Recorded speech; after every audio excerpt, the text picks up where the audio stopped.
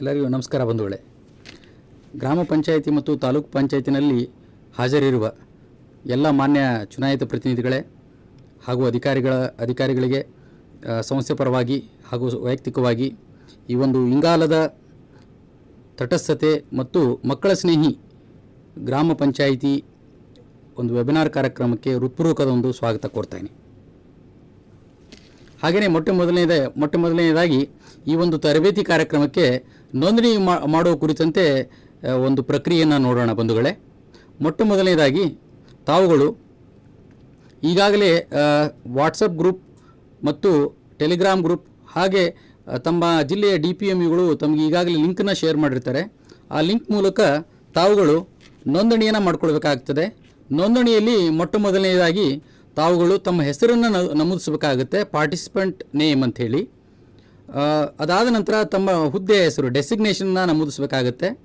ತದನಂತರದಲ್ಲಿ ಜಿಲ್ಲೆಯ ಹೆಸರು ಮತ್ತು ತಾಲೂಕಿನ ಹೆಸರು, ಅದಾದ ನಂತರ ಗ್ರಾಮ ಪಂಚಾಯಿತಿ ಹೆಸರು ಮತ್ತು ಕೆಟಗರಿ ಆಫ್ ಪಾರ್ಟಿಸಿಪೆಂಟ್ಸ್ ಅಂತಂದರೆ ಉದಾಹರಣೆಗೆ ಚುನಾಯಿತ ಪ್ರತಿನಿಧಿಗಳಿದ್ದೀರಾ ತಾವು, ಅಥವಾ ಅಧಿಕಾರಿಗಳಿದ್ದೀರಾ, ಅಥವಾ ತಾಂತ್ರಿಕ ಸಿಬ್ಬಂದಿಗಳಿದ್ದೀರಾ ಅನ್ನೋದನ್ನು ತಾವು ನಮೂದಿಸಬೇಕಾಗುತ್ತೆ. ತದನಂತರದಲ್ಲಿ ಪುರುಷ ಮಹಿಳೆ ಅದನ್ನು ಕೂಡ ತಾವು ನಮೂದಿಸಬೇಕಾಗುತ್ತೆ. ಲಿಂಗತ್ವ ಅಲ್ಪಸಂಖ್ಯಾತರು ಕೂಡ ನಮೂದಿಸಬೇಕಾಗುತ್ತೆ.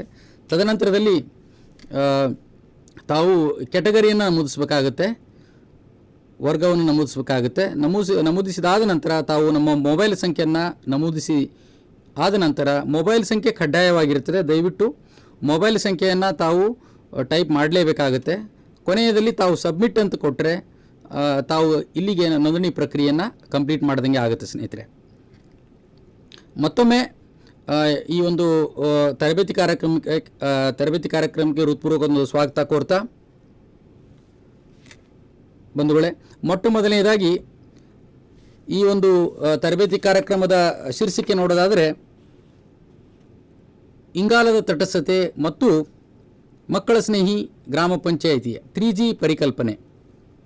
ಈ ಒಂದು ವೆಬಿನಾರ್ ಕಾರ್ಯಕ್ರಮದಲ್ಲಿ ಮೊಟ್ಟ ಮೊದಲನೆಯ ಅಧಿವೇಶನವನ್ನು ಹಮ್ಮಿಕೊಳ್ಳಲು ಮಕ್ಕಳ ಸ್ನೇಹಿ ಗ್ರಾಮ ಪಂಚಾಯಿತಿಯ 3G ಪರಿಕಲ್ಪನೆ ಇದರ ಬಗ್ಗೆ ಮಾಹಿತಿಯನ್ನು ಹಂಚಿಕೊಳ್ಳಲು ನಮ್ಮ ಜೊತೆಗೆ ಕಿಲಾ ಸಂಸ್ಥೆಯ ತ್ರಿಶೂರ್ ಕೇರಳ ರಾಜ್ಯದ ಕಿಲಾ ಸಂಸ್ಥೆಯ ಡಾಕ್ಟರ್ ಪೀಟರ್ M. ರಾಜ್ ಅವರು ನಮ್ಮ ಜೊತೆಗಿದ್ದಾರೆ. ಅವರಿಗೆ ಸಂಸ್ಥೆ ಪರವಾಗಿ ಹಾಗೂ ನಿಮ್ಮೆಲ್ಲರ ಪರವಾಗಿ ಹೃತ್ಪೂರ್ವಕವಾದೊಂದು ಸ್ವಾಗತ ಕೊಡ್ತೀನಿ.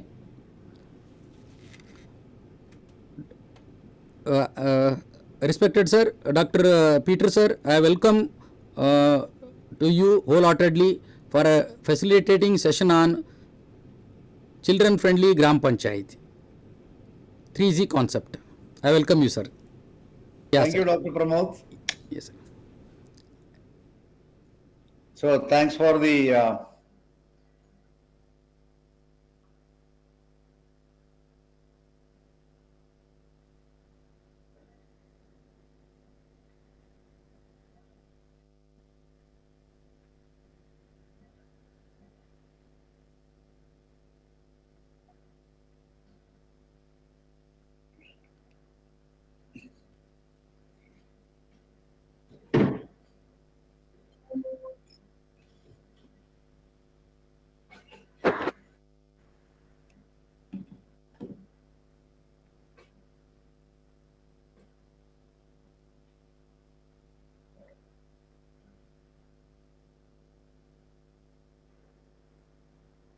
I think you can move to the full slide mode.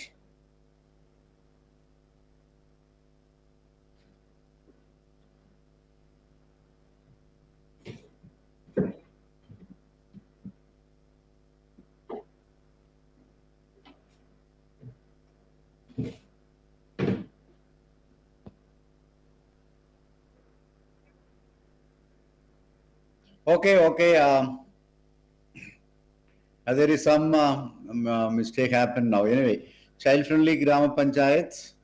I am trying to share the child-friendly Grama Panchayat in Kerala experience. That is Makkala Snegi Grama Panchayat that we do in Kerala under the leadership of Kila. So once again, thank you very much to the ANSSIRD Mysore, Dr. Pramod and other team members for inviting me for this online talk.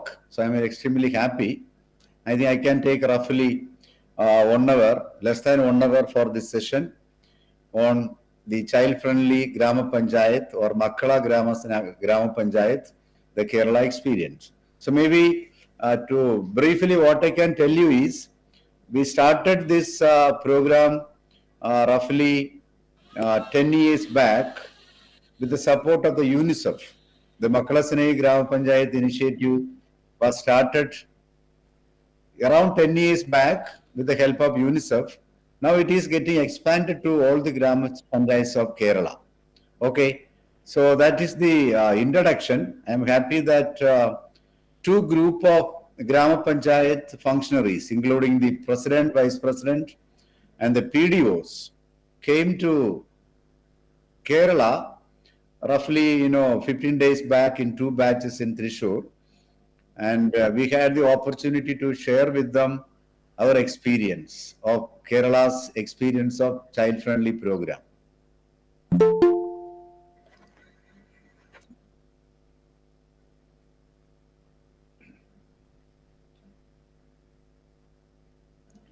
Hello? Is the translation going on? Okay. ಬಂಧುಗಳೇ, ಈಗಾಗಲೇ doctor Peter M Raju ಅವರು ತಿಳಿಸಿದ ಹಾಗೆ ಕಳೆದ 10 ವರ್ಷ ಹಿಂದೆಯೇ ಅವರು ಕೇರಳ ರಾಜ್ಯದಲ್ಲಿ ಪ್ರತಿಯೊಂದು ಗ್ರಾಮ ಪಂಚಾಯಿತಿಯನ್ನು ಮಕ್ಕಳ ಸ್ನೇಹಿ ಗ್ರಾಮ ಪಂಚಾಯಿತಿ ಮಾಡೋ ನಿಟ್ಟಿನಲ್ಲಿ ಯುನಿಸೆಫ್ ಸಹಯೋಗದಿಂದ ಒಂದು ಪ್ರಯತ್ನ ಮಾಡ್ತಾರೆ.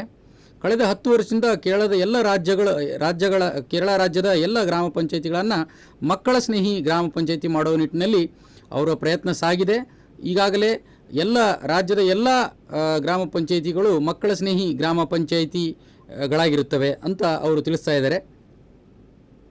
So one correction doesn't mean that all the panchayats have become child friendly. So we are trying our best to expand our knowledge on child friendly Grama Panchayat.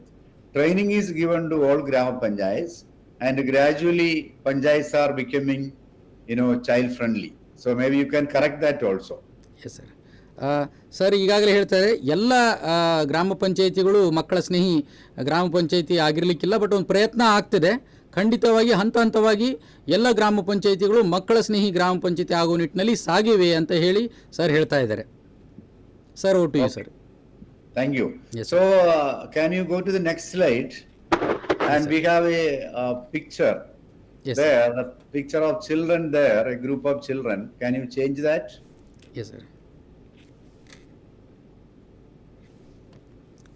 So Dr. Pramod may be knowing that when the presidents from Karnataka came, we had this picture and we interacted with them.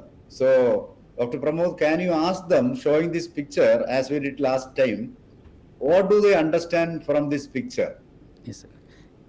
Yes sir. Actually, this is almost it will become one way presentation sir from our end. All 5,963 gram panchayati and also 233 taluka will be watching this sir.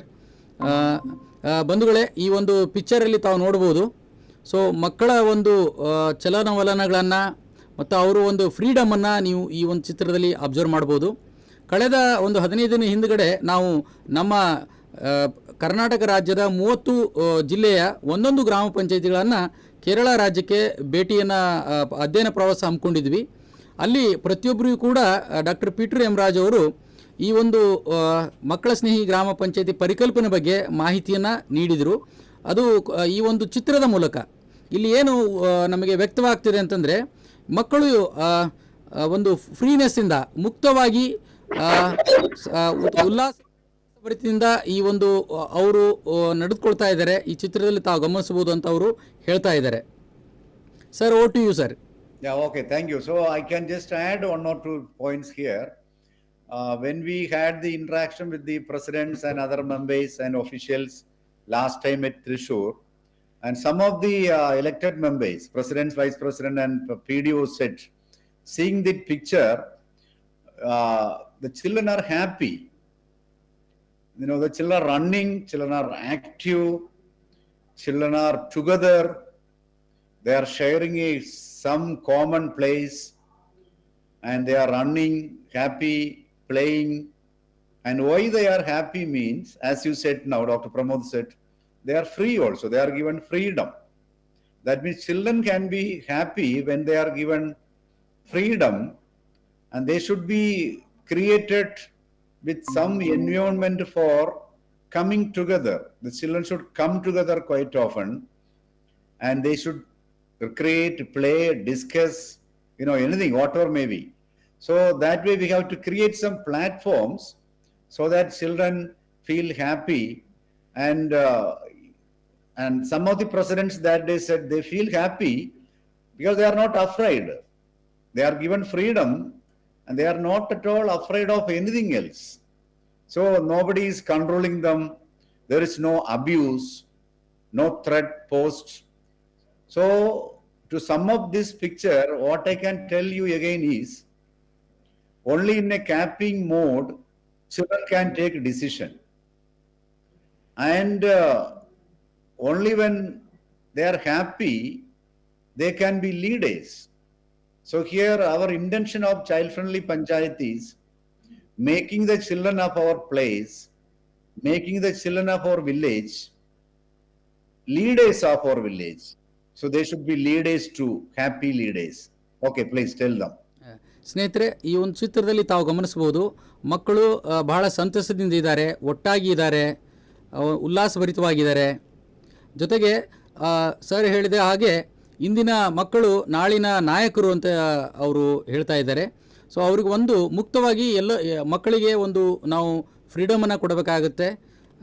ಜೊತೆಗೆ ಅವರಿಗೆ ಎಲ್ಲ ಮಕ್ಕಳಿಗೆ ಒಂದು ಕಡೆ ಸೇರುವ ಒಂದು ಜಾಗವನ್ನು ಕಲ್ಪಿಸಿಕೊಡ್ಬೇಕಾಗತ್ತೆ. Freedom of choice. ನಾವು ಹೇಗೆ ಮಕ್ಕಳ ಗ್ರಾಮ ಸಭೆಯನ್ನು ನಾವು ಮಾಡ್ತೀವಿ ನಮ್ಮ ಕರ್ನಾಟಕದಲ್ಲಿ, ಕಾರಣ ಏನಪ್ಪ ಅಂತಂದರೆ ಎಲ್ಲರೂ ಒಟ್ಟುಗೂಡಿ ಅವರಲ್ಲಿರುವಂತಹ ದುಗುಡಗಳಾಗಿರ್ಬೋದು, ಸವಾಲುಗಳಾಗಿರ್ಬೋದು, ಸಮಸ್ಯೆಗಳನ್ನು ವ್ಯಕ್ತಪಡಿಸೋ ನಿಟ್ಟಿನಲ್ಲಿ ಒಂದು ಅವಕಾಶ ನೀಡ್ತೀವಲ್ಲ, ಹಾಗೆಯೇ ಈ ಚಿತ್ರದಲ್ಲಿ ನಾವು ಮಕ್ಕಳಿಗೆ ನಾವು ಒಂದು ಫ್ರೀಡಮನ್ನು ನೀಡಿ ಸ್ವತಂತ್ರವನ್ನು ನೀಡಿದರೆ ಅವರು ಸಂತೋಷದಿಂದ ಇರುವಂತೆ ಒಂದು ವ್ಯವಸ್ಥೆಯನ್ನು ಕಲ್ಪಿಸಿದರೆ ಆ ಮಕ್ಕಳು ಮುಂದಿನ ನಾಯಕರಾಗ್ತಾರೆ ಅಂತ ಅನ್ನೋದನ್ನು ಅವರು ಮನದಟ್ಟು ಮಾಡ್ತಾ ಇದ್ದಾರೆ. ಬಂಧುಗಳೇ, over to you sir. Okay, thank you. Very good. So maybe you can change the slide also now. So that means we have to create all the formats as Dr. Pramod has said, the children's Grama Sabha, your Makkala's Grama Sabha, and even creating some playground, play activities. All these will make the children happy. So that you can, if you have any left, you can say in the next slide itself. So I am just telling you, CFLG, that means child-friendly local governance. In our language, it is child-friendly Grama Panchayat. What is the model that we are trying to implement in our village? One thing is, it is, child-centric local planning. That is, I may say, Namma Grama, Namma Yojana. I think I am correct. Namma Grama, Namma Yojana. And in the Namma Grama, Namma Yojana, how can this become Namma Makkala, Namma Yojana, something like that. That means our children, our village, our planning. So our planning should orient towards children, because we are making GPDP every year. We have to ensure how this GPDP is working for children, how GPDP is working for children. And here we have children means, when we try to define children, that is 0 to 18 age group. So that is starting from the pregnancy to the adolescence. That is a definition of children. So we have a life cycle approach is there. Age specific program is needed. Maybe a child in the womb of the mother, in the pregnant stage, may be in need of different services. Care of the mother is the most needed at that time. The services for the pregnant women is equal to the services for the child in the womb. Similarly, 14-year-old boy or girl, they will have different needs. And more specifically, the children of belonging to disability, differently abled children may need they have different needs. So all those we have to understand. And when we design program, it should be right-based also. Avagash Chadistadam, right-based.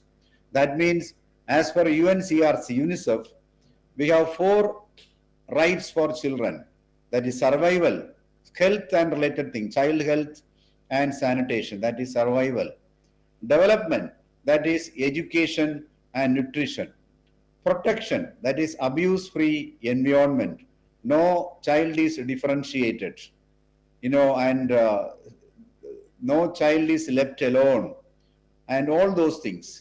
And participation means every child is included in development activities, in the social development, in the participatory forums. All those things we have to take into account when we try to define some programs.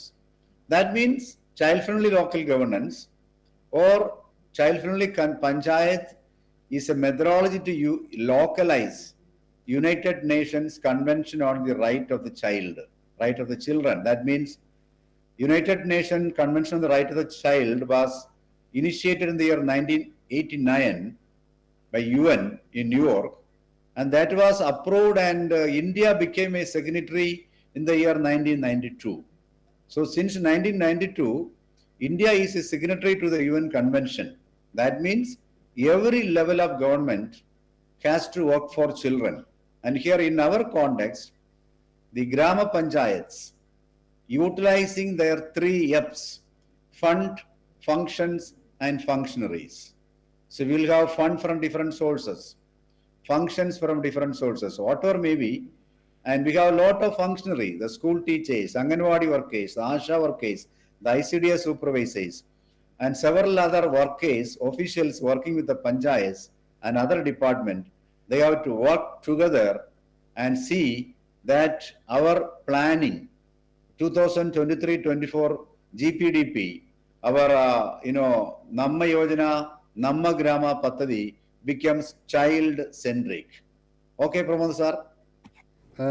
ಬಂಧುಗಳೇ, ಪ್ರಮುಖವಾಗಿ sir ಅವರು ಹೇಳ್ತಾ ಇರೋದು ನಮ್ಮ ಗ್ರಾಮ ನಮ್ಮ ಯೋಜನೆ ಅಂತೇಳಿ ಏನು ಗ್ರಾಮ ಪಂಚಾಯತಿ ಮಟ್ಟದಲ್ಲಿ ಸಿದ್ಧಪಡಿಸ್ತೀವಲ್ಲ ನಾವು ಯೋಜನೆನ ಪ್ರತಿ ವರ್ಷ, ಅದೇ ರೀತಿ ನಮ್ಮ ಮಕ್ಕಳ ಒಂದು ಗ್ರಾಮ ಪಂಚಾಯಿತಿ ಯೋಜನೆ, ನಮ್ಮ ಮಕ್ಕಳು ನಮ್ಮ ಯೋಜನೆಯ ನಿಟ್ಟಿನಲ್ಲಿ ಒಂದು ಯೋಜನೆಯನ್ನು ಸಿದ್ಧಪಡಿಸಬೇಕಾಗುತ್ತೆ ತಾವುಗಳು. ಇಲ್ಲಿ ಮಕ್ಕಳು ಅಂತಂದರೆ 0 ಇಂದ 18 ವರ್ಷದ ಪ್ರಾಯದವರಿಗೆ ಯಾರೆಲ್ಲ ಬರ್ತಾರೋ ಮಕ್ಕಳನ್ನಂತ ಹೇಳಿ ನಾವು ಕರಿತೀವಿ. ಇಲ್ಲಿ ಮಕ್ಕಳು ಅಂತಂದ ಅಂದಾಗ ಗರ್ಭಿಣಿ ಇದ್ದಾಗಲೇ ಮಕ್ಕಳ ಒಂದು ಸಂರಕ್ಷಣೆ ಪ್ರಾರಂಭವಾಗಬೇಕಂತ ಹೇಳಿ ಸರ್ ಹೇಳ್ತಾ ಇದ್ದಾರೆ. ಉದಾಹರಣೆಗೆ ನಾವು ಗರ್ಭಿಣಿಯಂದರಿಗೆ ಪೌಷ್ಟಿಕ ಆಹಾರ ಕೊಡೋದಾಗಲಿ, ಒಂದು ಐರನ್ ಟ್ಯಾಬ್ಲೆಟ್ ಕೊಡೋದಾಗಲಿ, ಫೋಲಿಕ್ ಆ್ಯಸಿಡ್ ಮಾತ್ರೆಗಳನ್ನು ಕೊಡೋದಾಗಲಿ, ಅಲ್ಲಿಂದ ಮಕ್ಕಳ ರಕ್ಷಣೆ ಪ್ರಾರಂಭವಾಗಬೇಕಾಗತ್ತೆ ಅನ್ನೋದನ್ನು ಅವರು ಮನದಟ್ಟು ಮಾಡಿಕೊಟ್ಟಿದ್ದಾರೆ. ಜೊತೆಗೆ ಪ್ರಮುಖವಾಗಿ 0 ಇಂದ 3 ವರ್ಷ, 3 ರಿಂದ 6 ವರ್ಷ, ನೆಕ್ಸ್ಟು ಅದೇ ರೀತಿ 6 ರಿಂದ 14 ವರ್ಷ, 14 ರಿಂದ 18 ವರ್ಷದ ಮಕ್ಕಳಿಗೆ ಬೇರೆ ಬೇರೆ ಥರದ ಒಂದು ಅವಶ್ಯಕತೆಗಳಿರ್ತವೆ. ಆ ಅವಶ್ಯಕತೆಗಳಿಗೆ ಪೂರಕವಾಗಿ ನಾವು ಮಕ್ಕಳಿಗೆ ಸವಲತ್ತುಗಳನ್ನು, ಅವಕಾಶಗಳನ್ನು ನೀಡುವ ನಿಟ್ಟಿನಲ್ಲಿ ನಮ್ಮ ಯೋಜನೆಯನ್ನು ರೂಪಿಸಬೇಕಾಗತ್ತೆ. ಪ್ರಮುಖವಾಗಿ ಸರ್ ಈಗಾಗಲೇ ಹೇಳಿದಂಗೆ ಯುನೈಟೆಡ್ ನೇಷನ್ ಕನ್ವೆನ್ಷನ್ ರೈಟ್ಸ್ 1983ರಲ್ಲಿ ಪ್ರಾರಂಭವಾಯಿತು. ಪ್ರತಿಯೊಂದು ಮಕ್ಕಳಿಗೆ ಹಕ್ಕಿದೆ, ಬದುಕುವ ಹಕ್ಕಿದೆ, ಅಭಿವೃದ್ಧಿ ಹೊಂದುವ ಹಕ್ಕಿದೆ. ಡೆವಲಪ್ಮೆಂಟ್ ಅಂತಂದರೆ ಉದಾಹರಣೆಗೆ ಶಿಕ್ಷಣ ಮತ್ತು ನೈರ್ಮಲ್ಯ ಕುರಿತಂತೆ ಒಂದು ಅವಕಾಶಗಳನ್ನು ಕಲ್ಪಿಸಬೇಕಾಗತ್ತೆ ಮಕ್ಕಳಿಗೆ. ಜೊತೆಗೆ ದೌರ್ಜನ್ಯ ಮುಕ್ತ ವಾತಾವರಣವನ್ನು ನಾವು ಗ್ರಾಮ ಪಂಚಾಯತಿ ಮಟ್ಟದಲ್ಲಿ ಸೃಜನೆ ಮಾಡಬೇಕಾಗತ್ತೆ. ಜೊತೆಗೆ ಎಲ್ಲ ಒಂದು ವೇದಿಕೆಗಳಲ್ಲಿ ಮಕ್ಕಳಿಗೆ ಅವಕಾಶವನ್ನು ನಾವು ನೀಡಬೇಕಾಗತ್ತೆ. ಹಕ್ಕಿನ ಆಧಾರದ ಮೇಲೆ, ಮಕ್ಕಳ ಹಕ್ಕಿನ ಆಧಾರದ ಮೇಲೆ ಪ್ರಮುಖವಾಗಿ 4 ಒಂದು ಬದುಕುವ ಹಕ್ಕುಗಳನ್ನು ನೀಡಬೇಕಾಗತ್ತೆ, ಅಭಿವೃದ್ಧಿ ಹೊಂದುವ ಹಕ್ಕನ್ನು ನೀಡಬೇಕಾಗತ್ತೆ, ದೌರ್ಜನ್ಯ ಮುಕ್ತ ಒಂದು ವಾತಾವರಣನ ಸೃಜನೆ ಮಾಡಬೇಕಾಗತ್ತೆ, ಜೊತೆಗೆ ಭಾಗವಹಿಸುವಿಕೆ ಹಕ್ಕನ್ನು ನೀಡಬೇಕಾಗುತ್ತೆ ಅನ್ನೋದನ್ನು ಸರ್ ಮನದಟ್ಟು ಮಾಡ್ತಾ ಇದ್ದಾರೆ. ಜೊತೆಗೆ ಸರ್ ಹೇಳ್ದಂಗೆ ಈಗಾಗಲೇ United nation convention rights of children ಅನ್ನೋದನ್ನು 1983ರಲ್ಲಿ ಪ್ರಾರಂಭ ಮಾಡಿದರು. 1992ರಲ್ಲಿ ಭಾರತ ಸರ್ಕಾರವು ಕೂಡ ಆ ಒಂದು ಕನ್ವೆನ್ಷನ್ ನೀತಿ ನಿಯಮಗಳಿಗೆ ಬದ್ಧವಾಗಿ ಕೂಡ ಮಕ್ಕಳಿಗೆ ಪೂರಕವಾಗಿ ಕಾರ್ಯಕ್ರಮಗಳು ಹಮ್ಮಿಕೊಂಡು ಬರ್ತಾ ಇದೆ. ಜೊತೆಗೆ ಈಗಾಗಲೇ ನಮ್ಮ ಗ್ರಾಮ ಪಂಚಾಯಿತಿ ಮಟ್ಟದಲ್ಲಿ 3 F ತಮಗೆ ಗೊತ್ತಿರಿದೆ: ಅನುದಾನ, ಒಂದನೇದ್ದು ಅನುದಾನ, ಜೊತೆಗೆ ಕಾರ್ಯಕ್ರಮಗಳು ಅಥವಾ ಯೋಜನೆಗಳು ಹಾಗೂ ಅಧಿಕಾರ. ಇವೆಲ್ಲವೂ ಕೂಡ ಈಗಾಗಲೇ ವಿಕೇಂದ್ರೀಕರಣ ಹಂತದಲ್ಲಿ ಈ 3 Fನ್ನು ಒಂದು ಮುಂದುವರೆದಾದರೆ ಒಂದು ಫ್ರೀಡಮ್ ಅಂತ ಹೇಳ್ಬೋದು, 4ನೇ ಹಂತ, ಒಂದು ಸ್ವಾತಂತ್ರ್ಯ. ಎಲ್ಲವನ್ನೂ ನಾವು ನಮ್ಮ ವಿಕೇಂದ್ರೀಕರಣ ಒಂದು ಕಾಯ್ದೆಯಡಿ ನಮಗೆ ಎಲ್ಲವನ್ನೂ ಅವಕಾಶ ಮಾಡಿಕೊಟ್ಟಿದೆ. ಅನುದಾನಕ್ಕೆ ಅವಕಾಶ ಇದೆ, ಕಾರ್ಯಕ್ರಮಗಳಿಗೆ ಅವಕಾಶ ಇದೆ, ಅಧಿಕಾರ ವರ್ಗದವರನ್ನು ಕೊಟ್ಟಿದ್ದಾರೆ ಅನುಷ್ಠಾನ ಮಾಡೋಕ್ಕೆ, ಜೊತೆಗೆ ಸ್ವತಂತ್ರವನ್ನು ಕೊಟ್ಟಿದ್ದಾರೆ. ಆ ನಿಟ್ಟಿನಲ್ಲಿ ಇವನ್ನೆಲ್ಲವನ್ನು ಬಳಕೆ ಮಾಡಿಕೊಂಡು ನಾವು ಮಕ್ಕಳ ಸ್ನೇಹಿ ಗ್ರಾಮ ಪಂಚಾಯತಿ ಮಾಡೋ ನಿಟ್ಟಿನಲ್ಲಿ ನಾವು ದಾಪುಗಾಲನ್ನು ಇಡಬೇಕಾಗುತ್ತೆ ಅನ್ನೋದನ್ನು ಸರ್ ಮನವರಿಕೆ ಮಾಡ್ತಾ ಇದ್ದಾರೆ sir. Sir O T U sir. Okay. So that means if you want to, maybe next slide please. If you want to make our Namma Yojana, Namma Grama Pathadi child-centric, what steps we have to follow? I set about 3 F's: fund, function and functionaries. So how to go ahead with the Makkala Sinaga Grama Panchayat? I think this is the correct time. We are in January 13.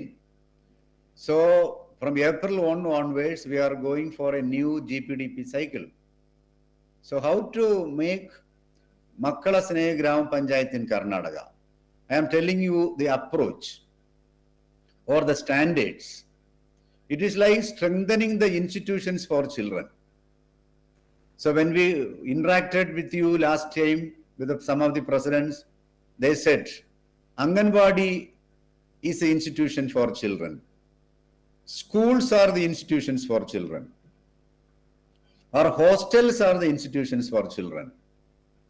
Or some of the special schools for the differently abled children.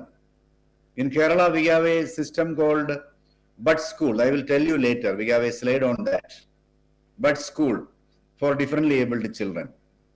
Or sometimes it is hospital, primary health center or sub-centers. They are the institutions for children. So in the Panchayat area, we will have Anganwadis, other preschools, Balawadis, hostels, tribal hostels, or hostels for SC children, or some of the schools or homes for the orphan children, something like that. The schools, the hospitals, all these should be standardized to deliver good services for children. That is strengthening the institutions. Maybe you can take one by one. The next year you can say we will improve Anganwadi. Next year you can say you will improve schools. Again next year you can say we will improve the hospitals. And next year you can say if we have some hostels for children, you will improve that. So step by step, within 3, 4 or 5 year time, you can improve the institutions, standardize the institutions. Other thing is strengthening the services for children. So what all services the children need? I am sure how to understand the needs of children. As Dr. Pramod has said previously, your Makkala Grama Sabha, your Makkala Grama Sabha is a very powerful tool to understand what are the services that we need to deliver to children. Because in the Makkala Grama Sabha, children give you their needs. They tell you their problems. So if you can understand, if you can organize the Makkala Grama Sabha effectively, you can know what are the services that you need to give to children. Sometimes they will ask better schools. Sometimes they will ask better playgrounds. Sometimes they will ask breakfast in the school in the morning hours. Or sometimes they will ask you the teachers. Sometimes they will ask you remedial coaching, or smart classes, or drinking water in their school or nearby houses, or a children's library, or a park or a playground. So, or sometimes they will say that they are punished in the school, corporal punishment. They are not respected. So they will tell lot of things, and you can prioritize and improve the services for them. And third one is standardization of the public space for children. Public space means, of course, we have playground is a public space, park is a public space, children's library is a public space, or any forum that they can come together. Or sometimes you can even create community halls for children to come there and study in the evening time or in the holiday season.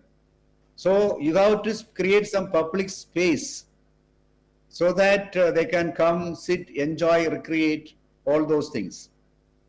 And systems for child participation. That means your Makkala Grama Sabha is a child participation forum.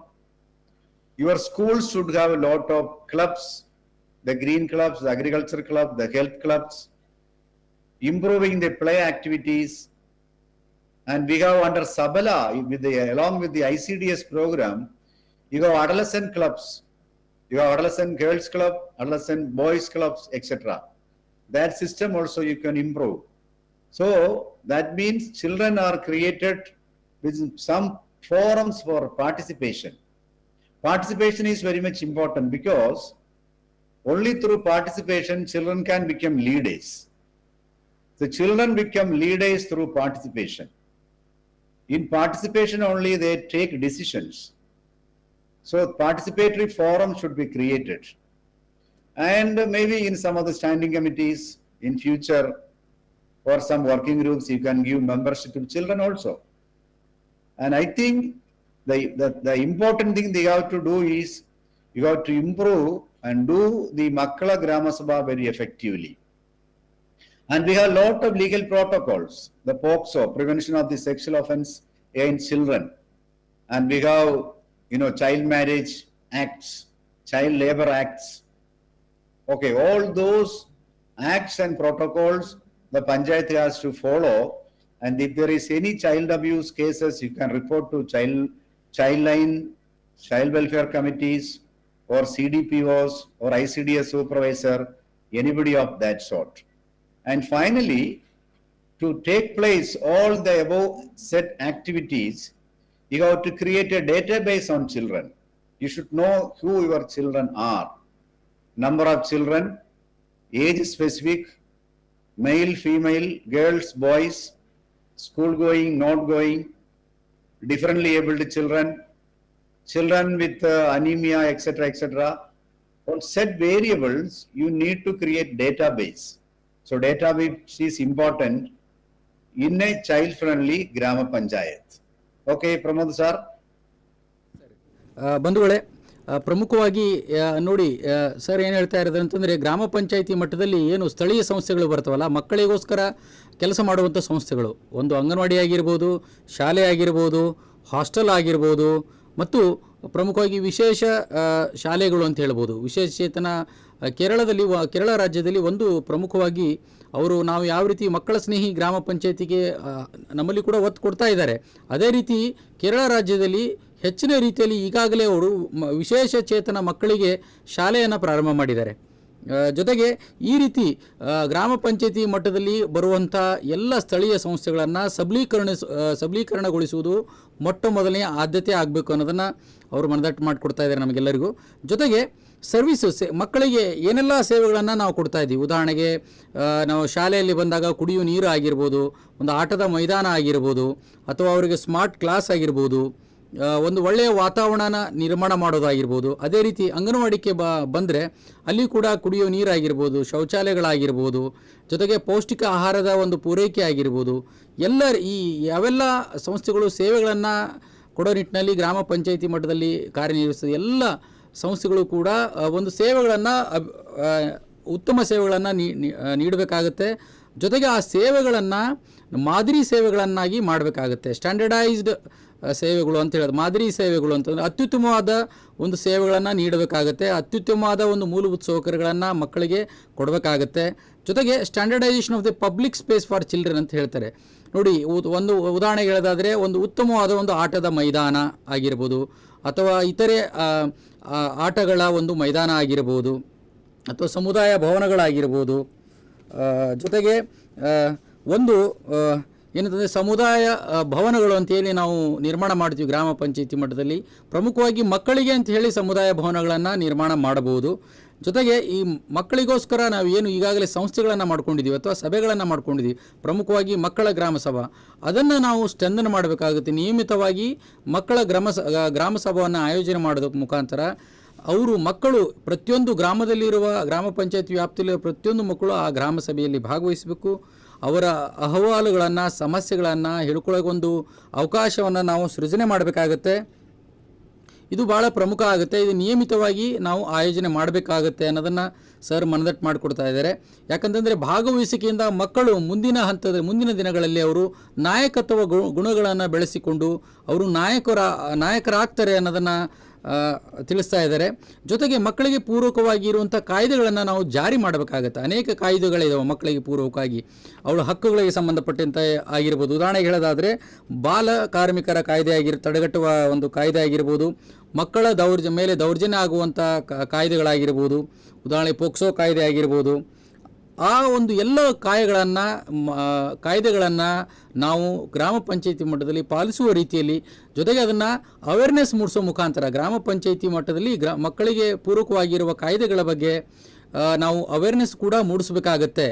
ಕೊನೆಯದಾಗಿ ಇವನ್ನೆಲ್ಲವೂ ಕೂಡ ಮಾಡಬೇಕಾದ್ರೆ ಏನೆಲ್ಲ ಮಾಡಬೇಕಂತಂದರೆ, ಸಂಸ್ಥೆಗಳನ್ನು ಬಲವರ್ಧನೆ ಮಾಡಬೇಕಾದ್ರೆ, ಸೇವೆಗಳನ್ನು ಉತ್ತಮ ಸೇವೆಗಳನ್ನು ನೀಡಬೇಕಾದ್ರೆ ಮೊದಲನೇ ಹಂತದಲ್ಲಿ ನಮ್ಮ ಹತ್ರ ಏನಿರಬೇಕಂತಂದರೆ ಅಂಕಿಅಂಶಗಳು ಇರಬೇಕಾಗತ್ತೆ. ಬಂಧುಗಳೇ, ನಮ್ಮ ಗ್ರಾಮ ಪಂಚಾಯಿತಿ ಮಟ್ಟದಲ್ಲಿ 0 ಇಂದ 3 ವರ್ಷದ ಮಕ್ಕಳು ಎಷ್ಟು ಜನ ಇದ್ದಾರೆ, 3 ರಿಂದ 6 ವರ್ಷದ ಮಕ್ಕಳು ಎಷ್ಟು ಜನ ಇದ್ದಾರೆ, 6 ರಿಂದ 14 ವರ್ಷದ ಮಕ್ಕಳು ಎಷ್ಟಿದ್ದಾರೆ, 14 ರಿಂದ 18 ವರ್ಷದ ಮಕ್ಕಳು ಎಷ್ಟಿದ್ದಾರೆ, ಜೊತೆಗೆ ಅವರ ಅಗತ್ಯತೆಗಳು ಏನಿದ್ದಾರೆ, ಅದರಲ್ಲಿ ಬಾಲಕರು ಎಷ್ಟಿದ್ದಾರೆ, ಬಾಲಕಿಯರು ಎಷ್ಟಿದ್ದಾರೆ ಅನ್ನೋದನ್ನು ನಾವು ದಾಖಲೆ ಮಾಡಬೇಕಾಗತ್ತೆ. ಪ್ರಮುಖವಾಗಿ ವಿಶೇಷ ಚೇತನ ಮಕ್ಕಳು ಎಷ್ಟು ಜನ ಇದ್ದಾರೆ ಅದನ್ನು ಕೂಡ ನಾವು ದಾಖಲಿಸಬೇಕಾಗತ್ತೆ. ಜೊತೆಗೆ ಅವರಲ್ಲಿರುವ ಸಮಸ್ಯೆಗಳನ್ನು ಕೂಡ ನಾವು ಮಕ್ಕಳ ಗ್ರಾಮ ಸಭೆಯಲ್ಲಿ ತಗೊಳ್ಳೋ ಮುಖಾಂತರ ನಾವು ಮಕ್ಕಳ ಸ್ನೇಹಿ ಗ್ರಾಮ ಪಂಚಾಯಿತಿಗೆ ಪೂರಕವಾಗಿ ಕೆಲಸವನ್ನು ನಿರ್ವಹಿಸಬಹುದು ಪರಿಣಾಮಕಾರಿ ಅನ್ನೋದನ್ನು ಸರ್ ಅವರು ಹೇಳ್ಕೊಡ್ತಾ ಇದ್ದಾರೆ. Over to you sir.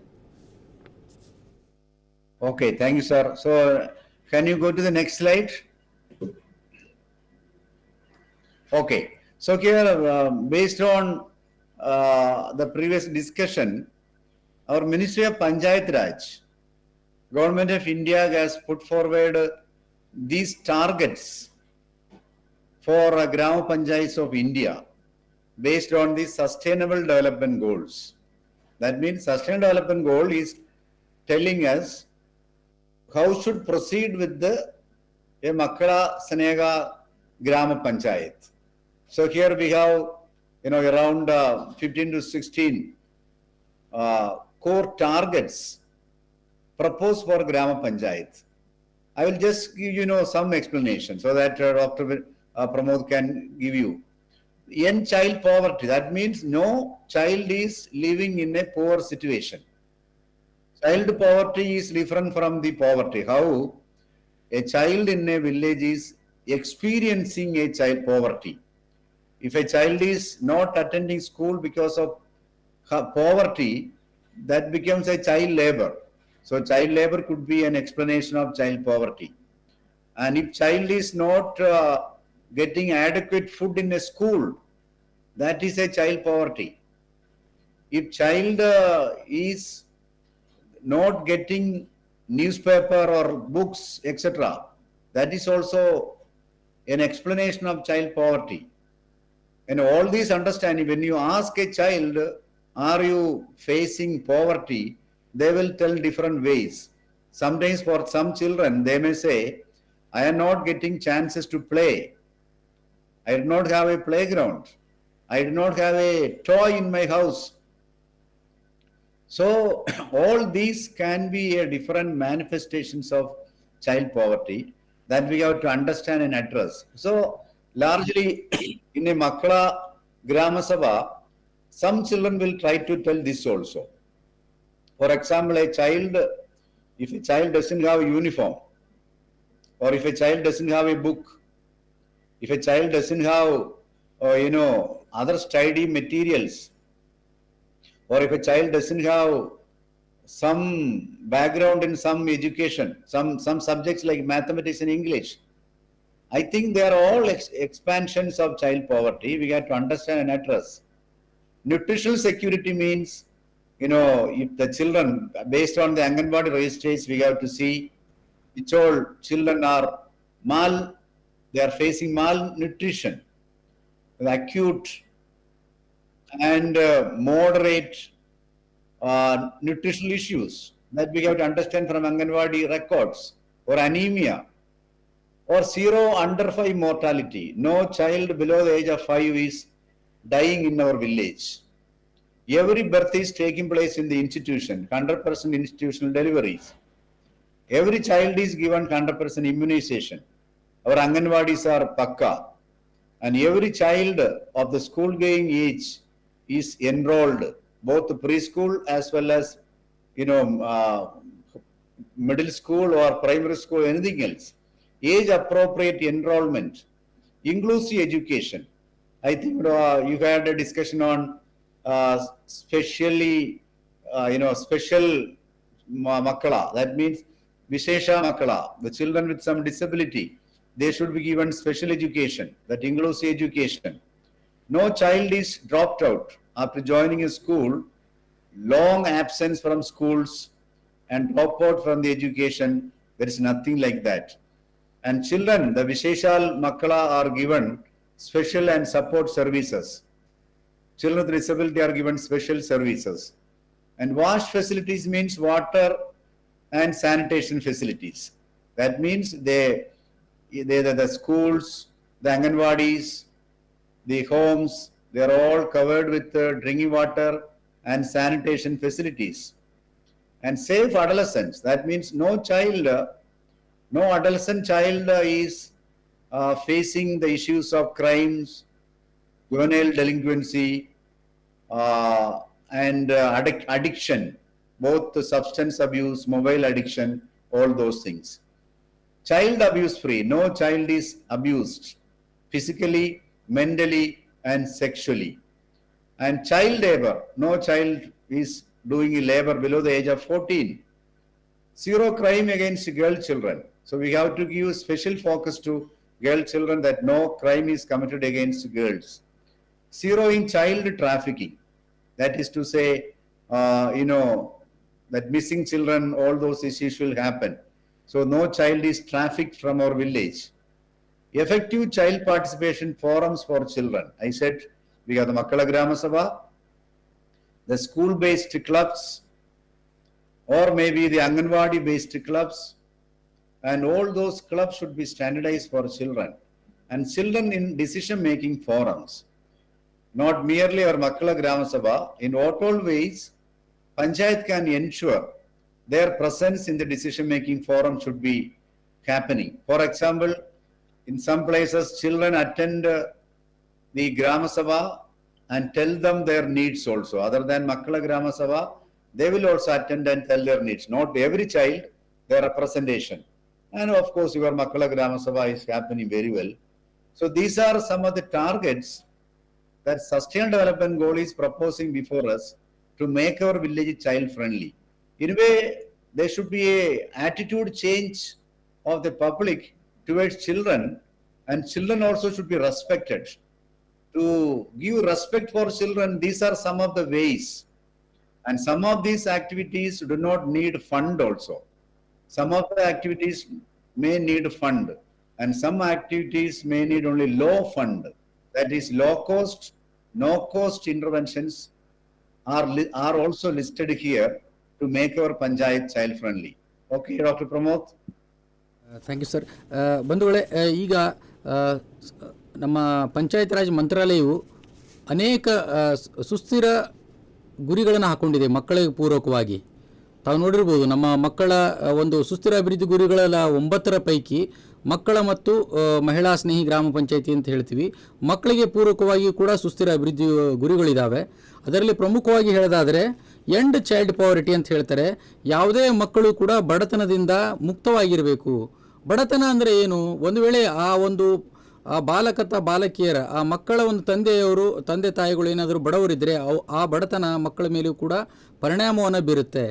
ಬಡತನ ಅಂದರೆ ಏನು ಮಕ್ಕಳಲ್ಲಿ ಅಂತ ಬಂದಾಗ ಪ್ರಮುಖವಾಗಿ ನೋಡೋದಾದರೆ ಒಂದು ಪೌಷ್ಟಿಕತೆಯ ಬಡತನ ಆಗಿರ್ಬೋದು, ಅಥವಾ ಅದರಿಂದ ಒಂದು ಪೋಷಕರು ಬಡವರು ಆಗಿದ್ದರೆ ಮಕ್ಕಳು ಶಾಲೆಗೆ ಹೋಗಲಾರದೆ ಬಾಲಕಾರ್ಮಿಕ ಒಂದು ಇದರಲ್ಲಿ ತೊಡಗಿಕೊಳ್ಳಬಹುದು. ಮಕ್ಕಳ ಬಡತನ ಅಂತಂದರೆ ಒಂದು ಆಹಾರದ್ದಾಗಿರ್ಬೋದು, ಪೌಷ್ಟಿಕತೆದ್ದಾಗಿರ್ಬೋದು, ಅಥವಾ ಮಕ್ಕಳಿಗೆ ನಿಯಮಿತವಾಗಿ ನಿಯತಕಾಲಿಕೆಗಳು ಸಿಗದೇ ಇರೋದಾಗಿರ್ಬೋದು. ಜೊತೆಗೆ ಪುಸ್ತಕಗಳು ಸಿಗದೇ ಇರುವಂಥದ್ದು ಕೂಡ ಒಂದು ಬಡತನ ಅಂತ ಅವರು ವ್ಯಕ್ತಪಡಿಸ್ತಾ ಇದ್ದಾರೆ. ಅದೇ ರೀತಿ ಮಕ್ಕಳಿಗೆ ಒಂದು ಆಟಿಕೆ ಸಾಮಾನು ಇಲ್ಲದೇ ಇರೋದಾಗಿರ್ಬೋದು, ಮಕ್ಕಳಿಗೆ ಶಾಲಾ ಸಮವಸ್ತ್ರ ಇಲ್ಲದೇ ಇರುವುದಾಗಿರ್ಬೋದು, ಅಥವಾ ಮಕ್ಕಳಿಗೆ ಗಣಿತ ಮತ್ತು ವಿಜ್ಞಾನ ಹೆಚ್ಚಿಗೆ ಅವರಿಗೆ ಜ್ಞಾನಾರ್ಜನೆ ಆಗದಂತೆ ಇರುವ ಒಂದು ಸಂದರ್ಭಗಳು ಇರ್ಬೋದು, ಅದಕ್ಕೆ ಪೂರಕವಾಗಿ ಸವಲತ್ತುಗಳು ಇಲ್ಲದೇ ಇರ್ಬೋದು. ಹೀಗೆ ಅದೇ ಹಾಗೆಯೇ ಅಪೌಷ್ಟಿಕತೆ ಬಗ್ಗೆ ಹೇಳೋದಾದರೆ ಇದರಲ್ಲಿ ತಾವು ನೋಡಿರ್ಬೋದು, ತಾವು ಗಮನಿಸಬಹುದು, ಮಕ್ಕಳಲ್ಲಿ ನಾವು ಅಂಗನವಾಡಿಯಲ್ಲಿ ಪ್ರಮುಖವಾಗಿ ಸ್ಯಾಮ್ ಮತ್ತು ಮ್ಯಾಮ್ ಮಕ್ಕಳು ಅಂತ ಹೇಳ್ತೀವಿ. ಕಡಿಮೆ ತೂಕದ ಮಕ್ಕಳು, ಮಧ್ಯಮ ತೂಕದ ಮಕ್ಕಳು ಅಂತ ಹೇಳ್ತೀವಿ. ಅದು ಕೂಡ ಒಂದು ಪ್ರಮುಖ ಅಂಶ. ಇವನ್ನೆಲ್ಲ ಹೋಗಲಾಡಿಸಿ ನಿಟ್ಟಿನಲ್ಲಿ ನಾವು ಯೋಜನೆಗಳನ್ನು ರೂಪಿಸಬೇಕಾಗತ್ತೆ. ಅದೇ ರೀತಿ ಪ್ರಮುಖವಾಗಿ 100% ಸಾಂಸ್ಥಿಕ ಹೆರಿಗೆಗೆ ಆಗಬೇಕು. ಆಗ ನಿಟ್ಟಿನಲ್ಲಿ ನಾವು ಕ್ರಮಗಳನ್ನು ವಹಿಸಬೇಕಾಗತ್ತೆ. 100% ಲಸಿಕೆ ಕಾರ್ಯಕ್ರಮಗಳನ್ನು ಹಮ್ಮಿಕೊಳ್ಬೇಕಾಗುತ್ತೆ ಈ ಒಂದು ಸುಸ್ಥಿರ ಅಭಿವೃದ್ಧಿ ಗುರಿಗಳ ಪ್ರಕಾರ. ಅದೇ ರೀತಿ ದಾಖಲಾತಿ ಪ್ರಮಾಣ, ನಾವು ಪ್ರಮುಖವಾಗಿ ನಾವು ಹ್ಯೂಮನ್ ಡೆವಲಪ್ಮೆಂಟ್ ಇಂಡೆಕ್ಸ್ ನೋಡಿದಾಗ ನಾವೇನು ಮಾಡ್ತೀವಿ, ಶಾಲೆಯ ಸಾಕ್ಷರತೆ ಪ್ರಮಾಣ ನೋಡ್ತೀವಿ ಮಕ್ಕಳದು, ಅದರ ಜೊತೆಗೆ ದಾಖಲಾತಿ ಪ್ರಮಾಣ ನೋಡ್ತೀವಿ. 6 ರಿಂದ 14 ವರ್ಷದ ಮಕ್ಕಳು, ಯಾವ ಮಕ್ಕಳು ಶಾಲೆಗೆ ದಾಖಲಾಗ್ತಿಲ್ಲ ಅಥವಾ ಪ್ರಮುಖವಾಗಿ ದೀರ್ಘಕಾಲದಿಂದ ಯಾರಾದರೂ ಮಕ್ಕಳು ಶಾಲೆಗೆ ಬರ್ತಾ ಇಲ್ಲ ಅಂದರೆ ಏನು ಕಾರಣಗಳು, ಯಾವ ಕಾರಣಗಳಿಂದ ಬರ್ತಾ ಇಲ್ಲ ಅನ್ನೋದನ್ನು ಕೂಡ ನಾವು ಗಮನಿಸಬೇಕಾಗತ್ತೆ.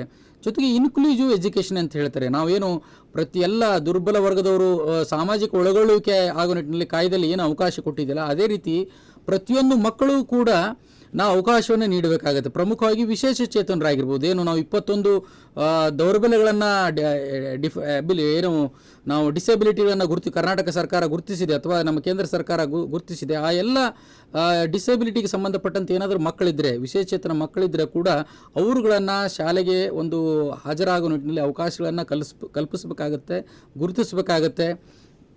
ತದನಂತರದಲ್ಲಿ ನಾವು ಈಗ ಮಕ್ಕಳಲ್ಲಿ ನಾವು ನೋಡ್ಬೋದು ಸಮಸ್ಯೆ, ಒಂದಿಷ್ಟು ಮಕ್ಕಳು ಡ್ರಗ್ ಅಡಿಕ್ಟ್ ಆಗಿರ್ಬೋದು ಅಥವಾ ಮೊಬೈಲ್ ಅಡಿಕ್ಟ್ ಆಗಿರ್ಬೋದು. ಈ ರೀತಿ ಏನಾದರೂ ಸಮಸ್ಯೆಗಳಿದ್ದರೆ ಆ ಸಮಸ್ಯೆಗಳಿಗೆ ಪೂರ್ವಕವಾಗಿ ನಾವು ಯೋಜನೆಗಳನ್ನು ರೂಪಿಸಬೇಕಾಗತ್ತೆ. ಜೊತೆಗೆ ದೌರ್ಜನ್ಯ ಆಗದಂತೆ, ಲೈಂಗಿಕ ದೌರ್ಜನ್ಯ ಆಗಿರ್ಬೋದು, ಮಕ್ಕಳ ಮೇಲೆ ಪ್ರಮುಖವಾಗಿ ಮಾನಸಿಕ ದೌರ್ಜನ್ಯ ಆಗಲಾರದಂತೆ, ಭೌತಿಕ ದೌರ್ಜನ್ಯ ಆಗಲಾರದಂತೆ ನಾವು ಕ್ರಮಗಳನ್ನು ರೂಪಿಸಬೇಕಾಗತ್ತೆ ಗ್ರಾಮ ಪಂಚಾಯಿತಿ ಮಟ್ಟದಲ್ಲಿ. ಅದೇ ರೀತಿ ನಾವು ಈಗಾಗಲೇ ಮಹಿಳಾ ಮತ್ತು ಮಕ್ಕಳ ಸಾಗಾಣಿಕೆ ತಡೆಗಟ್ಟುವ ಸಮಿತಿ ಅಂತ ಏನು ಉಪಸಮಿತಿ ಮಾಡ್ಕೊಂಡಿದ್ದೀವಲ್ಲ ಗ್ರಾಮ ಪಂಚಾಯಿತಿ ಮಟ್ಟದಲ್ಲಿ, ಮಕ್ಕಳ ಸಾಗಾಣಿಕೆ ಆಗಲಾರದಂತೆ ನಾವು ಏನೆಲ್ಲ ಕ್ರಮಗಳನ್ನು ವಹಿಸಬೇಕು, ಅದಕ್ಕೆ ಪೂರಕವಾಗಿ ಯೋಜನೆಯನ್ನು ರೂಪಿಸಬೇಕು ಅನ್ನೋದನ್ನು ಸರ್ ತಿಳಿಸ್ಕೊಡ್ತಾ ಇದ್ದಾರೆ. ಜೊತೆಗೆ ನಾವು ಏನು ಈ ಉದಾಹರಣೆಗೆ ಮಕ್ಕಳ ಅಹವಾಲುಗಳನ್ನು ಹೇಳಿಕೊಳ್ಳಲು ನಾವು ಮಕ್ಕಳ ಗ್ರಾಮ ಸಭೆಯನ್ನು ಮಾಡ್ತಾ ಇದ್ದೀವಿ. ಅದನ್ನು ಮಾಡಬೇಕಾಗುತ್ತೆ. ಅವೇ ನಿರ್ಧಾರ ತೆಗೆದುಕೊಳ್ಳುವಲ್ಲಿ ಗ್ರಾಮ ಪಂಚಾಯತಿ ಏನು ಡಿಸಿಷನ್ ತಗೊಳ್ತಲ್ಲ, ನಿರ್ಧಾರ ತೆಗೆದುಕೊಳ್ಳುವ ಸಂದರ್ಭದಲ್ಲಿ ಕೂಡ ಮಕ್ಕಳಿಗೆ ಅವಕಾಶ ಕೊಡಬೇಕು. ಆಮೇಲೆ ಪ್ರಮುಖವಾಗಿ ಏನು ಹೇಳ್ತಾ ಇದ್ದೇನೆ ಸರ್, ಮಕ್ಕಳಿಗೆ ಒಂದು ಗೌರವವನ್ನು ನೀಡೋದನ್ನು ಕಲಿಬೇಕಾಗುತ್ತೆ. ನಾವು ಮಕ್ಕಳಿಗೆ ಗೌರವದಿಂದ ಕಾಣಬೇಕಾಗುತ್ತೆ. ಯಾವುದೇ ಮಕ್ಕಳು ಏನೇ ಒಂದು ಕೇಳಿದರೂ ಕೂಡ ಅವ್ರು ಗೌರವದಿಂದ ಕಾಣೋದ ಮುಖಾಂತರ ಅವರಿಗೆ ಒಂದು ಸ್ಪೇಸ್ ಕೊಟ್ಟಂಗಾಗುತ್ತೆ. ಅವರನ್ನು ವ್ಯಕ್ತಪಡಿಸೋಕ್ಕೆ ಅವಕಾಶ ಮಾಡೋ ನಿಟ್ಟಿನಲ್ಲಿ ನಾವು ಒಂದು ಕ್ರಮವನ್ನು ವಹಿಸಬೇಕಾಗತ್ತೆ. ಮಕ್ಕಳ ಗ್ರಾಮ ಸಭಾ ಅಲ್ಲದೇ ನಾವೇನು ನಿರ್ಧಾರ ತೆಗೆದುಕೊಳ್ಳುವ ಗ್ರಾಮ ಸಭೆಗಳಂತ ಏನು ಕರಿತೀವಲ್ಲ, ಅಲ್ಲಿ ಮಕ್ಕಳ ರಿಪ್ರೆಸೆಂಟೇಟಿವ್ ಬಂದು ಅವರ ಅಹವಾಲುಗಳನ್ನು ವ್ಯಕ್ತಪಡಿಸೋಕ್ಕೆ ಅವಕಾಶ ಮಾಡಿಕೊಡಬೇಕು. ನಮ್ಮ ಗ್ರಾಮ ಪಂಚಾಯಿತಿ ತೆಗೆದುಕೊಳ್ಳುವಂಥ ನಿರ್ಧಾರದಲ್ಲಿ ಕೂಡ ಅವರ ಪಾಲನ್ನು ಇರಬೇಕು ಅನ್ನೋದನ್ನು ಸರು ತಿಳಿಸ್ಕೊಡ್ತಾ ಇದ್ದಾರೆ. ಆಮೇಲೆ ಗ್ರಾಮ ಪಂಚಾಯಿತಿ ಮಟ್ಟದಲ್ಲಿ ನಾವು ಕ್ರಮಗಳನ್ನು ವಹಿಸ್ಬೋದು. ಉದಾಹರಣೆಗೆ ಮಕ್ಕಳಿಗೆ ಅಭಿವೃದ್ಧಿ, ಈ ಒಂದು ಎಲ್ಲವನ್ನು ಅಭಿವೃದ್ಧಿ ಮಾಡೋ ನಿಟ್ಟಿನಲ್ಲಿ ನಾವು ಒಂದಿಷ್ಟುಗಳಿಗೆ ಅನುದಾನ ಬೇಕಾಗುತ್ತೆ. ಯೋಜನೆಗಳಿಗೆ ಒಂದಿಷ್ಟು ಅನುದಾನ ಇಲ್ಲದೇನೂ ಕೂಡ ನಾವು ಮಕ್ಕಳಿಗೆ ಪೂರಕವಾಗಿ ಕೆಲಸವನ್ನು ಮಾಡಬಹುದು, ಅಥವಾ ಲೋ ಕಾಸ್ಟ್, ಕಡಿಮೆ ಖರ್ಚಿನಲ್ಲಿ ಕೂಡ ಮಕ್ಕಳಿಗೆ ಅಭಿವೃದ್ಧಿಗೆ ಪೂರ್ವಕವಾಗಿ ಕೆಲಸವನ್ನು ನಿರ್ವಹಿಸುವುದು ಅನ್ನೋದನ್ನು ಸರ್ ಹೇಳಿಕೊಡ್ತಾ ಇದ್ದಾರೆ. Sir, over to you sir. These are some of the targets for Grama Panchayat. Of course, you can add more based on our local needs. So, being elected representatives and officials working with the Grama Panchayat, we'll be knowing better. And after listening to the children through Makkala Grama Sabha, of course, you can add new items based on the needs. These are some of the general propositions for the Grama Panchayat as proposed by the Ministry of Panchayat Raj or Sustainable Development Goal. Pramod sir, you can say that also. Sir ಏನು ಹೇಳ್ತಾ ಇದ್ದಾರೆ ಅಂದರೆ, ಪ್ರಮುಖವಾಗಿ ಇಲ್ಲಿ ಗಮನಿಸಿರ್ಬೋದು ತಾವು ಸ್ಲೈಡ್ಗಳಲ್ಲಿ ಏನು ನೋಡ್ತಾ ಇದ್ದೀರಿ, ಇದಕ್ಕೆ ಹೊರತಾಗಿ ಕೂಡ ಮಕ್ಕಳಲ್ಲಿ ಅನೇಕ ಪ್ರಶ್ನೆಗಳಿರ್ಬೋದು, ಸವಾಲುಗಳಿರ್ಬೋದು ಅಥವಾ ಬೇಡಿಕೆಗಳಿರ್ಬೋದು. ಅವನ್ನೆಲ್ಲವೂ ಕೂಡ ಯಾಕೆ ಪ್ರತಿಯೊಂದು ಗ್ರಾಮ ಪಂಚಾಯತಿಗೆ ಅನುಗುಣವಾಗಿ ಬೇರೆ ಬೇರೆ ಸವಾಲುಗಳನ್ನು ನೋಡ್ತೀವಿ. ಕರ್ನಾಟಕದಲ್ಲಿ ಬಂದಾಗ ಪ್ರಾದೇಶಿಕವಾಗಿ ಉತ್ತರ ಕರ್ನಾಟಕ ಆಗಿರ್ಬೋದು, ದಕ್ಷಿಣ ಕರ್ನಾಟಕ ಆಗಿರ್ಬೋದು, ಆಮೇಲೆ ಕರಾವಳಿ ಪ್ರದೇಶದಲ್ಲಿ ಆಗಿರ್ಬೋದು, ಮಲೆನಾಡು ಪ್ರದೇಶಗಳಲ್ಲಾಗಿರ್ಬೋದು, ಆಯಾ ಗ್ರಾಮ ಪಂಚಾಯತಿಗೆ ಪೂರಕವಾಗಿ ವಿವಿಧ ಬೇಡಿಕೆಗಳು ಕೂಡ ಮಕ್ಕಳಿಂದ ಬರಬಹುದು. ಹಾಗಾಗಿ ಆ ನಿಟ್ಟಿನಲ್ಲಿ ನಾವು ನಮ್ಮ ಗ್ರಾಮ ಪಂಚಾಯತಿ ವ್ಯಾಪ್ತಿಯಲ್ಲಿ ಏನು ಸಮಸ್ಯೆಗಳು ಬರ್ತವೆ, ಏನು ಬೇಡಿಕೆಗಳು ಬರ್ತವಲ್ಲ, ಅದಕ್ಕೆ ಪೂರಕವಾಗಿ ನಾವು ಯೋಜನೆಗಳನ್ನು ರೂಪಿಸೋಕ್ಕೆ ಅವಕಾಶ ಇದೆ ಅನ್ನೋದನ್ನು ಸರ್ ಮನದಟ್ಟು ಮಾಡಿಕೊಡ್ತಾ ಇದ್ದಾರೆ. Sir over to you sir. Slide please. Yes, sir. Okay. Now I was just trying to tell you that for last several years Kerala is working with Makkala Snega Grama Panchayat. And what we find, these are the results that we see in Kerala, the Kerala's Grama Panchayat. One is intersectoral interventions for children is taking place. Intersectoral means when we said their child rights, the survival, development, protection, participation. There itself we can see the sector like health is there, the education is there, sanitation is there, drinking water is there, ICDS is there. A lot of sectors coming in. Panchayat office is coming, and several schools and other arrangements for children. So when we want to protect the interest and rights of children, it has to be intersectoral. Agriculture department can also do for children. Education is already, entire thing is for children. We need to standardize how the health department can improve activities for children, how our ICDS team can improve, so how the police can improve the activities for children. So different, or excise, similarly the Department of Drinking Water, the sanitation, different departments working together for children is important. And that is happening in Kerala. Different people come together and they work for children, the governmental agencies and others. And local government is local self-government. LSGs have better understanding of child rights issues. Now they know more what are the rights and the importance of protecting the rights of children, the importance of children, age-wise as well as, that is why we have lot of programs happening for Viseshal children. I said we have different schemes and programs for the children with disability. That is also due to the understanding of the child rights issue. And enabled environment for child-centric local plan is taking place. That is, child-centric plan is happening. Makkala Snega Grama Panchayat will have, Makkala Snega Yojana. Makkala Snega Yojana will be happening in such a panchayats. And that is happening now. And children are visible in local planning. In GPDP process, children also attend. The Grama Sabha they attend, the special Grama Sabha they attend. In working groups, they are given membership in working groups. So they give their feedback for making the GPDP child friendly.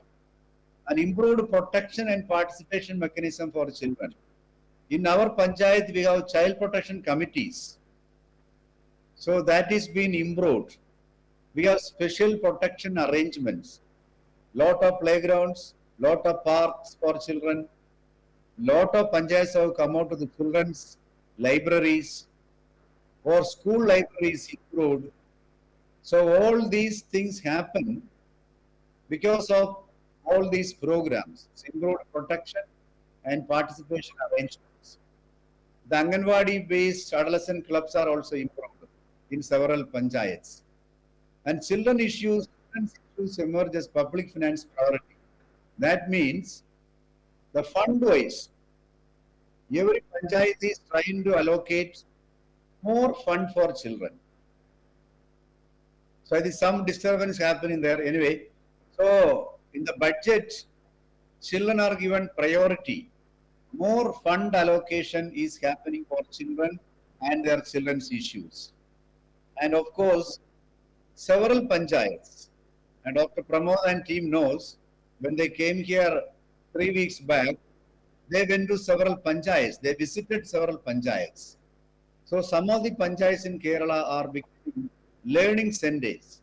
We as faculty members go to that panchayats to learn, and people from other states and other countries also, when they visit these panchayats.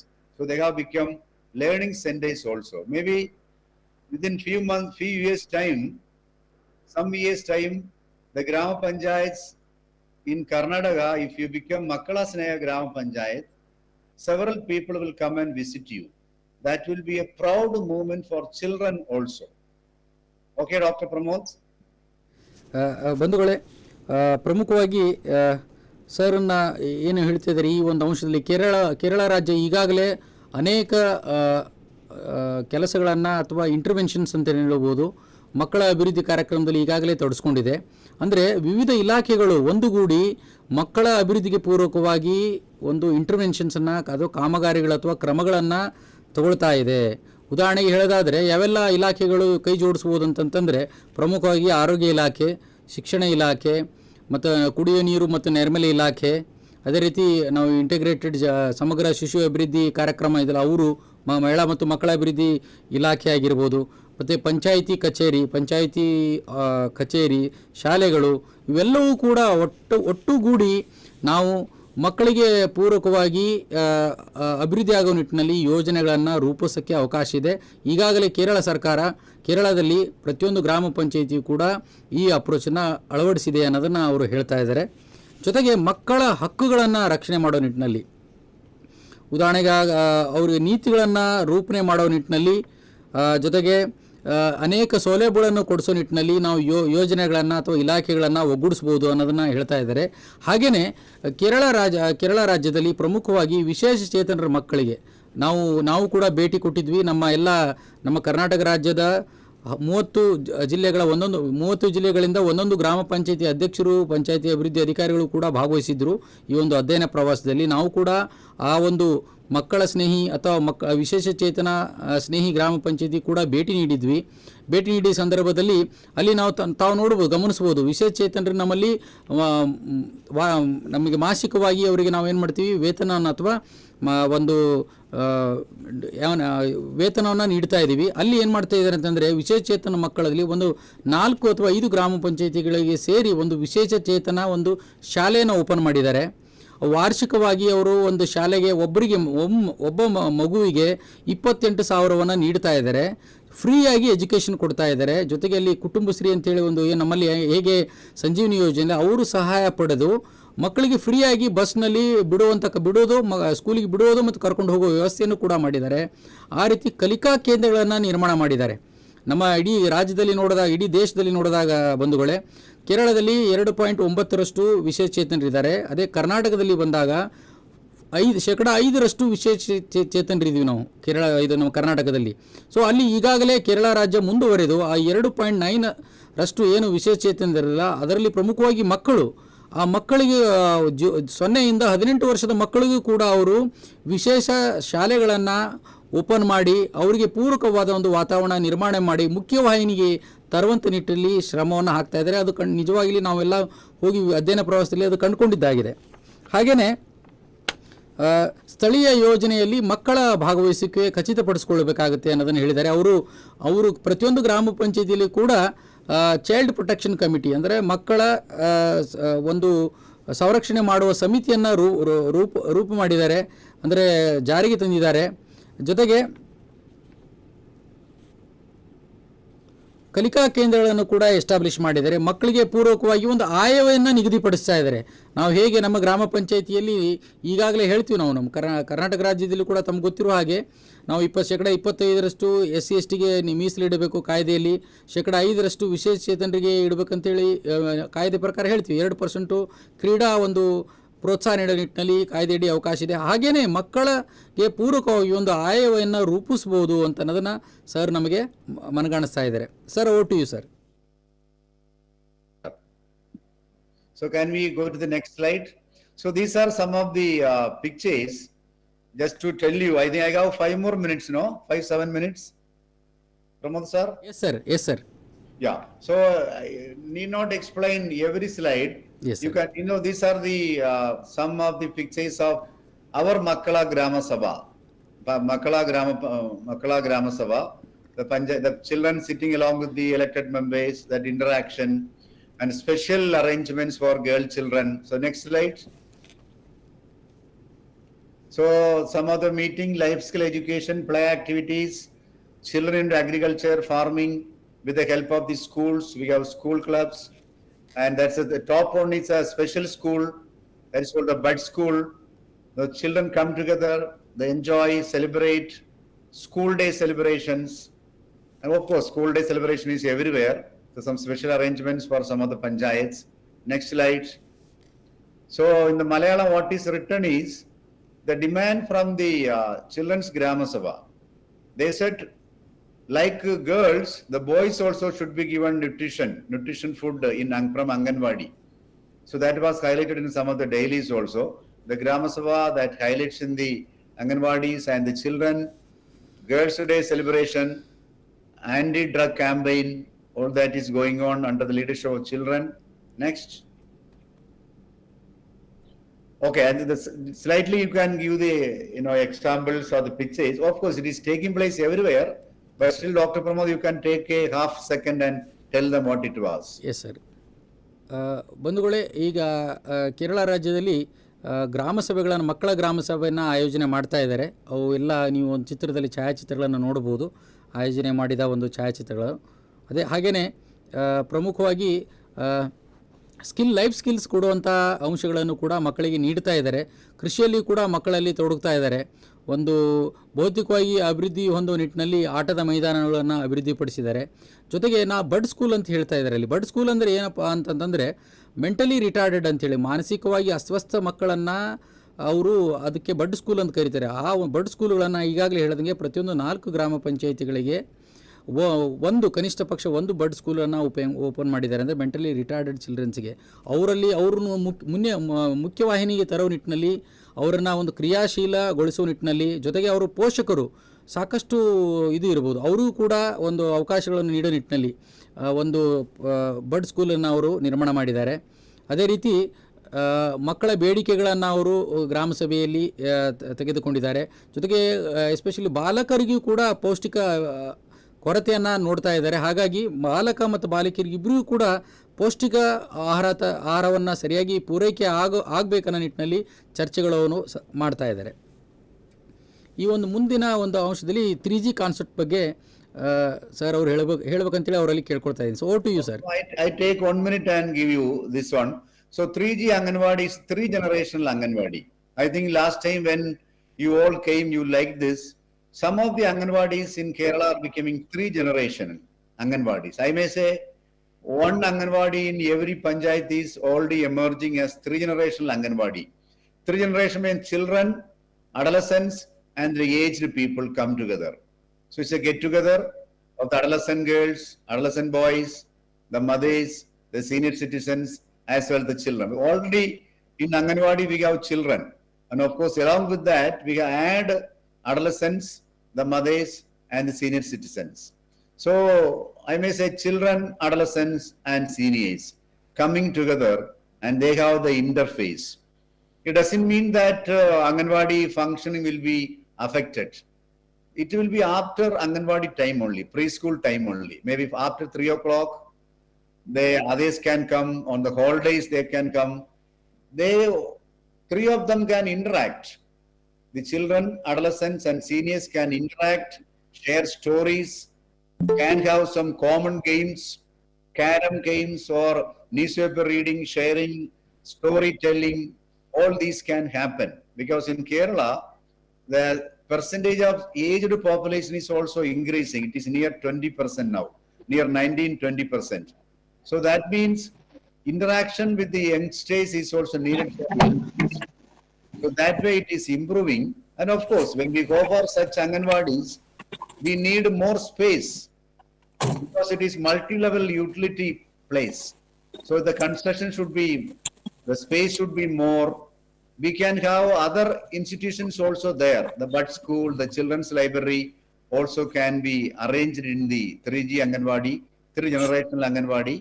but we have to take care of the safety dimension, food, kitchen, green protocols, compound wall gate, all these things. ഇവിടെ ഒരു meeting ഉണ്ടായിരുന്നു Please. Pre marital counselling അത് കഴിഞ്ഞല്ലോ. അതിന്റെ ഒരു സമാപനം. അങ്ങനെയല്ലേ? You can just briefly tell. Dr. Pramod? Yes sir. Yes sir. ಬಂಧುಗಳೇ, ಈಗಾಗಲೇ ಒಂದು 3G ಪರಿಕಲ್ಪನೆಯನ್ನು ಕೇರಳ ರಾಜ್ಯದಲ್ಲಿ ಅಳವಡಿಸ್ಕೊಂಡಿದ್ದಾರೆ. ಏನಪ್ಪ ಇದು 3G ಪರಿಕಲ್ಪನೆ ಅಂತಂದರೆ, ಪ್ರತಿಯೊಂದು ಅಂಗನವಾಡಿಗಳನ್ನು ಅವರು ತಮ್ಗೆ ಗೊತ್ತಿರೋ ಹಾಗೆ 3-3:30 ಗಂಟೆಗಳ ಮಧ್ಯಾಹ್ನ 3:00ವರೆಗೆ ಅಂಗನವಾಡಿ ಮಕ್ಕಳೆಲ್ಲ ಬಂದು ಅಲ್ಲಿ ಅಂಗನವಾಡಿಯಲ್ಲಿ ಸ್ಕೂಲಿಂಗ್ ಆಗಿ ಅವರು ಮತ್ತೆ ಮನೆಗೆ ಹೋಗ್ತಾರೆ. ಅದಾದ ನಂತರ ಆ ಒಂದು ಅಂಗನವಾಡಿ ಸ್ಪೇಸನ್ನು ಅಲ್ಲಿ ಅಡೋಲಸೆಂಟ್ ಗರ್ಲ್ಸ್ ಆರ್ ಬಾಯ್ಸ್ ಅಂದರೆ ಕಿಶೋರಿಯರಿಗೆ ಒಂದು ಅವಕಾಶ ಮಾಡಿಕೊಡ್ತಾರೆ ಅಲ್ಲಿ ಬಂದು ಸೇರಲಿಕ್ಕೆ, ಚರ್ಚೆಗಳನ್ನು ಮಾಡಲಿಕ್ಕೆ. ಜೊತೆಗೆ ಅದಾದ ನಂತರ ಹಿರಿಯರ ನಾಗರಿಕರು ಕೂಡ ಬಂದು ಅಂಗನವಾಡಿ ಕೇಂದ್ರಗಳಲ್ಲಿ ಬಂದು ಸೇರಬಹುದು. ಅಂದರೆ ಅಂತಂದರೆ ಜೊತೆಗೆ ಕಿಶೋರಿ ಆಗಿರ್ಬೋದು ಅಥವಾ ಲೈಕ್ ಒಂದು ಅಡೋಲಸೆಂಟ್ ಬಾಯ್ಸ್ ಅಂತ ಏನು ಕರಿತೀವಲ್ಲ, ಮಕ್ಕಳಾಗಿರ್ಬೋದು, ಬಾಲಕರು, ಅವರೆಲ್ಲರೂ ಕೂಡ ಮಕ್ಕಳೊಂದಿಗೆ ಇಂಟರಾಕ್ಟ್ ಮಾಡೋಕ್ಕೆ ಅವಕಾಶ ಮಾಡಿಕೊಟ್ಟಿದ್ದಾರೆ. ಸೊ ಹಾಗಾಗಿ ಎಫೆಕ್ಟಿವ್ ಆಗಿ ಅಂಗನವಾಡಿ ಒಂದು ಸ್ಪೇಸನ್ನು ಉಪಯೋಗವನ್ನು ಮಾಡ್ತಾ ಇದ್ದಾರೆ. ಜೊತೆಗೆ ಅಲ್ಲಿ ಹಿರಿಯ ನಾಗರಿಕರು ಕೂಡ ತುಂಬ ಪ್ರೋಆ್ಯಕ್ಟಿವ್ ಆಗಿ ಈ ಅಂಗನವಾಡಿಗಳಲ್ಲಿ ಬಂದು ಅವರ ಅನುಭವಗಳನ್ನು ಕೂಡ ಹಂಚಿಕೊಳ್ತಾ ಇದ್ದಾರೆ. ಮಕ್ಕಳು ಕೂಡ, ಕಿಶೋರಿಯರು ಕೂಡ ಅನುಭವಗಳನ್ನು ಹಂಚಿಕೊಳ್ತಾ ಇದ್ದಾರೆ. ಮಕ್ಕಳ ಜೊತೆಗೆ ಇಂಟ್ರ್ಯಾಕ್ಷನ್ ಮಾಡ್ತಾ ಇದ್ದಾರೆ. ಒಳ್ಳೆಯ ವಾತಾವರಣವನ್ನು ನಿರ್ಮಾಣ ಮಾಡಿದ್ದಾರೆ. ನಾವು ಕೂಡ ಪಂಚಾಯತಿ ಅಭಿವೃದ್ಧಿ ಅಧಿಕಾರಿಗಳು, ಅಧ್ಯಕ್ಷರು ಕೂಡ ಹೋದಂಥ ಸಂದರ್ಭದಲ್ಲಿ ಮಕ್ಕಳಿಗೆ ಭಾಳ ಅದ್ಭುತವಾಗಿ ಅವರು ಒಂದು ಈ 3G ಕಾನ್ಸೆಪ್ಟ್ ಅಡಿ ಮಕ್ಕಳನ್ನು ಬಳಕೆಯನ್ನು ಮಾಡ್ತಾಯಿದ್ದಾರೆ ಅಂಗನವಾಡಿ ಕೇಂದ್ರಗಳನ್ನು. ಅಲ್ಲಿ ಹಿರಿಯರು ಕೂಡ ಇದ್ದರು, ಕಿಶೋರಿಯರು ಕೂಡ ಇದ್ದರು. ಆ ಹಿರಿಯರು ಕೂಡ ಒಂದು ಏನಾದರೂ ಸಮಸ್ಯೆಗಳು ಬಂದರೆ ಅಂಗನವಾಡಿ ಕೇಂದ್ರಗಳಲ್ಲಿ ಅದನ್ನು ಪಂಚಾಯತಿ ಮುಟ್ಟಿಸುವಂಥ ಜವಾಬ್ದಾರಿಯನ್ನು ಕೂಡ ತೊಗೊಂಡಿದ್ದಾರೆ. ಜೊತೆಗೆ 60 ವರ್ಷದ ಮೇಲೆ ಕೇರಳದಲ್ಲಿ 20% ಹಿರಿಯ ನಾಗರಿಕ ಇದ್ದಾರೆ, ಅಂದಾಜು 19ರಿಂದ 20%. ಅವರೂ ಕೂಡ ಒಂದು ಸಂಗೀತ ಕಲಿಯೋಕ್ಕೆ ಅವಕಾಶ ಮಾಡಿಕೊಟ್ಟಿದ್ದಾರೆ ಅಲ್ಲಿ 60 ವರ್ಷದ ಮೇಲ್ಪಟ್ಟವರು. ಹಾಗಾಗಿ ಅವರು ಉಲ್ಲಾಸಭರಿತವಾಗಿ ಅವರ ಜೀವನವನ್ನು ನಡೆಸ್ಬೋದು ಅನ್ನೋ ನಿಟ್ಟಿನಲ್ಲಿ ಕೂಡ ಒಂದು ಅವಕಾಶವನ್ನು ನಿರ್ಮಾಣ ಮಾಡಿದ್ದಾರೆ. ಜೊತೆಗೆ ಪ್ರಮುಖವಾಗಿ ಮಕ್ಕಳಲ್ಲಿ ಅಂಗನವಾಡಿ ಕೇಂದ್ರಗಳಲ್ಲಿ ಒಂದು ನೈರ್ಮಲ್ಯ ಕಾಪಾಡೋ ನಿಟ್ಟಿನಲ್ಲಿ ಇವರು ಕೂಡ ಅದನ್ನು ವಾಚ್ ಆ್ಯಂಡ್ ವಾರ್ಡ್ ಮಾಡ್ತಾ ಇರ್ತಾರೆ. ಜೊತೆಗೆ ಏನು ನಮ್ಮ ಕಿಚನ್ ಹೈಜೀನ್ ಮೇಂಟೆನೆನ್ಸ್ದಾಗಿರ್ಬೋದು ಅಥವಾ ಪ್ರೋಟೋಕಾಲ್ಗಳನ್ನು ಏನು ನಮ್ಮ ಸ್ಥಳೀಯ ಅಂಗನವಾಡಿಯಲ್ಲಿ ನಿರ್ವಹಿಸಬೇಕಾಗಲ್ಲ, ಅವ್ರನ್ನೆಲ್ಲವೂ ಕೂಡ ಪರಿಣಾಮಕಾರಿ ನಿರ್ವಹಿಸೋ ನಿಟ್ಟಿನಲ್ಲಿ, ಜೊತೆಗೆ ಆ ಅಂಗನವಾಡಿ ಕೇಂದ್ರಕ್ಕೆ ವಾಲ್ ಆಗಿರ್ಬೋದು, ಗೇಟ್ಗಳಾಗಿರ್ಬೋದು ಸರಿಯಾಗಿ ನಿರ್ವಹಣೆ ಮಾಡ್ತಾರೆ ಇಲ್ಲ ಅನ್ನೋದನ್ನು ಕೂಡ ಅವರು ಗಮನಿಸಿ ಹಿಮಾಯತಿಯನ್ನು ನೀಡ್ತಾ ಇದ್ದಾರೆ. ಒಟ್ಟು ಈ 3G ಪರಿಕಲ್ಪನೆಯಾಗಿ ಒಟ್ಟಾರೆ ಇದು ಅದ್ಭುತವಾದ ಒಂದು ಪರಿಕಲ್ಪನೆ ಕೇರಳ ರಾಜ್ಯದ ಈಗಾಗಲೇ ಅಳವಡಿಸಿದರೆ. ನಾವು ಖುದ್ದಾಗಿ ಹೋಗಿ ನೋಡಿ ಬಂದಿರೋದು ಒಂದು ಸ್ಪೇಸನ್ನು ಸರಿಯಾಗಿ ಉಪಯೋಗ ಮಾಡಿಕೊಳ್ಳೋದು. ಅಂಗನವಾಡಿ ಕೇಂದ್ರಕ್ಕಿಂತ ಮೀಸಲಾಗಿಟ್ಟಿರುವ ಕೇಂದ್ರಗಳನ್ನು ಒಂದು ಕಿಶೋರಿಯವರು ಅವರಲ್ಲಿ ಸಮಸ್ಯೆಗಳು ಇದ್ದರೆ ಚರ್ಚೆ ಮಾಡಲಿಕ್ಕೆ, ಅದೇ ರೀತಿ ಹಿರಿಯ ನಾಗರಿಕರಲ್ಲಿ ಏನಾದರೂ ಸಮಸ್ಯೆಗಳಿದ್ದರೆ ಚರ್ಚೆ ಮಾಡಲಿಕ್ಕೆ, ಜೊತೆಗೆ ಆ ಕಿಶೋರಿಯರು ಮತ್ತು ಹಿರಿಯ ನಾಗರಿಕರು ಮಕ್ಕಳೊಂದಿಗೆ ಇಂಟರಾಕ್ಷನ್ ಮಾಡಿ ಅಲ್ಲಿ ಏನಾದರೂ ಸಮಸ್ಯೆಗಳಿದ್ದರೆ ಅದನ್ನು ಪಂಚಾಯತಿಗೆ ಮುಟ್ಟಿಸುವಂಥ ಒಂದು ಕ್ರಮ ಆಗ್ತಿದೆ ಅಂತ ಹೇಳಿದರೆ ತಪ್ಪಾಗಲಾರದು ಸ್ನೇಹಿತರೆ. Sir, over to you sir. Next slide please. So next slide is regarding Bud School. I have already talked to you regarding that. It's a special school for the mentally disabled. So you can explain that. These are some of the pictures of some of the Anganwadis. This is Porur Grama Panchayat in Malappuram district. Of course, what their children do in Anganwadis is there. Okay, next. You can just tell them these are some of the examples of a panchayat in Trivandrum district, Attakada. What they do under a child-friendly panchayat. Maybe Dr. Pramod, you can just tell them within half minute time. ಈಗಾಗಲೇ ಕೇರಳ ರಾಜ್ಯದಲ್ಲಿ ಒಂದು ಗ್ರಾಮ ಪಂಚಾಯತಿ ಕಟ್ಟಕಡ ಅಂಥೇಳಿ ಗ್ರಾಮ ಪಂಚಾಯಿತಿಯಲ್ಲಿ ಅನೇಕ ಮಕ್ಕಳಿಗೆ ಅಭಿವೃದ್ಧಿಗೆ ಪೂರ್ವಕವಾಗಿ ಕ್ರಮಗಳನ್ನು ಅನುಸರಿಸಿದೆ. ಉದಾಹರಣೆಗೆ ಹೇಳಿದ್ರೆ ಲಸಿಕಾ ಕಾರ್ಯಕ್ರಮಗಳು, ಪ್ಯಾಲೇಟಿವ್ ಕೇರ್ಸ್ ಅಂತ ಹೇಳಿರುವುದು, ಏನು ದೀರ್ಘಕಾಲಿಕ ರೋಗದಿಂದ ಬಳಲ್ತಾ ಇದ್ದರೆ ಆ ಮಕ್ಕಳಿಗೆ ಕೂಡ ಒಂದು ಕೇರ್ ಮಾಡೋದಾಗಿರ್ಬೋದು. ಜೊತೆಗೆ ಒಂದು ಶಾಲೆಯಲ್ಲಿ ಪಾರ್ಕ್ಗಳ ನಿರ್ಮಾಣ ಮಾಡೋದಂಥದ್ದಾಗಿರ್ಬೋದು, ಸ್ಮಾರ್ಟ್ ಕ್ಲಾಸ್ಗಳನ್ನು ನಿರ್ಮಾಣ ಮಾಡುವಂಥದ್ದಾಗಿರ್ಬೋದು. ಸ್ಪೆಸಿಫಿಕ್ಕಾಗಿ ದುರ್ಬಲ ವರ್ಗದ ಮಕ್ಕಳಿಗೆ ಒಂದು ವಿಶೇಷ ಕಾರ್ಯಕ್ರಮವನ್ನು ಅಳವಡಿಸೋದಾಗಿರ್ಬೋದು, ಮತ್ತು ನಮ್ಮ ಪರಿಸರಕ್ಕೆ ಪೂರಕವಾದ ಕಾರ್ಯಕ್ರಮಗಳನ್ನು ಅಳವಡಿಸೋದಾಗಿರ್ಬೋದು. ಮತ್ತು ಒಂದು ಶಾಲಾ ಸೇಫ್ ಸ್ಕೂಲ್ ಝೋನ್ ಅಂಥೇಳಿ ಒಂದು ಅತ್ಯಂತ ಸಂರಕ್ಷಣೆ ಇರುವಂಥ ಒಂದು ಸ್ಥಳಗಳನ್ನು ಸಂರಕ್ಷಣೆ ಮಾಡೋದಾಗಿರ್ಬೋದು. ಅದೇ ರೀತಿ ಒಂದು ಅಸೋಸಿಯೇಷನ್ಸ್ ಕೂಡ ಮಾಡಿದ್ದಾರೆ, ಓಲ್ಡ್ ಸ್ಟೂಡೆಂಟ್ಸ್ ಅಸೋಸಿಯೇಷನ್ಸ್ ಅಂತ ಮಾಡಿದ್ದಾರೆ, ಮಕ್ಕಳ ಗ್ರಂಥಾಲಯಗಳನ್ನು ಮಾಡಿದ್ದಾರೆ. ಜೊತೆಗೆ ಇಲ್ಲಿ ಮಾಹಿತಿ ಶಿಕ್ಷಣ ಮತ್ತು ಸಂವಹನ ಕೊಡಲಿಕ್ಕೆ ಎಲ್ಲ ಅವಕಾಶಗಳನ್ನು ಈ ಗ್ರಾಮ ಪಂಚಾಯತಿ ಮಾಡೋದ್ರ ಮೂಲಕ ಕಂಪ್ಲೀಟಾಗಿ ಒಂದು ಗ್ರಾಮ ಪಂಚಾಯತಿ ಮಕ್ಕಳಿಗೆ ಅಭಿವೃದ್ಧಿಪೂರ್ವಕವಾಗಿ ಹೇಗೆ ಇರಬೇಕು ಅನ್ನೋದು ಈ ಪಂಚಾಯತಿ ಒಂದು ಮಾಡೆಲ್ ಆಗಿ ಅವ್ರ ಕಾರ್ಯಕ್ರಮಗಳು ಹಮ್ಮಿಕೊಂಡಿದ್ದಾರೆ ಅಂದರೆ ತಪ್ಪಾಗಲಾರದು ಬಂಧುಗಳೇ. Sir, O T U sir. Next and last slide. So, as per our experience in Kerala, under the leadership of Kila, we have given training to all local governments on child-friendly panchayat in the previous phase. And whichever panchayat is asking for special support, we are giving. As a result, some districts, maybe the Thrissur district, 3 districts are working on child-friendly district. And some of the blocks are also trying to become child-friendly. Block means 5 to 7 panchayats under a block, they together try to become a child-friendly block initiative. So that is gradually taking place in Kerala. And of course, in Karnataka also, you can work on that.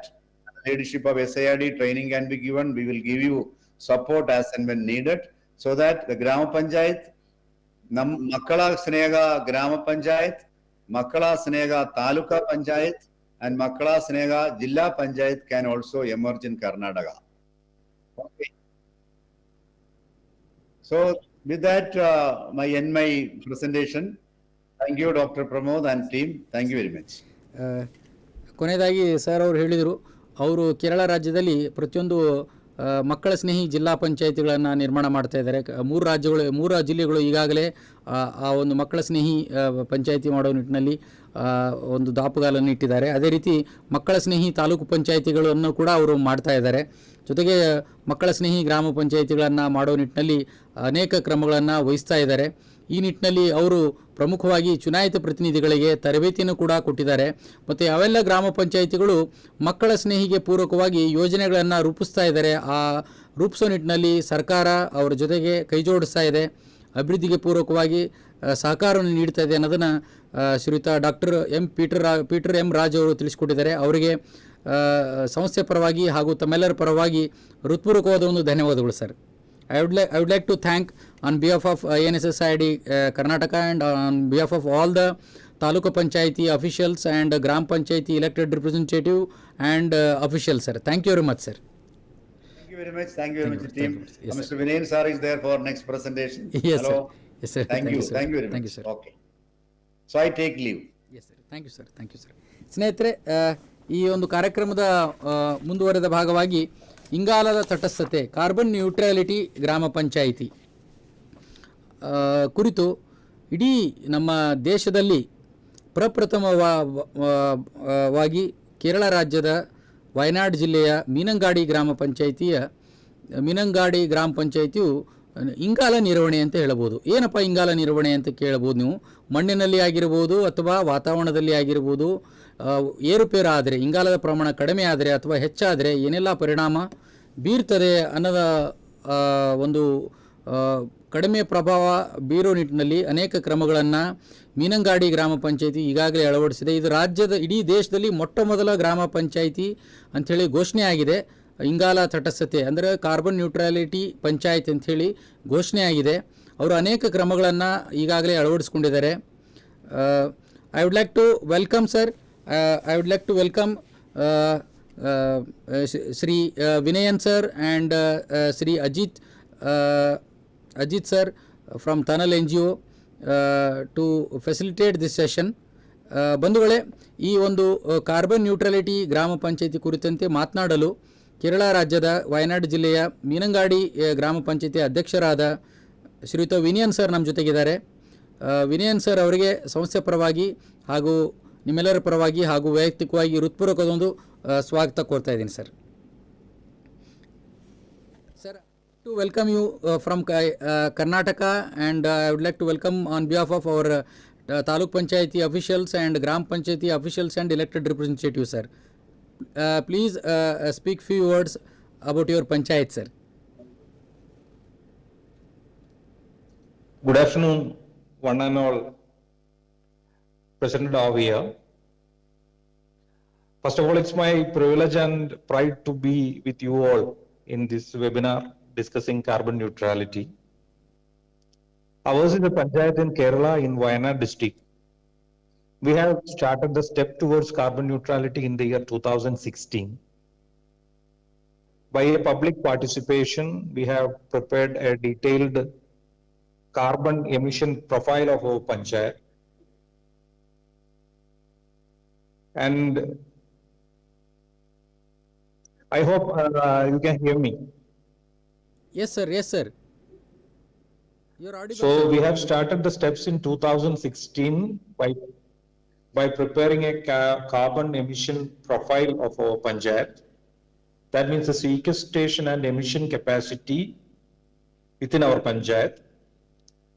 By the technical support of Tunnel, an NGO, which have provided all this support for our program. He is also participating in this webinar. And Mr. Ajit will explain in detail about what we have done in our panchayat. And last week I hear from the authorities that you are planning to visit our panchayat to see what all are done here.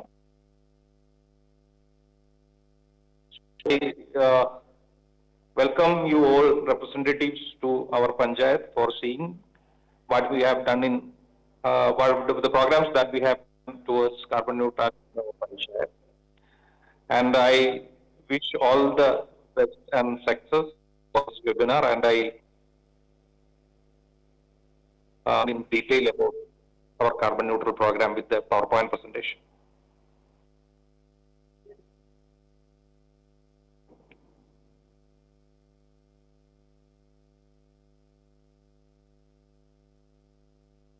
Viren, sir, you can proceed.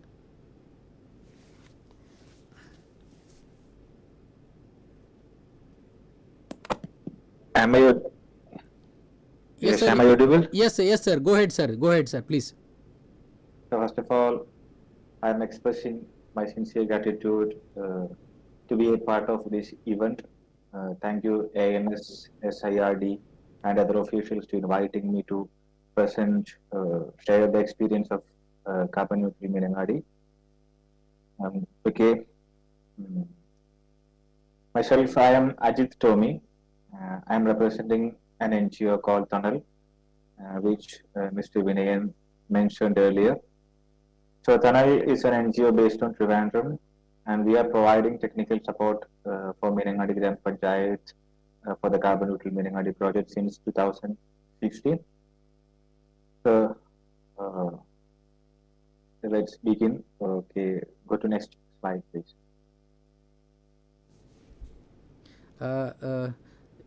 ಬಂಧುಗಳೇ, ಎಲ್ಲರಿಗೂ ನಮಸ್ಕಾರ. ಈ ಒಂದು ಕೇರಳ ರಾಜ್ಯದಲ್ಲಿ ಮೊಟ್ಟ ಮೊದಲನೇ ಬಾರಿಗೆ ಮೀನಂಗಾಡಿ ಗ್ರಾಮ ಪಂಚಾಯಿತಿಯು ಇಂಗಾಲ ನಿರ್ವಹಣೆಯಲ್ಲಿ ಪ್ರಮುಖ ಹೆಜ್ಜೆಗಳನ್ನು ಇಟ್ಟಿತು. 2016ರಲ್ಲಿ ಗ್ರಾಮ ಪಂಚಾಯಿತಿಯನ್ನು ಇಂಗಾಲ ತಟಸ್ಥ ಗ್ರಾಮ ಪಂಚಾಯಿತಿಯನ್ನಾಗಿ ಮಾಡೋ ನಿಟ್ಟಿನಲ್ಲಿ ಅವರು ಒಂದು ವಿಧಾನಗಳನ್ನು ರೂಪಿಸ್ತಾರೆ. ಆ ವಿಧಾನಗಳನ್ನು ರೂಪಿಸೋ ನಿಟ್ಟಿನಲ್ಲಿ ತ್ರಿವೇಂದ್ರಮಲ್ಲಿ ಒಂದು ಟನಲ್ ಅಂಥೇಳಿ ಒಂದು ಸರ್ಕಾರೇತರ ಸಂಸ್ಥೆ ಇದೆ. ಆ ಸರ್ಕಾರೇತರ ಸಂಸ್ಥೆಯ ಸಹಯೋಗದಲ್ಲಿ ಕೇರಳ ರಾಜ್ಯ ಸರ್ಕಾರ ಒಂದು ಅವಕಾಶ ಮಾಡಿಕೊಡ್ತದೆ. ಮೀನಂಗಾಡಿ ಗ್ರಾಮ ಪಂಚಾಯಿತಿಯಲ್ಲಿ ಅವರು ವಿಧಾನಗಳನ್ನು ರೂಪಿಸ್ತಾರೆ. ಕಾರ್ಬನ್ ಎಮಿಷನ್ ಎಷ್ಟಾಗುತ್ತೆ, ಇಂಗಾಲದ ಡೈಆಕ್ಸೈಡ್ ಅಂತ ಹೇಳ್ಬೋದು. ನೇರವಾಗಿ ಹೇಳೋದಾದರೆ ಕಾರ್ಬನ್ ಪ್ರಮಾಣ ಎಷ್ಟು ನಾವು ಭೂಮಿಯಿಂದ ಹೊರಗಡೆ ಹೋಗ್ತಿದೆ ವಿವಿಧ ಮೂಲಗಳಿಂದ, ಮತ್ತು ಯಾವ್ಯಾವೆಲ್ಲ ಮೂಲಗಳಿಂದ ಅಥವಾ ಅದು ಸಿಂಕ್ ಆಗುತ್ತೆ, ಸೋರ್ಸ್ ಅಂತ ಸಿಂಕ್ ಅಂತ ಹೇಳ್ತೀವಿ. ಉದಾಹರಣೆಗೆ ನಮ್ಮ ಸಸ್ಯಗಳಲ್ಲಿ ಅದು ಹೀರ್ಕೊಳ್ಳೋ ಒಂದು ಕೆಪಾಸಿಟಿ ಇರ್ತದೆ ಇಂಗಾಲವನ್ನು. ಅದೇ ರೀತಿ ಮಣ್ಣಿನಲ್ಲಿ ಕೂಡ ಇಂಗಾಲವನ್ನು ಹಿಡಿದಿಡ್ಬೋದು. ಹೀಗೆ ಗ್ರಾಮ ಪಂಚಾಯಿತಿ ಮಟ್ಟದಲ್ಲಿ ಯಾವೆಲ್ಲ ಮೂಲಗಳಿಂದ ಇಂಗಾಲ ಹೊರಗೆ ಹೋಗ್ತದೆ, ವಾತಾವರಣಕ್ಕೆ ಸೇರ್ತದೆ, ಮತ್ತು ಯಾವೆಲ್ಲ ಮೂಲಗಳಿಂದ ಇಂಗಾಲ ಭೂಮಿಗೆ ಅಥವಾ ವಿವಿಧ ಮೂಲಗಳಿಂದ ಅದು ಸೇರಿಕೊಳ್ತದೆ ಮಣ್ಣಿಗೆ ಅಥವಾ ಒಂದು ಸಸ್ಯಗಳಲ್ಲಿ ಅಂಥೇಳಿ ಅವರು ಹೇಳ್ತಾ ಇದ್ದಾರೆ. Over to you sir. Next slide, please.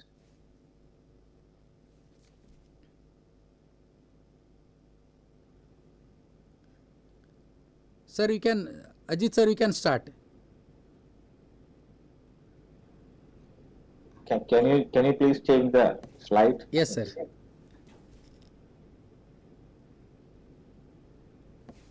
Is it okay, sir? Shall I move further? No, it's not moving on my screen. Okay, do it. Visible, sir? Is it slide is visible, sir? Slide moving is visible in your screen, sir? On your screen?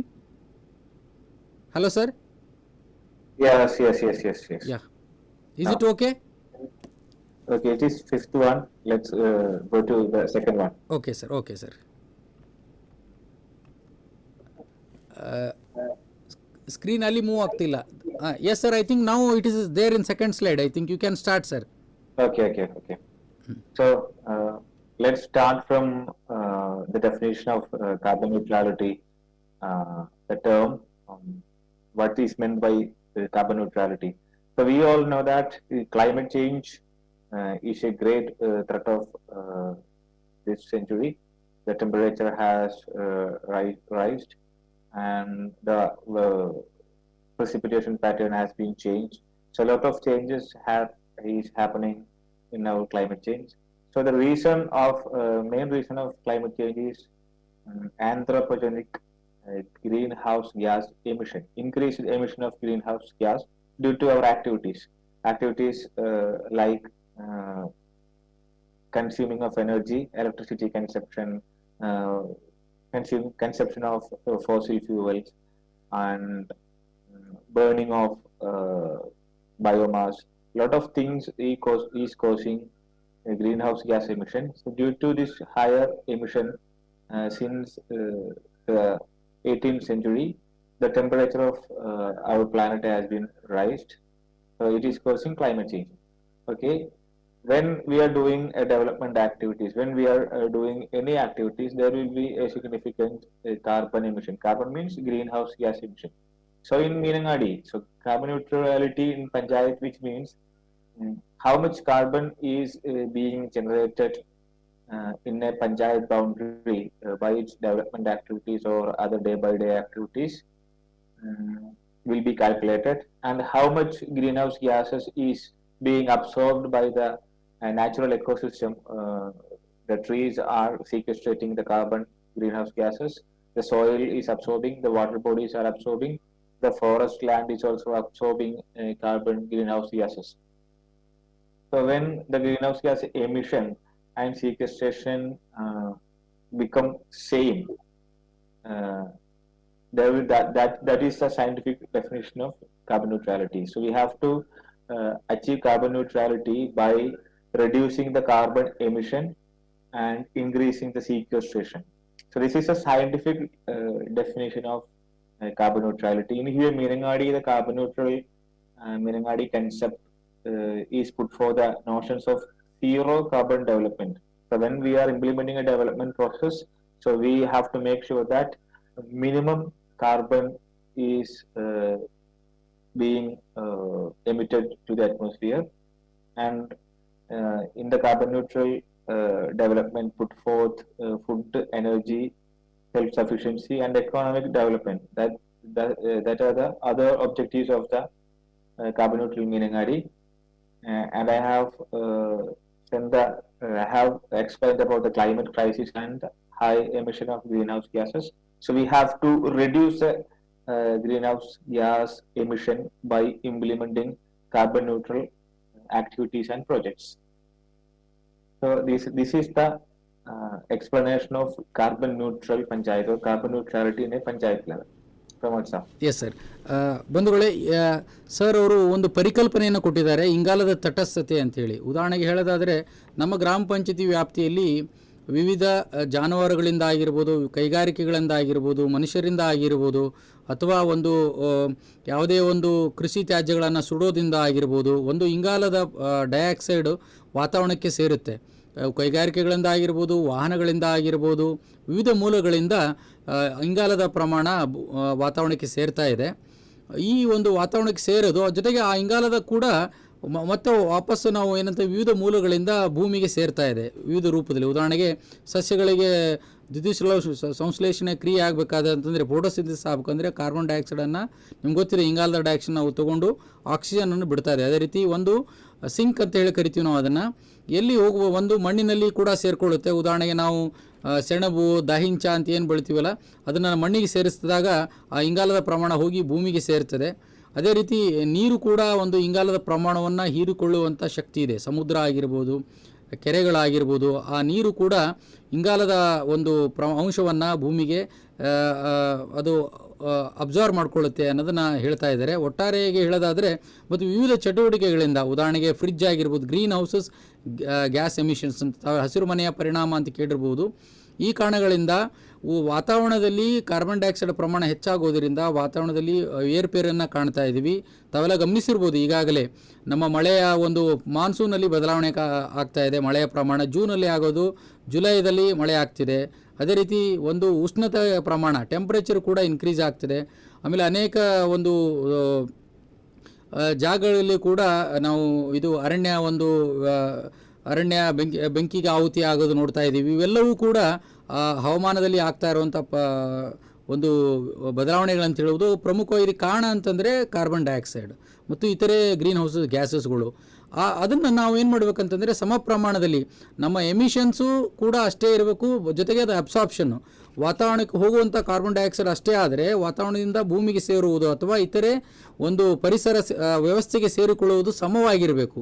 ಸಮವಾಗದೇ ಇದ್ದ ಪಕ್ಷದಲ್ಲಿ ನಾವು ವಾತಾವರಣದಲ್ಲಿ ಏರುಪೇರನ್ನು ನಾವು ಕಾಣ್ತಾ ಇದ್ದೇವೆ. ಬಂಧುಗಳೇ, over to you Ajit ji. Yes. So, Mr. Vinayan, the president of Minangadi Gram Panchayat, has said the project launched in 2016. So, the purpose of carbon neutral Minangadi project is transform the Minangadi Gram Panchayat as the first carbon neutral panchayat in the country, and by adapting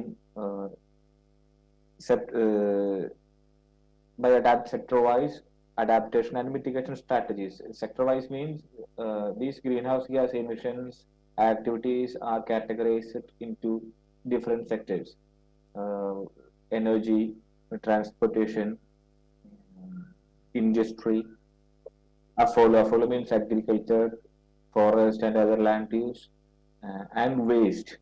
So the greenhouse gas emitting activities are categorized into these sectors. So in the initial stage we will study about these sectors and how much carbon is being emitted from these sectors. So every sector we have to adaptation and mitigation strategies. Adaptation means the climate change is real, so we have to adapt with the climate change, and we have to change our habits to reduce the impact of climate change. And mitigation means reducing the carbon emission. So in every sector we have to adapt some projects and activities for the sector-wise adaptation and mitigation. And the next purpose was to improve the resilience of community to climate change. You all know Wayanad is a area district, and the most of population are depending agriculture sector. So the climate change is climate change is a real problem to the agriculture sector and health sector. So we have to improve the capacity of people to resilient to climate change. That is one of the purpose of carbon neutral Minangadi. And at the same time, climate change is a global crisis, and carbon neutral Minangadi is a local intervention or local action against a global crisis. So the people in Minangadi is doing some activities or carbon neutral activities to mitigate the climate change. At the same time, they have to get benefits from these activities. So this carbon neutral Minangadi intend to improve the livelihood of the people and local economy of Minangadi and conserve the biodiversity of Minangadi. So these are the purpose of carbon neutral Minangadi. So we are achieving some goals, and we have to achieving some more goals in the upcoming years. Yes sir. ಇದು ಪ್ರಮುಖವಾದ ಒಂದು ಉದ್ದೇಶ ಏನಪ್ಪ ಅಂತಂತಂದರೆ ಗ್ರಾಮ ಪಂಚಾಯಿತಿಯನ್ನು ಇಂಗಾಲ ತಟಸ್ಥತೆ ಗ್ರಾಮ ಪಂಚಾಯಿತಿಯನ್ನಾಗಿ ಮಾಡೋದಾಗಿದೆ. ಇಲ್ಲಿ ಏನು ಮಾಡೋದು ಅಂತಂದರೆ, ಒಂದು ಇಂಗಾಲದ ಪ್ರಮಾಣವನ್ನು ಕಡಿಮೆ ಮಾಡೋ ನಿಟ್ಟಿನಲ್ಲಿ ಅನೇಕ ವಿವಿಧ ವಿಧಾನಗಳನ್ನು ಅಳವಡಿಸೋದಾಗಿರ್ಬೋದು, ಅಥವಾ ಇದಕ್ಕೆ ಹೊಂದಿಕೊಳ್ಳುವಂತೆ ಪೂರಕವಾಗಿ ನಾವು ವ್ಯವಸ್ಥೆಗಳನ್ನು ನಿರ್ಮಾಣ ಮಾಡಿಕೊಳ್ಳೋದಾಗಿರ್ಬೋದು. ಅದರ ಜೊತೆಗೆ ಇದು ಒಂದು ವಾತಾವರಣದಲ್ಲಿ ಬದಲಾವಣೆ ಆದರೆ ಕೃಷಿ ಮೇಲೆ ಮತ್ತು ನಮ್ಮ ಆರೋಗ್ಯದ ಮೇಲೆ ಬಹಳ ಪರಿಣಾಮ ಕೆಟ್ಟದಾಗಿ ಅಂತ ಹೇಳ್ಬೋದು, ಪರಿಣಾಮ ಬೀರ್ತದೆ. ಹಾಗಾಗಿ ನಮ್ಮ ಗ್ರಾಮ ಪಂಚಾಯಿತಿಯನ್ನು ಜೊತೆಗೆ ಇದು ವೈವಿಧ್ಯತೆಯನ್ನು ಕಾಪಾಡುವ ನಿಟ್ಟಿನಲ್ಲಿ ಕೂಡ ನಾವು ನಮ್ಮ ಗ್ರಾಮ ಪಂಚಾಯಿತಿಯನ್ನು ಇಂಗಾಲ ತಟಸ್ಥತೆ ಗ್ರಾಮ ಪಂಚಾಯಿತಿಯನ್ನಾಗಿ ಮಾಡೋ ನಿಟ್ಟಿನಲ್ಲಿ ಕ್ರಮಗಳನ್ನು ಅಳವಡಿಸ್ತಾ ಇದ್ದೀವಿ ಅಂತ ಅವರು ಹೇಳ್ತಾ ಇದ್ದಾರೆ. ಪ್ರಮುಖವಾಗಿ ವಿವಿಧ ಮೂಲಗಳಿಂದ ಕಾರ್ಬನ್ ಎಮಿಷನ್ಸ್ ಆಗುತ್ತೆ. ಇಂಡಸ್ಟ್ರಿ ಆಗಿರ್ಬೋದು, ವಾಹನಗಳಿಂದ ಆಗಿರ್ಬೋದು, ಅಥವಾ ಕೃಷಿ ಚಟುವಟಿಕೆಗಳಿಂದ ಕೂಡ ಆಗುತ್ತೆ. ಉದಾಹರಣೆಗೆ ಭತ್ತದ ಮುಖಾಂತರ ಮಿಥೇನ್ ರಿಲೀಸ್ ಆಗುತ್ತೆ. ಅದೇ ರೀತಿ ನಾವು ಸಗಣಿ ಗೊಬ್ಬರದಿಂದ ಕೂಡ ಮಿಥೇನ್ ರಿಲೀಸ್ ಆಗುತ್ತೆ. ಫ್ರಿಡ್ಜ್ ಬಳಕೆ ಮಾಡೋದರಿಂದ ಕೂಡ ಗ್ರೀನ್ ಹೌಸಸ್ ಗ್ಯಾಸಸ್ ಎಮಿಷನ್ ಆಗುತ್ತೆ. ಇವೆಲ್ಲ ಯಾವ್ಯಾವ ಮೂಲಗಳಿಂದ ಎಮಿಷನ್ ಆಗುತ್ತೆ, ಅದನ್ನು ಹೇಗೆ ಕಡಿಮೆ ಮಾಡಬೇಕಾಗತ್ತೆ, ಅಥವಾ ಕಡಿಮೆ ಮಾಡೋದು ಅಥವಾ ಬಳಕೆ ನಿಲ್ಲಿಸ್ಬೋದಾ ಅನ್ನೋ ನಿಟ್ಟಿನಲ್ಲಿ ಅಲ್ಲಿ ಸ್ಥಳೀಯ ಇದು ಒಂದು ಗ್ಲೋಬಲ್ ಕಾನ್ಸೆಪ್ಟ್. ನಿಮ್ಗೆ ಗೊತ್ತಿದೆ ಹಾಗೆ ಇದು ಒಂದು ವಾತಾವರಣ ಬದಲಾವಣೆ ಅನ್ನೋದು ಪ್ರಪಂಚದಲ್ಲಿ ಆಗ್ತಿರೋ ಬದಲಾವಣೆ ಅಂತ ಹೇಳ್ಬೋದು. ಈ ಒಂದು ಬದಲಾವಣೆಯನ್ನು ತಡೆಗಟ್ಟುವ ನಿಟ್ಟಿನಲ್ಲಿ ಪ್ರತಿಯೊಂದು ಗ್ರಾಮ ಪಂಚಾಯಿತಿ ಕ್ರಮವನ್ನು ಅನುಸರಿಸಬೇಕಾಗುತ್ತೆ. ಆ ನಿಟ್ಟಿನಲ್ಲಿ ಕೇರಳ ರಾಜ್ಯದ ವಯನಾಡು ಜಿಲ್ಲೆಯ ಮೀನಂಗಾಡಿ ಗ್ರಾಮ ಪಂಚಾಯಿತಿ ಪ್ರಪ್ರಥಮ ಬಾರಿಗೆ ಈ ವಾತಾವರಣ ಬದಲಾಗುವ ಪ್ರಮಾಣವನ್ನು ತಗ್ಗಿಸುವ ನಿಟ್ಟಿನಲ್ಲಿ ಕ್ರಮವನ್ನು ಅನುಸರಿಸ್ತಾ ಇದೆ. Over to you Ajit sir. So let me explain about the genesis of this project. So we all know that the Paris Agreement happened in 2015, the COP21. So the aims of COP21 to limit the rise in global average temperature to 2 degrees Celsius above the pre-industrial level and take necessary action to keep the temperature rise, to limit the temperature rise in 1.5 degree. So 196 countries in the world has signed in that Paris Agreement. So the Paris Agreement is the major inspiration about the carbon neutral Meenangadi project. So our former finance minister, Dr. Thomas Isaac, also participated in a side event of Paris Agreement, and the officials of Tunnel were participated in Paris Agreement to explain the activities of Tunnel in a side event. So after attending the Paris Agreement, the Thomas Isaac put forth a concept of carbon neutral development in Kerala. So the first intention to make Wayanad district as a carbon neutral district. Because why we selected Wayanad, there is a reason, because State Action Plan on Climate Change on 2040 categorized Wayanad district is a highly vulnerable district to climate change due to its geographical and agrarian reason. So we have decided to take Wayanad to implement the carbon neutral development as an initial step.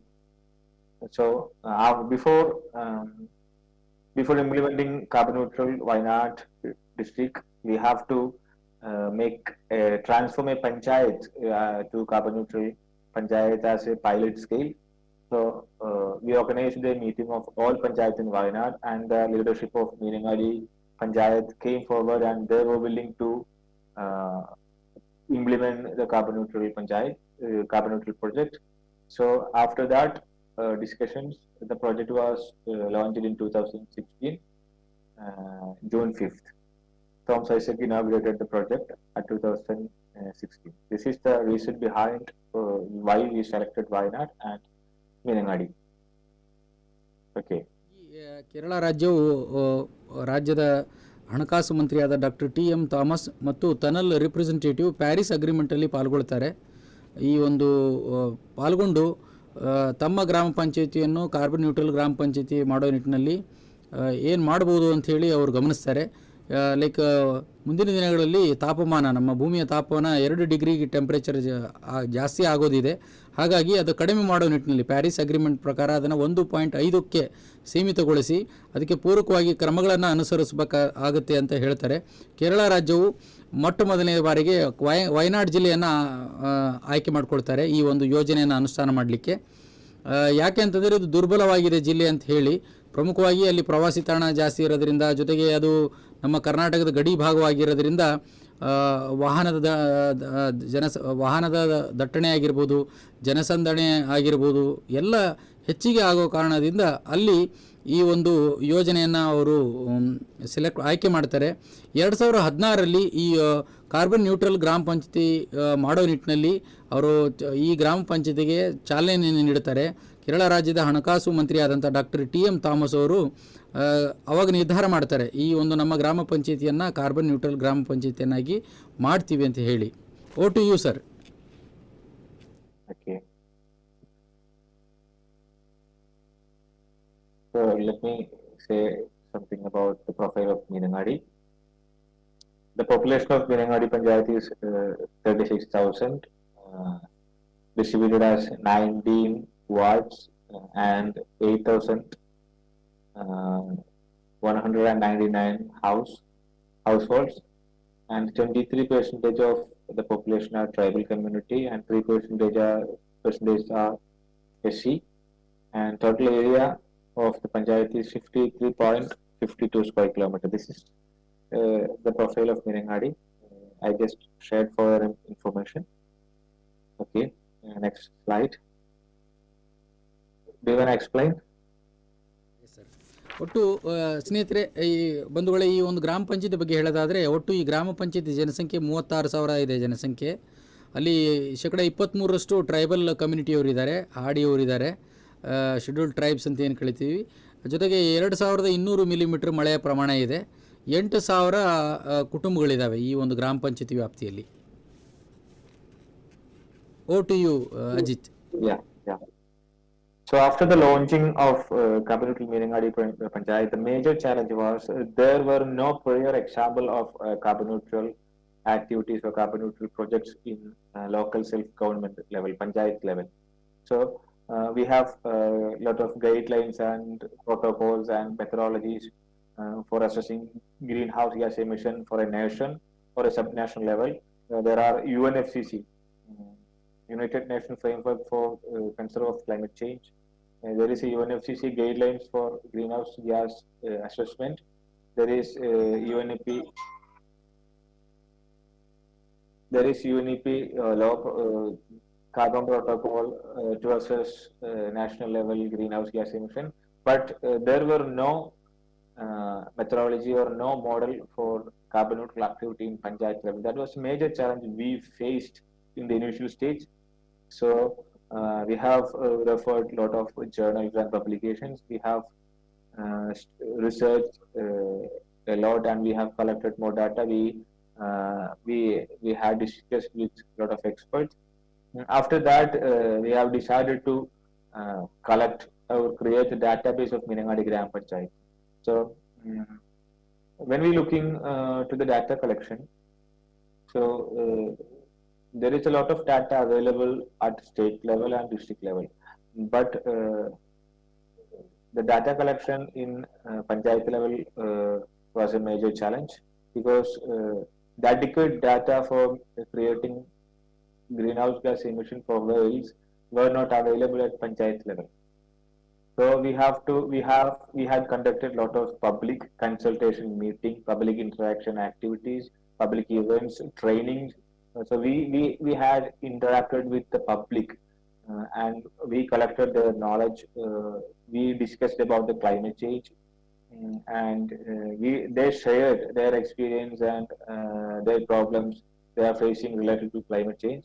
So we collected a lot of public information by consulting a lot of public consultation program, training program, orientation program with school students, youngsters. So the photos are there, you can see. So after that, we have decided to conduct primary data survey to collect adequate data for creating the carbon emission profile of Meenangadi Grama Panchayat. So we used the local people, especially students and youngsters, the volunteers of Kudumbashri members, to generate the data for creating carbon emission profile. So there is we conducted lot of studies, transportation study, tree survey, energy audit, waste audit. So agriculture survey. We conducted lot of survey because there were no secondary data available on how many vehicles are being used in a panchayat, how much electricity is being used within a boundary of a panchayat.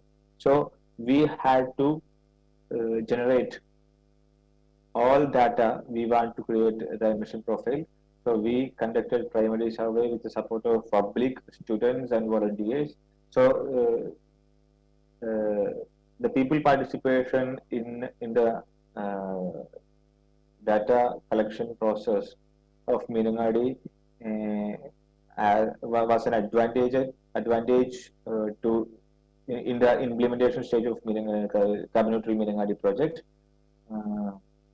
So a lot of students, especially in local institutions, were participated in survey. We have conducted biodiversity mapping, and we collected data of how many homestead trees are there in the backyard of each household, and we collected the data of how many vehicles are there in a panchayat, and what is the traveling pattern of those vehicles in an area.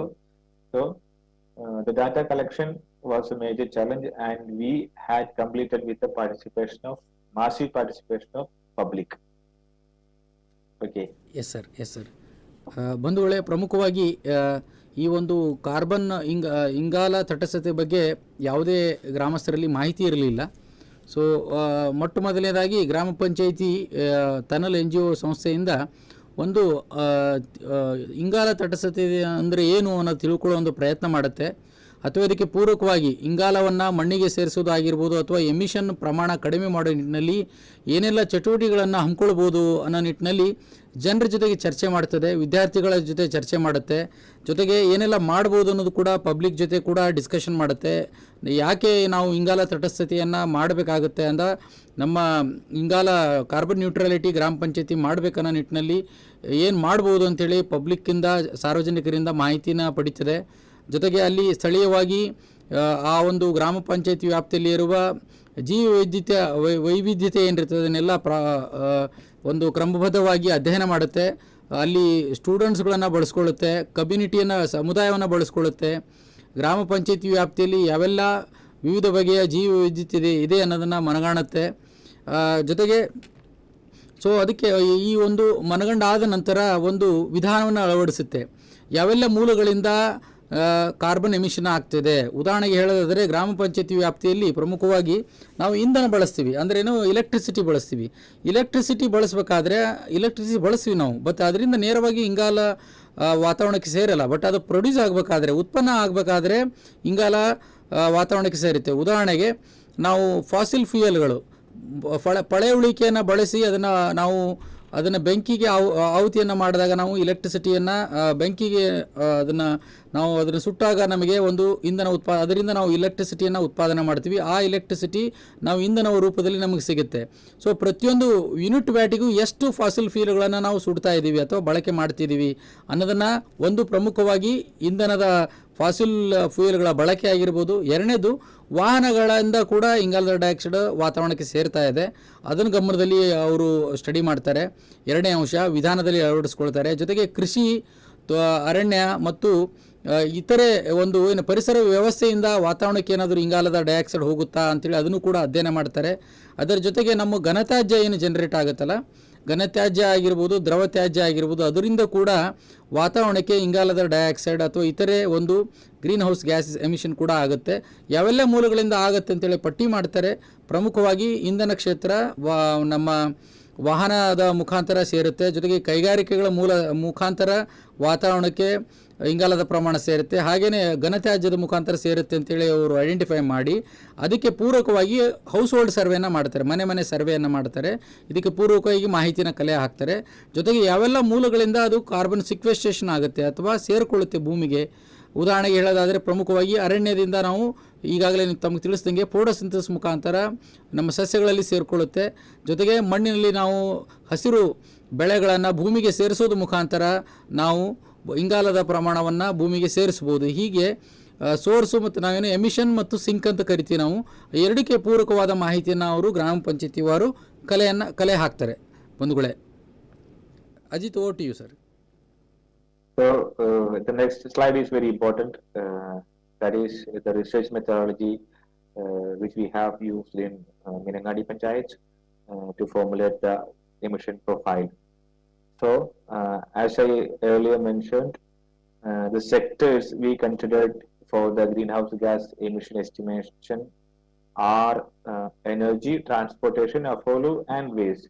In energy sector, we have collected the data of how much electricity were used by in household, commercial establishment, public institutions, and street lights. So these data were collected from Kerala State Electricity Board and primary survey, primary energy audit conducted in the household level. And after electricity in energy sector, we collected the activity data of how much firewood is consumed by the people of Minangadi. So we collected that data, and how much LPG gas were used by the households in 1 year, and how much these are the electricity, firewood, LPG are the major activities in energy sector. And come to the transportation sector, we collected the data of how many vehicles are there in Minangadi Panchayat. So we find out the number of motorbike, auto rickshaw, four-wheeler, goods passenger bus. So every type of vehicles are owned by the people of Minangadi. So how much vehicle are there in Minangadi? We estimate the carbon emission from each vehicle. And come to the Afolu sector, we considered the agriculture activities. So how much rice cultivation is there? Rice cultivation is a source of methane emissions. So how much rice cultivation is there, and how many livestock are there in Minangadi Panchayat? Because this livestock, buffalo, pig, cow, these livestock are emitting methane into the atmosphere. So how much livestock are there? We collected the data and we calculated how much emission is coming from Afolu sector. And coming to the last sector in emission, that is waste. So how much biodegradable waste and non-biodegradable waste are generating in household and commercial establishment? We collected the data from primary survey and we calculated how much carbon are being emitted by the management of waste. And coming to the carbon sequestration. So the major carbon sequestration contribution is coming from forest and plantations in Wayanad. There is a lot of coffee plantations large plantations in Wayanad. These large coffee plantations is absorbing greenhouse gas emission back to the ecology. And homestead trees. So I said earlier, we find out how many trees are in the homestead. So these homestead trees are absorbing carbon into the timber and soil, and the organic carbon in soil. Soil is a very good sink of carbon. How much carbon is absorbed by the soil? We estimated how much carbon is being absorbed by the soil. So and we compared the sequestration and emission of Minangadi. So we used IPCC guidelines. IPCC is Intergovernmental Panel on Climate Change constituted by UN. So we used IPCC guidelines and UNEP's low carbon mobility to calculate this emission. So the major and important thing is collecting the activity data within the boundary of a year. So these are the sector and activities of Minangadi Panchayat. and we calculated the emission profile from collecting these activity data, and the data collection, the images of data collection is there in the next slide. So please explain.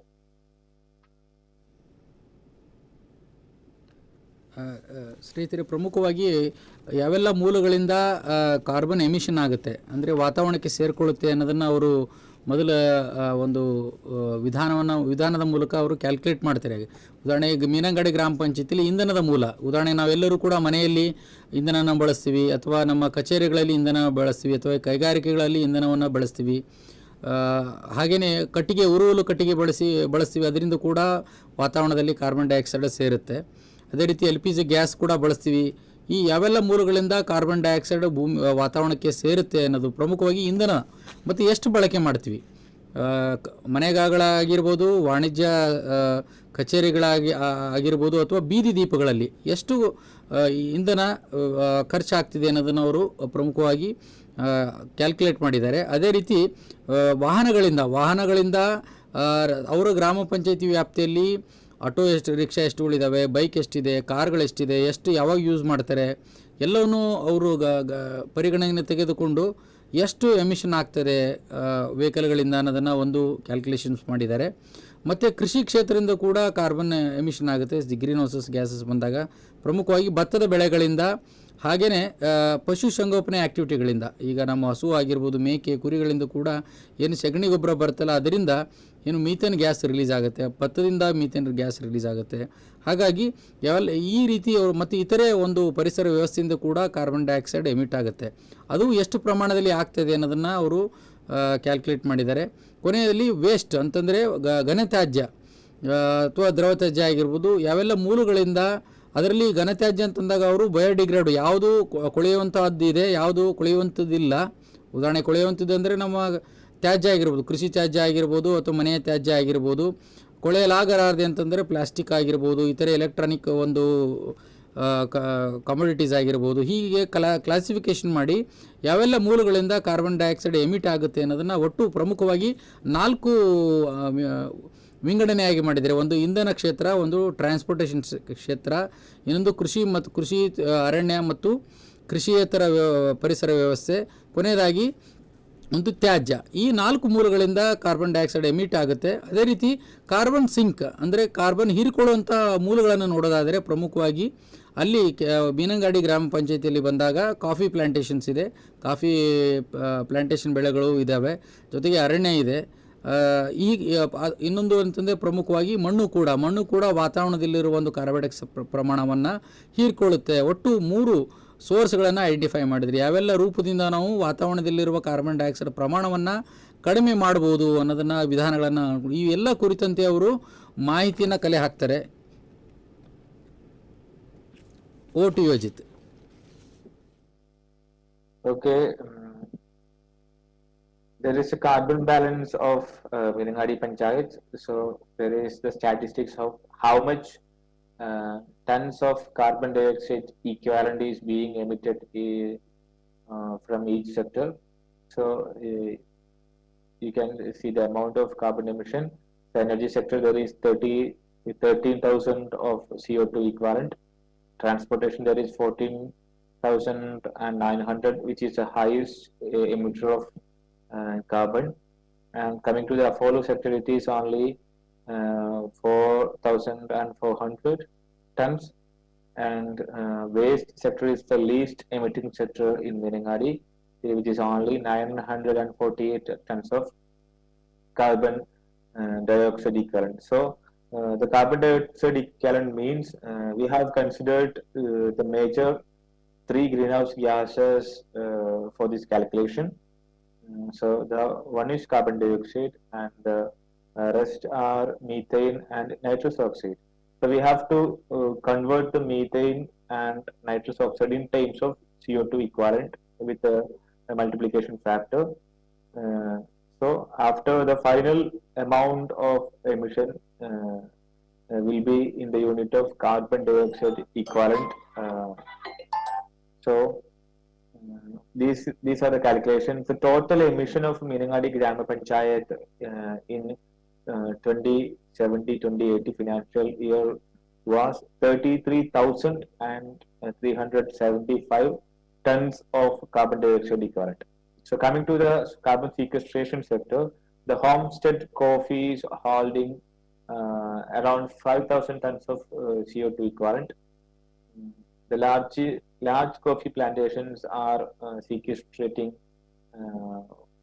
445 tons of CO2 equivalent. So the forest is the major carbon sink in Minangadi.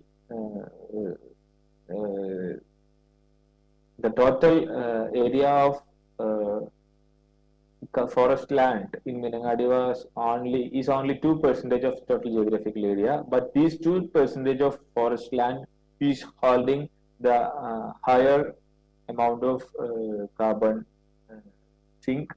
There is almost 8,370 tons of CO2 equivalent is being sequestrated by this forest land per year. And homestead trees, the second highest carbon sink in Minangadi. The homestead trees are holding 7,500 tons of carbon dioxide equivalent. There were 65 species of trees, homestead trees in Minangadi, and we collected the data of which species of trees are there in the homestead, what is the age of that tree, and we calculated each species in each age category, sequestrating this much of carbon dioxide equivalent, and the final value is 7,500. And the major thing is soil. Soil is capturing organic carbon and it holding soil organic carbon, so it's a source of carbon sink. But in the studies, we seen that the 90% of soil in Minangadi is containing low content of soil organic carbon. That means the organic carbon in the soil is emitted to the atmosphere. So the carbon sequestration by the soil is only 746 tons of CO2 equivalent. That is there is a huge potential of enhancing soil or the soil organic carbon by the interventions in soil sector. Okay, the final total amount of carbon sequestration is 21,962 tons of CO2 equivalent. So when we are comparing to the emission and sequestration, the emission is higher than sequestration, which means when there is the emission is higher than sequestration, that panchayat or that area will be carbon positive. That means the emission is higher. So we have to, in order to achieve carbon neutrality, we have to reduce the emission. Simultaneously, we have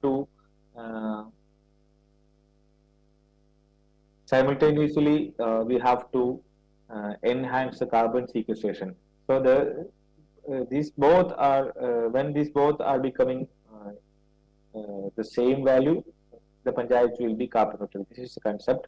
So the excess carbon emission of Minangadi was 11,412.57 tons of CO2 equivalent for the year of 2017 and 18. So we had to reduce 11,000 tons of CO2 equivalent in 2017 and 18, and we have projected the value, and in 2020 the projected value of excess emission was 15,000. So the panchayat is implementing a lot of interventions to reduce the carbon emission and enhancing the carbon sequestration potential of Minangadi Grama Panchayat. Okay. Yes, sir. ಬಂಧುಗಳೇ, ಪ್ರಮುಖವಾಗಿ ಯಾವೆಲ್ಲ ಮೂಲಗಳಿಂದ ಇಂಗಾಲದ dioxide ವಾತಾವರಣಕ್ಕೆ ಸೇರ್ತಿದೆ ಅನ್ನೋದನ್ನು ಅವರು ವಿವಿಧ ವಿಧಾನಗಳ ಮೂಲಕದಿಂದ ಕಂಡುಹಿಡ್ಕೊಂಡಿದ್ದಾರೆ. ಪ್ರಮುಖವಾಗಿ 81% ಇಂಗಾಲದ ಡೈಆಕ್ಸೈಡ್ ನಾವು ಇಂಧನ ಏನು ಬಳಕೆ ಮಾಡ್ತೀವಲ್ಲ ಅದರಿಂದ ವಾತಾವರಣಕ್ಕೆ ಸೇರ್ತಾ ಇದೆ ಅನ್ನೋದನ್ನು ಅವರು ಮನಗಂಡಿದ್ದಾರೆ. ಜೊತೆಗೆ ಉರುವಲು ಏನು ಕಟ್ಟಿಗೆ ಉರುವಲು ಮಾಡ್ತಿಲ್ಲ ಅದರಿಂದ 10% 10%ದಿಂದ ಆಗ್ತಾಯಿದೆ. ಜೊತೆಗೆ LPG ಗ್ಯಾಸಿಂದ 9%, ಅಲ್ಲಿಯೂ ಕೂಡ ವಾತಾವರಣಕ್ಕೆ ಇಂಗಾಲದ ಡೈಆಕ್ಸೈಡ್ ಪ್ರಮಾಣ ಸೇರ್ತಾ ಇದೆ.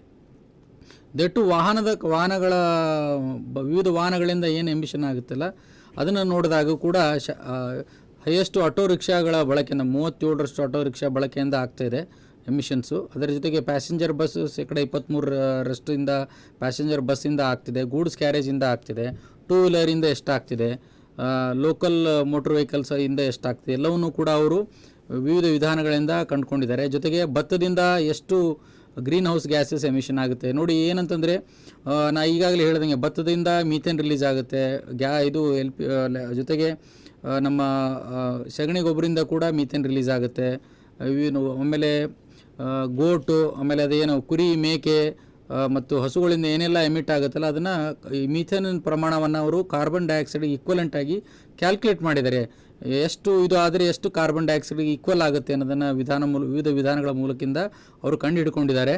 ಹಾಗಾಗಿ ಇವು ಎಲ್ಲವೂ ಮೂಲಗಳು ಯಾವೆಲ್ಲ ಪ್ರಮುಖವಾಗಿ ವಾಹನ ಆಗಿರ್ಬೋದು, ಇಂಧನ ಆಗಿರ್ಬೋದು, ಜೊತೆಗೆ ನಮ್ಮ ವಿವಿಧ ಪಶುಸಂಗೋಪನೆ ಚಟುವಟಿಕೆ ಆಗಿರ್ಬೋದು, ಭತ್ತ ಬೆಳೆಯೋದಾಗಿರೋದ್ರಿಂದ ವಾತಾವರಣಕ್ಕೆ ಸೇರ್ತಾ ಇದೆ. ಅದನ್ನು ಪ್ರಮುಖವಾಗಿ ವಾತಾವರಣದಲ್ಲಿ ಸೇರಿರುವಂಥ ಕಾರ್ಬನ್ ಡೈಆಕ್ಸೈಡ್ ಭೂಮಿಗೆ ಹೀರಿಕೊಳ್ಳುವ ಮೂಲಗಳು ನೋಡೋದಾದರೆ ಹೆಚ್ಚಾಗಿ ಅವ್ರು ಕಂಡುಕೊಂಡಿದ್ದು ಅಂತಂದರೆ ಹೆಚ್ಚು ಅರಣ್ಯಗಳ ಮೂಲದಿಂದ ಕಾರ್ಬನ್ ಡೈಆಕ್ಸೈಡ್ ಸೇರ್ತಾ ಇದೆ, ಅದು ಹೀರಿಕೊಳ್ತಾ ಇದೆ. ಅದಕ್ಕೆ ಮೀನಂಗಡಿ ಗ್ರಾಮ ಪಂಚಾಯತಿಯಲ್ಲಿ 2% ಅರಣ್ಯ ಇದೆ. ಹೆಚ್ಚಾಗಿ ಅದೇ ಅರಣ್ಯದಿಂದ ಅವ್ರಿಗೆ ಕಾರ್ಬನ್ ಸಿಂಕ್ ಆಗ್ತಿದೆ, ಅಲ್ಲಿ ಬಂದು ಅದನ್ನು ಗಿಡಗಳು ಅದು ಅರಣ್ಯ ಪ್ರದೇಶದಿಂದ ಅಬ್ಸಾರ್ಬ್ ಆಗ್ತಿದೆ ವಾತಾವರಣದಿಂದ ಏನು ಕಾರ್ಬನ್ ಡೈಆಕ್ಸೈಡ್ ಇದೆಯಲ್ಲ. ಅದೇ ರೀತಿ ಪ್ಲಾಂಟೇಷನ್ ಬೆಳೆಗಳು ಪ್ರಮುಖವಾಗಿ ಕಾಫಿ, ಆಮೇಲೆ ಪ್ರತಿಯೊಂದು ನೋಡಿರ್ಬೋದು ಕೇರಳ ಒಂದು ರಾಜ್ಯದಲ್ಲಿ ಪ್ರತಿಯೊಂದು ಮನೆ ಹೆಚ್ಚು ಕಮ್ಮಿ 1 ರಿಂದ 2 ಗುಂಟೆ ಮನೆಗಳು, ದೊಡ್ಡ ದೊಡ್ಡ ಮನೆಗಳಿರ್ತವೆ. ಮನೆ ಮುಂದ್ಗಡೆ ಅವರು ವಿವಿಧ ಅರಣ್ಯದ ಗಿಡಗಳನ್ನು ಬೆಳೆದಿರ್ತಾರೆ. ಆ ಅರಣ್ಯ ಗಿಡದ ಬೆಳೆಗಳಿಂದ ಕೂಡ ಕಾರ್ಬನ್ ಡೈಆಕ್ಸೈಡ್ ಪ್ರಮಾಣ ವಾತಾವರಣದಲ್ಲಿ ಅದು ಕಡಿಮೆ ಆಗ್ತಿದೆ, ಅದು ಬಂದು ಸೇರಿಕೊಳ್ತಾ ಇದೆ. ಯಾವ್ಯಾವ ಗಿಡಗಳಿಂದ ಎಷ್ಟೆಷ್ಟು ಮೂಲಗಳಿಂದ ಬರ್ತಾ ಇದೆ ಅನ್ನೋದನ್ನು ಕೂಡ ಕಂಡುಕೊಂಡಿದ್ದಾರೆ. ಆಮೇಲೆ ಅವರು ಯಾವ ಮೂಲಗಳಿಂದ ಹೆಚ್ಚು ಅಬ್ಸಾರ್ಬ್ ಆಗುತ್ತೆ ಅನ್ನೋದು ಕೂಡ ಕಂಡುಹಿಡಿದ್ದಾರೆ. ಉದಾಹರಣೆಗೆ ನಾವು ಕೂಡ ಭೇಟಿಯಾದಂಥ ಸಂದರ್ಭದಲ್ಲಿ ಅವರು ಬಂಬು ಏನು ಬರ್ತದಲ್ಲ, ಬಿದಿರಿನಲ್ಲಿ ಹೆಚ್ಚಿಗೆ ಒಂದು ಆಕ್ಸಿಜನ್ ಕೊಡುವಂಥ ಪ್ರಮಾಣ ಜಾಸ್ತಿ ಇದೆ ಅಂತ ಕಂಡುಕೊಂಡಿದ್ದಾರೆ. ಆಮೇಲೆ ಸಿಕ್ವೆಸ್ಟ್ರೇಷನ್ ಪ್ರಮಾಣ ಕೂಡ ಕಾರ್ಬನ್ ಡೈಆಕ್ಸೈಡ್ ಜಾಸ್ತಿ ಇದೆ ಅನ್ನೋದನ್ನು ಅವರು ಕಂಡುಕೊಂಡಿದ್ದಾರೆ. ಈ ರೀತಿ ಆಮೇಲೆ ಒಟ್ಟಾರೆಯಾಗಿ ಏನಂತಂದರೆ ಎಮಿಷನ್ ಎಷ್ಟಾಗುತ್ತೆ ಮತ್ತು ಅಬ್ಸಾರ್ಪ್ಷನ್ ಎಷ್ಟಾಗುತ್ತೆ ಅಂತ ಕ್ಯಾಲ್ಕುಲೇಟ್ ಮಾಡಿ 11,000 ಟನ್ ಅಷ್ಟು ಕಾರ್ಬನ್ ಡೈಆಕ್ಸೈಡ್ ಪ್ರತಿ ವರ್ಷ ವಾತಾವರಣಕ್ಕೆ ಸೇರಿಕೊಳ್ತಾ ಇದೆ ಎಕ್ಸೆಸ್ ಆಗಿ. ಎಮಿಷನ್ನು ಮತ್ತು ಸಿಂಕ್ ಆಗಿ ಒಟ್ಟು ಪಾಸಿಟಿವ್ ಆಗಿ ಒಟ್ಟು ಹೆಚ್ಚುವರಿಯಾಗಿ ಮೀನಂಗಾಡಿ ಗ್ರಾಮ ಪಂಚಾಯಿತಿಯಿಂದ 11,000 ಟನ್ ಕಾರ್ಬನ್ ಡೈಆಕ್ಸೈಡು ಸೇರ್ತಾ ಇದೆ ವಾತಾವರಣಕ್ಕೆ ಅನ್ನೋದನ್ನು ಅವರು ಕಂಡುಕೊಂಡಿದ್ದಾರೆ. ಅದೇ ರೀತಿ ಇಡೀ ಬೇರೆ ಬೇರೆ ಪಂಚಾಯತಿಯಿಂದ ನಮ್ಮ ರಾಜ್ಯದಲ್ಲಿ ಆಗಿರ್ಬೋದು, ವಿವಿಧ ರಾಜ್ಯಗಳ ಗ್ರಾಮ ಪಂಚಾಯತಿ ಕೂಡ ಎಮಿಟ್ ಆಗ್ತಿದೆ. ನಾವು ಅದು ಸಮ ಪ್ರಮಾಣದಲ್ಲಿ ಆಗುವಂತೆ ನಾವು ನೋಡ್ಕೊಳ್ಬೇಕಾಗತ್ತೆ. ಅವರು ಏನೆಲ್ಲ ಮೆಜರ್ಸನ್ನು ಅಳವಡಿಸಿದ್ದಾರೆ ಅಂತ ಅವರಿಂದ ಕೇಳೋಣ ಸ್ನೇಹಿತರೆ. Over to you Ajit.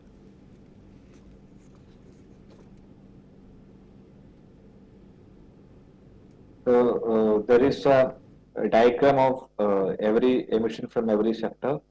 So we can see in the energy sector, the major emission is coming from electricity. The 81% of emission coming from electricity consumption in Meenangadi Panchayat. Firewood is only 10 and LPG usage is 9%. And coming to the vehicle population, transportation sector, the major emission contributor in transportation sector was auto rickshaw. There is a lot of diesel autos are using in Meenangadi Grama Panchayat. So the diesel autos, one diesel auto is emitting 17 tons of carbon dioxide equivalent per year. So the auto rickshaws are the major carbon emitter in transportation sector. And coming to the Afolu sector, the major emission source is cattle. 74% of emission from Apollo sector is coming from cattle, and irrigated paddies are emitting 30% of emission of Apollo sector. And looking to the waste sector, the waste generated from household sector holding 80% of emission in waste sector. and the rest of emissions coming from commercial establishments. So, looking to the split up of total emissions from each sector, the transportation sector is a higher contributor of carbon emission with an amount of 45% of total uh, emission of Minangadi Panchayat. And just behind the transportation, there is energy sector with 39% of total emission, and Apollo is contributing 13% of total emission, and waste is comparatively negligible with a 3% of carbon emission. So comparing the uh, going to the carbon sequestration, uh, as I said, the forest land holding 38% of carbon sequestration in Minangadi, mm, and with 34% of carbon sequestration is done by homestead trees, and homestead coffees are holding 23% of carbon, and soil is holding only 3%. There is a huge potential of carbon sequestration in soil.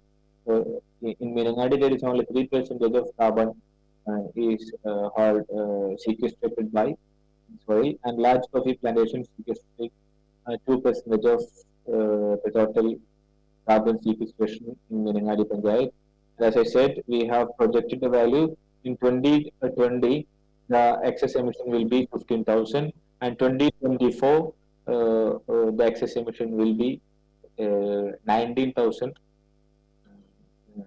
If the trend in emission and sequestration is going to same, there will be a significant change. But this value of 19,000 is projected based on the activity data we collected in 17 and 18. Samosa. You can continue, sir. I will explain. You can go for mitigation and adaptation interventions straight away, sir. Yeah. So here are some mitigation and adaptation interventions in Minangadi, which happened in the last few years. So in energy sector, we established an LED bulb manufacturing unit by the Kutumbashree members, and the Panchayat given training for LED manufacturing and repairing, and that unit was actively working before the COVID, and after COVID, right now it's not working because of ACB and other ANSSIRD are distributing LED bulbs. So the Panchayat is working to restart the Kudumbashree unit for the repairing of LED bulb. So LED bulb is an energy efficient measure. So when we are using an LED bulb instead of incandescent or CFL bulb, the electricity consumption will be reduced. At the same time, when we are reducing the electricity consumption, the carbon emission simultaneously will be reduced. And in Afolu sector, the Panchayat has planted a lot of bamboos in the banks of rivers. There is some rivers, small streams in Minangadi Panchayat.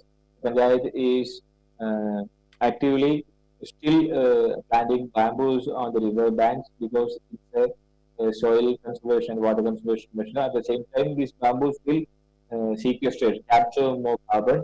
So in Afolu sector, the Panchayat is implementing Purayora Mula Valkaram. That means bamboo planting in river banks. And geotextiles. The geotextiles is a wonderful soil conservation measure. When we are applying the geotextiles,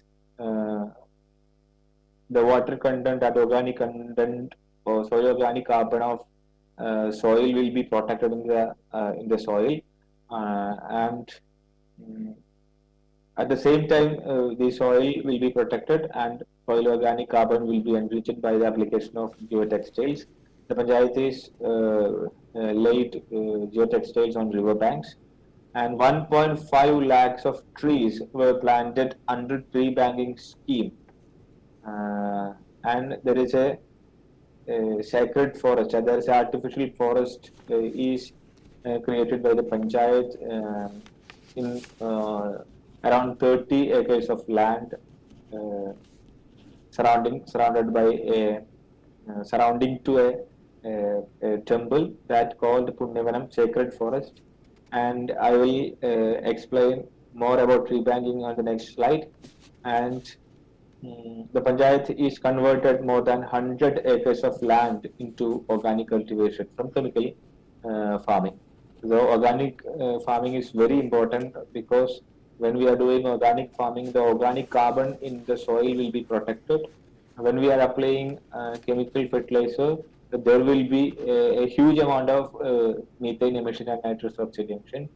So organic farming is very important in conserving soil and enhancing the carbon in soil. And 24 plant nurseries were established under MNREGA for the sapling distribution to promote the tree planting under the tree banking scheme. And in waste sector, there is a potential of 100% of emission reduction in waste sector. And the Miringadi Panchayat is doing a wonderful job in the waste sector.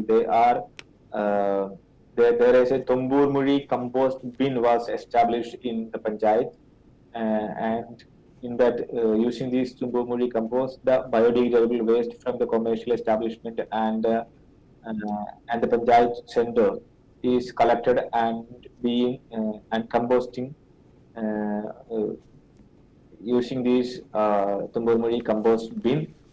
And there is also a facility to collect segregated non-biodegradable waste material collection facilities, and there is a team of service providers called Harita Karma Sena.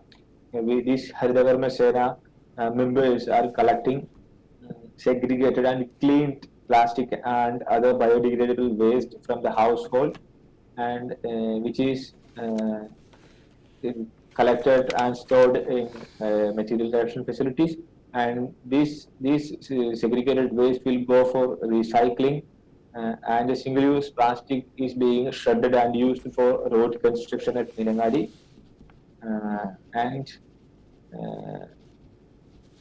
the Panchayat has distributed composting facilities like pit composting, pod composting facilities to the household to compost the biodegradable waste at its source. So these are the interventions done by the Miringadi Panchayat in waste sector, and we have doing a lot of awareness program.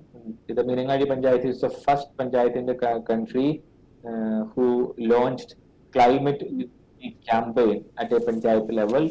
The NABARD also supported the climate literacy campaign, and Thanal is also a part of the climate literacy campaign, which is happening in Miringadi Panchayat. So in this climate literacy campaign, we are interacting with the local people, and we are explaining what the scientific side of climate change and what are the impact of climate change, what we can do to mitigate and adapt to climate change. So the climate literacy campaign intended to educate all people about the climate change and the climate crisis, and it's also a capacity building to become climate resilient. So, and the Miringadi Panchayat, I said there is 19 wards. In 19 wards, the Panchayat conducted a climate Gram Sabha. It means Kalavastha Gram Sabha, and there is a lot of awareness and training programs is being conducted by the Panchayat and other official departments regarding to climate change, organic farming, electricity efficiency, solarization. Lot of awareness program is conducted at Miringadi Panchayat related to the carbon neutral activities. Yes. I think another in 5 minutes we will going to sum up, Ajit. Just I will 2 minutes I will explain about the mitigation measures. Then followed by you. You can explain in 2 to 5 minutes, sir. We are getting time is limited. Sir, ಬಂಧುಗಳೇ, ಪ್ರಮುಖವಾಗಿ ಅವರು ಏನೆಲ್ಲ ಮೆಜರ್ಸ್ಗಳನ್ನು ಅಳವಡಿಸಿದ್ದಾರೆ ಅನ್ನೋದು ನೋಡೋದಾದರೆ, LED ಬಲ್ಬ್ಗಳನ್ನು ಅಳವಡಿಸಿದ್ದಾರೆ. ಕುಟುಂಬಶ್ರೀ ಯೋಜನೆ, ಕುಟುಂಬಶ್ರೀ ನಮ್ಮಲ್ಲಿ ಏನು ಸಂಜೀವಿನಿ ಕಾರ್ಯಕ್ರಮದಡಿ ಏನು GPLF ಒಕ್ಕೂಟಗಳಿದಾವಲ್ಲ, ಆ ರೀತಿ ಗ್ರಾಮ ಪಂಚಾಯತ್ ಮಟ್ಟದಲ್ಲಿ ಒಂದು ಮ್ಯಾನುಫ್ಯಾಕ್ಚರಿಂಗ್ ಯೂನಿಟನ್ನು ಸ್ಟಾರ್ಟ್ ಮಾಡಿ LED ಬಲ್ಬ್ಗಳ ಅಳವಡಿಕೆಗೆ ಒಂದು ಪ್ರಯತ್ನವನ್ನು ಮಾಡಿದ್ದಾರೆ. ಅದಾದ ನಂತರ ಅರಣ್ಯೀಕರಣಕ್ಕೆ ಒತ್ತು ಕೊಟ್ಟಿದ್ದಾರೆ. ಅವರು 1.5 ಲಕ್ಷ ಗಿಡಗಳನ್ನು, ಸಸ್ಯಗಳನ್ನು ಬೆಳೆಸಿದ್ದಾರೆ. ಅದನ್ನು ಸ್ಯಾಕ್ರೆಡ್ ದೇವರ ಕಾಡು, ನಮ್ಮ ಹೆಂಗೆ ಕೊಡಗುದಲ್ಲಿ ದೇವರ ಕಾಡು ಅಂತ ಹೇಳಿ ಪೂಜಿಸ್ತಾರಲ್ಲ, ಆ ಕಾಡನ್ನು ಬೆಳೆಸಿ ಪೂಜಿಸುವುದರಿಂದ ಯಾರಿಗೆ ಇಲ್ಲಿ ಅವಕಾಶಗಳು ಒಳಗಡೆ ಹೋಗಲಿಕ್ಕೆ ಬರೋದಕ್ಕೆ ಅವಕಾಶ ಇರೋಂಗಿಲ್ಲ. ಹಾಗಾಗಿ ದೇವರ ಕಾಡು ಅಂಥೇಳಿ ಎಸ್ಟಾಬ್ಲಿಷ್ ಮಾಡಿ ಹೆಚ್ಚು ಕಾರ್ಬನ್ ಸಿಂಕ್ ಅಥವಾ ಅದರಲ್ಲಿ ಸೇರಿಕೊಳ್ಳೋ ಹಾಗೆ ನೋಡ್ಕೊಂಡಿದ್ದಾರೆ. ಜೊತೆಗೆ ಜಿಯೋ ಟೆಕ್ಸ್ಟೈಲ್, ಏನು ಗಾರ್ಮೆಂಟಿಂದ ಜಿಯೋ ಟೆಕ್ಸ್ಟೈಲ್ ರೂಪದಲ್ಲಿ ಏನು ಬರುತ್ತಲ್ಲ, ಅದನ್ನು ನದಿಗಳ ಸುತ್ತಮುತ್ತ ಪಕ್ಕದಲ್ಲಿ ಬಂಡ ರೂಪದಲ್ಲಿ ಅದನ್ನು ಹಾಕಿದ್ದಾರೆ. ಜೊತೆಗೆ ಬಂಬು, ಬಿದಿರಿನ ಬೆಳೆಯನ್ನು ನದಿಗಳ ಪಕ್ಕದಲ್ಲಿ ಹಾಕೋದ್ರಿಂದ ಒಂದು ಮಣ್ಣಿನ ಬದು ಸ್ಟ್ರೆಂಥನ್ ಆಗಿದೆ, ಗಟ್ಟಿಗೊಳಿಸಿದ್ದಾರೆ. ಜೊತೆಗೆ ಅಲ್ಲಿ ವಾತಾವರಣದಲ್ಲಿ ಇರುವಂಥ ಕಾರ್ಬನ್ ಡೈಆಕ್ಸೈಡ್ ಕೂಡ ಅದು ಅದರಲ್ಲಿ ಬಂದು ಸೇರಿಕೊಂಡಿದೆ ಬಿದಿರಲ್ಲಿ. ಜೊತೆಗೆ ಅವರು ಏನು ಮಾಡಿದ್ದಾರೆ ಅಂದರೆ 24 ನರ್ಸರಿಗಳನ್ನು ಸ್ಥಾಪನೆ ಮಾಡಿದ್ದಾರೆ ಗ್ರಾಮ ಪಂಚಾಯತಿ ಮಟ್ಟದಲ್ಲಿ. ಜೊತೆಗೆ 100 ಹೆಕ್ಟರ್ಗಿಂತ ಹೆಚ್ಚು ಸಾವಯವ ಕೃಷಿಯನ್ನು ಅಳವಡಿಸ್ಕೊಂಡಿದ್ದಾರೆ ಆ ಒಂದು ಗ್ರಾಮ ಪಂಚಾಯತಿ ಪ್ರದೇಶದಲ್ಲಿ. ಜೊತೆಗೆ ಜನರಿಗೆ ಇದಕ್ಕೆ ಪೂರಕವಾಗಿ ಕಾಂಪೋಸ್ಟ್ ಪಿಟ್ಗಳನ್ನು ಕೊಟ್ಟಿದ್ದಾರೆ. ಪಿಟ್ಗಳನ್ನು ಅಳವಡಿಸೋದಕ್ಕೆ ಸಪೋರ್ಟ್ ಮಾಡಿದ್ದಾರೆ. ಮನೆ ಮನೆಗೆ ಕೂಡ ಅಳವಡಿಸ್ಕೊಳ್ಳೋ ನಿಟ್ಟಿನಲ್ಲಿ ಯೋಜನೆಗಳನ್ನು ರೂಪಿಸಿದ್ದಾರೆ. ಜೊತೆಗೆ ಅಲ್ಲಿ ನಮ್ಮಲ್ಲಿ ಹೇಗೆ GPLF ಈಗಾಗಲೇ ನಮ್ಮ ಅಪರ ಮುಖ್ಯ ಕಾರ್ಯದರ್ಶಿಗಳು ಪಂಚಾಯತ್ ರಾಜ್ ಮೇಡಮ್ ಅವರು ಪಂಚಾಯತಿ ಮಟ್ಟದಲ್ಲಿ ಏನು ಮಹಿಳೆಯರು ಘನತ್ಯಾಜ್ಯದ ವಿಂಗಡಣೆಯನ್ನು ಮಾಡ್ತಿದ್ದಾರೆ, ಅಲ್ಲಿ ಕೂಡ ಹರಿತ ಕರ್ಮಶೇನ ಅಂತ ಇದೆ, ಅಲ್ಲಿ ಕುಟುಂಬಶ್ರೀ ಯೋಜನೆ ಇದೆ. ಅಲ್ಲಿ ಮಹಿಳೆಯರು ಘನತ್ಯಾಜ್ಯವನ್ನು ವಿಂಗಡಣೆ ಮಾಡಿ ಅದನ್ನು ಅವರು ಸಪ್ರೇಟಾಗಿ ನಿರ್ವಹಣೆ ಮಾಡ್ತಾ ಇದ್ದಾರೆ. ಜೊತೆಗೆ ಈ ಒಂದು ಇಡೀ ದೇಶದಲ್ಲಿ ಮೊಟ್ಟ ಮೊದಲನೇ ಬಾರಿಗೆ ಹವಾಮಾನ ಸಾಕ್ಷರತೆ ಕುರಿತು ಒಂದು ಕ್ಯಾಂಪೇನನ್ನು ಮಾಡಿದ್ದಾರೆ ಗ್ರಾಮ ಪಂಚಾಯತಿ ಮಟ್ಟದಲ್ಲಿ. ಇಡೀ ದೇಶದಲ್ಲಿ ಇದು ಮೊದಲನೇದು ಅಂದ್ಕೊಳ್ಬೋದು. ಆ ಒಂದು ಗ್ರಾಮ ಪಂಚಾಯತಿ ವ್ಯಾಪ್ತಿಯಲ್ಲಿ 19 ವಾರ್ಡ್ಗಳಿದ್ದಾವೆ. 19 ವಾರ್ಡ್ ಅಂದರೆ 19 ಗ್ರಾಮ ಸಭೆಗಳನ್ನು ಮಾಡಿದ್ದಾರೆ. ಹವಾಮಾನ ಸಾಕ್ಷರತೆ ಸಂಬಂಧಿತೆಯ ಒಂದು ಅರಿವನ್ನು ಮೂಡಿಸಿದ್ದಾರೆ. ಏನು ಹವಾಮಾನ ಸಾಕ್ಷರತೆ ಅಂದರೆ ಏನು, ಹವಾಮಾನದ ಕುರಿತು ಜನರಲ್ಲಿ ಜಾಗೃತಿಯನ್ನು ಮೂಡಿಸಿ ಅದರ ಬಗ್ಗೆ ಗ್ರಾಮ ಸಭೆಗಳಲ್ಲಿ ತಿಳುವಳಿಕೆ ನೀಡಿದ್ದಾರೆ. ಬದಲಾವಣೆ ಯಾಕೆ ಆಗ್ತಿದೆ, ಬದಲಾವಣೆ ಆಗಲಾರದಂತೆ ನಾವೆಲ್ಲ ಏನು ಮಾಡ್ಬೋದು ಅನ್ನೋದರ ಬಗ್ಗೆ ಒಟ್ಟಾರೆಗೆ ಒಂದು ಕ್ರಮಗಳನ್ನು ಈಗ ಮೀನಂಗಾಡಿ ಗ್ರಾಮ ಪಂಚಾಯತಿಯವರು ತೊಗೊಂಡಿದ್ದಾರೆ ಬಂಧುಗಳೇ. Ajit sir, you can sum up in 2 to 3 minutes. Okay. Yeah. So I told about tree banking. That is an innovative project is implemented by Meenangadi Panchayat. Meenangadi Panchayat has planted 1 lakhs of trees by using MNREGA scheme on private land. The farmers who planted and protecting the trees will get 50 rupees per a sapling for continuous 10 years. So if a farmer protecting 100 saplings, he will get 5,000 rupees per year. So which is implemented to promote and encouraging tree planting, which is also improve the carbon sequestration and biodiversity. There are the photographs of tree planting. Every tree will be tagged physically and digitally, and we can monitor and we can see how many trees are there and the location and the photograph and unique ID number of trees under this tree banking scheme. And there is a photograph of Punyavanam in the slide. And the future activities are the Meenangadi Panchayat is going to update its carbon emission profile. So after updating the carbon emission profile, we can conclude how much carbon is reduced, how much carbon is in hand, what is the current status of carbon in Meenangadi, what are the result of carbon activities done in Meenangadi Panchayat. And with the tree banking scheme, Panchayat is working to introduce tree mortgaging scheme, which means if a fully grown tree can be mortgaged in bank and applied. So this loan will the tree will be a mortgage of loan, and the farmers can avail loans from banks. This tree mortgaging project will be encourage the people to protect the existing trees, and the Panchayat is massively working to rooftop solar projects. a lot of department and organizations is supporting the panchayat to increase the renewable energy sector in Nadi Panchayat. And the panchayat is working to become the filament-free panchayat. The panchayat is converting all other bulbs to LED, and distribution of electric auto is on the list of the future activities. And the parameters of carbon neutral developments, I said the awareness creation, and there is a lot of scope in energy sector. We have to do renewable and promote renewable energy and become energy efficiency, promotion of electric vehicles, and agriculture sector. I said about the organic farming and agroecology practices. In waste sector, source level decentralized waste management and composting of biodegradable waste is also important. So there is a lot of things in carbon neutral development we have to do in each sector. And in sequestration, the conservation of forest area and mangroves, wetlands or grasslands, they are a huge sink of carbon, so we have to protect, and we have to regenerate the degraded land, and reforestation and restoration of natural ecosystem is also important in enhancing carbon sequestration. And trees outside forests, as I said, the homestead trees are they have a vital role in storing carbon. So promoting people to protect the trees outside the forest in homestead, and promotion encouraging of tree planting is also important.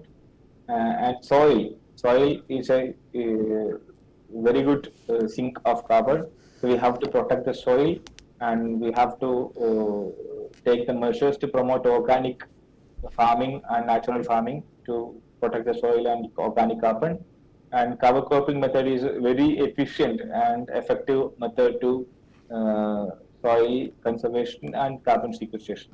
So these are the parameters for carbon neutral development at LSD level, and there is a detailed version of scientific data and scientific methodologies of how to become carbon neutral. The Nenengadi Panchayat and Panel has prepared a handbook in English for the LSGs in India.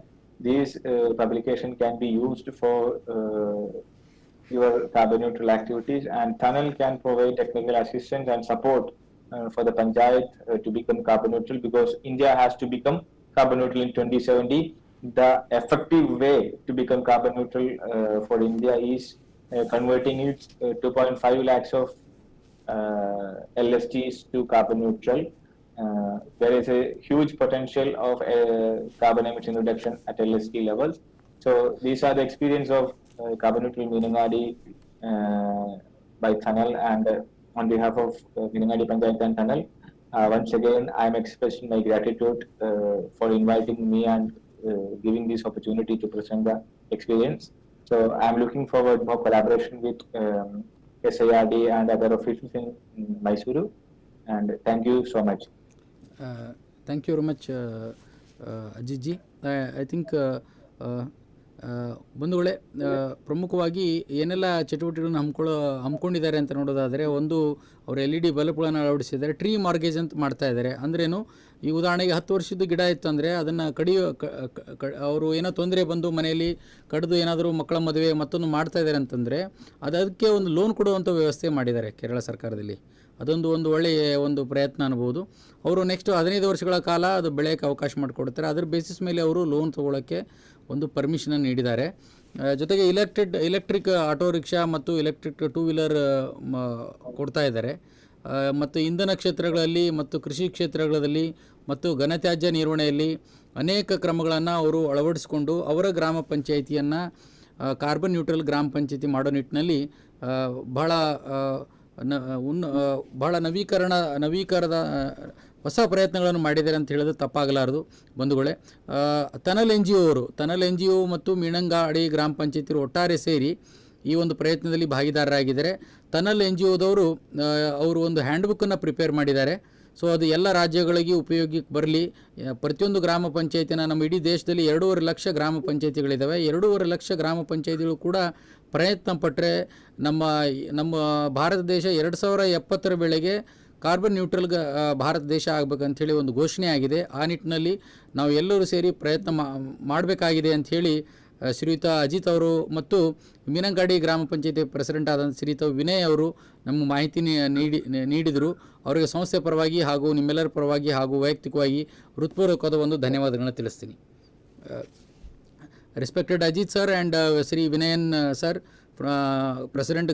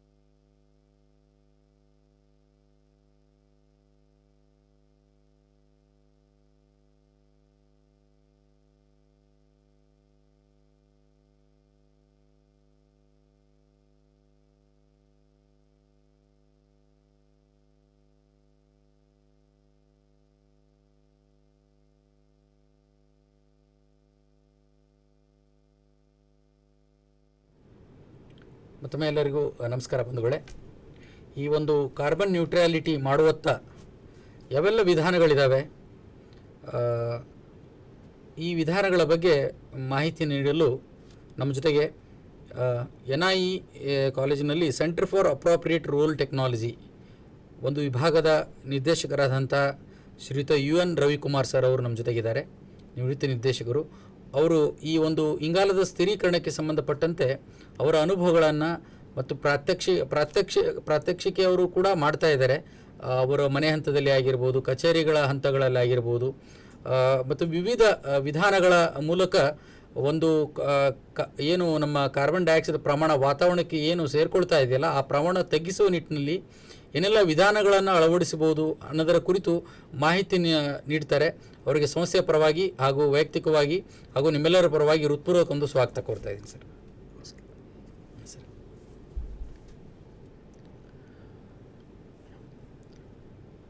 ಎಲ್ರಿಗೂ ನಮಸ್ಕಾರ. ಇವತ್ತು ನಮ್ಮ ಮುಂದೆ ಇರುವಂಥ ಒಂದು ದೊಡ್ಡ ಸಮಸ್ಯೆ ಈ ಕಾರ್ಬನ್ ನ್ಯೂಟ್ರಾಲಿಟಿ ಬಗ್ಗೆ ನಾವು ಹೋಗಲೇಬೇಕು, ಇಲ್ಲದೇ ಮುಂದೆ ನಮ್ಮ ಅಸ್ತಿತ್ವದ ಬಗ್ಗೆನೇ ನಮ್ಗೆ ಸಂಶಯ ಇದೆ ಅನ್ನೋದು ಭಾಳ ಚೆನ್ನಾಗಿ ಎಲ್ಲರಿಗೂ ಪ್ರಸ್ತುತವಾಗಿದೆ. ಹಾಗಿದ್ದರೆ ಹಿಂದಿನ ಮಾತುಗಳಲ್ಲೂ ನೋಡಿದ್ವಿ ಹೇಗೆ ಮೀನಂಗಡಿ ಪಂಚಾಯತಿಲಿ ಭಾಳ ಅಧ್ಯಯನವನ್ನು ಮಾಡಿ ಮುಂದೆ ಏನು ಮಾಡಬೇಕು ಅನ್ನೋದಕ್ಕೆ ಪ್ರಯತ್ನಗಳು ಮಾಡ್ತಾ ಇದ್ದಾರೆ ಅಂತ. ಆದರೆ ನಾವೆಲ್ಲ ಕೈಗೊಳ್ಳಬೇಕಾದಂಥ ಕೆಲವು ಸರಳ ಪ್ರಯತ್ನಗಳಿದೆ, ಅದನ್ನು ನಾವು ಮಾಡ್ಬೋದು. ಇಲ್ಲದಿದ್ದರೆ ನಾವು ಮಾತಾಡ್ತಾ ಯೋಚನೆ ಮಾಡ್ತಾನೆ ಸಮಯ ಕಳೆದುಬಿಟ್ರೆ ಸಮಯ ಮೀರಿ ಹೋಗ್ಬೋದು. ಆದ್ದರಿಂದ ಸರಳವಾದ ಕೆಲವು ಹೆಜ್ಜೆಗಳಿದೆ, ಅದನ್ನು ನಾವೇನು ಮಾಡ್ಬೋದು ಅಂತ ನೋಡೋಣ. ಒಂದು, ಕಾರ್ಬನ್ ಇಂಟೆನ್ಸಿಟಿ ಅಥವಾ ಇಂಗಾಲವನ್ನು ಬಳಕೆ ಮಾಡುವ ಪ್ರಮಾಣ ನಮ್ಮ ದಿನನಿತ್ಯದ ದೈನಂದಿನ ಕಾರ್ಯಕ್ರಮಗಳಲ್ಲಿ ಹೇಗೆ ಕಮ್ಮಿ ಮಾಡ್ಬೋದು ಅನ್ನೋದು ಒಂದು ಭಾಳ ಮುಖ್ಯ. ಇನ್ನೊಂದು, ಪರ್ಯಾಯ ಇಂಧನ ವ್ಯವಸ್ಥೆ ಅಥವಾ ಶಕ್ತಿ ಮೂಲಗಳನ್ನು ಬಳಕೆ ಮಾಡೋದು. ಮೂರನೇ ಹೆಜ್ಜೆ ಅಂದರೆ ಈ ಇಂಗಾಲ ಉತ್ಪತ್ತಿ ಆಗಿರುವ ಇಂಗಾಲವನ್ನು ಹಿಡಿದಿಟ್ಟುಕೊಳ್ಳುವಂಥ ವ್ಯವಸ್ಥೆಗಳು ಅಂತ. ಈ ಎರಡನೇದ್ದು ನಾವು ಆಲ್ರೆಡಿ ನೋಡಿದ್ವಿ, ಏನಂದರೆ ಸೌರಶಕ್ತಿ ಇರ್ಬೋದು, ಬೇರೆದನ್ನು ಬಳಕೆ ಮಾಡೋದು ಅಂತ. ಆದರೆ ಅದಕ್ಕಿಂತ ಮುಂಚೆ ನಾವು ಮಾಡಬೇಕಾಗಿರೋ ಮೊದಲನೇ ಹೆಜ್ಜೆ ಅಂದರೆ ನಾವು ಬಳಕೆ ಮಾಡ್ತಿರೋ ಇಂಧನದ ವೇಗ, ಪ್ರಮಾಣ, ಇದನ್ನು ಕುಗ್ಗಿಸ್ಲಿಕ್ಕೆ ಪ್ರಯತ್ನ ಮಾಡಬೇಕು ನಾವು ವೈಯಕ್ತಿಕವಾಗಿ. ಅದು ಹೇಗೆ ಅಂತ ನಿಮ್ಮನ್ನು ಕೆಲವು ಉದಾಹರಣೆಗಳೊಂದಿಗೆ ನಾನು ಮುಂದೆ ನಿಮ್ಮನ್ನು ಕರ್ಕೊಂಡು ಹೋಗ್ತೀನಿ. ನೆಕ್ಸ್ಟ್,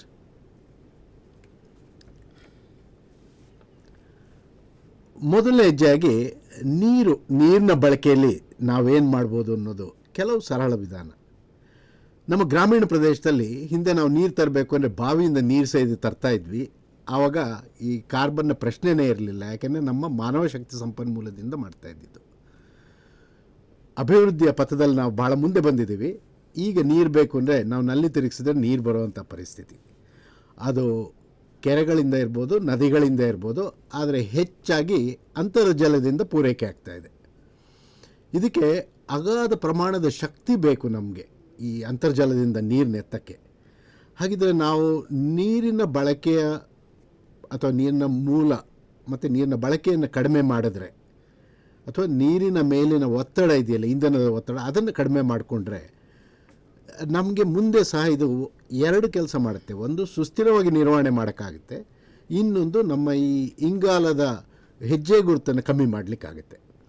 ಅದರಲ್ಲಿ ಮೊದಲನೇದಾಗಿ ನಾನು ಹೇಳೋದು, ಮಳೆ ನೀರನ್ನ ಹಿಡಿಯೋದು, ರೈನ್ ವಾಟರ್ ಹಾರ್ವೆಸ್ಟಿಂಗ್ ಅಂತ ಏನು ಹೇಳ್ತೀವಿ, ಮಳೆ ನೀರಿನ ಸುಗ್ಗಿ ಅಂತ ಕರಿತೀವಿ, ಅದನ್ನು ಮನೆ ಮಟ್ಟದಲ್ಲಿ ಹಿಡಿದು ಬಳಕೆ ಮಾಡೋದು.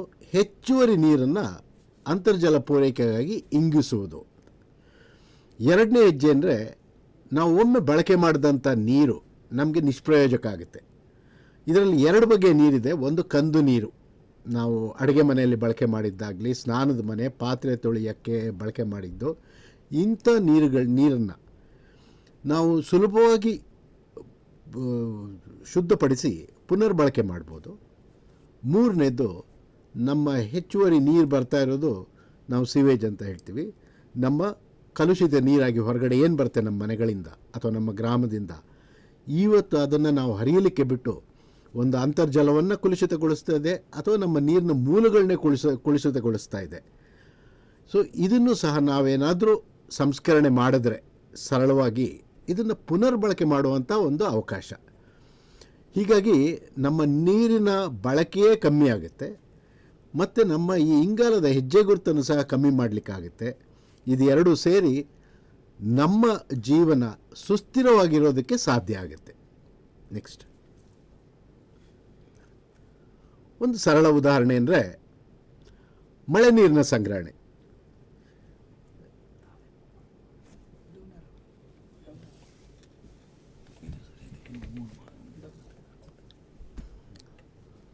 ಚಾವಣಿ ನೀರಿನ ಸಂಗ್ರಹಣೆ. ಚಾವಣಿ ನೀರಿನ ಸಂಗ್ರಹಣೆ ಅಂದರೆ, ರೈನ್ ವಾಟರ್ ಇಸ್ ಡಿಸೆಂಟ್ರಲೈಸ್ಡ್. ಎಲ್ಲ ಕಡೆ ಮಳೆ ಬರುತ್ತೆ, ನೀರಿನ ಅಗತ್ಯ ಸಹ ಎಲ್ಲ ಕಡೆ ಇದೆ. ಆದ್ದರಿಂದ ಎಲ್ಲೆಲ್ಲಿ ನೀರಿನ ಅಗತ್ಯ ಇದೆ ಅಲ್ಲೇ ನೀರನ್ನು ಹಿಡಿದು ಬಳಕೆ ಮಾಡೋದಕ್ಕೆ ಸಾಧ್ಯ ಆಗುತ್ತೆ. ನೋಡಿ, ಇಲ್ಲಿ ತೋರಿಸ್ತಾ ಇರೋದು ನಗರ ಮತ್ತು ಗ್ರಾಮೀಣ ಪ್ರದೇಶದಲ್ಲಿರೋ ವ್ಯತ್ಯಾಸ. ಇವತ್ತು ಕಾನೂನಿನ ಪ್ರಕಾರ ಗ್ರಾಮೀಣ ಪ್ರದೇಶ ಆದರೆ ಒಬ್ಬರಿಗೆ ಒಂದು ದಿವಸಕ್ಕೆ 55 ಲೀಟರ್ ನೀರಾದರೂ ಕೊಡಬೇಕು. ನಗರ ಪ್ರದೇಶ ಆದರೆ 135 ಲೀಟರ್ ನೀರು. ಈ ವ್ಯತ್ಯಾಸ ಏನಕ್ಕಪ್ಪ ಅಂದರೆ, ಇದು ನಮ್ಮ ಶೌಚಾಲಯದ ವ್ಯವಸ್ಥೆಯಿಂದ. ಯಾಕೆಂದರೆ ನಗರೀಕರಣ ಅಂದ ತಕ್ಷಣ ನಾವು ಫ್ಲಶ್ ಟಾಯ್ಲೆಟ್ಟು ಮತ್ತು ಪೈಪ್ ಸಿಸ್ಟಮ್ ಏನು ಬರುತ್ತೆ ಅದನ್ನು ಬಳಕೆ ಮಾಡಿದಾಗ ನೀರಿನ ಅಗತ್ಯ ಸಹ ಜಾಸ್ತಿ ಆಗುತ್ತೆ. ಹಾಗೆ ನೋಡಿದ್ರೆ ನಗರ ಪ್ರದೇಶದಲ್ಲಿ ಒಬ್ಬರಿಗೆ ಒಂದು ವರ್ಷಕ್ಕೆ 50,000 ಲೀಟರ್ ಬೇಕಾದರೆ, ಗ್ರಾಮೀಣ ಪ್ರದೇಶದಲ್ಲಿ ಕನಿಷ್ಠ ಅಂದರೆ 20,000 ಲೀಟರ್ ನೀರು ಬೇಕಾಗುತ್ತೆ. ಸೊ ಒಂದು ಮನೆಯಲ್ಲಿ 4 ಜನ ಇದ್ದಾರೆ ಅಂದ್ರೂ ನಗರ ಪ್ರದೇಶದಲ್ಲಿ 2 ಲಕ್ಷ ನೀರು ಬೇಕಾದರೆ, ಗ್ರಾಮೀಣ ಪ್ರದೇಶದಲ್ಲಿ ಒಂದು 80,000 ಲೀಟರ್ ನೀರು ಬೇಕಾಗುತ್ತೆ. ಇದು ನಮಗೆ ಬೇಕಾದಂಥ ನೀರಿನ ಪ್ರಮಾಣ. ಇದನ್ನು ಹಿಡಿಲಿಕ್ಕೆ ಸರಳ ವ್ಯವಸ್ಥೆ ಮಾಡ್ಬೋದು. ಏನಂದರೆ, ನಮ್ಮ ಚಾವಣಿಯಲ್ಲಿ ಬಿದ್ದಂಥ ನೀರನ್ನು ಕೆಲವು ಜೋಪಾನಗಳನ್ನ ಮಾಡಿ, ಅಂದರೆ ನೀವು ಬಲಗಡೆ ಚಿತ್ರದಲ್ಲಿ ನೋಡಿದಾಗೆ ಆ ಬಿದ್ದ ನೀರನ್ನು, ಮೊದಲನೇ ನೀರನ್ನು, ಅಂದರೆ ಮೊದಲನೇ ಮಳೆ ಬರೋದಿರಲಿ ಅಥವಾ ಮಳೆ ಬಂದು ಸ್ವಲ್ಪ ಹೊತ್ತು ನೀರನ್ನು ಹರಿಲಿಕ್ಕೆ ಬಿಟ್ಟರೆ ಅದರಲ್ಲಿರೋ ಕಸ ಎಲ್ಲ ಹೋಗುತ್ತೆ. ಅದಾದ ನಂತರ ಅದನ್ನು ಮುಚ್ಚಿದ್ರೆ ಆ ಕೊಳವೆಯನ್ನು ಶುದ್ಧವಾದ ನೀರು ಒಳಗಡೆ ಬರುತ್ತೆ. ಅದನ್ನು ಸಹ ಒಂದು ಶೋಧಕದ ಮೂಲಕ ಕಳಿಸ್ತೀವಿ. ಹಾಗಾಗಿ ಕಸ ಇದ್ದದ್ದನ್ನು ಹಿಂದೆ ಬಿಟ್ಟು ಹೋಗುತ್ತೆ, ಶುದ್ಧವಾದ ನೀರನ್ನು ಶೇಖರಣೆ ಮಾಡೋಕ್ಕಾಗುತ್ತೆ. ಭಾಳ ಸರಳವಾದ ವ್ಯವಸ್ಥೆ ಅಂದರೆ, ಇಲ್ಲಿ ಒಂದು ಟ್ಯಾಂಕನ್ನು ತೋರಿಸಿದ್ವಿ, 1,000 ಲೀಟರ್ನ ಒಂದು ಟ್ಯಾಂಕ್. ಇದನ್ನು ವರ್ಷದಲ್ಲಿ 20ರಿಂದ 30 ಸತಿ ತುಂಬಿಸಿ ಬಳಕೆ ಮಾಡಿದ್ರೆ ಸುಮಾರು 20ರಿಂದ 30,000 ಲೀಟರ್ ನೀರನ್ನು ಬಳಕೆ ಮಾಡೋಕ್ಕಾಗುತ್ತೆ. ಹೆಚ್ಚು ಖರ್ಚಾಗಲ್ಲ. ಇದಕ್ಕೆ ಸುಮಾರು 10-12 ಸಾವಿರ ರೂಪಾಯಲ್ಲಿ ಮಾಡೋಕ್ಕಾಗುತ್ತೆ. ಇದಕ್ಕೆ ಬೇಕಾದರೆ ನಮ್ಮ ಗ್ರಾಮ ಪಂಚಾಯಿತಿಯಿಂದ ಒಂದು ಸಪೋರ್ಟ್ ಕೊಡುವಂಥ ಕಾರ್ಯಕ್ರಮವೂ ಆದರೆ ಒಂದು ಮಳೆ ನೀರಿನ ಕ್ರಾಂತಿಯನ್ನೇ ಮಾಡಲಿಕ್ಕೆ ಸಾಧ್ಯ ಆಗುತ್ತೆ. ಇಂಥ ಪ್ರಯತ್ನಗಳು ಕೆಲವಾಗಿದೆ. ಮೈಸೂರಿನ ಗೆಂಡೆತ್ತೂರಿನಲ್ಲಿ ಭಾಳ ವರ್ಷಗಳ ಹಿಂದೆಯೇ, ಸುಮಾರು 20 ವರ್ಷಗಳ ಹಿಂದೆ, ಸುಮಾರು 157 ಮನೆಗಳು ಗ್ರಾಮದಲ್ಲಿ ಮಳೆ ನೀರನ್ನು ಹಿಡಿಯುವಂಥ ವ್ಯವಸ್ಥೆ ಆಗಿತ್ತು. ಅದು ಹೇಗೆ ಅಂತ ನಿಮ್ಗೆ ತೋರಿಸ್ತೀನಿ. ನಮಗೆ ನೀರಿನ ಪ್ರಮಾಣ ಎಷ್ಟು ಸಿಗುತ್ತೆ ಅಂತ ನೋಡಿದ್ರೆ, ಒಮ್ಮೆ ಮಳೆ ಬಂದರೆ ನಮ್ಮ ರಾಜ್ಯದಲ್ಲೇ ಬೇರೆ ಬೇರೆ ಪ್ರಮಾಣದ ಮಳೆ ಬೀಳುವಂಥ ಪ್ರದೇಶ ಇದೆ. ಇಲ್ಲಿ 500ರಿಂದ 2,000 ಮಿಲಿಮೀಟ್ರ್ ಮಳೆ ಬರುವಂಥದ್ದು ತೋರಿಸಿದ್ದೀನಿ. ನಮ್ಮಲ್ಲಿ ಕನಿಷ್ಠ ಅಂದರೆ ನಮ್ಮ ಚಿತ್ರದುರ್ಗ, ಹೊಳಲ್ಕೆರೆ ಇಂಥ ಜಾಗದಲ್ಲಿ ಸುಮಾರು ಕಡಿಮೆ ಅಂದ್ರೂ 560 ಮಿಲಿಮೀಟ್ರ್ ಮಳೆ ಬರುತ್ತೆ. ಸೊ ನಮ್ಗೆ ಅಂಥ ಪ್ರದೇಶದಲ್ಲೂ ವರ್ಷದಲ್ಲಿ 1,000 ಚದರ ಅಡಿಯ ಚಾವಣಿ ಇದ್ದರೆ ಅದರಲ್ಲಿ 90% ದಕ್ಷತೆಯಿಂದ ನಾವು ನೀರು ಹಿಡಿದ್ರೂ 45ರಿಂದ 50,000 ಲೀಟರ್ ನೀರು ಬರುತ್ತೆ. ಮೈಸೂರಂಥ ಪ್ರದೇಶದಲ್ಲಿ ಸುಮಾರು 800 ಮಿಲಿಮೀಟರ್ ಮಳೆ ಬರುತ್ತೆ. ಇಲ್ಲಿ ನಮಗೆ ಸುಮಾರು 80,000 ಲೀಟರ್ನ ಹಿಡಿಬೋದು. ನಾವು ಆಗಲೇ ನೋಡಿದ್ವಿ ಒಂದು ಗ್ರಾಮೀಣ ಪ್ರದೇಶದಲ್ಲಿ ವರ್ಷಕ್ಕೆ ಬೇಕಾದಂಥ ಪ್ರಮಾಣದ ನೀರೇ 80,000 ಇದೆ ಅಂತ. ಅಷ್ಟು ಪ್ರಮಾಣದ ನೀರು ನಾವು ಮಳೆ ನೀರಿಂದನೇ ಹಿಡಿದು ಬಳಕೆ ಮಾಡಲಿಕ್ಕೆ ಸಾಧ್ಯ. ಆದರೆ ಒಂದು ಪ್ರಶ್ನೆ ಬರುತ್ತೆ, ಯಾಕೆಂದರೆ ಮಳೆ ಬರೋದು ಸುಮಾರು 6 ತಿಂಗಳಲ್ಲಿ ಬರುತ್ತೆ, ಅಷ್ಟು ಪ್ರಮಾಣದ ನೀರನ್ನ ಹಿಡಿಬೋದಾ ಅಂತ. ಅದಕ್ಕೆ ಸ್ವಲ್ಪ ಜಾಣತನ ಮಾಡಿ ನಮಗೆ ಎಷ್ಟು ಸಾಮರ್ಥ್ಯ ಇದೆಯೋ ಅಷ್ಟನ್ನು ನೀರಿನ ಪ್ರಮಾಣ ಹಿಡಿದ್ರೂ ಸಹ ನೀರಿನ ಮೇಲಿನ ಒತ್ತಡ ನಮಗೆ ಕಡಿಮೆ ಆಗುತ್ತೆ. ಈ ಚಿತ್ರದಲ್ಲಿ ತೋರಿಸ್ತಾ ಇರೋದು ನಮ್ಮ HD ಕೋಟೆಯ ಒಂದು ಶಾಲೆಯ ಚಿತ್ರಣ. ಯಾಕೆಂದರೆ ಶಾಲೆಗಳಲ್ಲಿ ನೀರಿನ ಬಳಕೆ ಭಾಳ ಇದೆ. ಛಾವಣಿಗಳಿದೆ, ಛಾವಣಿಯಿಂದ ಬಂದಂಥ ನೀರನ್ನು ಅಲ್ಲೇ ಶೋಧಿಸಿ ತೊಟ್ಟಿಯಲ್ಲಿ ಹಿಡಿದು ಬಳಕೆ ಮಾಡುವಂಥ ವ್ಯವಸ್ಥೆ. ಬಳಕೆ ಮಾಡಿದ ನೀರು ಸಹ ನೆಲದಲ್ಲಿ ಇಂಗುವಂಥ ವ್ಯವಸ್ಥೆ. ಇದೊಂದು ಸುಸ್ಥಿರ ವ್ಯವಸ್ಥೆ. ಇದಕ್ಕೆ ವಿದ್ಯುತ್ ಶಕ್ತಿಯ ಬಳಕೆಯೇ ಇಲ್ಲದೆ ನಿರಂತರವಾಗಿ ನಡೆಯುವಂಥ ಒಂದು ವ್ಯವಸ್ಥೆ. ಇನ್ನೊಂದು ಪ್ರಶ್ನೆ ಬರುತ್ತೆ, ನಾವು ಗ್ರಾಮೀಣ ಪ್ರದೇಶದಲ್ಲಿ ಹಳೆ ಮನೆ, ಹೆಂಚಿನ ಮನೆ, ನಾಡೆಂಚಿನ ಮನೆಯೆಲ್ಲ ಇರ್ತಾಗತ್ತಾ ಅಂತ. ಎಲ್ಲ ಛಾವಣಿಯಲ್ಲೂ ಮಾಡೋಕ್ಕಾಗುತ್ತೆ. ಯಾಕೆಂದರೆ ಇದೊಂದು ನಮ್ಮ ಸಂಪ್ರದಾಯನೇ ಆಗಿತ್ತು ಒಂದು ಕಾಲದಲ್ಲಿ. ಈಗ ನಾವು ಮರ್ತಿರುವಂಥ ಸಂಪ್ರದಾಯ. ಇದನ್ನು ಸಹ ನಾವು ಪುನಃ ಜೀವಕ್ಕೆ ತರಲಿಕ್ಕಾಗುತ್ತೆ. ಮತ್ತು ಮುಖ್ಯವಾಗಿ ನೋಡೋಣ, ನಮಗೆ ಕುಡಿಯೋ ನೀರು ಇವತ್ತು ನಮ್ಮ ರಾಜ್ಯದಲ್ಲಿ ಸಹ ಭಾಳ ಪ್ರಯತ್ನ ಆಗ್ತಿರೋದು ಪ್ರತಿ ಮನೆಗೂ ಸಹ ಕುಡಿಯಲು ಯೋಗ್ಯವಾದ ನೀರು ಸಿಗಬೇಕು ಅಂತ, ಶುದ್ಧವಾದ ನೀರು.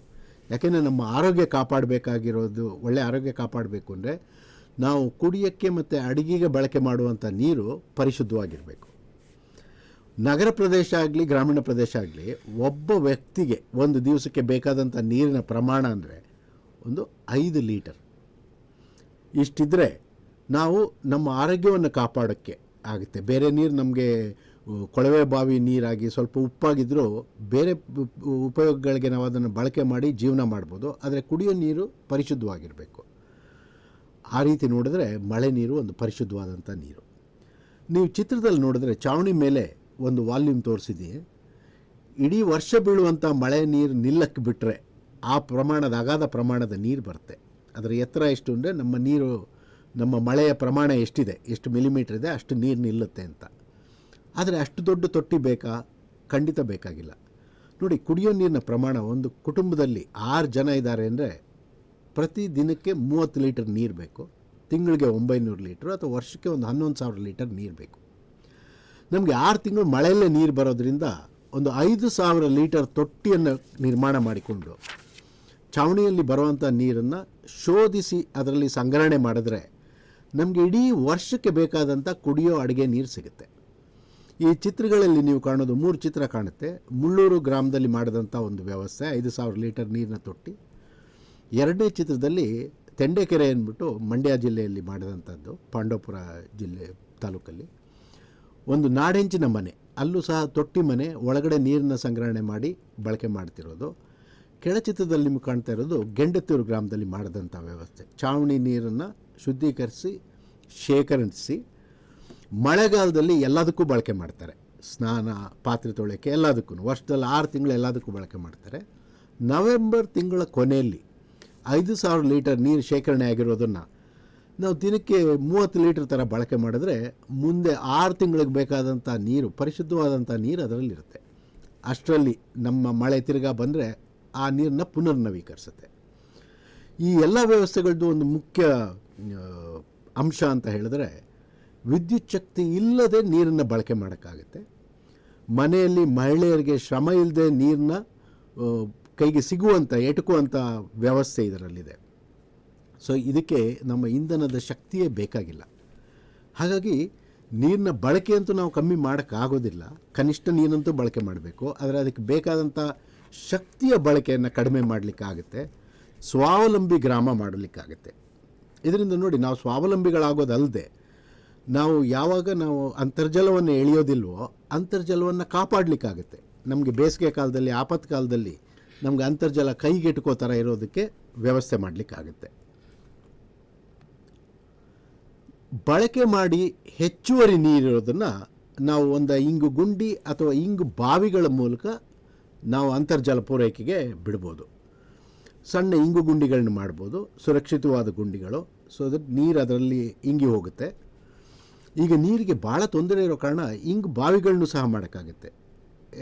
ಮುಖ್ಯವಾಗಿ ದಕ್ಷಿಣ ಕರ್ನಾಟಕದ ಭಾಗದಲ್ಲಿ ಗಟ್ಟಿಶಿಲಾ ಪ್ರದೇಶದಲ್ಲಿ ಮೇಲ್ಪದರದಲ್ಲಿ ನೀರು ಬರೋ ಸಂಭವಗಳಿರುತ್ತೆ. ಅಂಥ ಕಡೆ ಒಂದು 20-25 ಅಡಿಯ ಬಾವಿಯನ್ನು ತೋಡಿ ನೀರೇನಾದರೂ ಬಂದರೆ ನಾವು ಅದೃಷ್ಟವಂತರು, ಅದನ್ನು ಬಾವಿ ಥರ ಬಳಕೆ ಮಾಡ್ಬೋದು. ಇಲ್ಲ ಹೆಚ್ಚುವರಿ ನೀರನ್ನ ಅದರಲ್ಲಿ ಇಂಗಿಸಿ ನೀರನ್ನ ಇಂಗುವಂಥ ವ್ಯವಸ್ಥೆ ಮಾಡ್ಬೋದು.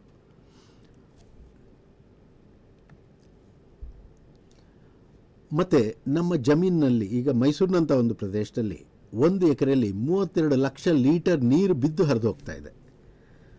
ನಾವೇನಾದರೂ ಈ ನೀರನ್ನು ಕೃಷಿ ಹೊಂಡಗಳ ಮೂಲಕ ಶೇಖರಣೆ ಮಾಡಿದ್ರೆ ನಮಗೆ ಕೆಲವು ಚಮತ್ಕಾರಗಳಾಗುತ್ತೆ.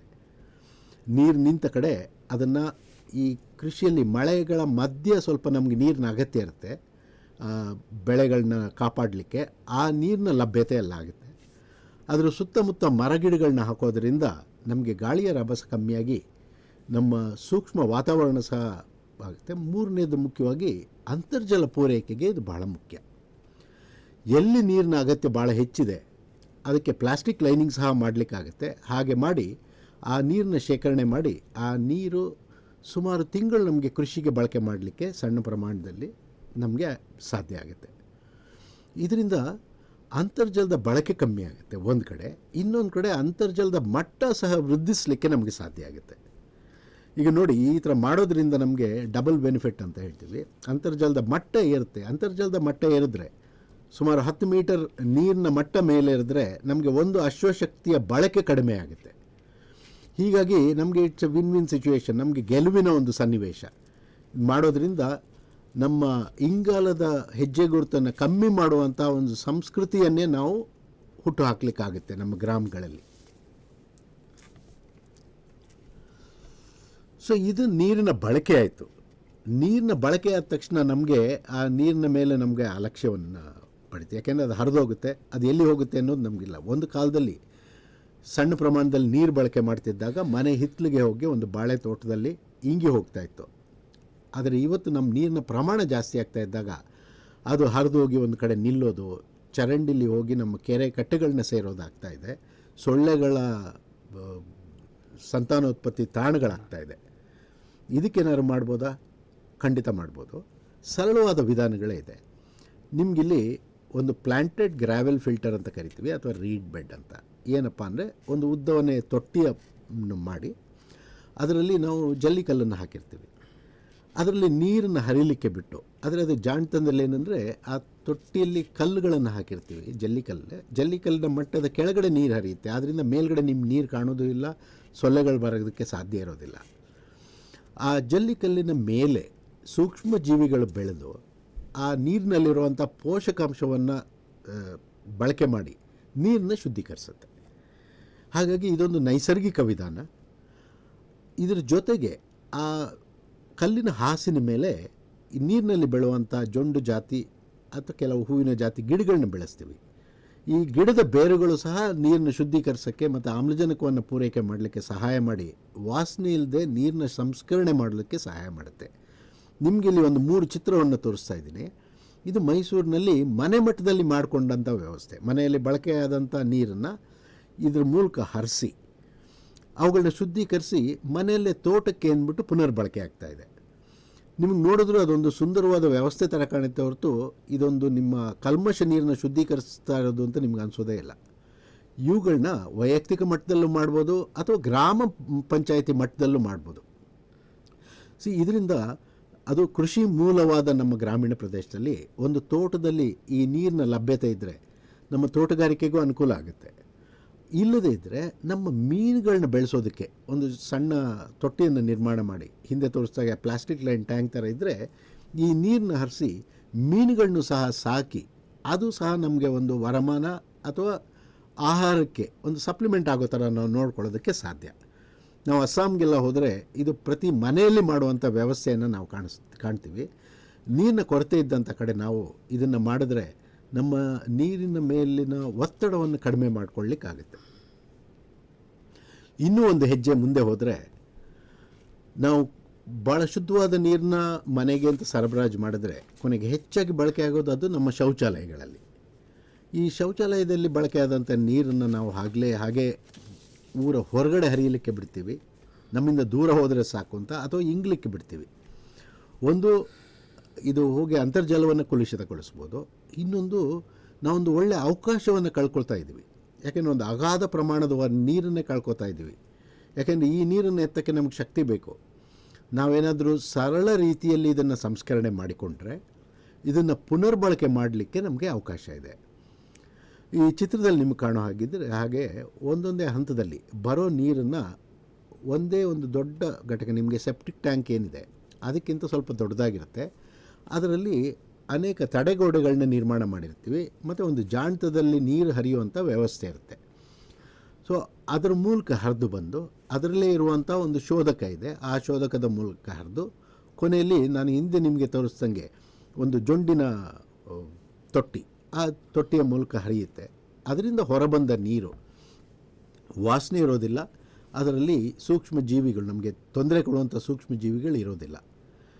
ನೀರಿನ ಬಣ್ಣ ಸ್ವಲ್ಪ ಬೇರೆ ಇರ್ಬೋದು, ಆದರೆ ಅದರಲ್ಲಿ ಸಾಕಷ್ಟು ಪೋಷಕಾಂಶಗಳು ಸಹ ಇನ್ನೂ ನೀರಿನಲ್ಲಿ ಇರೋದರಿಂದ ಇದು ಕೃಷಿಗೆ ಪುನರ್ಬಳಕೆ ಮಾಡೋದಕ್ಕೆ ಬಹಳ ಯೋಗ್ಯ.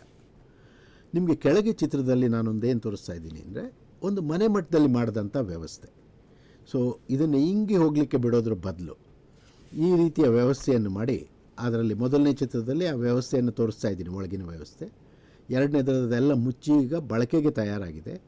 ಮೂರನೇ ಚಿತ್ರದಲ್ಲಿ ಈಗಾಗಲೇ ಬಳಕೆ ಆಗ್ತಾಯಿದೆ. ಕೊನೆಯಲ್ಲಿ ನಿಮ್ಗೆ ಆ ಜೊಂಡು ಬೆಳೀತಾ ಇರೋದು ಸಹ ಕಾಣುತ್ತೆ. ಆ ಹುಲುಸಾದ ಜೊಂಡು ಏನು ನಮಗೆ ತೋರಿಸ್ತಾ ಇದೆ ಅಂದರೆ ಒಳಗಡೆ ಸಂಸ್ಕರಣೆ ಆಗ್ತಾಯಿದೆ ಅಂತ. ಅದರ ಪಕ್ಕ ಇರುವಂಥ ಸಣ್ಣ ತೊಟ್ಟಿಯಲ್ಲಿ ಆ ನೀರು ಶೇಖರಣೆ ಆಗುತ್ತೆ. ಅದನ್ನು ಅವರು ದಿನ ತೋಟದ ಬಳಕೆಗೆ ಅಂತ ಉಪಯೋಗ ಮಾಡ್ಕೋತಾ ಇದ್ದಾರೆ. ಹಾಗಾಗಿ ಒಂದು ನೀರನ್ನ ಇಲ್ಲದೆ ತೋಟಕ್ಕೆ ದಿನ ಅವ್ರಿಗೆ ನೀರು ಬೇಕು, ಅಷ್ಟು ನೀರು ಒಂದೀಗ ಕುಟುಂಬದಲ್ಲಿ ಒಂದು 400-500 ಲೀಟರ್ ಜನ್ರೇಟ್ ಆಗ್ತಾ ಇದೆ ಅಂದರೆ ಅಷ್ಟು ನೀರು ನಮಗೆ ಕೃಷಿಗೆ ಬಳಕೆಗೆ ಪ್ರತಿ ದಿವಸ ಸಿಕ್ಕದಾಗುತ್ತೆ. ಸೊ ಒಂದು ಸಣ್ಣ ಪ್ರಮಾಣದಲ್ಲಿ ಒಂದು ಕುಟುಂಬಕ್ಕೆ ಬೇಕಾದಂಥ ತರಕಾರಿ ಹಣ್ಣುಗಳನ್ನ ಬೆಳೆಯೋದಕ್ಕೆ ಅದು ಸಾಕಾಗುತ್ತೆ.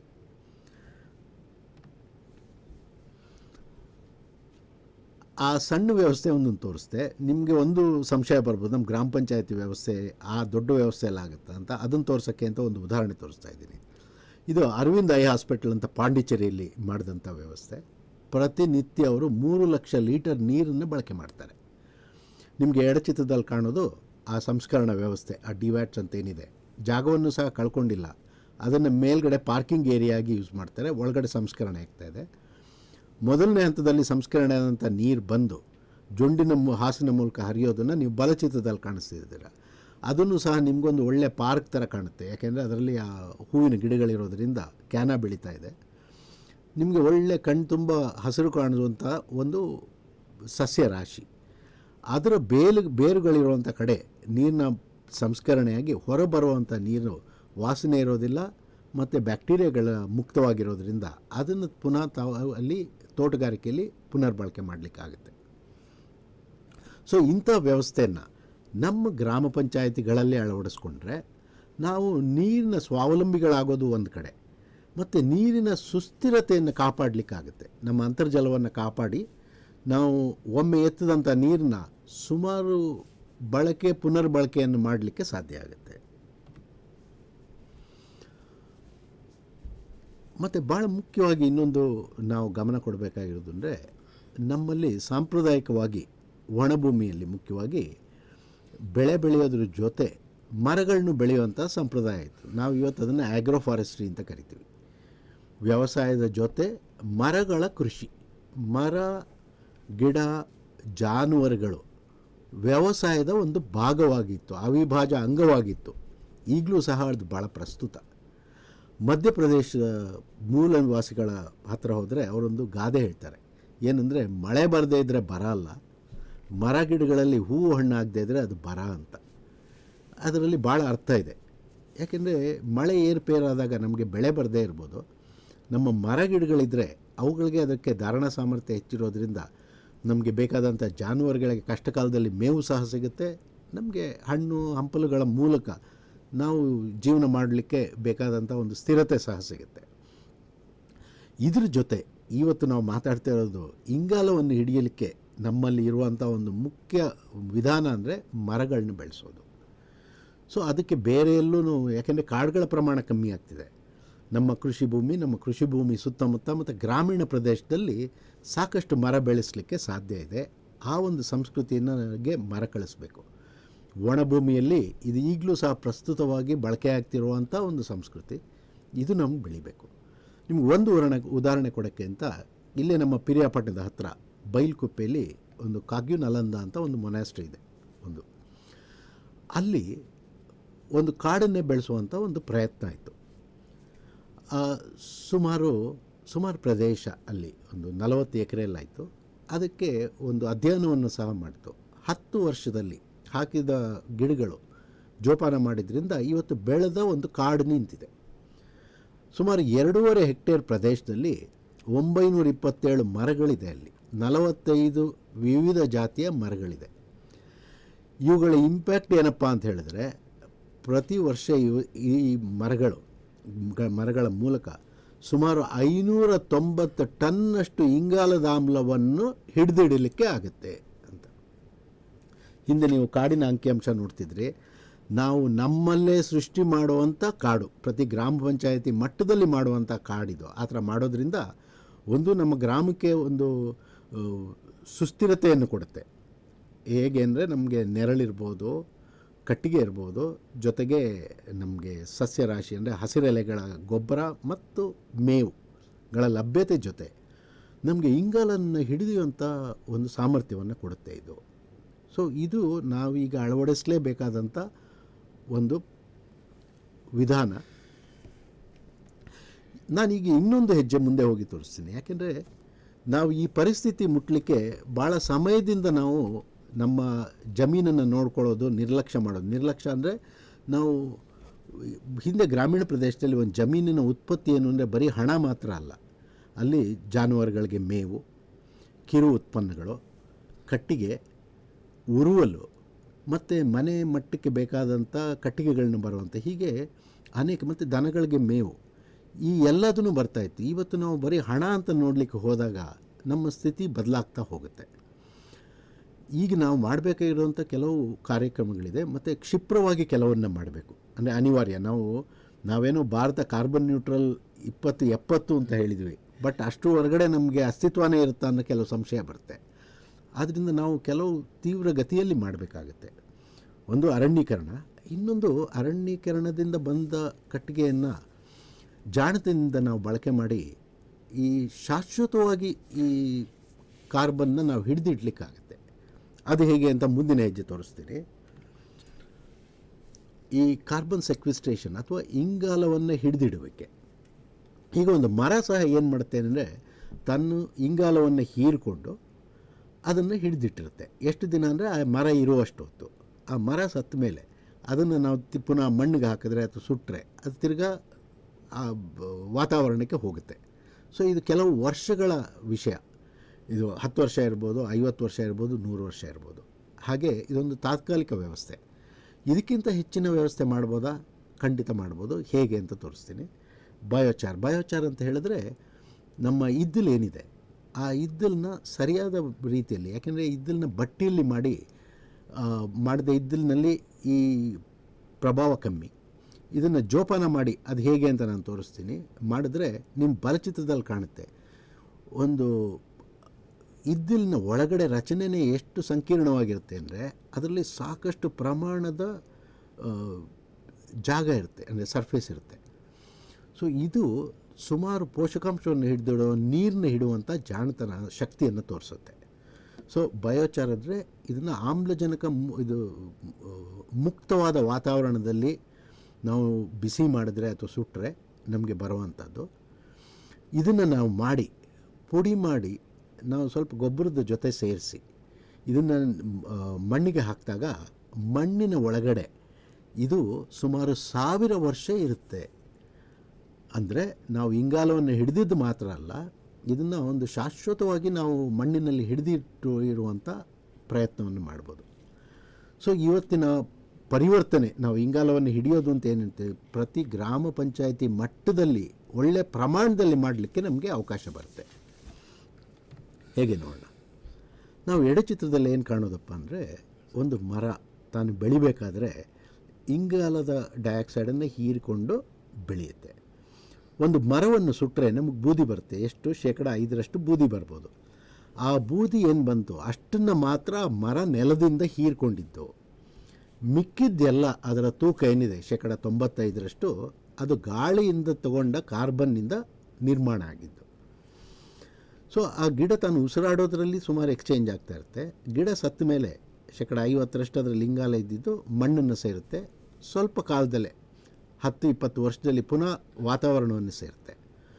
ನಾವೇನಾದರೂ ಅದನ್ನು ಈ ಪೈರಾಲಿಸಿಸ್ ಅಂತ ನಾನೊಂದು ಪ್ರಾಸೆಸ್ ತೋರಿಸ್ತಾ ಇದ್ದೀನಿ. ಇದನ್ನು ನಾವು ಶಾಖಕ್ಕೆ ಒಳಪಡಿಸಿ ನಾವು ಇದ್ದಲನ್ನು ಮಾಡಿದ್ರೆ ಅಥವಾ ಬಯೋಚಾರ್ ಅಂತ ಮಾಡಿದ್ರೆ ಅದನ್ನು ನಾನು ಸ್ವಲ್ಪ ಗೊಬ್ಬರದ ಜೊತೆ ಸೇರಿ ಮಣ್ಣಲ್ಲಿ ಹಾಕಿದ್ರೆ ಅದು ಮಣ್ಣಿನಲ್ಲಿ ಸುಮಾರು 1,000-2,000 ವರ್ಷ ಮಣ್ಣಿನೊಳಗಡೆನೇ ಇರುತ್ತೆ. ಇದರಿಂದ ಏನಪ್ಪ ಪ್ರಯೋಜನ ಅಂದರೆ ನೀರನ್ನು ಹಿಡಿದಿರುವಂಥ ಸಾಮರ್ಥ್ಯವನ್ನು ಹೆಚ್ಚಿಸುತ್ತೆ. ನಾವು ಮನೆಗಳಲ್ಲಿ ಎಲೆಕ್ಟ್ರಿಕ್ ಲೈನ್ನ ಮಾಡಿ ಕೊನೆಗೆ ಅದು ಅರ್ಥಿಂಗ್ ಅಂತ ಮಾಡ್ತೀವಿ, ಒಳಗಡೆ ಅದು ಹೆಚ್ಚಿನ ಶಕ್ತಿ ಹೋಗಲಿಕ್ಕೆ. ಅಲ್ಲಿ ಸಹ ನಾವು ಬಳಕೆ ಮಾಡೋದು ಇದ್ದಲು ಮತ್ತು ಉಪ್ಪನ್ನು. ಇದ್ದಲನ್ನ ಬಳಕೆ ಮಾಡೋದು ಯಾಕೆಂದರೆ ತೇವಾಂಶವನ್ನು ಹಿಡಿದುಕೊಡುವಂಥ ಸಾಮರ್ಥ್ಯದ ಬಳಕೆ. ಅದನ್ನು ನಾವು ಮಣ್ಣಿನ ಮಟ್ಟದಲ್ಲಿ ಮಾಡ್ಬೋದು. ಎರಡನೇದು, ನಮ್ಮ ಕೃಷಿಯಲ್ಲಿ ಒಂದು ದೊಡ್ಡ ಸಮಸ್ಯೆ ಅಂದರೆ ನಾವು ಬಳಕೆ ಮಾಡಿದಂಥ ಗೊಬ್ಬರ, ಸಾವಯವ ಗೊಬ್ಬರ ಆಗಲಿ ಅಥವಾ ಕೃತಕ ಗೊಬ್ಬರವಾಗಲಿ, ನೀರಿನಲ್ಲಿ ಕೊಚ್ಚಿ ಹೋಗುತ್ತೆ. ನಮಗೆ ಬಳಕೆ ಆಗೋದು 20-25% ಮಾತ್ರ. ಮಿಕ್ಕಿದ್ದು ಹೋಗಿ ನೀರಿನಲ್ಲಿ ಕೊಚ್ಚಿ ಹೋಗುತ್ತೆ ಮತ್ತು ನಮ್ಮ ಅಂತರ್ಜಲವನ್ನು ಕುಲುಷಿತ ಸಹಗೊಳಿಸ್ತಾ ಇದೆ. ಈ ಇದ್ದಲು ಅದನ್ನು ಹಿಡಿದಿಟ್ಟು ಗಿಡಗಳಿಗೆ ಲಭ್ಯ ಆಗೋ ಥರ ಮಾಡುತ್ತೆ. ಹಾಗಾಗಿ ನಮಗೆ ಈ ಗೊಬ್ಬರದ ಅಗತ್ಯವನ್ನೇ ಕಡಿಮೆ ಮಾಡುತ್ತೆ. ಒಂದು ಮೂರನೇದು, ಮಣ್ಣಿನ ಆರೋಗ್ಯವನ್ನು ಕಾಪಾಡೋದು ಯಾವುದು ಅಂದರೆ ಅಲ್ಲಿರುವಂಥ ಸೂಕ್ಷ್ಮ ಜೀವಿಗಳು. ನೀವು ಸಹ ಸಾಕಷ್ಟು ಪ್ರಮಾಣದಲ್ಲಿ ಜೀವಾಮೃತ ಇಂಥದ್ದನ್ನು ಬಳಕೆ ಮಾಡ್ತೀರಾ. ಜೀವಾಮೃತದಲ್ಲಿ ನಾವು ಮಾಡ್ತಾ ಇರೋದು ಏನಂದರೆ ಸೂಕ್ಷ್ಮ ಜೀವಿಗಳು, ಮಣ್ಣಿನಲ್ಲಿರುವಂಥ ಸೂಕ್ಷ್ಮ ಜೀವಿಗಳನ್ನ ವರ್ಧಿಸಿ ಹೆಚ್ಚುಪಡಿಸಿ ಅದನ್ನು ಕೃಷಿಯಲ್ಲಿ ಬಳಕೆ ಮಾಡ್ತಿರೋದು ಅಂತ. ಈ ಬಯೋಚಾರ್ ಇರುವಂಥ ಕಡೆ ಅಥವಾ ಈ ಜೈವಿಕ ಇಂಗಾಲ ಅಂತ ನಾವು ಕನ್ನಡದಲ್ಲಿ ಕರಿಬೋದು, ಇದು ಈ ಸೂಕ್ಷ್ಮ ಜೀವಿಗಳನ್ನ ಬೆಳೆಯೋದಕ್ಕೆ ಭಾಳ ನೆರವು ಕೊಡುತ್ತೆ. ಇದು ಕೆಲವು ಸ್ಥೂಲವಾದಂಥ ಇದಲ್ಲದೆ ಮಣ್ಣಿನ ಗುಣಮಟ್ಟ, ಮಣ್ಣಿನ ರಚನೆಯನ್ನು ವರ್ಧಿಸಲು ಸಹ ಭಾಳ ಸಹಾಯ ಮಾಡುತ್ತೆ ಈ ಬಯೋಚಾರ್ ಅಥವಾ ಜೈವಿಕ ಇಂಗಾಲ. ಇದನ್ನು ನಾವು ತೋಟದ ಮಟ್ಟದಲ್ಲಿ ಮಾಡ್ಕೊಳ್ಳೋಕ್ಕೆ ಒಂದು ವ್ಯವಸ್ಥೆಯನ್ನು ತೋರಿಸ್ತೀವಿ. ನಾವು ಕಾರ್ಬನ್ ಕ್ಯಾಚರ್ ಅಂತ ಹೇಳ್ತೀವಿ ಇದನ್ನು. ಕಾರ್ಬನ್ ಕ್ಯಾಚರ್ ಅಂದರೆ ಇಂಗಾಲವನ್ನು ಹಿಡಿದಿಡುವ ಸಾಧನ. ಆ ಚಿತ್ರದಲ್ಲಿ ನೀವು ಕಾಣ್ತಿರುವಂಥ ಒಂದು ಡ್ರಮ್ನಲ್ಲಿ ಕಡ್ಡಿಗಳು, ಯಾಕೆಂದರೆ ಇದನ್ನು ಸಂಸ್ಕರಣೆ ಮಾಡಬೇಕು, ಚಿಕ್ಕದು ಮಾಡಬೇಕು ಅನ್ನೋ ತಿರ್ಗಾ ಶಕ್ತಿ ಬೇಕು. ಆದ್ದರಿಂದ ಉದ್ದನೆ ಕಡ್ಡಿಗಳೇನು ಬರುತ್ತೆ ಅದನ್ನೇ ನಾವು ಅದರಲ್ಲಿ ನೆಟ್ಗೆ ನಿಲ್ಲಿಸಿದ್ದೀವಿ. ನಾವು ಸಾಮಾನ್ಯವಾಗಿ ಕಟ್ಟಿಗೆಯನ್ನು ಸುಡಬೇಕು ಅಂದರೆ ಕೆಳಗಿಂದ ಸುಡ್ತೀವಿ. ಕೆಳಗಿಂದ ಸುಟ್ಟಾಗ ಏನಾಗ್ತದೆ, ಮೇಲ್ಗಡೆ ಹೊಗೆಯಾಗೆ ಅರ್ಧಕ್ಕರ್ಧ ಹೋಗುತ್ತೆ. ನಾವು ಅದಕ್ಕೆ ಇದನ್ನು ಮೇಲ್ಗಡೆಯಿಂದ ಉರಿ ಕೊಡ್ತೀವಿ. ಮೇಲಿಂದ ಉರಿಯಲಿಕ್ಕೆ ಶುರುವಾದರೆ ಕೆಳಗಡೆ ಉತ್ಪತ್ತಿಯಾದಂಥ ಹೊಗೆ ಬಂದು ಉರಿಯುತ್ತೆ. ನಿಮಗೆ ಹೊಗೆ ಮುಕ್ತವಾಗಿ ಬರುವಂಥ ಉರಿ ಕಾಣುತ್ತೆ. ಒಮ್ಮೆ ಅದು ಹತ್ಕೊಂಡು ಉರಿದ ಮೇಲೆ ಅದಕ್ಕೆ ನಿಮ್ಮ ಬಲಚಿತ್ರದಲ್ಲಿ ಕಾಣುತ್ತೆ, ಮಧ್ಯ ಚಿತ್ರದಲ್ಲಿ ಅದಕ್ಕೊಂದು ಚಿಮ್ನಿ ಇದೆ, ಒಂದು ಕೊಳವೆ. ಆ ಕೊಳವೆಯನ್ನು ಇಟ್ಟರೆ ಸೂಕ್ತವಾದ ಗಾಳಿ ಸಹ ಬರಲಿಕ್ಕೆ ವ್ಯವಸ್ಥೆ ಇದೆ. ಹೊಗೆ ಇಲ್ಲದೆ ಅಥವಾ ಭಾಳ ಕಡಿಮೆ ಹೊಗೆ ಜೊತೆ ಅದು ಉರಿಯುತ್ತೆ. ಆ ಪೂರ್ತಿ ಉರಿಯೋ ತನಕ ಅದು ಇದ್ದಲಾಗೋದಿಲ್ಲ, ಅದು ಕೆಂಡುವಾಗೇ ಇರುತ್ತೆ. ಆ ಪೂರ್ತಿ ಉರಿದಾಗ ಗೊತ್ತಾಗುತ್ತೆ. ಅದನ್ನು ನಾವು ತೆಗೆದು ಅದಕ್ಕೆ ನೀರು ಸಿಂಪಡಿಸಿದ್ರೆ ಅದು ಇದ್ದಲಾಗುತ್ತೆ. ನಿಮಗೆ ಕೊನೆ ಚಿತ್ರದಲ್ಲಿ ಅದು ಕಾಣುತ್ತೆ, ತೆಗೆದಿರೋವಂಥ ಇದ್ದಲು ಕಾಣುತ್ತೆ. ಸೊ ನಾನು ಬಳಕೆ ಮಾಡಿದಂಥ ಕಟ್ಟಿಗೆಯಲ್ಲಿ 20-25% ನನಗೆ ಇದ್ದಲಾಗಿ ವಾಪಸ್ ಬರುತ್ತೆ. ಇದು ಸಾಮಾನ್ಯ ಇದ್ದಲಲ್ಲ, ಇದು ಇವಾಗ ಜೈವಿಕ ಇಂಗಾಲ. ಸೊ ಇದಕ್ಕೆ ನಾನು ಸ್ವಲ್ಪ ಗೊಬ್ಬರದ ಜೊತೆ ಒಂದು ದಿವಸ ಒಣಿ ಹಾಕಿ ಇದನ್ನೇನಾದರೂ ನಾನು ನನ್ನ ಜಮೀನಿನಲ್ಲಿ ಒಂದು 6 ಇಂಚು ಬೆಳೆಯುತ್ತಿರೋ ಬೇರಿರುತ್ತಲ್ಲ ಅದ್ರ ಕಡೆ ಏನಾದ್ರು ನಾನು ಹಾಕಿದ್ರೆ ನಿಮಗೆ ಕೆಲವು ಅದ್ಭುತಗಳು ಕಾಣುತ್ತೆ. ನಾನು ಭಾಳ ವರ್ಷಗಳಿಂದ ನನ್ನ ಮನೆಯಲ್ಲಿ ಬಳಕೆ ಮಾಡ್ತಾಯಿದ್ದೀನಿ, ನನ್ನ ತೋಟದಲ್ಲಿ ಬಳಕೆ ಮಾಡ್ತಿದ್ದೀನಿ. ಇದು ಇದ್ದಿದ್ದ ಕಡೆ ಅಂತ ಗಿಡಗಳ ಹರ್ಷ ನೋಡಿದ್ರೆ ಗೊತ್ತಾಗುತ್ತೆ ಇದು ಗಿಡಗಳಿಗೆ ಏನು ಮಾಡ್ತಾಯಿದೆ ಅಂತ. ನಾವು ಈ ಥರ ಮಾಡೋದ್ರಿಂದ ನಾವು ಭಾಳ ವರ್ಷಗಳಿಂದ ಹಾಳು ಮಾಡಿಕೊಂಡಿರುವಂಥ ನಮ್ಮ ಮಣ್ಣಿನ ಧಾರಣ ಸಾಮರ್ಥ್ಯವನ್ನು ಮರುಕಳಿಸಲಿಕ್ಕೆ ಸಾಧ್ಯ ಆಗುತ್ತೆ. ಸೊ ಇದು ನಿಮಗೆ ಆಶ್ಚರ್ಯ ಆಗ್ಬೋದು, ಇದು ಯಾಕೆ ಕೇಳ್ತಾ ಇಲ್ಲ ಅಂತ. ಇದ್ರ ಬಗ್ಗೆ ಸಾಕಷ್ಟು ರಿಸರ್ಚ್ ಆಗಿದೆ, ಅಧ್ಯಯನಗಳಾಗಿದೆ. ಆದರೆ ಕಾರ್ಯಪ್ರವೃತ್ತರಾದರೂ ಭಾಳ ಕಡಿಮೆ. ಅದರಿಂದ ನಮಗೊಂದು ಒಳ್ಳೆಯ ಅವಕಾಶ ಇದೆ. ನಾವು ಇದರಲ್ಲಿ ಪಯನೀರ್ಸ್ ಆಗಲಿಕ್ಕೆ ಸಾಧ್ಯ. ನಾವಿಂಥ ಮಾದರಿಗಳನ್ನ ಮಾಡಿ ನೋಡೋಣ, ರೈತರಿಗೆ ತೋರಿಸೋಣ. ರೈತರಿಗೆ ಇದು ಹಿತ ಅನಿಸಿದ್ರೆ ಇದನ್ನು ಹೆಚ್ಚು ಪ್ರಮಾಣದಲ್ಲಿ ಮಾಡಿ ಒಂದು ನಮ್ಮ ಕೃಷಿಯ ಉತ್ಪಾದನೆಯನ್ನು ಜಾಸ್ತಿ ಮಾಡ್ಕೊಳ್ಬೋದು. ಜೊತೆಗೆ ಇಂಗಾಲವನ್ನು ಶಾಶ್ವತವಾಗಿ ಹಿಡಿದಿಟ್ಟು ನಮ್ಮ ಮೊಮ್ಮಕ್ಕಳ ಕಾಲಕ್ಕೂ ಸಹ ಇದೊಂದು ಸಮಸ್ಯೆ ಆಗದೇ ಇದ್ದಂಗೆ ನೋಡಲಿಕ್ಕೆ ನಮಗೊಂದು ಹೆಜ್ಜೆ ಇದು. ಸೊ ಈ ಪ್ರಯತ್ನವನ್ನು ಮಾಡೋಣ ಅಂತ ಹೇಳಿ ನಾನು ನನ್ನ ಮಾತು ಮುಗಿಸ್ತೇನೆ. ನಿಮಗೆಲ್ಲ ನಮಸ್ಕಾರ.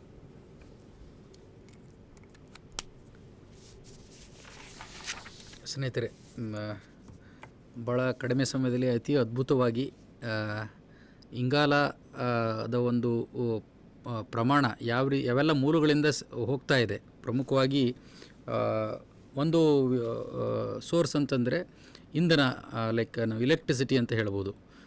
ಸರ್ ಹೇಳಿದಂಗೆ ನಮ್ಮ ರಾಜ್ಯದಲ್ಲಿ 85% ಕುಡಿಯುವ ನೀರು ಅಂತರ್ಜಲದಿಂದ ಪೂರೈಕೆ ಆಗ್ತಿದೆ. ಸೊ ಅಂತರ್ಜಲ ಪೂರೈಕೆ ಆಗ್ತಾಯಿದ್ರೆ ಅಂತರ್ಜಲ ಪೂರೈಕೆ ಮಾಡಬೇಕಂದ್ರೆ ನಾವು ಅದನ್ನು ಅಂತರ್ಜಲದಿಂದ ತೆಗಿಬೇಕಾಗುತ್ತೆ. ಅದಕ್ಕೆ ತೆಗಿಬೇಕಾದ್ರೆ ಎಲೆಕ್ಟ್ರಿಸಿಟಿ ಬೇಕಾಗುತ್ತೆ. ಹಾಗಾಗಿ ಅದನ್ನು ಅಲ್ಲಿ ನಾವು ಇಂಧನವನ್ನು ಬಳಸಿ ಎಲೆಕ್ಟ್ರಿಸಿಟಿ ಪ್ರೊಡ್ಯೂಸ್ ಮಾಡಿರ್ತೀವಿ. ಆ ಒಂದು ಕಾರ್ಬನ್ ಡೈಆಕ್ಸೈಡು ವಾತಾವರಣಕ್ಕೆ ಸೇರೋದ್ರ ಮೂಲಕ ನಾವು ಇಂಗಾಲದ ಡೈಆಕ್ಸೈಡನ್ನು ಹೆಚ್ಚಿಗೆ ಸೇರಿಸ್ತಾ ಇದ್ದೀವಿ. ಇದನ್ನು ಕಡಿಮೆ ಮಾಡೋದು ಹೇಗೆ ಅನ್ನೋದನ್ನು ಸರು ಭಾಳ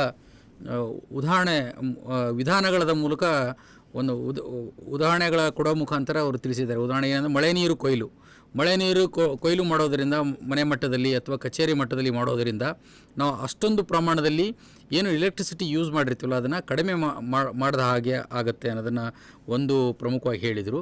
ಜೊತೆಗೆ ಎರಡನೇದ್ದು ಏನಂತಂದರೆ, ನಾವು ವೇಸ್ಟ್ ನೀರು ಏನು ಜನ್ರೇಟ್ ಬೂದು ನೀರು ಅಂತ ಹೇಳ್ತೀವಲ್ಲ, ಬೂದು ನೀರನ್ನು ನಾವು ಮರುಬಳಕೆ ಮಾಡೋ ನಿಟ್ಟಿನಲ್ಲಿ ಪ್ರಯತ್ನ ಮಾಡಬೇಕು. ಅದು ಮಾಡೋದರಿಂದ ಕೂಡ ನಾವು ನೀರಿಗೆ ಏನು ನಾವು ಅಂತರ್ಜಲ ಬಳಸಬೇಕಾದ್ರೆ ಎಲೆಕ್ಟ್ರಿಸಿಟಿ ಕಡಿಮೆ ಆಗುತ್ತೆ. ಅದು ಕೂಡ ಮತ್ತೆ ಮರುಬಳಕೆ ಆದಾಗ ಅದು ಕೂಡ ನಮಗೆ ಕಡಿಮೆ ಆದಂಗೆ ಆಗುತ್ತೆ ಅನ್ನೋದನ್ನು ಗಮನಕ್ಕೆ ತಂದರು. ಜೊತೆಗೆ ಮೂರನೇದು ವಿಧಾನ ಬಂದು ಬಯೋಚಾರ್.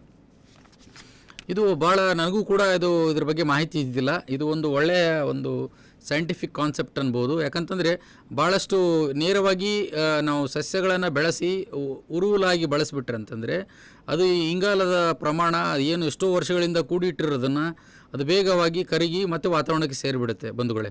ಬಟ್ ಸರ್ ಹೇಳಿದಂಥ ವಿಧಾನಗಳನ್ನು ನಮ್ಮ ಗ್ರಾಮ ಪಂಚಾಯತಿ ಮಟ್ಟದಲ್ಲಿ ಅಳವಡಿಸೋದ್ರಿಂದ ಆ್ಯಕ್ಚುಲಿ ಆ ಒಂದು ಮರಮುಟ್ಟುಗಳನ್ನು ಒಂದು ಬಯೋಚಾರ್ ವಿಧಾನದಲ್ಲಿ, ಅಂದರೆ ಆಕ್ಸಿಜನ್ ಕಡಿಮೆ ಉಪಯೋಗ ಮಾಡಿಕೊಂಡು ಅದನ್ನು ಸುಟ್ಟಿದ್ದೇ ಆದ ಪಕ್ಷದಲ್ಲಿ 100ರಲ್ಲಿ 25% ನಮಗೆ ಕಾರ್ಬನ್ ದೊರೆಯುತ್ತದೆ. ಆ ದೊರೆತಂಥ ಕಾರ್ಬನ್ನು 1000ರಿಂದ 2000 ವರ್ಷಗಳ ನಾವು ಸ್ಟೋರ್ ಮಾಡಬಹುದು ಅನ್ನೋದು ಏನಿದೆಯಲ್ಲ ಕಾನ್ಸೆಪ್ಟ್, ಅದನ್ನು ಖಂಡಿತವಾಗಿ ಇದು ಒಳ್ಳೆಯ ಅತ್ಯದ್ಭುತವಾದ ಒಂದು ಪರಿಕಲ್ಪನೆ ಸರ್. ಖಂಡಿತವಾಗಿ ಇದು ಗ್ರಾಮ ಪಂಚಾಯತಿ ಮಟ್ಟದಲ್ಲಿ ಅಳವಡಿಕೆಗೆ ಪ್ರಯತ್ನ ಆದರೆ ಮುಂದಿನ ಪೀಳಿಗೆಯು ಕೂಡ ನಮ್ಮ ಕಾರ್ಬನ್ ಪ್ರಮಾಣವನ್ನು ದೊರಕಿಸಿಕೊಡ್ಬೋದು.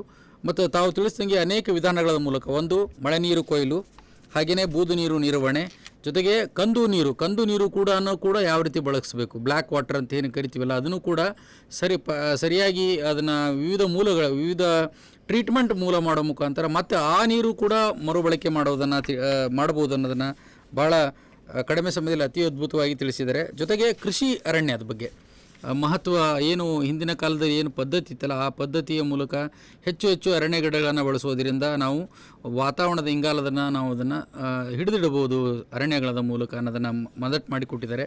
ಅವರಿಗೆ ಸಂಸ್ಥೆಯ ಪರವಾಗಿ ಹಾಗೂ ನಿಮ್ಮೆಲ್ಲರ ಪರವಾಗಿ ಹಾಗೂ ವೈಯಕ್ತಿಕವಾಗಿ ಹೃತ್ಪೂರ್ವಕವಾದ ಒಂದು ಧನ್ಯವಾದಗಳನ್ನು ತಿಳಿಸ್ತೀನಿ. ಧನ್ಯವಾದಗಳು ಸರ್.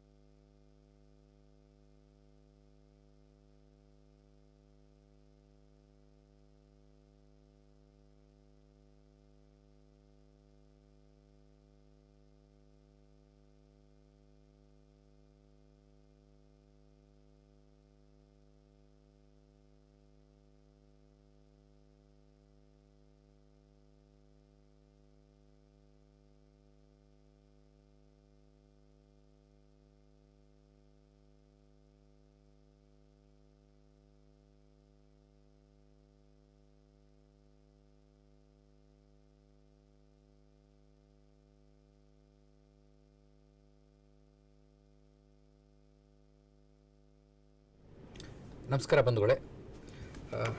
ಸುಸ್ಥಿರ ಕೃಷಿಯಲ್ಲಿ ಬೆಳೆ ತ್ಯಾಜ್ಯ ನಿರ್ವಹಣೆ ಮೂಲಕ ಮಣ್ಣಿನ ಸಾವಯವ ಇಂಗಾಲದ ನಿರ್ವಹಣೆ, ಈ ಒಂದು ವಿಷಯದ ಕುರಿತಂತೆ ಪ್ರಮುಖವಾಗಿ ನಾವು ಮಧ್ಯಾಹ್ನದಿಂದ ಇಂಗಾಲದ ನಿರ್ವಹಣೆ ಬಗ್ಗೆ ಮಾತಾಡ್ತಿದ್ವಿ. ಬಟ್ ನಿಮ್ಗೆ ಗೊತ್ತಿರುವ ಹಾಗೆ ನಮ್ಮ ರಾಜ್ಯದಲ್ಲಿ ಅಥವಾ ನಮ್ಮ ವಿವಿಧ ರಾಜ್ಯಗಳಲ್ಲಿ ಭತ್ತದ ಬೆಳೆ ಆಗಿರ್ಬೋದು ಅಥವಾ ಕಬ್ಬಿನ ಬೆಳೆ ಆಗಿರ್ಬೋದು, ಬೆಳೆ ಬೆಳೆದ ನಂತರ ನೇರವಾಗಿ ಆ ಬೆಳೆಯ ಉಳಿಕೆಯನ್ನು ನಾವು ಸುಡೋದು ಮುಖಾಂತರ ವಾತಾವರಣಕ್ಕೆ ಹೆಚ್ಚಿನ ಮಟ್ಟದಲ್ಲಿ ಒಂದು ಕಾರ್ಬನ್ ಡೈಆಕ್ಸೈಡನ್ನು ಸೇರಿಸ್ತಾ ಇದ್ದೀವಿ. ಅದೇ ರೀತಿ ಹಾಗೆಯೇ ಪ್ಲಾಂಟೇಷನ್ ಬೆಳೆಗಳಲ್ಲಿ ಕೂಡ ನಾವು ಸರಿಯಾದ ಒಂದು ರೀತಿಯಲ್ಲಿ ಆ ಉಳಿಕೆಯನ್ನು ಭೂಮಿಗೆ ಸೇರಿಸಲಾರದೆ ಅದನ್ನು ಸುಟ್ಟು ನಮ್ಮ ವಾತಾವರಣದಲ್ಲಿ ಹೆಚ್ಚಾದಂತಹ ಕಾರ್ಬನ್ ಡೈಆಕ್ಸೈಡನ್ನು ಸೇರುವಂತೆ ಮಾಡ್ತಾ ಇದ್ವಿ. ಬಟ್ ಆದರೆ ಈ ಒಂದು ಬೆಳೆಗಳ ಉಳಿಕೆಯನ್ನು ಸುಡಲಾರದೆ ಪರಿಣಾಮಕಾರಿಯಾಗಿ ಹೊಲದ ಮಟ್ಟದಲ್ಲಿ ಅದನ್ನು ನಿರ್ವಹಣೆ ಮಾಡೋ ಮುಖಾಂತರ, ಹೇಗೆ ನಿರ್ವಹಣೆ ಮಾಡೋ ಮುಖಾಂತರ ಅದನ್ನು ಸುಡಲಾರದೆ ಇಂಗಾಲದ ಪ್ರಮಾಣವನ್ನು ಭೂಮಿಯಲ್ಲಿ ಹೆಚ್ಚಿಸುವ ನಿಟ್ಟಿನಲ್ಲಿ ಯಾವ ರೀತಿ ಕ್ರಮಗಳನ್ನು ಅನುಸರಿಸ್ಬೋದು ಅನ್ನೋದ ಕುರಿತು ಮಾಹಿತಿ ನೀಡಲು ನಮ್ಮ ಜೊತೆಗೆ ಶ್ರೀಯುತ GH ಯೋಗೇಶ್ ಸರ್ ಅವರಿದ್ದಾರೆ. ಉಪ ಕೃಷಿ ನಿರ್ದೇಶಕರು, ಜಿಲ್ಲಾ ಕೃಷಿ ತರಬೇತಿ ಕೇಂದ್ರ, ನಾಗನಹಳ್ಳಿ, ಮೈಸೂರು. ಶ್ರೀಯುತರು ಕಳೆದ 16 ವರ್ಷದಿಂದ ಕೃಷಿ ಇಲಾಖೆಯಲ್ಲಿ ಸೇವೆಯನ್ನು ಸಲ್ಲಿಸುತ್ತಿದ್ದಾರೆ. ಅವರು ಅನೇಕ ನಮ್ಮ ಜಲಾನಯನಕ್ಕೆ ಸಂಬಂಧಪಟ್ಟಂತೆ ತಜ್ಞರು ಅಂತ ಹೇಳಿದರೆ ತಪ್ಪಾಗಲಾರದು. ಕಳೆದ 5 ವರ್ಷದಿಂದ ಜಲಾನಯನ ಕೃಷಿ ತರಬೇತಿ ಕೇಂದ್ರದ ಮುಖ್ಯಸ್ಥರಾಗಿ ಅವರು ಕಾರ್ಯನಿರ್ವಹಿಸ್ತಾ ಇದ್ದಾರೆ. ಹಾಗೆಯೇ ಈ ವಿಷಯದ ಕುರಿತು ಅವರು ಪರಿಣಿತರಾಗಿದ್ದಾರೆ, ಒಂದು ಬೆಳೆ ತ್ಯಾಜ್ಯ ನಿರ್ವಹಣೆ ಕುರಿತಂತೆ. ಹಾಗಾಗಿ ಈ ವಿಷಯದ ಬಗ್ಗೆ ಅವ್ರಿಗೆ ಮಾಹಿತಿ ನೀಡಬೇಕಂಥೇಳಿ ಅವರಲ್ಲಿ ಕೋರ್ಕೊಳ್ತಾ ಇದ್ದೇನೆ. ಅವ್ರಿಗೆ ಈ ಒಂದು ಅಧಿವೇಶನಕ್ಕೆ ಹೃತ್ಪೂರ್ವಕ ಒಂದು ಸ್ವಾಗತ ಸರ್. ನಮಸ್ಕಾರ. ಪ್ರಮುಖವಾಗಿ ಇವತ್ತಿನ ದಿನ ಬೆಳೆ ತ್ಯಾಜ್ಯ ನಿರ್ವಹಣೆ ಮುಖಾಂತರ ನಾವು ಹೇಗೆ ನಮ್ಮ ಭೂಮಿಯ ಫಲವತ್ತತೆಯನ್ನು ರಕ್ಷಣೆ ಮಾಡ್ಕೋಬೋದು ಮತ್ತು ಅದರ ಜೊತೆಯಲ್ಲಿ ಬೇಸಾಯದ ಖರ್ಚನ್ನು ಹೇಗೆ ಕಡಿಮೆ ಮಾಡ್ಕೋಬೋದು ಅಂತಕ್ಕಂಥ ವಿಚಾರವಾಗಿ ನಾನು ಮಂಡನೆ ಮಾಡ್ತಾ ಹೋಗ್ತೇನೆ.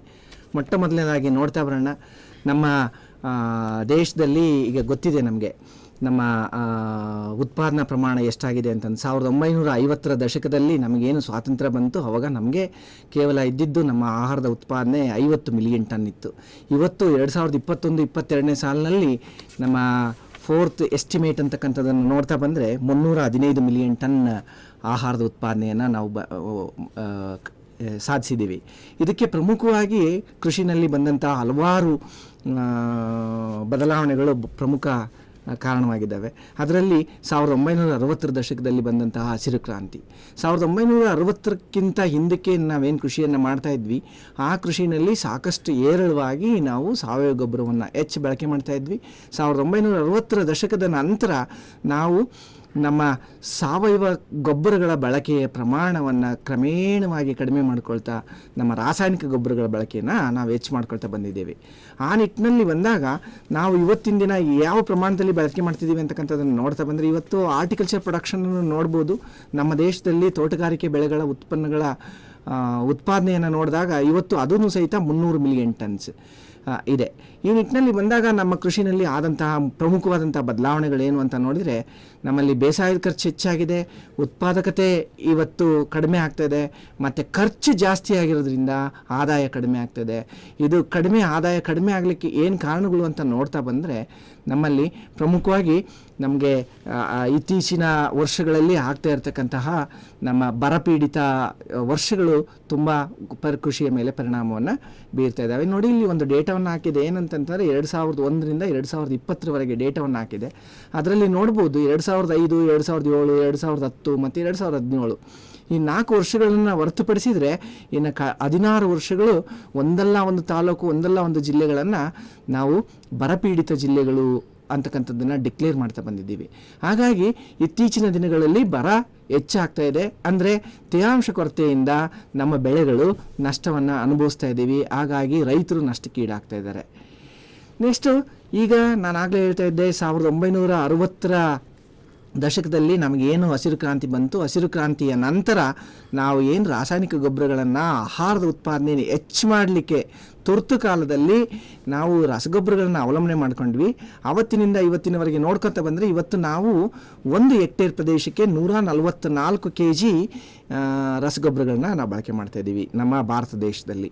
ಕರ್ನಾಟಕದಲ್ಲಿ 175 kg, ಭಾರತದ ಸರಾಸರಿಗೆ ಹೋಲಿಸ್ಕೊಂಡಾಗ 175 kg ನಾವು ಬಳಕೆ ಮಾಡ್ತಾ ಇದ್ದೀವಿ. ಅತ್ಯಂತ ಹೆಚ್ಚಿನ ರಸಗೊಬ್ಬರಗಳನ್ನ ಬಳಕೆ ಮಾಡ್ತಕ್ಕಂಥ ರಾಜ್ಯಗಳು ಯಾವುವು ಅಂತಕ್ಕಂಥದ್ದನ್ನು ನೋಡ್ತಾ ಬಂದರೆ ನಾವು ನೋಡ್ಬೋದು ಪಂಜಾಬ್ ಮತ್ತು ಆಂಧ್ರ ಪ್ರದೇಶ ಮತ್ತು ಹರಿಯಾಣ, ಈ 3 ರಾಜ್ಯಗಳು ಅತ್ಯಂತ ಹೆಚ್ಚಿನ ರಸಗೊಬ್ಬರಗಳನ್ನ ಬಳಕೆ ಮಾಡ್ತಾ ಇದ್ದಾವೆ. ಇನ್ನು ರಸಗೊಬ್ಬರಗಳ ಬಳಕೆ ನಾನು ಆಗಲೇ ಹೇಳ್ತಿದ್ದೆ, 1960ರ ದಶಕದಲ್ಲಿ ನಾವು ಬಳಕೆ ಮಾಡಿದಾಗ 1 kg ಹಾಕಿದರೆ ಆವಾಗ ಆಲ್ಮೋಸ್ಟ್ ಸುಮಾರು 15 kg ಇಳುವರಿ ನಮಗೆ ಬರ್ತಾಯಿತ್ತು. ಇವತ್ತು ನಾವು ನೋಡ್ತಾ ಬಂದಾಗ ಇವತ್ತು 1 kg ಹಾಕಿದರೆ 5 kg ಇಳುವರಿ ಬರ್ತಾ ಇಲ್ಲ. ಅಂದರೆ ರಸಗೊಬ್ಬರದ ಪ್ರಮಾಣ ಎಷ್ಟು ಬಳಕೆ ಹೆಚ್ಚು ಮಾಡ್ತಾ ಹೋಗಿದ್ದೀವಿ, ಇವತ್ತು ಆ ಇಳುವರಿ ಪ್ರಮಾಣವೂ ಸಹಿತ ಅದೇ ಪ್ರಮಾಣದಲ್ಲಿ ಕಡಿಮೆ ಆಗಿದೆ. ಜೊತೆಯಲ್ಲಿ ನಾವೇನು ಬಳಕೆ ಮಾಡ್ತಾ ಇದ್ದೀವಿ ರಸಗೊಬ್ಬರಗಳನ್ನ ಬಳಕೆ ಮಾಡಬೇಕಾದ್ರೆ ಆವಾಗ ಕೇವಲ ಸ್ಟಾರ್ಟ್ ಮಾಡಿದ್ದು ನಾವು ಕೇವಲ ಒಂದು ಯೂರಿಯಾ ರಸಗೊಬ್ಬರವನ್ನು ಅಥವಾ ಸಾರಜನಕವನ್ನು ಬಳಕೆ ಮಾಡಬೇಕು ಅಂತ ಉದ್ದೇಶದಿಂದ ಸ್ಟಾರ್ಟ್ ಮಾಡಿದ್ವಿ. ಅದಾದ ನಂತರ ಮೇವು ಮಾರಾಟ ಆಗ್ತದೆ. ಹಿಂದೆ ಯಾಕೆ ಇದು ಕಾಣ್ತಾ ಇರಲಿಲ್ಲ? ಸಾವಿರಾರು ವರ್ಷದಿಂದ ನಾವು ನಮ್ಮ ಕೃಷಿಯನ್ನು ಮಾಡ್ಕೊತ ಬಂದಿದ್ವಿ, ಆದ್ರೂ ಸಹಿತ ಅವತ್ತಿನ ದಿನ ಯಾಕೆ ನಮಗೆ ಪೋಷಕಾಂಶಗಳು ಕಾಣ್ತಾ ಇರಲಿಲ್ಲ ಅಂತಂದರೆ ಆವಾಗ ನಮ್ಮದು ಸಬ್ಸಿಸ್ಟೆನ್ಸ್ ಅಗ್ರಿಕಲ್ಚರ್ ಇತ್ತು. ಅಂದರೆ ನಾವೇನು ಊಟ ಮಾಡ್ತಿದ್ವಿ, ನಾವು ಊಟ ಮಾಡಿದ ಅನ್ನ ಜಮೀನಿನಲ್ಲಿ ಬೆಳೆದಂಥ ಕಾಳನ್ನು ಊಟವಾಗಿ ಉಪಯೋಗಿಸ್ತಿದ್ವಿ. ಊಟ ಮಾಡಿದಾದಮೇಲೆ ಟಾಯ್ಲೆಟ್ಗೆ ನಾವು ಜಮೀನಿಗೆ ಹೋಗ್ತಿದ್ವಿ. ನೆಕ್ಸ್ಟ್ ಮೇವು ಬಂದಿದ್ದನ್ನು ನಾವು ನಮ್ಮ ದನ ಕರುಗಳಿಗೆ ಉಪಯೋಗಿಸ್ತಾ ಇದ್ವಿ. ದನ ಕರುಗಳಿಗೆ ಬಂದಂಥ ಸಗಣಿನ ನಾವು ಜಮೀನಿಗೆ ಹಾಕ್ತಿದ್ವಿ. ಅಂದರೆ ಒಟ್ಟಾರೆಗೆ ಆ ಜಮೀನಿನಲ್ಲಿ ಏನು ಆಹಾರದ ಉತ್ಪತ್ತಿ ಆಗ್ತಿತ್ತು, ಮೇವಿನ ಉತ್ಪತ್ತಿ ಆಗ್ತಿತ್ತು, ಸಂಪೂರ್ಣವಾಗಿ ಅದು ಜಮೀನಿಗೆ ಹಿಂತಿರುಗ್ತಿತ್ತು. ಹಾಗಾಗಿ ಫಲವತ್ತತೆ ಸಾವಿರಾರು ವರ್ಷಗಳ ಕಾಲ ಕಾಪಾಡ್ಕೊಂಡು ಬಂದಿತ್ತು. ಇವಾಗೇನು ನಾವು ರಸಗೊಬ್ಬರಗಳನ್ನ ನಾವು ಅವಲಂಬಿಸ್ಕೊಳ್ತಾ ಬಂದಿದ್ದೇವೆ, ಹಾಗಾಗಿ ರಸಗೊಬ್ಬರಗಳ ಅವಲಂಬನೆ ಒಂದು ಕಡೆ ಆದರೆ ನಮ್ಮ ಉತ್ಪನ್ನಗಳನ್ನು ನಾವು ಬೇರೆಡೆಗೆ ನಾವು ಸಾಗಾಣಿಕೆ ಮಾಡ್ತಾ ಇದ್ದೀವಿ. ಅದ್ರ ಜೊತೆಯಲ್ಲಿ ನಮ್ಮಲ್ಲಿ ಇರ್ತಕ್ಕಂತಹ ಎಲ್ಲ ತ್ಯಾಜ್ಯಗಳನ್ನು ನಾವು ಬರ್ನ್ ಮಾಡ್ತಾ ಇದ್ದೀವಿ.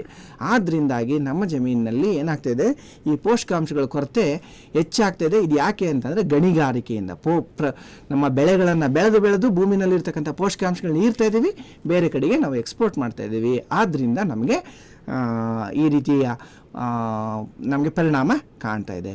ಇದನ್ನು ನೋಡ್ಬೋದು, ಇದೊಂದು ಚಿತ್ರವನ್ನು ಹಾಕಿರ್ತಕ್ಕಂಥದ್ದು. ಈ ಚಿತ್ರದಲ್ಲಿ ಏನು ಕಾಣ್ತದೆ ಅಂತಂತಂದರೆ, ಒಂದು ಬಿಲ್ಡಿಂಗನ್ನು ಕಟ್ಟಬೇಕು ಅಂತಂತಂದರೆ ಅದಕ್ಕೆ ಪಿಲ್ಲರ್ಸ್ನ ಹಾಕ್ತೇವೆ. ಆ ಪಿಲ್ಲರ್ಸ್ನ ನೋಡ್ತಾ ಬಂದಾಗ ಕೆಳಭಾಗದಲ್ಲಿ ಇರ್ತಕ್ಕಂಥದ್ದು ಫೌಂಡೇಶನ್ನು, ಮೇಲ್ಗಡೆ ಇರ್ತಕ್ಕಂಥದ್ದು ಪಿಲ್ಲರ್ಸ್. ಕೆಳಭಾಗದಲ್ಲಿರ್ತಕ್ಕಂಥ ಫೌಂಡೇಶನ್ ಹೇಗೆ ಅಂತಂದರೆ, ಫೌಂಡೇಶನ್ ಗಟ್ಟಿ ಇದ್ದರೆ ಮನೆ ಚೆನ್ನಾಗಿದೆ ಅಂತಕ್ಕಂಥದ್ದನ್ನು ನಾವೆಲ್ಲರೂ ಕಲ್ತ್ಕೊಂಡಿದ್ದೇವೆ. ಈಗ ಫೌಂಡೇಶನ್ನಲ್ಲಿ ನೋಡ್ತಾ ಬಂದರೆ ಎಲ್ಲ ಲಘು ಪೋಷಕಾಂಶಗಳು ಫೌಂಡೇಶನ್ನಲ್ಲಿದ್ದಾವೆ.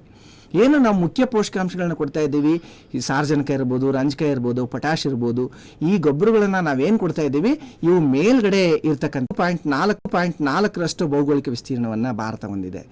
ನಮ್ಮ ನೀರಿನ ಸಂಪನ್ಮೂಲಗಳನ್ನ ತೆಗೆದುಕೊಂಡಾಗ 4.2% ಸಂಪನ್ಮೂಲ ನಮ್ಮ ಭಾರತದಲ್ಲಿದೆ. ಆದರೆ ಪಾಪ್ಯುಲೇಷನ್ಗೆ ನೋಡ್ಕೊತ ಬಂದಾಗ ಪಾಪ್ಯುಲೇಷನ್ನಲ್ಲಿ ಅತ್ಯಂತ ಹೆಚ್ಚಿನ ಪಾಪ್ಯುಲೇಷನ್ ಹೊಂದಿರತಕ್ಕಂಥ 2ನೇ ದೇಶ ಅನ್ನಿಸ್ಕೊಂಡಿದೆ, ಚೈನಾವನ್ನು ಮುಂದೆ ಬಿಟ್ಟರೆ.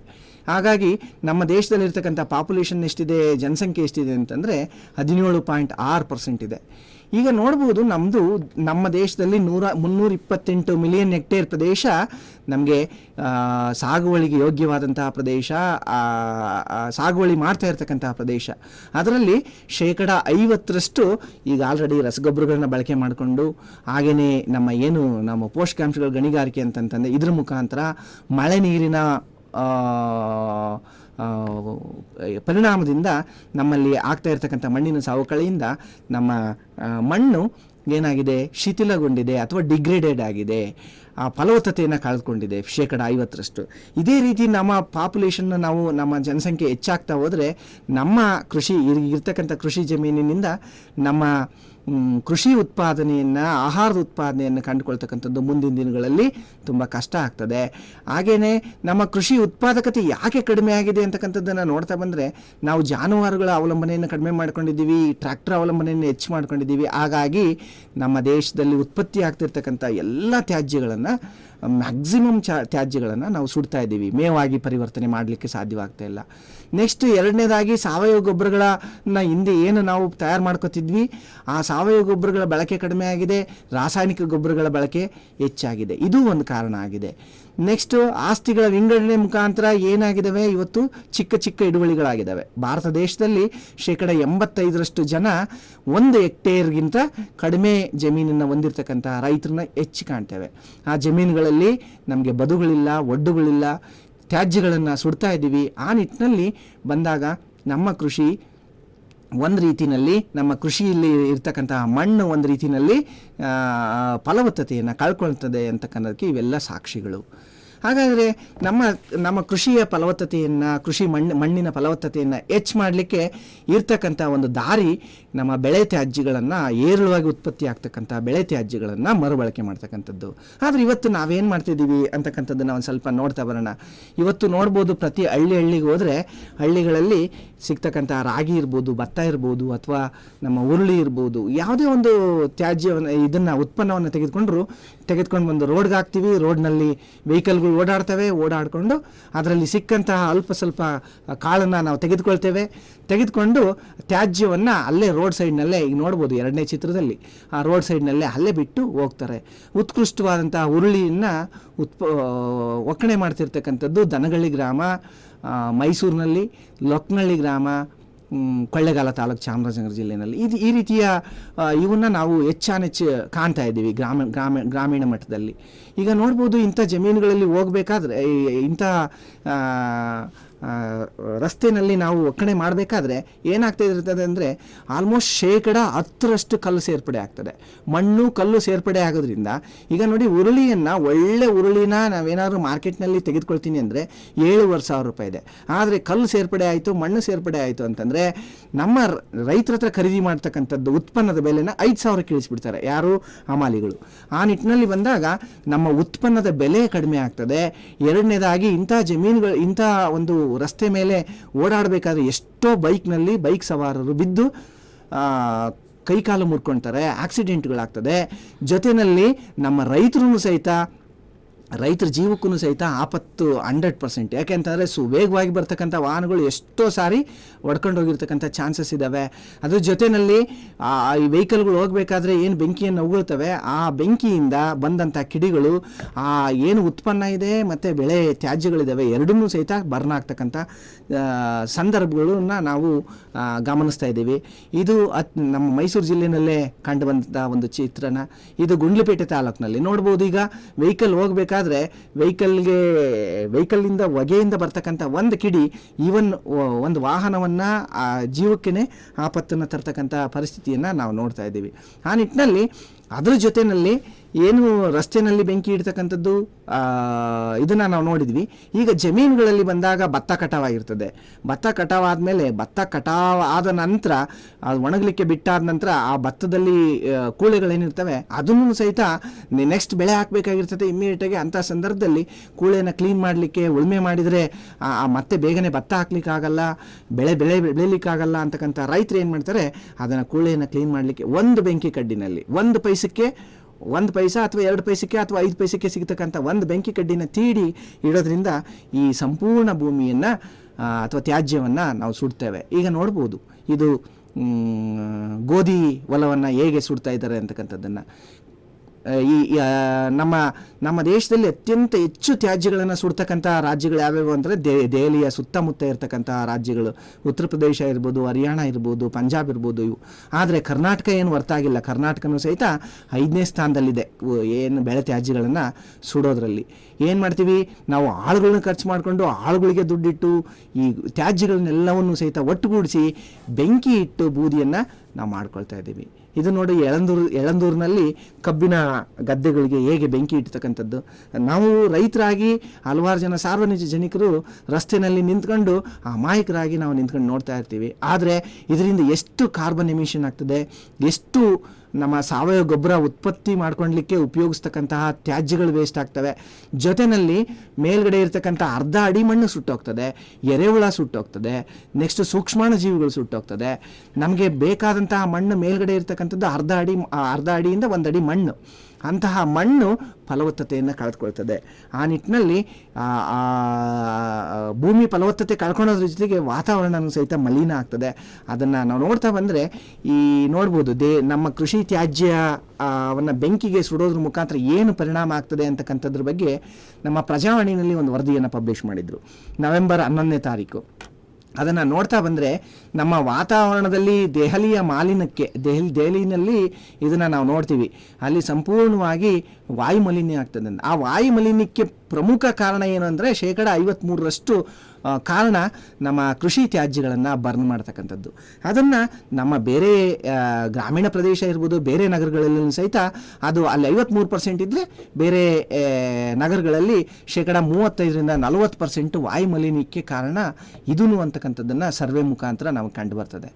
ಇದನ್ನು ಒಂದು ಸುವರ್ಣ ನ್ಯೂಸ್ನವರು 15 ನವೆಂಬರ್ 2021 ಒಂದು ಸರ್ವೆಯನ್ನು ಮಾಡಿ ಪಬ್ಲಿಷ್ ಮಾಡ್ತಾರೆ. ಏನಂತಂದರೆ ದೆಹಲಿನಲ್ಲಿ, ಫರೀದಾಬಾದ್ನಲ್ಲಿ, ಗಾಜಿಯಾಬಾದ್ನಲ್ಲಿ, ಗುರ್ಗಾವಲ್ಲಿ, ನೋಯ್ಡಾದಲ್ಲಿ ಇರ್ತಕ್ಕಂಥ ಜನ ಆ ಸ್ಮೋಕನ್ನು ಉಸಿರಾಟದ ಮುಖಾಂತರ ಎಷ್ಟು ಪರಿಣಾಮ ಆಗ್ತದೆ ಅಂತಂದರೆ 21 ಸಿಗರೇಟ್ ಸೇದಿದಷ್ಟು ಸ್ಮೋಕನ್ನು ಒಂದು ದಿನದಲ್ಲಿ ನಾವು ಪ್ರತಿ ಮನುಷ್ಯ ಹೇಳ್ಕೊತಾನೆ. ಅಂದರೆ ಅದರ ಮುಖಾಂತರ ನಮ್ಮ ಆರೋಗ್ಯದ ಮೇಲೆ ತುಂಬ ಪರಿಣಾಮಗಳು ಬೀರ್ತವೆ ಅಂತಕ್ಕಂಥ ಒಂದು ಮಾಹಿತಿಯನ್ನು ಇದ್ರ ಮುಖಾಂತರ ಅವರು ತಿಳಿಸ್ಕೊಟ್ಟಿದ್ದಾರೆ. ಅಂದರೆ ನಮ್ಮ ಕೃಷಿ ತ್ಯಾಜ್ಯಗಳು ಏನು 50% ವಾಯುಮಾಲಿನ್ಯಕ್ಕೆ ಕಾರಣ ಆಗ್ತಿದೆ, ಇದನ್ನು ನಾವು ನಿಲ್ಲಿಸಬೇಕಾಗಿದೆ.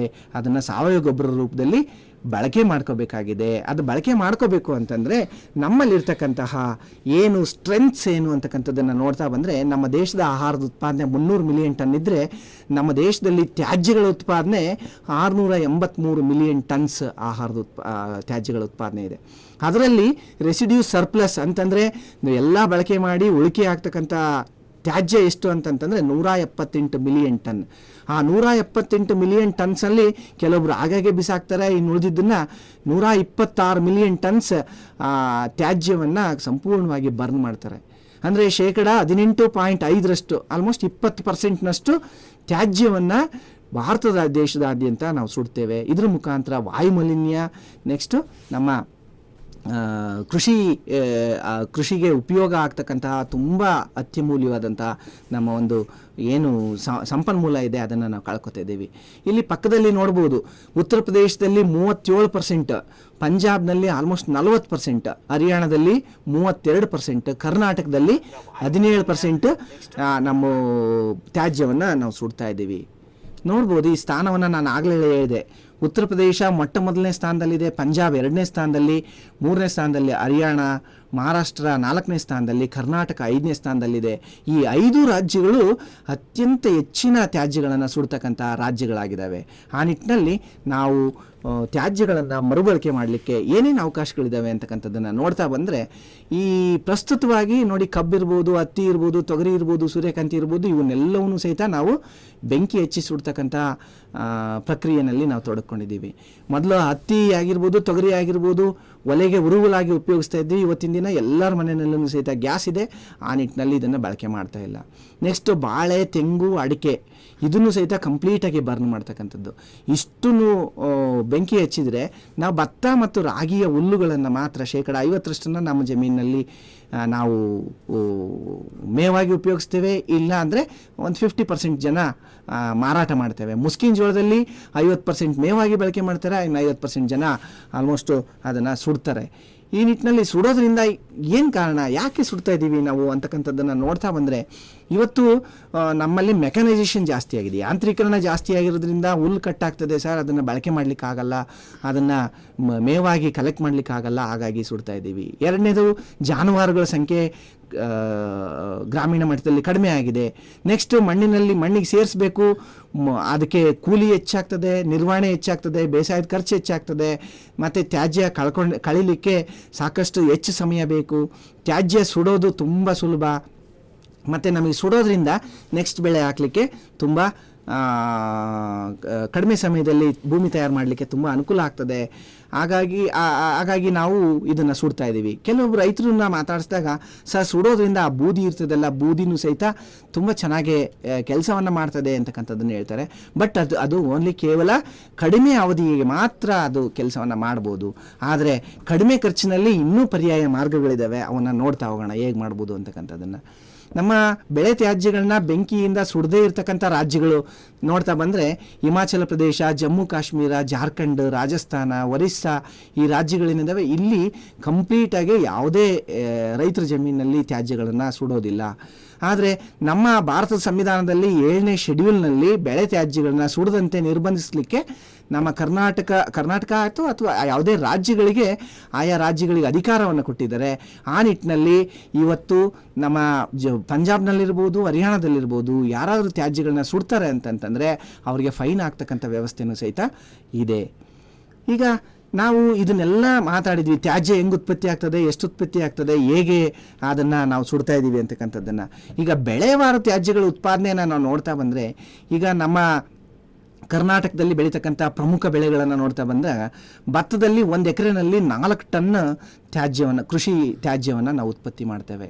20 ಕ್ವಿಂಟಲ್ ಇಳುವರಿ ಬಂದರೆ 40 ಕ್ವಿಂಟಲ್ ತ್ಯಾಜ್ಯ ಬರ್ತದೆ. ಮುಸ್ಕಿನ ಜೋಳದಲ್ಲೂ ಅಷ್ಟೇ 20-25 ಕ್ವಿಂಟಲ್ ಇಳುವರಿ ಬಂದರೆ 50 ಕ್ವಿಂಟಾಲ್ನಷ್ಟು ತ್ಯಾಜ್ಯ ಉತ್ಪತ್ತಿ ಆಗ್ತದೆ. ಕಬ್ಬಿನಲ್ಲಿ 1 ಎಕರೆಗೆ 3 ಟನ್ ತ್ಯಾಜ್ಯವನ್ನು ನಾವು ಉತ್ಪತ್ತಿ ಮಾಡ್ತೇವೆ.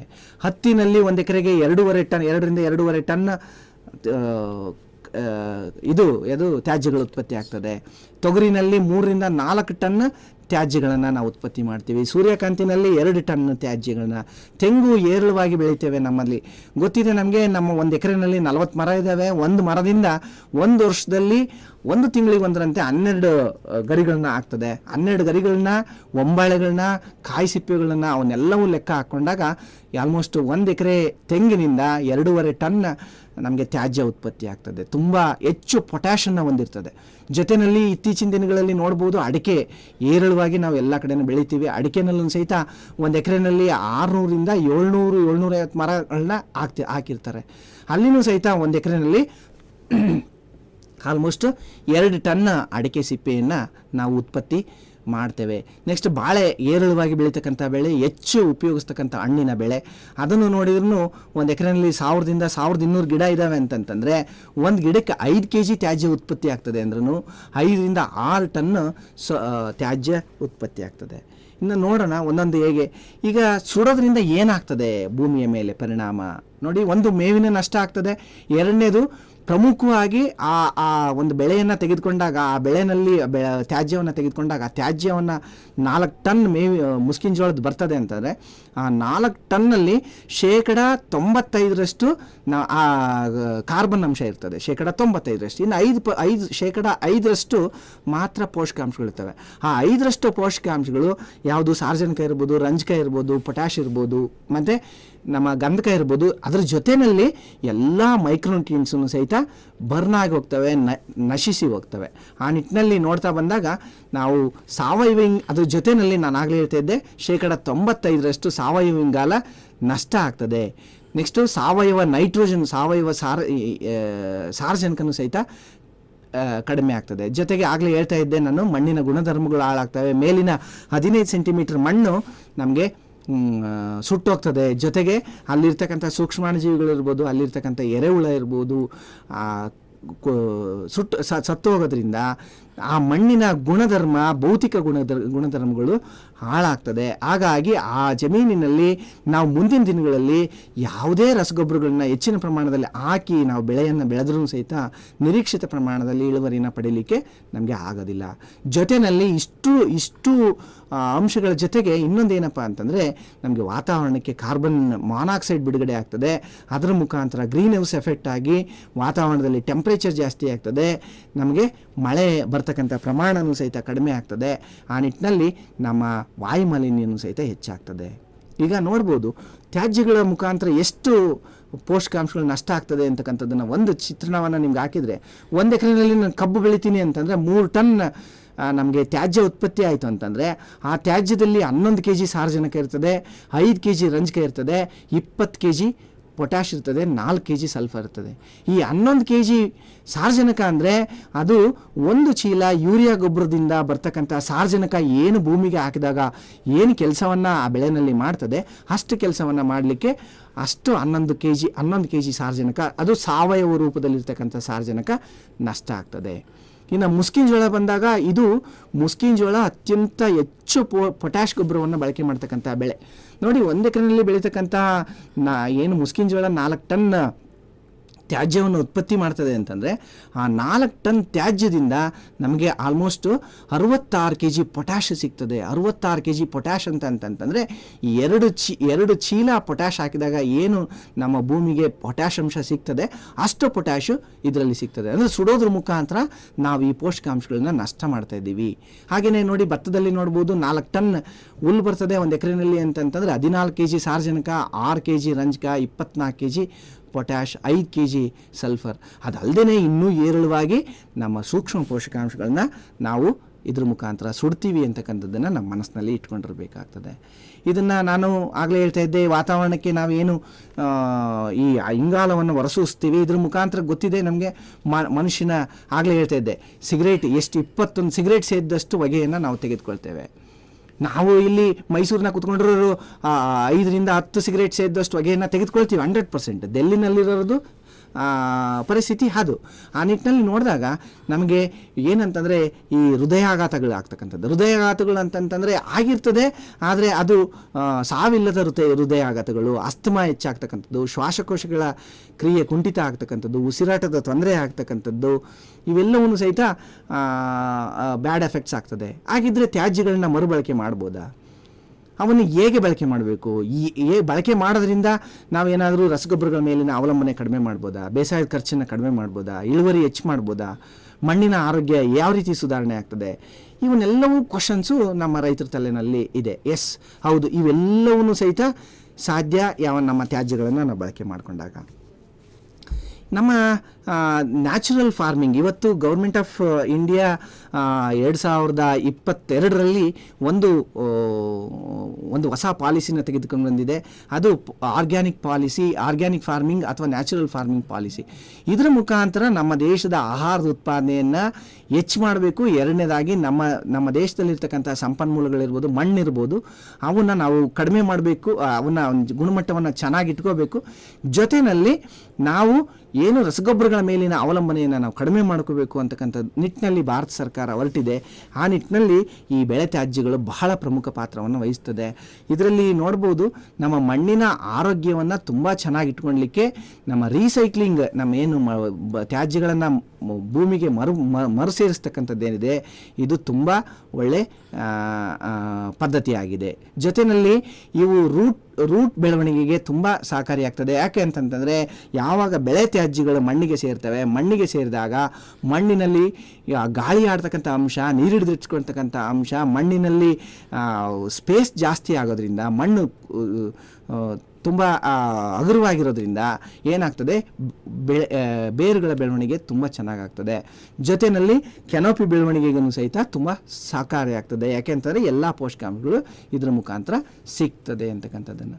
ಹಾಗಿದ್ರೆ ತ್ಯಾಜ್ಯಗಳ ನಿರ್ವಹಣೆಯಲ್ಲಿ ಹೇಗೆ ಮಾಡ್ಬೋದು? ಎಸ್, ತ್ಯಾಜ್ಯಗಳ ನಿರ್ವಹಣೆಗೆ ನಾವೇನು ಮಾತಾಡ್ತಾ ಇದ್ದೀವಿ, ಇವತ್ತು ಯಾಂತ್ರೀಕರಣವನ್ನು ನಾವೆಲ್ಲರೂ ಒಪ್ಕೊಂಡ್ಬಿಟ್ಟಿದ್ದೀವಿ. ಯಾಂತ್ರೀಕರಣದಿಂದ ತುಂಬ ಸುಲಭವಾಗಿದೆ. ಅದು ಯಾವಾಗ ನೋಡ್ಬೋದು, ಸೂರ್ಯಕಾಂತಿ ಕಟ್ಟಿಗೆ ಇತ್ತು ಅಂತಂತಂದರೆ ಒಂದು ರೋಟೋವೇಟರ್ ಮಾಡಿಸ್ಬಿಟ್ರೆ ಸಾಕು, ಅದು ಸಂಪೂರ್ಣವಾಗಿ ಅದನ್ನು ಕಂಪ್ಲೀಟಾಗಿ ನಮ್ಮ ಮಣ್ಣಿಗೆ ಸೇರಿಸ್ತಕ್ಕಂಥ ಪುಡಿ ಮಾಡಿ ಮಣ್ಣಿಗೆ ಸೇರಿಸ್ತಕ್ಕಂಥ ಕೆಲಸವನ್ನು 1 ಗಂಟೆ 1.5 ಗಂಟೆನಲ್ಲಿ 1 ಎಕರೆನಲ್ಲಿ ಮಾಡ್ಬೋದು. ಆದರೆ ಹತ್ತಿ ಕಟ್ಟಿಗೆ ಇದೆ, ತೊಗರಿ ಕಟ್ಟಿಗೆ ಇದೆ, ಮುಸ್ಕಿನ ಜೋಳ ಇದೆ ಅಂತಂತಂದರೆ ಈ ರೋಟೋವೇಟರ್ನಲ್ಲಿ ಹೊಡಿತಕ್ಕಂಥದ್ದು ತುಂಬ ಕಷ್ಟ ಆಗ್ತದೆ. ಆವಾಗ ಏನಾಗ್ತದೆ, ನಮಗೆ ಡಿಸ್ಕ್ ಫ್ಲೋ ಅಂತಕ್ಕಂಥದ್ದು, ಬಾಂಡ್ಲಿ ಅಂತಂತಾರೆ, ಹಳ್ಳಿಗಳಲ್ಲಿ ಬಾಂಡ್ಲಿ ಅಂತಂತಾರೆ. ಈ ಡಿಸ್ಕ್ ಫ್ಲೋ ಹೊಡೆಯೋದ್ರ ಮುಖಾಂತರ ನಾವು ಮಣ್ಣಿಗೆ ಸೇರಿಸೋದ್ರಿಂದ ತ್ಯಾಜ್ಯಗಳನ್ನು ಈಸಿಯಾಗಿ ನಾವು ಮಣ್ಣಿಗೆ ಸೇರಿಸ್ಬೋದು. ಇನ್ನು ಶುಗರ್ ಕೇನ್ನಲ್ಲಿ ಅಂದರೆ ನಮ್ಮ ಕಬ್ಬಿನಲ್ಲಿ ಬಂದಾಗ, ಕಬ್ಬಿನಲ್ಲಿ ಶುಗರ್ ಕೇನ್ ಮಲ್ಚರ್ ಅಂತ ಬಂದಿದೆ. ಅದನ್ನು ಚಿತ್ರಗಳನ್ನ ತೋರಿಸ್ತೀನಿ. ನಮ್ಮ ತ್ಯಾಜ್ಯಗಳನ್ನ ಕಳಿಸ್ತಕ್ಕಂಥ ಜೀವಾಣುಗಳು ಬಂದಿದ್ದಾವೆ, ಅವನ್ನೆಲ್ಲ ಬಳಕೆ ಮಾಡೋದ್ರ ಮುಖಾಂತರ ನಮ್ಮ ಕೃಷಿಯಲ್ಲಿ ತುಂಬ ಸುಲಭವಾಗಿ ನಾವು ಈ ತ್ಯಾಜ್ಯಗಳನ್ನು ಮರುಬಳಕೆ ಮಾಡ್ಬೋದು. ಈಗ ನೋಡ್ಬೋದು, ಇದೊಂದು ಚಿತ್ರಗಳನ್ನ ತೋರಿಸ್ತಾ ಹೋಗ್ತೀನಿ. ಚಾಮರಾಜನಗರ ಜಿಲ್ಲೆಯಲ್ಲಿ ಹೊನ್ನೂರು ಪ್ರಕಾಶ್ ಅಂತಕ್ಕಂಥವ್ರು, ಅವ್ರ ಫೋನ್ ನಂಬರ್ನ ಹಾಕಿದ್ದೀನಿ. ಭತ್ತದ ಹುಲ್ಲನ್ನು ಹೇಗೆ ಸೊಪ್ಪು ಬೆಳವಣಿಗೆಗೆ, ಸೊಪ್ಪು ಬೆಳೆಯಲಿಕ್ಕೆ ಅಥವಾ ತರಕಾರಿನ ಬೆಳೆಯಲಿಕ್ಕೆ ಹೇಗೆ ಬಳಕೆ ಮಾಡ್ತಾರೆ ಅಂತಕ್ಕಂಥದ್ದು. ಉತ್ತಮವಾದಂಥ ಗೊಬ್ಬರ, ಕಳೆ ನಿಯಂತ್ರಣ ಮಾಡ್ತದೆ, ತೇವಾಂಶವನ್ನು ಆರಿಸ್ಬಿಡೋದಿಲ್ಲ. ನೆಕ್ಸ್ಟು ಅದು ನಿಧಾನಕ್ಕೆ ಕಳೆದುಕೊಂಡು ಅಲ್ಲೇ ಗೊಬ್ಬರ ಆಗ್ತದೆ, ಎರೆಹುಳುಗಳಿಗೆ ಆಶ್ರಯ ಕೊಡ್ತದೆ. ನೆಕ್ಸ್ಟ್ ಅವು ರಸಗೊಬ್ಬರಗಳ ಬಳಕೆಯನ್ನು ನಾವು ಕಡಿಮೆ ಮಾಡ್ಬೋದು. ಸಾವಯವ ಗೊಬ್ಬರವಾಗಿ ಜಮೀನಿನಲ್ಲಿ ಉತ್ತಮವಾಗಿ ಬಳಕೆ ಆಗ್ತದೆ. ನೋಡಿ, ಇದು ನಮ್ಮ ಬಾಳೆನಲ್ಲಿ ಪ್ರಮುಖವಾಗಿ ನಾವೆಲ್ಲರೂ ಪ್ಲಾಸ್ಟಿಕ್ ಮಲ್ಚಿಂಗಿಗೆ ಹೋಗ್ತಾ ಇದ್ದೀವಿ. ಪ್ಲಾಸ್ಟಿಕ್ ಮಲ್ಚಿಂಗು ಅದು ಒಂದು ನಮ್ಮ ವಾತಾವರಣವನ್ನು ಮಲಿನ ಮಾಡ್ತದೆ. ಜೊತೆ ಈಗ ನೋಡಿ, ನಮ್ಮಲ್ಲಿ ಸಿಗ್ತಕ್ಕಂಥ ಮುಸ್ಕಿನ ಜೋಳದ ಹುಲ್ಲಿರ್ಬೋದು ಅಥವಾ ಭತ್ತದ ಹುಲ್ಲಿರ್ಬೋದು, ಮುಸ್ಕಿನ ಜೋಳ ತ್ಯಾಜ್ಯ ಇರ್ಬೋದು, ಇದನ್ನೆಲ್ಲವನ್ನು ಸಹಿತ ಬಾಳೆ ಸಾಲಿನಲ್ಲಿ ಹೇಗೆ ಮಲ್ಚಿಂಗ್ ಮಾಡೋದ್ರ ಮುಖಾಂತರ ನಾವು ಆ ಮಣ್ಣಿನ ರಕ್ಷಣೆಯನ್ನು ಮಾಡ್ಬೋದು. ಮಣ್ಣು ಏನಾಗ್ತದೆ, ನಾವು ಪ್ಲಾಸ್ಟಿಕ್ ಹಾಕೋದ್ರಿಂದ ಮಣ್ಣು ಈಟಾಗ್ತದೆ. ಎರಡನೇದಾಗಿ ಅಲ್ಲಿ ಮಲಿನ ಆಗ್ತದೆ. ಇದನ್ನು ಹಾಕೋದ್ರಿಂದ ಏನಾಗ್ತದೆ, ಕಳೆ ಹುಟ್ಟೋದಿಲ್ಲ, ಮಣ್ಣು ತಂಪಾಗಿರ್ತದೆ, ಮಳೆ ನೀರು ಇಂಗ್ಲಿಕ್ಕೆ ಅನುಕೂಲ ಆಗ್ತದೆ. ಈಗ ಪ್ಲಾಸ್ಟಿಕ್ ಹಾಕಿದ ತಕ್ಷಣ ಏನಾಗ್ತದೆ, ಮಳೆ ನೀರಿನ ಇಂಗುವಿಕೆ ಭೂಮಿನಲ್ಲಿ ಸಂಪೂರ್ಣವಾಗಿ ಬಂದಾಗಿ ಹೋಗ್ತದೆ. ಇದನ್ನು ಹಾಕೋದ್ರಿಂದ ಮಳೆ ನೀರಿನ ಇಂಗುವಿಕೆ ಮಣ್ಣಿನಲ್ಲಿ ತುಂಬ ಇಂಪ್ರೂವ್ ಆಗ್ತದೆ. ನೆಕ್ಸ್ಟ್ ಕಬ್ಬಿನ ತರಗು, ಈಗ ಭಾಗದಲ್ಲಿ ಬೆಳೀತಕ್ಕಂಥ ಕಬ್ಬು ಹೆಚ್ಚಾಗಿರೋದ್ರಿಂದ ಕಬ್ಬಿನ ತರಗತಕ್ಕನ್ನ ಸುಡ್ತಕ್ಕಂಥದ್ದು ನಾವು ಹೆಚ್ಚಾಗಿ ನೋಡ್ತಾ ಇದ್ದೀವಿ. ಬೆಂಕಿ ಇಟ್ಟಾಗ ರೈತರು ಮಾತಾಡ್ತಾರೆ, ಯಾಕೆ ಚಿಗುರುಗಳು ತುಂಬ ಚೆನ್ನಾಗಿ ಬರ್ತವೆ ಅಂತಕ್ಕಂಥದ್ದನ್ನು. ನಾನು ಇದಕ್ಕೆ ಏನು ಹೇಳಲಿಕ್ಕೆ ಇಷ್ಟಪಡ್ತೀನಿ ಅಂತಂತಂದರೆ, ಆ ಸಸ್ಯ ನಾವು ಬೆಂಕಿ ಇಟ್ಟಾಗ ಅಲರ್ಟ್ ಆಗ್ತದೆ. ಹೇಗೆ ಅಲರ್ಟ್ ಆಗ್ತದೆ ಅಂತಂದರೆ, ಯಾವ ಒಬ್ಬ ಮನುಷ್ಯ ಬಂದ್ಬಿಟ್ಟು ನನ್ನ ಸಂತತಿಯನ್ನು ಅಳಿಸಿ ಹಾಕಲಿಕ್ಕೆ ಬೆಂಕಿ ಇಡ್ತಾ ಇದ್ದಾನೆ. ಹಾಗಾಗಿ ನಾನೇನು ಮಾಡಬೇಕು ಅಂತಂತಂದರೆ, ಒಂದು ಕುಡಿ ಬದಲಾಗಿ, ಒಂದು ಮೊಳಕೆ ಬದಲಾಗಿ 4 ಮೊಳಕೆಗಳನ್ನ ನನ್ನ ಸಂತತಿಯನ್ನು ಹೆಚ್ಚು ಮಾಡಬೇಕು, ನನ್ನ ಸಂತತಿಯನ್ನು ಉಳಿಸ್ಬೇಕು ಅಂತ ಹೇಳ್ಬಿಟ್ಟು ಅದು ಛಲವನ್ನು ತೊಟ್ಟು 4-5 ಸಸಿಗಳನ್ನು ಬಿಡುಗಡೆ ಮಾಡ್ತದೆ, ಅಂದರೆ ಬರೆಸ್ತದೆ. ಹಾಗಾಗಿ ನಮಗೇನು ಅನಿಸ್ತದೆ, ಬೆಂಕಿ ಇಟ್ಟ ತಕ್ಷಣ ತುಂಬ ಚೆನ್ನಾಗೇ ಬರ್ತದೆ ಅಂತಕ್ಕಂಥ ಭಾವನೆ. ಆದರೆ ಅದು ಕ್ಷಣಿಕ ಮಾತ್ರ. ಅದು ಲಾಂಗ್ ಟರ್ಮಲ್ಲಿ, ದೀರ್ಘಾವಧಿನಲ್ಲಿ ನಿಜವಾಗ್ಲೂ ನಮ್ಮ ಭೂಮಿಯ ಫಲವತ್ತತೆ ತುಂಬನೇ ಹಾಳಾಗ್ತದೆ. ನೋಡಿ, ಸುಟ್ಟಂಥ ಹೊಲ ಹೇಗಾಗ್ತದೆ ಅಂತಕ್ಕಂಥದ್ದು. ನಾನು ಒಂದು ಚಾಮರಾಜನಗರಕ್ಕೆ ಒಂದು ಟೂರ್ ಹೋಗಬೇಕಾದ್ರೆ ಈ ನಿಟ್ಟಿನಲ್ಲಿ ಸುಟ್ಟಂಥ ಜಮೀನು ಹೇಗೆ ಕಪ್ಪಾಗಿ ಇರ್ತದೆ, ಹೇಗೆ ಬೆಳೆನೂ ಸಹಿತ ಹೇಗಿದೆ ಅಂತಕ್ಕಂಥದ್ದನ್ನು. ಇನ್ನೊಬ್ಬರು ರೈತರು, ಪಕ್ಕದ ರೈತರು ಹೇಗೆ ತ್ಯಾಜ್ಯವನ್ನು ತೆಗೆದುಕೊಂಡು ಕ್ಲೀನಾಗಿ ಜಮೀನಿನಲ್ಲಿ ಹರಡಿ ಮಾಡಿದರೆ ಅಲ್ಲಿನೂ ಸಹಿತ ಕಬ್ಬು ತುಂಬ ಚೆನ್ನಾಗಿ ಬಂದಿದೆ. ಒಂದು ಕಳೆ ಇಲ್ಲ, ಕಳೆನಾಶಕದ ಅವಲಂಬನೆ ಕಡಿಮೆ ಆಗ್ತದೆ. ನೆಕ್ಸ್ಟ್ ಸಾವಯವ ಗೊಬ್ಬರಗಳನ್ನ ಕೊಂಡು ತರಬೇಕಾಗಿಲ್ಲ, ಬಳಕೆ ಮಾಡಬೇಕಾಗಿಲ್ಲ. ರಾಸಾಯನಿಕ ಗೊಬ್ಬರಗಳ ಮೇಲಿನ ಅವಲಂಬನೆ ಕಡಿಮೆ ಆಗ್ತದೆ. ಈ ನಿಟ್ಟಿನಲ್ಲಿ ತರಗು ತುಂಬ ಚೆನ್ನಾಗೇ ಇರ್ತದೆ. ಇದನ್ನು ನೋಡ್ಬೋದು, ಮೂಗೂರಿನಲ್ಲಿ ಮಾಡಿರ್ತಕ್ಕಂಥದ್ದು ಟಿ ನರಸೀಪುರ ತಾಲೂಕು. ಓಕೆ, ಮಂಜುನಾಥ್ ಅಂತಂದು ಆರೋಪುರ HD ಕೋಟೆ ತಾಲೂಕಿನಲ್ಲಿ ಮೈಸೂರು ಜಿಲ್ಲೆ ಹೇಗೆ ಹಾಕಿದ್ದು, 6 ತಿಂಗಳ ಹಿಂದೆ ಹಾಕಿದ್ದು. 6 ತಿಂಗಳಲ್ಲಿ ನೋಡ್ಬೋದು ಎಷ್ಟು ಪ್ರಮಾಣದಲ್ಲಿ ಕಂಪ್ಲೀಟಾಗಿ ಆಲ್ಮೋಸ್ಟ್ ಜಮೀನಿನಲ್ಲಿ ಕರಗಿ ಹೋಗಿದೆ. ಇದಕ್ಕೆ ಮಾಡ್ತಕ್ಕಂಥ ಪದ್ಧತಿ ಹೇಗೆ, ಜಮೀನಿನಲ್ಲಿ ಬೇಗನೆ ಕರಗಬೇಕು ಅಂತಂದರೆ ಏನು ಮಾಡಬೇಕು ನೋಡ್ತಾ ಹೋಗೋಣ. ಏನು ಮಾಡಬೇಕಾಗ್ತದೆ, ನಮ್ಮ ಜಮೀನಲ್ಲಿರ್ತಕ್ಕಂಥ ತರಗನ್ನು ನಾವೇನು ಮಾಡಬೇಕು, ಎಲ್ಲದನ್ನು ಒಟ್ಟುಗೂಡಿಸ್ಕೊಂಡು ಪ್ರತಿ ಸಾಲಿನಲ್ಲೂ ಹಾಕ್ಬೋದು. ಬಟ್ ಉತ್ತಮವಾದ ನಿರ್ವಹಣೆಗೆ ನಾವೇನು ಮಾಡಬೇಕಾಗ್ತದೆ, ಸಾಲು ಬಿಟ್ಟು ಸಾಲಿನಲ್ಲಿ ಹಾಕಿದರೆ ತುಂಬ ಒಳ್ಳೆಯದು. ಒಂದು ಸಾಲಿನಲ್ಲಿ ಹಾಕಬೇಕು, ಒಂದು ಸಾಲು ಖಾಲಿ ಬಿಡಬೇಕು. ಒಂದು ಸಾಲಿನಲ್ಲಿ ಡ್ರಿಪ್ ಲೈನ್ ಬರ್ತದೆ, ಇನ್ನೊಂದು ಸಾಲಿನಲ್ಲಿ ತರಗು ಬರ್ತದೆ. ಈ ರೀತಿಯನ್ನು ನಾವು ಹಾಕಿಬಿಟ್ಟು ಆ ತರಗಿನ ಮೇಲೆ ನಾವೇನು ಮಾಡಬೇಕಾಗ್ತದೆ, ಅಲ್ಲಿ CN ರೇಷಿಯೋ ಅಂತಕ್ಕಂಥದ್ದು ಬಹಳ important. Carbon to nitrogen ratio ತುಂಬ ಇಂಪಾರ್ಟೆಂಟ್. ಈ ತರಗಿನಲ್ಲಿ ಏನಿರ್ತದೆ ಅಂದರೆ 35:1 ಹೆಚ್ಚು CN ರೇಷಿಯೋ ಇರ್ತದೆ. ಆ ರೇಷಿಯೋ ಹೆಚ್ಚಾದಾಗ ನಮ್ಮ ಬೆಳೆನಲ್ಲಿ, ನಮ್ಮ ಭೂಮಿಗೆ ಹಾಕಿದಾಗ ಅದು ಕಳೀಲಿಕ್ಕೆ ಹೆಚ್ಚು ಸಮಯ ತಗೊಳ್ತಿರ್ತದೆ. ಆವಾಗ ಏನಾಗ್ತದೆ, ನಮಗೆ ಕಳೀಲಿಕ್ಕೆ ಹೆಚ್ಚು ಸಮಯ ತೆಗೆದುಕೊಂತು ಅಂತಂದರೆ ರೈತರು ಉತ್ಸುಕತೆ ತೋರಿಸೋದಿಲ್ಲ.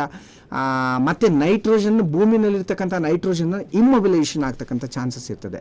ಆ ನಿಟ್ಟಿನಲ್ಲಿ ನಾವೇನು ಮಾಡಬೇಕು ಅಂದರೆ, ಈ ರೀತಿ ಹಾಕಿದಾದಮೇಲೆ ನಾವು ಆ ಜಮೀನಿಗೆ ನಾವು ಯೂರಿಯಾವನ್ನು ಸಿಂಪರಣೆ ಮಾಡಬೇಕು. ಎಷ್ಟು ಪ್ರಮಾಣದಲ್ಲಿ ಯೂರಿಯಾವನ್ನು ಸಿಂಪರಣೆ ಮಾಡಬೇಕು ಅಂತಂದರೆ, 200 ಲೀಟರ್ ನೀರಿಗೆ 10 kg 10ರಿಂದ 15 kg ಯೂರಿಯಾವನ್ನು ಬೆರಗಿಸ್ಕೊಂಡು ಅದಕ್ಕೊಂದು 10 kg ಸಗಣಿಯನ್ನು ಹಾಕ್ಕೊಂಡು ಚೆನ್ನಾಗಿ ಕಲಿಸಿಬಿಟ್ಟು ಅದನ್ನು ಈ ತರಗಿನ ಮೇಲೆ ಸಿಂಪರಣೆ ಮಾಡಿದ್ದಾದಲ್ಲಿ ಆ ತರಗಿನಲ್ಲಿರ್ತಕ್ಕಂಥ CN ರೇಷಿಯೋ ಪ್ರಮಾಣ ಕಡಿಮೆಯಾಗಿ ಆ ತರಗು ಬೇಗನೆ ಕಳೀಲಿಕ್ಕೆ ತುಂಬ ಅನುಕೂಲ ಆಗ್ತದೆ. ನೆಕ್ಸ್ಟ್ ಅದಾದಮೇಲೆ ಅದನ್ನು ಸಿಂಪರಣೆ ಮಾಡಿದ ಮೇಲೆ ಅದಕ್ಕೆ ಸಿಂಪರಣೆ ಮಾಡೋಕ್ಕಿಂತ ಮುಂಚೆ ಇತ್ತೀಚೆಗೆ ಈಗ ಆಲ್ರೆಡಿ ನಾವು ನೋಡ್ಬೋದು, ಕಬ್ಬಿನ ರೌದಿ ಪುಡಿ ಮಾಡ್ತಕ್ಕಂಥ ಯಂತ್ರಗಳು ಬಂದಿದ್ದಾವೆ. ಶುಗರ್ ಕೇನ್ ಟ್ರ್ಯಾಶ್ ಮಲ್ಚರ್ ಕೃಷಿ ಇಲಾಖೆಯಲ್ಲಿ ಒಂದು ಯಂತ್ರನ ತೆಗೆದುಕೊಳ್ತೀನಿ ಅಂತಂದರೆ 83,000 ರೂಪಾಯಿ ಸಬ್ಸಿಡಿಯನ್ನು ಕೊಡ್ತೇವೆ. SC/ST ರೈತರು ತೊಗೊಳ್ತೀವಿ ಅಂತಂತಂದರೆ 1 ಲಕ್ಷ ರೂಪಾಯಿ ಸಬ್ಸಿಡಿಯನ್ನು ನಾವು ಕೊಡ್ತೇವೆ. ನೆಕ್ಸ್ಟ್ ಈಗ ಶುಗರ್ ಕೇನ್ ಟ್ರ್ಯಾಶ್ ಶ್ರೆಡರ್ ಇಲ್ಲಿ ಏನಾಗ್ತಿತ್ತು ಅಂತಂತಂದರೆ ನಮಗೆ ರೈತರ ಕಡೆಯಿಂದ ಕಂಪ್ಲೇಂಟ್ಸ್ ಏನು ಅಂತಂದರೆ ಇದು ಹೋಗಬೇಕಾದ್ರೆ ಆ ಕೂಳೆಗಳನ್ನು ಹಾನಿ ಮಾಡ್ತದೆ ಸರ್, ಮೊಳಕೆ ಬರ್ತಕ್ಕಂಥದ್ದು ಕಡಿಮೆ ಆಗ್ತದೆ ಅಂತಕ್ಕಂಥದ್ದು ಕಂಪ್ಲೇಂಟ್ಸ್ ಇತ್ತು. ಆ ನಿಟ್ಟಿನಲ್ಲಿ ಬಂದಾಗ ಇದು ವ್ಯಾಕ್ಯೂಮ್ ಮುಖಾಂತರ ಗಾಳಿ ಮುಖಾಂತರ ಎಳ್ಕೊಂಡು ಪುಡಿ ಮಾಡಿಬಿಟ್ಟು ಕ್ಲೀನಾಗಿ ಜಮೀನಿನಲ್ಲಿ ಟ್ರ್ಯಾಶನ್ನು ಬಿಡ್ತದೆ. ಅದರ ಮುಖಾಂತರ ತುಂಬ ಒಳ್ಳೆಯ ತ್ಯಾಜ್ಯ ಆಲ್ಮೋಸ್ಟ್ 4 ಟನ್ನಷ್ಟು ಸಾವಯವ ಗೊಬ್ಬರ ಭೂಮಿಗೆ ಹಿಂದಿರುಗ್ತದೆ. ಇದನ್ನು ಬೇಗ ಕಳಿಬೇಕು ಅಂತಂದ್ರೆ ನಾನು ಆಗಲೇ ಹೇಳ್ತಾ ಇದ್ದೆ, ನಾವು ಕಟಾವಾದ ತಕ್ಷಣ ಸಾಲು ಬಿಟ್ಟು ಸಾಲಿನಲ್ಲಿ ಹಾಕಬೇಕು. ಎಕರೆಗೆ 200 ಲೀಟರ್ ನೀರಿನಲ್ಲಿ ಒಂದು 15ರಿಂದ 20 kg ಯೂರಿಯಾವನ್ನು ಬೆರೆಸ್ಕೋಬೇಕು. ಆಮೇಲಿಂದ ಒಂದು 10 kg ಸಗಣಿನ ಹಾಕ್ಕೋಬೇಕು, ಚೆನ್ನಾಗಿ ಕಲಿಸ್ಕೋಬೇಕು. ಆ ತ್ಯಾಜ್ಯದ ಮೇಲೆ ಅದನ್ನು ಎರ್ಚಬೇಕು, ಸಿಂಪರಣೆ ಮಾಡ್ಬೋದು. ಅಥವಾ ನಮ್ಮಲ್ಲಿ ಏನಾದರೂ ವೆಂಚುರಿ ಇದೆ, ನಾನು ಸ್ಪ್ರಿಂಕ್ಲರಲ್ಲಿ ಹೊಡಿತೀನಿ ಅಂತಂದರೆ ಸ್ಪ್ರಿಂಕ್ಲರಲ್ಲೂ ಸಹಿತ ಹೊಡಿಬೋದು. ಇದ್ರ ಮುಖಾಂತರ ಮಾಡೋದ್ರಿಂದ ನಮಗೇನಾಗ್ತದೆ, ಅದು ಬೇಗನೆ ಕಳೀಲಿಕ್ಕೆ ತುಂಬ ಅನುಕೂಲ ಆಗ್ತದೆ. ಇನ್ನೊಂದು ಪದ್ಧತಿ ಏನು ಮಾಡ್ಬೋದು ಅಂತಂದರೆ, ನಮ್ಗೆ ಹತ್ತಿರದಲ್ಲಿ ಶುಗರ್ ಫ್ಯಾಕ್ಟ್ರಿ ಇದೆ ಅಂತಂತಂದರೆ ಶುಗರ್ ಫ್ಯಾಕ್ಟ್ರಿಯಿಂದ 1 ಟನ್ನಷ್ಟು ನಾವು ಪ್ರೆಸ್ ಮಡ್ಡನ್ನು ತೆಗೆದುಕೊಂಡು ಬಂದು ಈ ತ್ಯಾಜ್ಯದ ಮೇಲೆ ನಾವು ಹರಡಿದರೆ ಬೇಗನೆ ಕಳೀಲಿಕ್ಕೆ ತುಂಬ ಅನುಕೂಲ ಆಗ್ತದೆ. ಈಗ ನಮ್ಮ national centre for organic farming ಅಂತಕ್ಕಂಥದ್ದು ಗಜಿಯಾಬಾದ್ನಲ್ಲಿದೆ. ಅವರು ಒಂದು ವೇಸ್ಟ್ ಡಿಕಂಪೋಸರ್ನ ಅಭಿವೃದ್ಧಿಪಡಿಸಿದ್ದಾರೆ. 20 ರೂಪಾಯಿಗೆ ಒಂದು ಬಾಟ್ಲು ಸಿಗ್ತದೆ.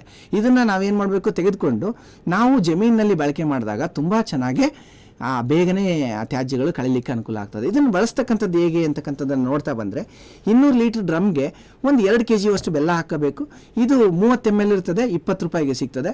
ಅದನ್ನು ಹಾಕಿಬಿಟ್ಟು ಚೆನ್ನಾಗಿ ಕಲಿಸ್ಬೇಕು. ಅದನ್ನು ನೆರಳಿನಲ್ಲಿ ಇಟ್ಟಿರಬೇಕು, ಯಾವುದಾದ್ರೂ ಒಂದು ಮರದ ನೆರಳಿನಲ್ಲಿ. ಒಂದು ವಾರದ ಬಳಕೆ ಒಂದು ವಾರ ಆದಮೇಲೆ ಅದನ್ನು ನಾವು ತ್ಯಾಜ್ಯಕ್ಕೆ ಸಿಂಪಡಣೆ ಮಾಡಿದಾಗ ತ್ಯಾಜ್ಯದ ಮೇಲೆ ಇವು ಜೀವಾಣುಗಳು ಹೋಗಿ ಕೂತ್ಕೊಂಡು ಜೀವಾಣುಗಳು ಬೇಗನೆ ಆ ತ್ಯಾಜ್ಯವನ್ನು ಕಳಿಸ್ತವೆ. ಅದರ ಮುಖಾಂತರ ನಮ್ಮ ಜಮೀನಿನಲ್ಲಿರ್ತಕ್ಕಂಥ ತ್ಯಾಜ್ಯ ಬೇಗನೆ ಸಾವಯವ ಗೊಬ್ಬರವಾಗಿ ಕನ್ವರ್ಟ್ ಆಗ್ತದೆ. ಅದರ ಮುಖಾಂತರ ಪೋಷಕಾಂಶಗಳನ್ನು ಮುಂದಿನ ಬೆಳೆಗೆ ಒದಗಿಸ್ಕೊಡ್ಲಿಕ್ಕೆ ತುಂಬ ಸಹಾಯ ಆಗ್ತದೆ. ಯಾರಿಗಾದರೂ ಈ ವೇಸ್ಟ್ ಡಿಕಂಪೋಸರ್ ನನಗೆ 20 ರೂಪಾಯಿ ಬಾಟ್ಲು ಸಿಗಲಿಲ್ಲ ಅಂತಂದರೆ ಹತ್ತಿರ ಇರ್ತಕ್ಕಂಥ ಕೃಷಿ ವಿಜ್ಞಾನ ಕೇಂದ್ರಗಳಿಗೆ ಅಥವಾ ಸಾವಯವ ಕೃಷಿ ಸಂಶೋಧನಾ ಕೇಂದ್ರಗಳಿಗೆ ಅಥವಾ ನಮ್ಮ ಕೃಷಿ ವಿಶ್ವವಿದ್ಯಾನಿಲಯಗಳ ಕಚೇರಿಗಳಿಗೆ ಭೇಟಿ ನೀಡಿದಾಗ ಅಲ್ಲಿ ನಮಗೆ ಈ ರೌದಿ ಕಳಿಸ್ತಕ್ಕಂತಹ ಈ ಕನ್ಸಾರ್ಷಿಯಂ ಸಿಗ್ತದೆ. ಅಲ್ಲಿ ಸೆಲ್ಯುಲೋಸ್ ಕರಗಿಸ್ತಕ್ಕಂಥ ಸೂಕ್ಷ್ಮಾಣುಜೀವಿಗಳು ಟ್ರೈಕೋಡರ್ಮ ಇರ್ಬೋದು, ಫೆಂಡ್ರಾಕಿಟ ಇರ್ಬೋದು, ಆಸ್ಪರ್ಜಿಲ್ಲಸ್ ಇರ್ಬೋದು, ಪ್ಲೂರೋಟಸ್ ಇರ್ಬೋದು, ಇವನ್ನೆಲ್ಲವನ್ನು ಸಹಿತ ಮಿಶ್ರಣ ಮಾಡಿ ಕೊಡ್ತಾರೆ. ಅದನ್ನು ನಾವು ಸಗಣಿ ಬಗ್ಗಡದಲ್ಲಿ ಮಿಕ್ಸ್ ಮಾಡಿಕೊಂಡು ನಮ್ಮ ಜಮೀನಿಗೆ ಏರಿಸಿದಾಗ ತುಂಬ ಚೆನ್ನಾಗಿ ಕಳೀತದೆ.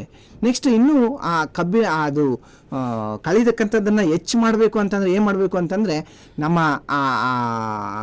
ಸ್ಥಳೀಯವಾಗಿ ಇವ್ಯಾವು ಸಿಗಲಿಲ್ಲ ಅಂತಂದರೆ ನಮ್ಮ ಜೀವಾಮೃತನೇ ಮಾಡ್ಕೊಂಡಿದ್ರೆ ಜೀವಾಮೃತನೇ ಸಹಿತ ನಾವು ಬಳಕೆ ಮಾಡ್ಬೋದು. ಜೀವಾಮೃತ ಮಾಡ್ತಕ್ಕಂಥದ್ದು ಹೇಗೆ ಅಂತಂದರೆ 200 ಲೀಟರ್ ಡ್ರಮ್ನಲ್ಲಿ ಒಂದು 10 kg ದೇಶಿ ಹಸುವಿನ ಸಗಣಿ ಇರ್ಬೋದು, ಒಂದು 10 kg ಗಂಜಲ ಇರ್ಬೋದು, ಒಂದು 2 kg ಬೆಲ್ಲ, ಒಂದು 2 kg ಕಡಲೆ ಹಿಟ್ಟನ್ನು ಹಾಕಿಬಿಟ್ಟು ಒಂದು ಇಡೀ ನಮ್ಮಲ್ಲಿ ಸಿಗ್ತಕ್ಕಂಥ ಯಾವುದಾದ್ರೂ ಈ ಕಾಡು ಮಣ್ಣು ಅಂದರೆ ಅಲ್ಲಿ ಯಾವುದೇ ರಾಸಾಯನಿಕಗಳನ್ನು ಬಳಸ್ದೇ ನಾವು ಇರ್ತಕ್ಕಂಥ ಒಂದು ಜಮೀನಿನ ಮಣ್ಣು ಅಥವಾ ಬದುವಿನ ಮಣ್ಣನ್ನು ಬಳಕೆ ಮಾಡಿಕೊಂಡು ನಾವು ಇದನ್ನು 1 ವಾರಗಳ ಕಾಲ ಒಂದು ಡ್ರಮ್ನಲ್ಲಿ ಇಟ್ಬಿಟ್ಟು ದಿನ ಬೆಳಗ್ಗೆ ಒಂದ್ಸಲಿ ಸಂಜೆ ಒಂದ್ಸಲಿ ಟರ್ನ್ ಮಾಡಿಕೊಂಡು ಅದನ್ನು 1 ವಾರ ಆದಮೇಲೆ ನಾವು ಆ ತ್ಯಾಜ್ಯದ ಮೇಲೆ ಸಿಂಪಡಣೆ ಮಾಡಿದ್ರೂ ಸಹಿತ ಉತ್ತಮವಾಗಿ ಆ ತ್ಯಾಜ್ಯ ಕರಗಲಿಕ್ಕೆ ತುಂಬ ಸಹಕಾರಿಯಾಗ್ತದೆ. ನೆಕ್ಸ್ಟು ಇನ್ನು ತ್ಯಾಜ್ಯ ತುಂಬ ಚೆನ್ನಾಗಿ ಇನ್ನೂ ಕರಗಬೇಕು ಅಂತಂದರೆ ಈ ರೀತಿ ಸಿಂಪರಣೆ ಅಥವಾ ಈ ಸ್ಪ್ರಿಂಕ್ಲರ್ ಮುಖಾಂತರ ಕೊಡ್ತಕ್ಕಂಥದ್ದು. ಅದರ ಜೊತೆಗೆ ನಾವು ಆ ತ್ಯಾಜ್ಯ ಬೇಗ ಕಳೀಲಿಕ್ಕೆ ನಮ್ಮ ರೈತರು ಇನ್ನೊಂದು ಏನಂತಂದರೆ ಜಿಪ್ಸಮ್ ಅಂತಕ್ಕಂಥದ್ದು ಸಿಗ್ತದೆ ಮಾರುಕಟ್ಟೆಯಲ್ಲಿ. ಈ ಅಮ್ಮಮ್ಮ ಅಂತಂದರೆ ಅದೆಷ್ಟು 2 ರಿಂದ 3 ರೂಪಾಯಿಗೆ 1 kg, ಆಲ್ಮೋಸ್ಟ್ ಒಂದು ಎಕರೆಗೆ ಒಂದು 100 kg ಜಿಪ್ಸಮ್ ಇರ್ಬೋದು ಅಥವಾ ನಮ್ಮ ಸುಣ್ಣ ಇರ್ಬೋದು. ಸುಣ್ಣವನ್ನು ಆ ತ್ಯಾಜ್ಯದ ಮೇಲೆ ಚೆನ್ನಾಗಿ ಎರಚಿದ್ರೆ ಏನಾಗ್ತದೆ, ಅದು ಬೇಗನೆ ಫಸ್ಟು ಯೂರಿಯಾ ಮತ್ತು ಸಗಣಿ ಬಗ್ಗಡವನ್ನು ಸ್ಪ್ರೇ ಮಾಡ್ತಕ್ಕಂಥದ್ದು. ನಂತರ ಅದಾದ ನಂತರ ಎರಡನೇದಾಗಿ 1 ಎಕರೆಗೆ 100 kg ಜಿಪ್ಸಮ್ ಅಥವಾ ಒಂದು 100 kg ಸುಣ್ಣವನ್ನು ಏರಿಸ್ತಕ್ಕಂಥದ್ದು.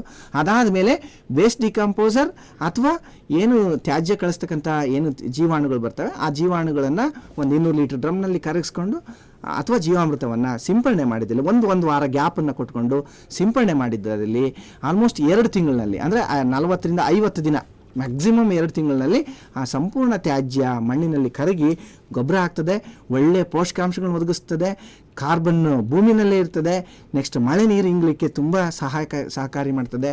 ಮತ್ತು ಇನ್ನೊಂದು ಕೆಲವೊಬ್ಬರು ಏನು ಮಾಡ್ತಾರೆ ಅಂದರೆ ಬರೀ ತ್ಯಾಜ್ಯನ ಹಾಕ್ಬಿಟ್ಟು ಕಂಪ್ಲೀಟಾಗಿ ಬರೀ ಸ್ಪ್ರಿಂಕ್ಲರ್ನಲ್ಲೇ ಮ್ಯಾನೇಜ್ ಮಾಡ್ತಾರೆ. ಇದು ಒಂದು ಉತ್ತಮವಾದಂಥ ಪದ್ಧತಿನೇ.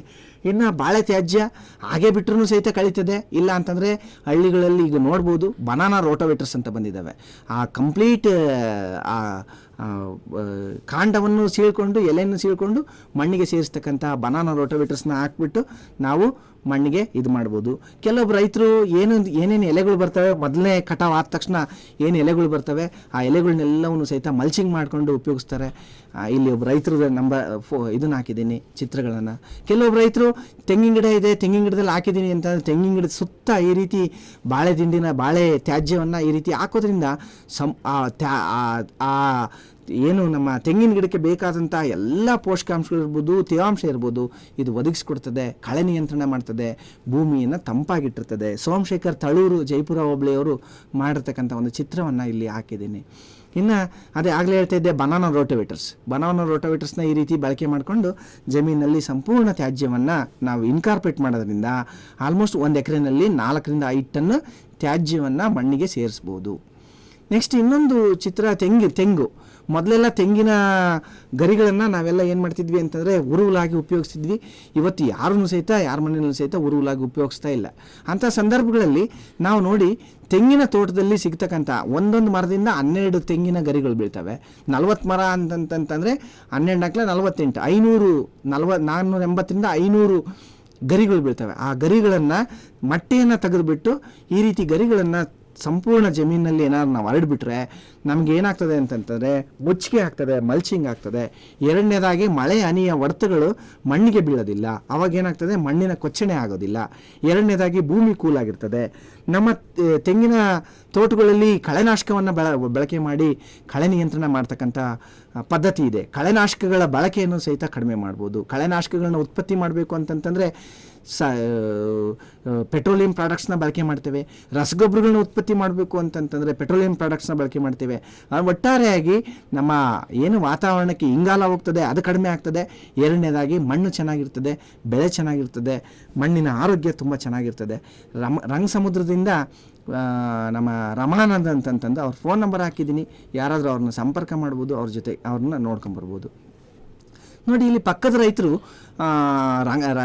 ಯಾರು ರಮಾನಂದ ಅವರ ಪಕ್ಕದ ರೈತರು ಈ ಕಬ್ಬಿನ ರವದಿಯನ್ನು ಬೆಂಕಿ ಹೆಚ್ಚಿ ಸುಡ್ತಾ ಇದ್ರು. ಅವರು ಏನು ಮಾಡಿದರು ಅಂತಂದರೆ ಅವ್ರ ಜಮೀನಿಗೆ ತೆಗೆದುಕೊಂಡು ಬಂದು ಸಂಪೂರ್ಣವಾದ ತೆಂಗಿನ ತೋಟವನ್ನು ಕಬ್ಬಿನ ರವದಿಯಿಂದ ಮುಚ್ಚಿಬಿಟ್ಟಿದ್ದಾರೆ. ಅಂದರೆ ಅದು ಉತ್ತಮವಾದಂಥ ಮಲ್ಚಿಂಗ್ ಆಗ್ತದೆ. ಸೆಕೆಂಡ್ ಒನ್ನು ನನಗೆ ಬೆಳೆ ಬೆಳೀಲಿಕ್ಕೆ ತುಂಬ ಪೂರಕವಾಗಿದೆ ಅಂತಕ್ಕಂಥದ್ದನ್ನು.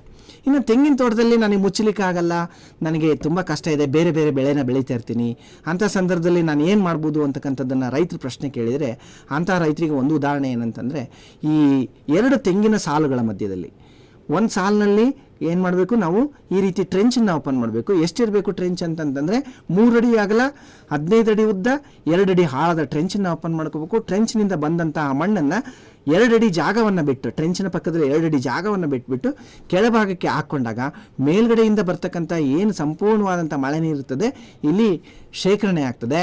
ನೆಕ್ಸ್ಟ್ ನಮ್ಮಲ್ಲಿ ತೆಂಗಿನ ತೋಟದಲ್ಲಿ ಬೀಳ್ತಕ್ಕಂಥ ಎಲ್ಲ ತ್ಯಾಜ್ಯಗಳನ್ನು, ತೆಂಗಿನ ಗರಿ ಇರ್ಬೋದು, ಒಂಬಾಳೆ ಇರ್ಬೋದು, ಮಟ್ಟೆ ಇರ್ಬೋದು, ಎಲ್ಲವನ್ನೂ ಸಹಿತ ಇದರಲ್ಲಿ ತುಂಬ್ತಾ ಬಂದರೆ ಮಳೆ ನೀರು ಬರ್ತದೆ, ತುಂಬ್ತಾ ಇರ್ತದೆ, ತ್ಯಾಜ್ಯನೂ ತುಂಬ್ತಾ ಇರ್ತದೆ. ಯಾವಾಗ ಮಳೆ ನೀರಿನ ಜೊತೆಗೆ ಮಿಕ್ಸ್ ಆಗ್ತದೆ ಅದು ನಿಧಾನಕ್ಕೆ ಕಳೆದು ಒಳ್ಳೆ ಗೊಬ್ಬರ ಆಗ್ತದೆ. 1-2 ವರ್ಷ 3 ವರ್ಷ ಆದಮೇಲೆ ಈ ಸಂಪೂರ್ಣ ಗುಂಡಿ ಮುಚ್ಕೊಳ್ತದೆ. ಈ ಗುಂಡಿ ಮುಚ್ಕೊಂಡಾದ್ಮೇಲೆ ತಲೆ ಕೆಡಿಸ್ಕೊಳ್ಬೇಕಾಗಿಲ್ಲ, ಒಳ್ಳೆ ಗೊಬ್ಬರ ಆಗ್ತದೆ. ಎತ್ಕೊಂಡು ತೆಂಗಿನ ಗಿಡಕ್ಕೆ ಹಾಕಿ ಒಳ್ಳೆ ಗೊಬ್ಬರ ಆಗ್ತದೆ. ನೆಕ್ಸ್ಟ್ ಇನ್ನೊಂದು ವರ್ಷಕ್ಕೆ ಏನು ಮಾಡಬೇಕು ಅಂತಂದರೆ ಒಂದು ಸಾಲು ಬಿಟ್ಟು ಒಂದು ಸಾಲು ಮಾಡಲಿಕ್ಕೆ ಹೇಳಿದೆ. ಇದನ್ನು ಈ ಟ್ರೆಂಚನ್ನು ಒಂದು ಸಾಲು ಬಿಟ್ಟು ಒಂದು ಸಾಲು ಮಾಡಿದಾಗ ಏನಾಗ್ತದೆ, ಈ ಟ್ರೆಂಚು ಬಲಗಡೆ ಇರ್ತಕ್ಕಂಥ ಸಾಲಿಗೂ ಸಹಿತ ನೀರನ್ನು ಒದಗಿಸ್ತದೆ, ತೇವಾಂಶವನ್ನು ಒದಗಿಸ್ತದೆ. ಎಡಗಡೆ ಇರ್ತಕ್ಕಂಥ ಸಾಲಿಗೂ ಸಹಿತ ತೇವಾಂಶವನ್ನು ಒದಗಿಸ್ತದೆ. ಆ ಏನು ತ್ಯಾಜ್ಯಗಳು ಕಳೆತು ಗೊಬ್ಬರ ಆದಮೇಲೆ ಆ ಗೊಬ್ಬರ ನೀರಿನಲ್ಲಿ ಕರಗಿ ಒಳ್ಳೆ ಗೊಬ್ಬರವಾಗಿ 2 ಸಾಲುಗಳಿಗೂ ಬರ್ತದೆ.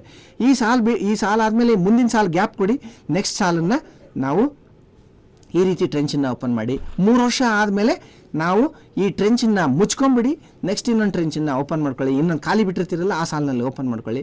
ಆವಾಗ ಏನಾಗ್ತದೆ, ತುಂಬ ಒಳ್ಳೆ ಅದ್ಭುತವಾದಂತಹ ತೇವಾಂಶ ಸಂರಕ್ಷಣೆ ಆಗ್ತದೆ, ತ್ಯಾಜ್ಯಗಳ ಮರುಬಳಕೆ ಆಗ್ತದೆ.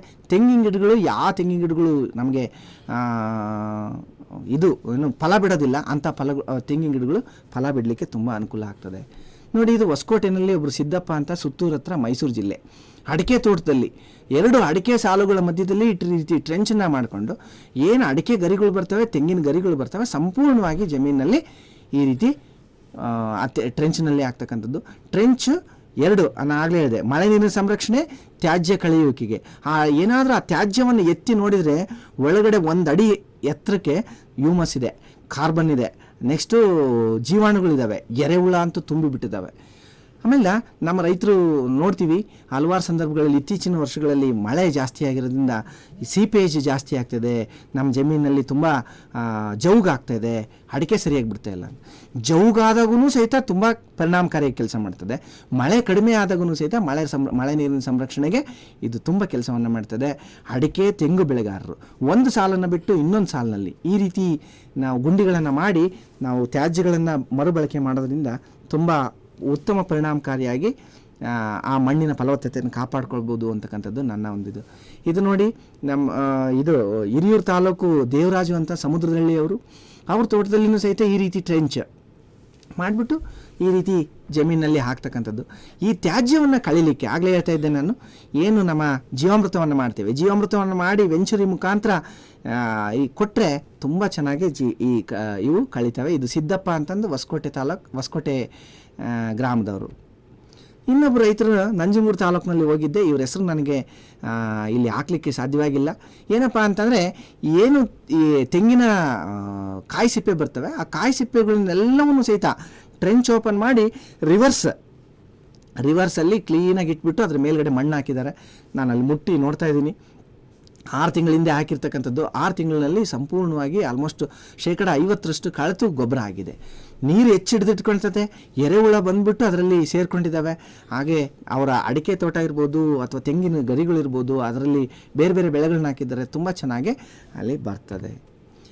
ಇಲ್ಲಿ ಹಾಕಿರ್ತಕ್ಕಂಥದ್ದನ್ನು ನೋಡ್ಬೋದು.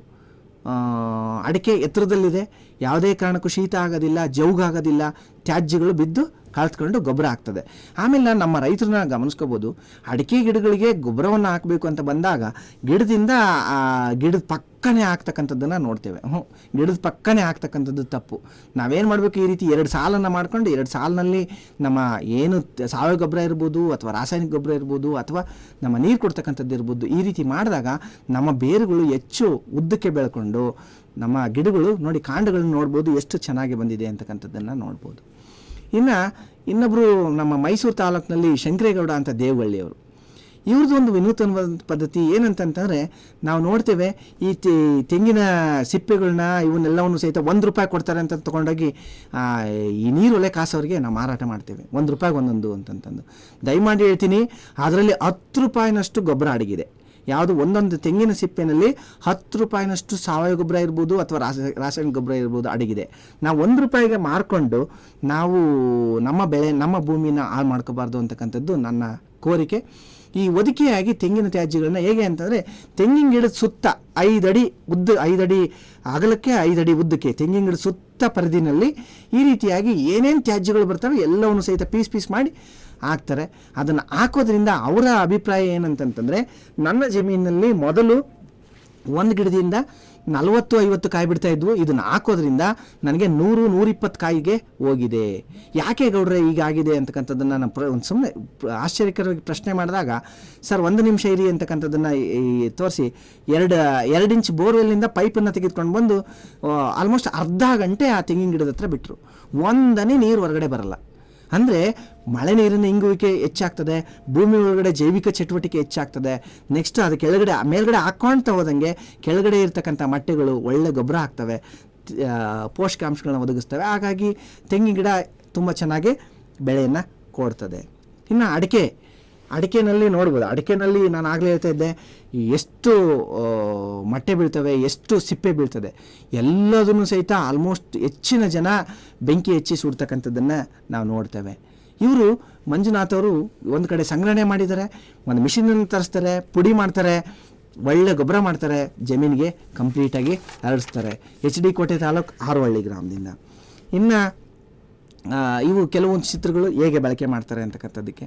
ಇನ್ನು ಕೆಲವೊಬ್ಬರು ರೈತರು ನಾವು ಇದನ್ನು ಬಳಕೆ ಮಾಡಲಿಕ್ಕೆ ಇದನ್ನು ಈ ರೀತಿ ಯಂತ್ರಗಳನ್ನ ಬಳಕೆ ಮಾಡಿಕೊಂಡು ಪುಡಿ ಮಾಡಿಕೊಂಡು ಜಮೀನಿಗೆ ಗೊಬ್ಬರವಾಗಿ ಬಳಕೆ ಮಾಡ್ತಾರೆ. ಇದು ನೋಡಿ ಪುಡಿ ಮಾಡಿದಾಗ ಹೇಗಿದೆ ಅಂತಕ್ಕಂಥದ್ದನ್ನು ಆಲ್ಮೋಸ್ಟ್ ದೊಡ್ಡ ಎತ್ತರ ಒಂದು ಗುಡ್ಡ ಇದ್ದಂಗಿತ್ತು ಅದು ತೆಂಗಿನ ಮಟ್ಟೆ. ಸೋಮಶೇಖರ್ ತಳೂರು ಅವ್ರ ಜಮೀನಿನಲ್ಲಿ ಇದನ್ನು ಮಿಷಿನ್ ನಡೆಸಿದಾಗ ಹೇಗೆ ಬಂತು ಒಂದು 3,000 ರೂಪಾಯಿ ಖರ್ಚಾಯಿತು ಸರ್ ಇದನ್ನು ಮಾಡಿಸ್ಲಿಕ್ಕೆ ಅಂತಂದು. ಎಸ್, ನಾವೇನು ಮಾಡ್ತೀವಿ, ಒಂದು ಟ್ರ್ಯಾಕ್ಟರ್ ಗೊಬ್ಬರ ತೆಗೆದುಕೊಳ್ಳಲಿಕ್ಕೆ ಆಲ್ಮೋಸ್ಟ್ 5,000 to 6,000 ರೂಪಾಯಿ ಖರ್ಚು ಮಾಡ್ತೀವಿ. ಇಲ್ಲಿ ಆಲ್ಮೋಸ್ಟ್ 4 ಟ್ರ್ಯಾಕ್ಟರ್ನಷ್ಟು ಗೊಬ್ಬರ ಇದೆ, ನಮ್ಮ ಜಮೀನಲ್ಲೇ ಇದೆ, ಸಾವಯವದ್ದು. ಅದಕ್ಕೆ ಯಾಕೆ ಖರ್ಚು ಮಾಡ್ಕೊಂಡು ತೆಗೆದುಕೊಂಡು ಬರಬೇಕು? ಒಳ್ಳೆ ಗೊಬ್ಬರ ಇದನ್ನು ಪುಡಿ ಮಾಡಿಸಿ ನಮ್ಮ ಜಮೀನಿಗೆ ಹಾಕಿದ್ರೂ ಸಹಿತ ಒಳ್ಳೆ ಉತ್ತಮವಾದಂಥ ಗೊಬ್ಬರ ಆಗ್ತದೆ. ಇನ್ನು ದಾವಣಗೆರೆ, ಚನ್ನಗಿರಿ, ಚಿತ್ರದುರ್ಗ, ಶಿವಮೊಗ್ಗ ಈ ಕಡೆ ಹೋದಾಗ ರೋಡ್ ಸೈಡ್ನಲ್ಲಿ ಅಡಿಕೆ ಸಿಪ್ಪೆಯನ್ನು ಹೇರಳವಾಗಿ ಹೀಗೆ ಬಿಸಾಕಿರ್ತಾರೆ. ಅದನ್ನು ಒಂದು ಈಗ ಡಿಸೆಂಬರ್ ಜನವರಿನಲ್ಲಿ ಕಟಾವಾಗಿರ್ತದೆ, ಈಗೆಲ್ಲ ಬಿಸಾಕಿರ್ತಾರೆ. ಆಲ್ಮೋಸ್ಟ್ ಏಪ್ರಿಲ್ ಮೇನಲ್ಲಿ ಚೆನ್ನಾಗಿ ಒಣಗಿರ್ತದೆ. ಆ ಸಂದರ್ಭದಲ್ಲಿ ಒಂದು ಬೆಂಕಿ ಕಡ್ಡಿ ತೀಡಿ ಇಟ್ಬಿಟ್ಟು ಬೂದಿ ಮಾಡಿಬಿಡ್ತಾರೆ. ಆ ನಿಟ್ಟಿನಲ್ಲಿ ಬಂದಾಗ ಎಷ್ಟು ಪೋಷಕಾಂಶಗಳು ಈ ಅಡಿಕೆ ಸಿಪ್ಪಿನಲ್ಲಿ ಹೇರಳವಾದಂಥ ಪೊಟ್ಯಾಷ್ ಇರ್ತದೆ, ಹೇರಳವಾದಂಥ ಸೂಕ್ಷ್ಮ ಪೋಷಕಾಂಶಗಳಿರ್ತವೆ. ಇದನ್ನೇನಾದರೂ ನಾವು ತ್ಯಾಜ್ಯಗಳನ್ನು ನಾವೇನಾದರೂ ಮಣ್ಣಿಗೆ ಬಳಕೆ ಮಾಡಿದರೆ ನಿಜವಾಗ್ಲೂ ತುಂಬ ಒಳ್ಳೆ ಸಹಕಾರಿಯಾಗ್ತದೆ. ಇದು ನೋಡಿ, ಲೋಕೇಶ್ ಅಂತ ಸಮುದ್ರದಲ್ಲಿ ಹಿರಿಯೂರು ತಾಲೂಕಿನವರು ಅವ್ರ ಜಮೀನಲ್ಲಿ ನಾನೇ ಹೇಳಿಬಿಟ್ಟು ಈ ರೀತಿ ಹರಡಿಸಿದಾಗ ನಿಜವಾಗ್ಲೂ ತುಂಬ ಒಳ್ಳೆ ಇದಾಗ್ತದೆ. ಅಡಿಕೆನಲ್ಲಿ ವರ್ಷಕ್ಕೆ ಮಿನಿಮಮ್ ಅಂದ್ರೂ 3 ಸಲ ಕಳೆನಾಶಕಗಳನ್ನ ಬಳಕೆ ಮಾಡ್ತೀವಿ. ಎಷ್ಟು ರಾಸಾಯನಿಕಗಳನ್ನ ಹೊಡಿತಾ ಇರ್ತೀವಿ ನೋಡಿ. ಇಲ್ಲಿ ಹರಡಿರೋದ್ರಿಂದ ಆಲ್ಮೋಸ್ಟ್ 2 ತಿಂಗಳು, 3 ತಿಂಗಳು, 4 ತಿಂಗಳಾದ್ರೂ ಸಹಿತ ಒಂದು ಕಳೆ ಹುಟ್ಟೋದಿಲ್ಲ. ಮಳೆ ನೀರು ಭೂಮಿಯಲ್ಲಿ ಚೆನ್ನಾಗಿ ಇಂಗ್ತದೆ, ಮತ್ತು ಭೂಮಿ ತಂಪಾಗಿರ್ತದೆ. ನೋಡಿ ಅಡಿಕೆ ಗಿಡ ಹೇಗಿದ್ದಾವೆ, ನೆಕ್ಸ್ಟು ಅದರ ಮಧ್ಯದಲ್ಲಿ ಹಾಕಿರ್ತಕ್ಕಂಥ ಕೋಕೋ ಗಿಡಗಳು ಹೇಗಿದ್ದಾವೆ ಅಂತಕ್ಕಂಥದ್ದನ್ನು. ಇದು ಒಂದೇನಂತಂದರೆ ರೈತರಿಗೆ ಒಂದು ಕನ್ಫ್ಯೂಷನ್ ಏನಿದೆ ಅಂದರೆ ಈ ಅಡಿಕೆ ಸಿಪ್ಪೆ ಹಾಕೋದ್ರಿಂದ ಈ ಅಣಬೆ ರೋಗ ಜಾಸ್ತಿ ಆಗ್ತದೆ. ಇಲ್ಲ, 100% ಹೇಳ್ತೀನಿ, ಅಣಬೆ ರೋಗ ಜಾಸ್ತಿ ಆಗ್ತಕ್ಕಂಥದ್ದು ನಿಮ್ಮ ಜಮೀನಿನಲ್ಲಿ ಹೆಚ್ಚಾಗಿ ನೀರು ನಿಂತ್ಕೊಂಡು ಜೌಗಾದರೆ. ಅಂಥ ಸಂದರ್ಭದಲ್ಲಿ ಜೌಗಿತ್ತು ಅಂತಂದರೆ ನೀವೇನು ಮಾಡಿ, ಟ್ರೆಂಚ್ ಓಪನ್ ಮಾಡಿ ನೀರನ್ನು ಖಾಲಿ ಮಾಡಿಸಿ. ಇಲ್ಲ ಆ ಜಮೀನಲ್ಲಿ ಇದಿದೆ ಅಂತಂತಂದರೆ, ಇನ್ನೂ ಜೌಗಿದೆ ಅಂತಂತಂದರೆ ಏನು ಮಾಡಿ, ಅಡಿಕೆ ಗಿಡದಿಂದ ಅರ್ಧ ಅಡಿ ಸುತ್ತ ಬಿಡಿಸ್ಬಿಟ್ಟು ಉಳಿದ ಜಾಗಕ್ಕೆ ನೀವು ಈ ರೀತಿ ಮಲ್ಚಿಂಗನ್ನು ಮಾಡೋದ್ರಿಂದ ನಮಗೆ ಅಡಿಕೆ ಸಿಪ್ಪೆ ಉತ್ತಮವಾದಂಥ ಗೊಬ್ಬರ ಆಗ್ತದೆ. ಅಡಿಕೆಯಲ್ಲಿ ಬಳಕೆ ಮಾಡ್ತಕ್ಕಂಥ 75% ರಸಗೊಬ್ಬರವನ್ನು ಈ ಅಡಿಕೆ ಸಿಪ್ಪೆಯನ್ನು ಬಳಕೆ ಮಾಡೋದ್ರಿಂದ ಕಡಿಮೆ ಮಾಡ್ಬೋದು ಅಂತಕ್ಕಂಥದ್ದು ನನ್ನ ಒಂದು ಅನುಭವ. ಅಡಿಕೆ ಗೊನೆ ಇರ್ಬೋದು, ಅಡಿಕೆ ಸಿಪ್ಪೆ, ಅಡಿಕೆ ಗರಿಯನ್ನು ನಾವು ಮಾಡ್ಬೋದು. ಇನ್ನೊಂದು ವಿಶೇಷವಾದಂಥ ಮಾಹಿತಿಯನ್ನು ಹೇಳಲಿಕ್ಕೆ ಇಲ್ಲಿ ಇದು ಮಾಡ್ತೇನೆ ನೋಡಿ. ನಾವೆಲ್ಲರೂ ಸಹಿತ ನಾವು ಗಿಡಗಳನ್ನ ಹಾಕಬೇಕಾದ್ರೆ ನಾವು ಏನೋ ಒಂದು ಜಮೀನು ಇರ್ತದೆ, ಜಮೀನಲ್ಲಿ ಒಂದು JCB ಕರೆಸ್ಬಿಟ್ಟು ಗುಂಡಿ ತೆಗೆದುಬಿಟ್ಟು ಹಾಕ್ತಕ್ಕಂಥದ್ದನ್ನು ನೋಡ್ತೀವಿ. ಆದರೆ ಇಲ್ಲಿ ಒಬ್ಬ ರೈತ ನರಸೀಪುರ ತಾಲೂಕಿನ ಮರಿಗೌಡ ಅಂತ ಬನ್ನೂರಿನಲ್ಲಿ ಈ ರೈತ 10 ರಿಂದ 15 ಅಡಿ ಉದ್ದ, 10 ರಿಂದ 15 ಅಡಿ ಅಗಲ ಪ್ಲಸ್ 1 ಅಡಿ ಆಳದ ಒಂದು ಗುಂಡಿಯನ್ನು ಮಾಡಿಸ್ಬಿಟ್ಟು ಆ ಗುಂಡಿನಲ್ಲಿ ಸೆಂಟ್ರ್ನಲ್ಲಿ ಈ ರೀತಿಯ ಗಿಡಗಳನ್ನ ಹಾಕ್ತಾರೆ. ಸಪೋಟ ಇರ್ಬೋದು, ಮಾವಿರ್ಬೋದು, ಇವನ್ನ ಹಾಕಿ ಬೆಳೀತಾರೆ. ಇದರಿಂದ ಅಡ್ವಾಂಟೇಜ್ ಏನು ಅಂತಕ್ಕಂಥದ್ದನ್ನು ನಾವು ನೋಡ್ತಾ ಬಂದರೆ, ಈ ರೀತಿ ಮಾಡೋದ್ರಿಂದ ಏನಾಗ್ತದೆ, ಮಳೆ ನೀರು ಸಂಪೂರ್ಣವಾಗಿ ಆ ಗುಂಡಿನಲ್ಲಿ ನಿಂತ್ಕೊಳ್ತದೆ, ಅಲ್ಲಿ ತುಂಬ ತೇವಾಂಶ ಇರ್ತದೆ. ಎರಡನೇದಾಗಿ ಕಳೆ ಇರ್ಬೋದು ಅಥವಾ ಏನೇ ತ್ಯಾಜ್ಯಗಳು ಉತ್ಪತ್ತಿ ಆಗ್ಬೋದು, ತೊಗೊಂಬಂದು ಈ ಗುಂಡಿನಲ್ಲಿ ಎಸಿತಾ ಹೋಗ್ತಾರೆ. ಈ ಗುಂಡಿ ಒಂದು ರೀತಿ ಹೇಗಾಗಿದೆ ಅಂದರೆ ಎರೆಹುಳು ಗೊಬ್ಬರದ ತಯಾರಿಕಾ ಗುಂಡಿಯಾಗಿದೆ. ಆ ನಿಟ್ಟಿನಲ್ಲಿ ಮಣ್ಣು, ನೀರು, ಸಾವಯವ ಗೊಬ್ಬರ ಪ್ರತಿಯೊಂದನ್ನು ಸಹಿತ ಅಲ್ಲೇ ಜನ್ರೇಟ್ ಆಗೋದ್ರಿಂದ ಯಾವುದೇ ಡ್ರಿಪ್ ಬೇಕಾಗಿಲ್ಲ, ಯಾವುದೇ ರಸಗೊಬ್ಬರ ಬೇಕಾಗಿಲ್ಲ, ಯಾವುದೇ ನಮಗೆ ಕೀಟನಾಶಕಗಳು ಬೇಕಾಗಿಲ್ಲ, ಕಳೆನಾಶಕಗಳು ಬೇಕಾಗಿಲ್ಲ. ಉತ್ತಮವಾದಂಥ ಫಸಲನ್ನ ಪಡೀಲಿಕ್ಕೆ ಈ ರೈತರು ಸಹಿತ ಒಂದು ಉದಾಹರಣೆ ಆಗ್ತದೆ. ನೋಡ್ಬೋದು ಹೇಗೆ ಮಾಡಿದ್ದಾರೆ ಅಂತಕ್ಕಂಥದ್ದನ್ನು. ಮುಸ್ಕಿನ ಜೋಳ ಅತ್ಯಂತ ಹೆಚ್ಚಾಗಿ ಬೆಳೀತಕ್ಕಂಥ ಬೆಳೆ ಅಂತಂದರೆ ಈ ಮುಸ್ಕಿನ ಜೋಳವನ್ನು ಒಂದ್ಸಲಿ ತಕ್ಕೊಂಡಾದ ತಕ್ಷಣ ಎಲ್ಲ ಕುರಿ ಮಂದೇನವ್ರು ಬಿಡ್ತಾರೆ, ಎಲ್ಲ ಕುರಿಗಳು ತಿಂದ್ಕೊಂಡು ಹೋಗ್ಬಿಡ್ತವೆ, ಅಥವಾ ಗಾಳಿಗೆ ತೂರ್ಕೊಂಡು ಹೋಗ್ತದೆ, ಅಥವಾ ಇನ್ನೂ ಕಷ್ಟ ಆದರೆ ಬೆಂಕಿ ಕಡ್ಡಿ ತೀಡಿ ಬೆಂಕಿ ಇಡ್ತಕ್ಕಂಥ ಪರಿಸ್ಥಿತಿನ ನಾವು ನೋಡ್ತಾ ಇದ್ದೀವಿ. ಇತ್ತೀಚೆಗೆ ಗೊತ್ತಿದೆ ನಮಗೆಲ್ರಿಗೂ ಸಹಿತ ಈ ಮಲ್ಟಿ ಕ್ರಾಪ್ ಥ್ರೆಷರ್ ಅಥವಾ ಕಂಬೈನ್ಡ್ ಹಾರ್ವೆಸ್ಟರ್ ಬಂದಿದೆ. ಆ ಕಂಬೈನ್ಡ್ ಹಾರ್ವೆಸ್ಟರ್ನ ಹಾರ್ವೆಸ್ಟ್ ಮಾಡಿದಾಗ ಈ ರೀತಿಯಲ್ಲಿ ನಮಗೆ ತ್ಯಾಜ್ಯ ಬಿಡುಗಡೆ ಆಗ್ತದೆ. ಇದನ್ನು ಇಷ್ಟು ತ್ಯಾಜ್ಯ ಆಲ್ಮೋಸ್ಟ್ 4 ಟನ್ 4.5 ಟನ್ ಏನು ತ್ಯಾಜ್ಯ ಬರ್ತದೆ, ಆ ತ್ಯಾಜ್ಯವನ್ನು ಇದಾದಮೇಲೆ ಒಂದು ಡಿಸ್ಕನ್ನು ಹೊಡೆದ್ಬಿಟ್ರೆ ಆ ಜಮೀನಿನಲ್ಲಿ ಬಲಭಾಗದ್ದು 10 ದಿನಗಳ ನಂತರ ಹೇಗೆ ತುಂಡಾಗಿದೆ ಒಳ್ಳೆ ಗೊಬ್ಬರ ಆಗಿ ಮಣ್ಣಿಗೆ ಸೇರ್ಪಡೆ ಆಗ್ತದೆ. ಒಂದೇನಂತಂತಂದರೆ ಈ ರೀತಿ 4-5 ವರ್ಷ ಮುಸ್ಕಿನ ಜೋಳನ ನಿಮ್ಮ ಜಮೀನಲ್ಲಿ ಹೊರಡ್ಬಿಟ್ರೆ ನಿಮ್ಮ ಜಮೀನು ಸಂಪೂರ್ಣವಾಗಿ ಅದು ಸಾವಯವ ರೂಪಕ್ಕೆ ಪರಿವರ್ತನೆ ಆಗೋಗ್ಬಿಡ್ತದೆ. ಹಾಗಾಗಿ ನಾನು ಸಾವಯವ ಗೊಬ್ಬರನ ದುಡ್ಡು ಕೊಡ್ತಿರ್ತೀನಿ, ಎರೆಹುಳು ಗೊಬ್ಬರನ ದುಡ್ಡು ಕೊಡ್ತಿರ್ತೀನಿ, ಇವೆಲ್ಲ ಫ್ಯಾಷನ್ ಆಗಬಾರ್ದು. ಸಾವಯವ ಕೃಷಿ ಅಂತಂತಂದರೆ ಯಾವುದೇ ರೀತಿ ಫ್ಯಾಷನ್ ಆಗಬಾರ್ದು. ನಮ್ಮ ಜಮೀನಲ್ಲೇ ಉತ್ಪತ್ತಿ ಆಗಬೇಕು, ನನ್ನ ಜಮೀನಲ್ಲೇ ಕಳಿಬೇಕು, ನನ್ನ ಜಮೀನಲ್ಲೇ ಗೊಬ್ಬರ ಆಗಬೇಕು. ಇದು ಸ್ವಾವಲಂಬಿ ಕೃಷಿ, ಸಾವಯವ ಕೃಷಿ ಅಥವಾ ಸುಸ್ಥಿರ ಕೃಷಿಗೆ ಒಂದು ದಾರಿ ಅಂತಕ್ಕಂಥದ್ದನ್ನು ನಾನು ಹೇಳಲಿಕ್ಕೆ ಇಷ್ಟಪಡ್ತೇನೆ. ನೆಕ್ಸ್ಟ್ ಮುಂದುವರೆದಾಗೆ ನಮ್ಮ ಹಲವು ಭಾಗಗಳಲ್ಲಿ ಈಗ ಹತ್ತಿನ ಬೆಳಿತೀವಿ. ಹತ್ತಿನ ಮೊದಲೆಲ್ಲ ಒಲೆಗೆ ಉಪಯೋಗಿಸ್ತಿದ್ವಿ, ಇವತ್ತು ಯಾರೂ ಇಲ್ಲ. ಎಲ್ಲವನ್ನೂ ಸಹಿತ ಹಾಳ್ಬಿಟ್ಟು ಕೀಳಿಸಿ ಈ ರೀತಿ ಗುಡ್ಡೆ ಹಾಕಿ ಬೆಂಕಿ ಇಡ್ತಕ್ಕಂಥದ್ದು. ಇದನ್ನು ಏನೂ ಕೀಳ್ಸೋದು ಬೇಕಾಗಿಲ್ಲ, ಏನೂ ಗುಡ್ಡೆ ಆಗೋದು ಬೇಕಾಗಿಲ್ಲ. ಹತ್ತಿ ಕಿತ್ಕೊಂಡ ತಕ್ಷಣ, ಹತ್ತಿ ಲಾಸ್ಟ್ ಪಿಕ್ಕಿಂಗ್ ಮುಗಿದ ತಕ್ಷಣ ನಾವೇನು ಮಾಡಬೇಕು ಅಂದರೆ ಬಾಳೆ ನೇಗ್ಲು ಹಾಕಿಬಿಟ್ಟು ಉಳುಮೆಯನ್ನು ಮಾಡಿಸಿದ್ರೆ ಹತ್ತಿ ಕಟ್ಟಿಗೆ ಒಳಗಡೆ ಬೀಳ್ತದೆ, ಮೇಲ್ಗಡೆ ಮಣ್ಣು ಬೀಳ್ತದೆ. ಆಲ್ಮೋಸ್ಟ್ ಒಂದು 2 ತಿಂಗಳಿನಲ್ಲಿ ಕಂಪ್ಲೀಟ್ ಗೆದ್ದಲು ತಿಂದು ಇದು ಹೋಗ್ತದೆ. ಗೆದ್ದಲು ನಮ್ಮ ಮಿತ್ರ ನೋಡಿ. ನಾವು ಹಿಂದಿನ ಕಾಲದಲ್ಲಿ ನಾವೇನಾದರೂ ಹೋಗ್ತೀವಿ ಅಂತಂದರೆ ಅದಕ್ಕಿಂತ ಮುಂಚೆ ಇದೊಂದು ಫೋಟೋ ತೋರಿಸ್ಬಿಡ್ತೀನಿ, ನೆಕ್ಸ್ಟ್ ಗೆದ್ದಲ ಬಗ್ಗೆ ಹೇಳ್ತೀನಿ. ಈ ಜಗದೀಶ್ ಅಂತ ಗಾವಡಗೆರೆನಲ್ಲಿ ಈ ಪಪಾಯ ಬೆಳೀತಾರೆ. ಎಲ್ಲರೂ ಸಹಿತ ನಾವು ಪ್ಲಾಸ್ಟಿಕ್ ಮಲ್ಚ್ ಹಾಕಿ ಬೆಳೀತಕ್ಕಂಥದ್ದು ನೋಡ್ತೇವೆ. ನೋಡಿ, ಇಲ್ಲಿ ಏನು ಹುಲ್ಲು ಸಿಗ್ತದೆ ಆ ಹುಲ್ಲನ್ನು ಹಾಕಿಬಿಟ್ಟು ಕ್ಲೀನಾಗಿ ಬೆಳೀತಕ್ಕಂಥದ್ದನ್ನು ನೋಡ್ತೇವೆ. ಈ ನಿಟ್ಟಿನಲ್ಲಿ ಮಾಡೋದ್ರಿಂದ ಹಲವಾರು ಉಪಯೋಗಗಳು ನೋಡ್ತೇವೆ. ಇನ್ನು ರೇಷ್ಮೆನಲ್ಲಿ ಬಂದಾಗ, ರೇಷ್ಮೆನಲ್ಲಿ ನಮ್ಮ ಮೈಸೂರು ತಾಲೂಕಿನ ಒಬ್ಬ ರೈತರು ಮಾಡಿರ್ತಕ್ಕಂಥದ್ದು. ಅವ್ರ ಜಮೀನಲ್ಲಿ ನಾನು ಹೋದೆ. ಇವ್ರ ಜಮೀನಲ್ಲಿ ಹೋದಾಗ ಆ ಕಡೆ ಸೈಡ್ ಈ ಕಡೆ ಸೈಡ್ ಒಂದು ರೋಲ್ ಇದಿತ್ತು. ಅದನ್ನು ಮಾಡಿದಾಗ ಇಲ್ಲಿ ಮಧ್ಯದಲ್ಲಿ ಸಣ್ಣ ಸಣ್ಣ ಗಿಡಗಳು ಬೆಳೀತಿದ್ವು. ಯಾಕೆ ಗಿಡಗಳು ಬೆಳೀತಿದ್ದಾವೆ ಅಂತ ಕೇಳಿದಾಗ, ಇಲ್ಲ ಸರ್, ನಾನು ಕಡ್ಡಿನೆಲ್ಲ ಇದು ಮಾಡಿ ಇಲ್ಲಿ ಟ್ರೆಂಚ್ ಓಪನ್ ಮಾಡಿ ಟ್ರೆಂಚ್ನಲ್ಲಿ ಹಾಕ್ತೀನಿ. ಆ ಟ್ರೆಂಚ್ನಲ್ಲಿ ಹಾಕಿದಾಗ ಹಸಿ ಕಟ್ಟಿಗೆ ಒಂದೊಂದು ಇದ್ದವು ಹುಟ್ಟಿದ್ದಾವೆ ಅಂತಕ್ಕಂಥದ್ದು. 6 ತಿಂಗಳು ಆಗಿತ್ತು ಆ ರೈತ ಹಾಕಿ. ಅದನ್ನು ನಾನೇನಾದರೂ ನೋಡೋಣ, ಓಪನ್ ಮಾಡಿ ಎಷ್ಟಿದೆ ಅದರಲ್ಲಿ ನೋಡೋಣ ಅಂತಂದಾಗ ಅಲ್ಲಿ ಒಂದು ಹುಡುಕಿದ್ರೂ ಸಹಿತ 1 ಇಂಚ್ ಕಟ್ಟಿಗೆ ಸಿಗಲಿಲ್ಲ. ಅಂದರೆ ಕಂಪ್ಲೀಟ್ ಕಳೆತು ಗೊಬ್ಬರ ಆಗಿತ್ತು. ನೋಡ್ಬೋದು ಆ ಕಡೆ ಸೈಡ್ ಈ ಕಡೆ ಸೈಡ್ ಹೇಗೆ ರೇಷ್ಮೆ ಗಿಡಗಳು ತುಂಬ ಚೆನ್ನಾಗಿದ್ದಾವೆ ಅಂತಕ್ಕಂಥ. ಅವ್ರು ರೈತರು ಮಾಡಿದ್ದು ಈ ರೀತಿಯಲ್ಲಿ ಟ್ರೆಂಚ್ ಓಪನ್ ಮಾಡಿದ್ದು, ರೇಷ್ಮೆ ಕಡ್ಡಿನ ತೆಗೆದುಕೊಂಡು ಬಂದು ಆ ಜಮೀನಲ್ಲಿ ಹಾಕಿದ್ದು. ಇದರ ಮುಖಾಂತರ ನಮ್ಮ ಏರಳವಾದಂತಹ ರೇಷ್ಮೆನಲ್ಲೂ ಸಹಿತ ಸಾವಯವ ಕೃಷಿಯನ್ನು ಮಾಡಲಿಕ್ಕೆ ತುಂಬ ಇದಾಗ್ತದೆ. ಇನ್ನು ಇಲ್ಲಿ ತಂಬಾಕನ್ನು ಮಾಡ್ತೇವೆ. ತಂಬಾಕನ್ನು ಮಾಡ್ಕೊಂಡಾಗ ಎಲೆಯೆಲ್ಲ ಕಿತ್ಕೊಂಡಾದ ತಕ್ಷಣ ಆ ತಂಬಾಕಿನ ಏನು ತ್ಯಾಜ್ಯ ಇರ್ತದೆ ಅದನ್ನು ಸಹಿತ ಈ ರೀತಿ ರೋಟೋವೇಟರ್ ಹೊಡೆದ್ಬಿಟ್ರೆ ನೋಡಿ ಮುಂದ್ಗಡೆ ಹೊಡ್ಕೊಂಡು ಹೋಗ್ತಾರೆ, ಏನೂ ಕಾಣ್ತಾ ಇಲ್ಲ ಎಷ್ಟಿದೆ ತ್ಯಾಜ್ಯ ಅಂತಕ್ಕಂಥದ್ದು. ಸಂಪೂರ್ಣವಾಗಿ 1 ಎಕರೆನಲ್ಲಿ ಆಲ್ಮೋಸ್ಟ್ 1 ಟನ್ನಷ್ಟು, 1 ಟನ್ನಿಂದ 2 ಟನ್ನಷ್ಟು ಇಲ್ಲಿ ನಮ್ಮ ತಂಬಾಕಿನ ತ್ಯಾಜ್ಯ ಮಣ್ಣಿಗೆ ಸೇರ್ಪಡೆ ಆಗ್ತದೆ.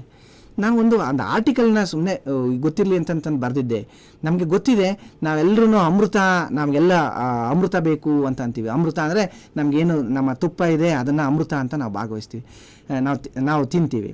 ಈಗ ನೋಡಿ, ಹಾಲನ್ನು ಎಪ್ಪಾಕಿ ಅದನ್ನು ಮೊಸರು ಮಾಡಿ ಅದನ್ನು ಕಡ್ದಾಗ ಬರ್ತಕ್ಕಂಥದ್ದು ತುಪ್ಪ, ಅದನ್ನು ಅಮೃತ ಅಂತ ಅಂತೀವಿ.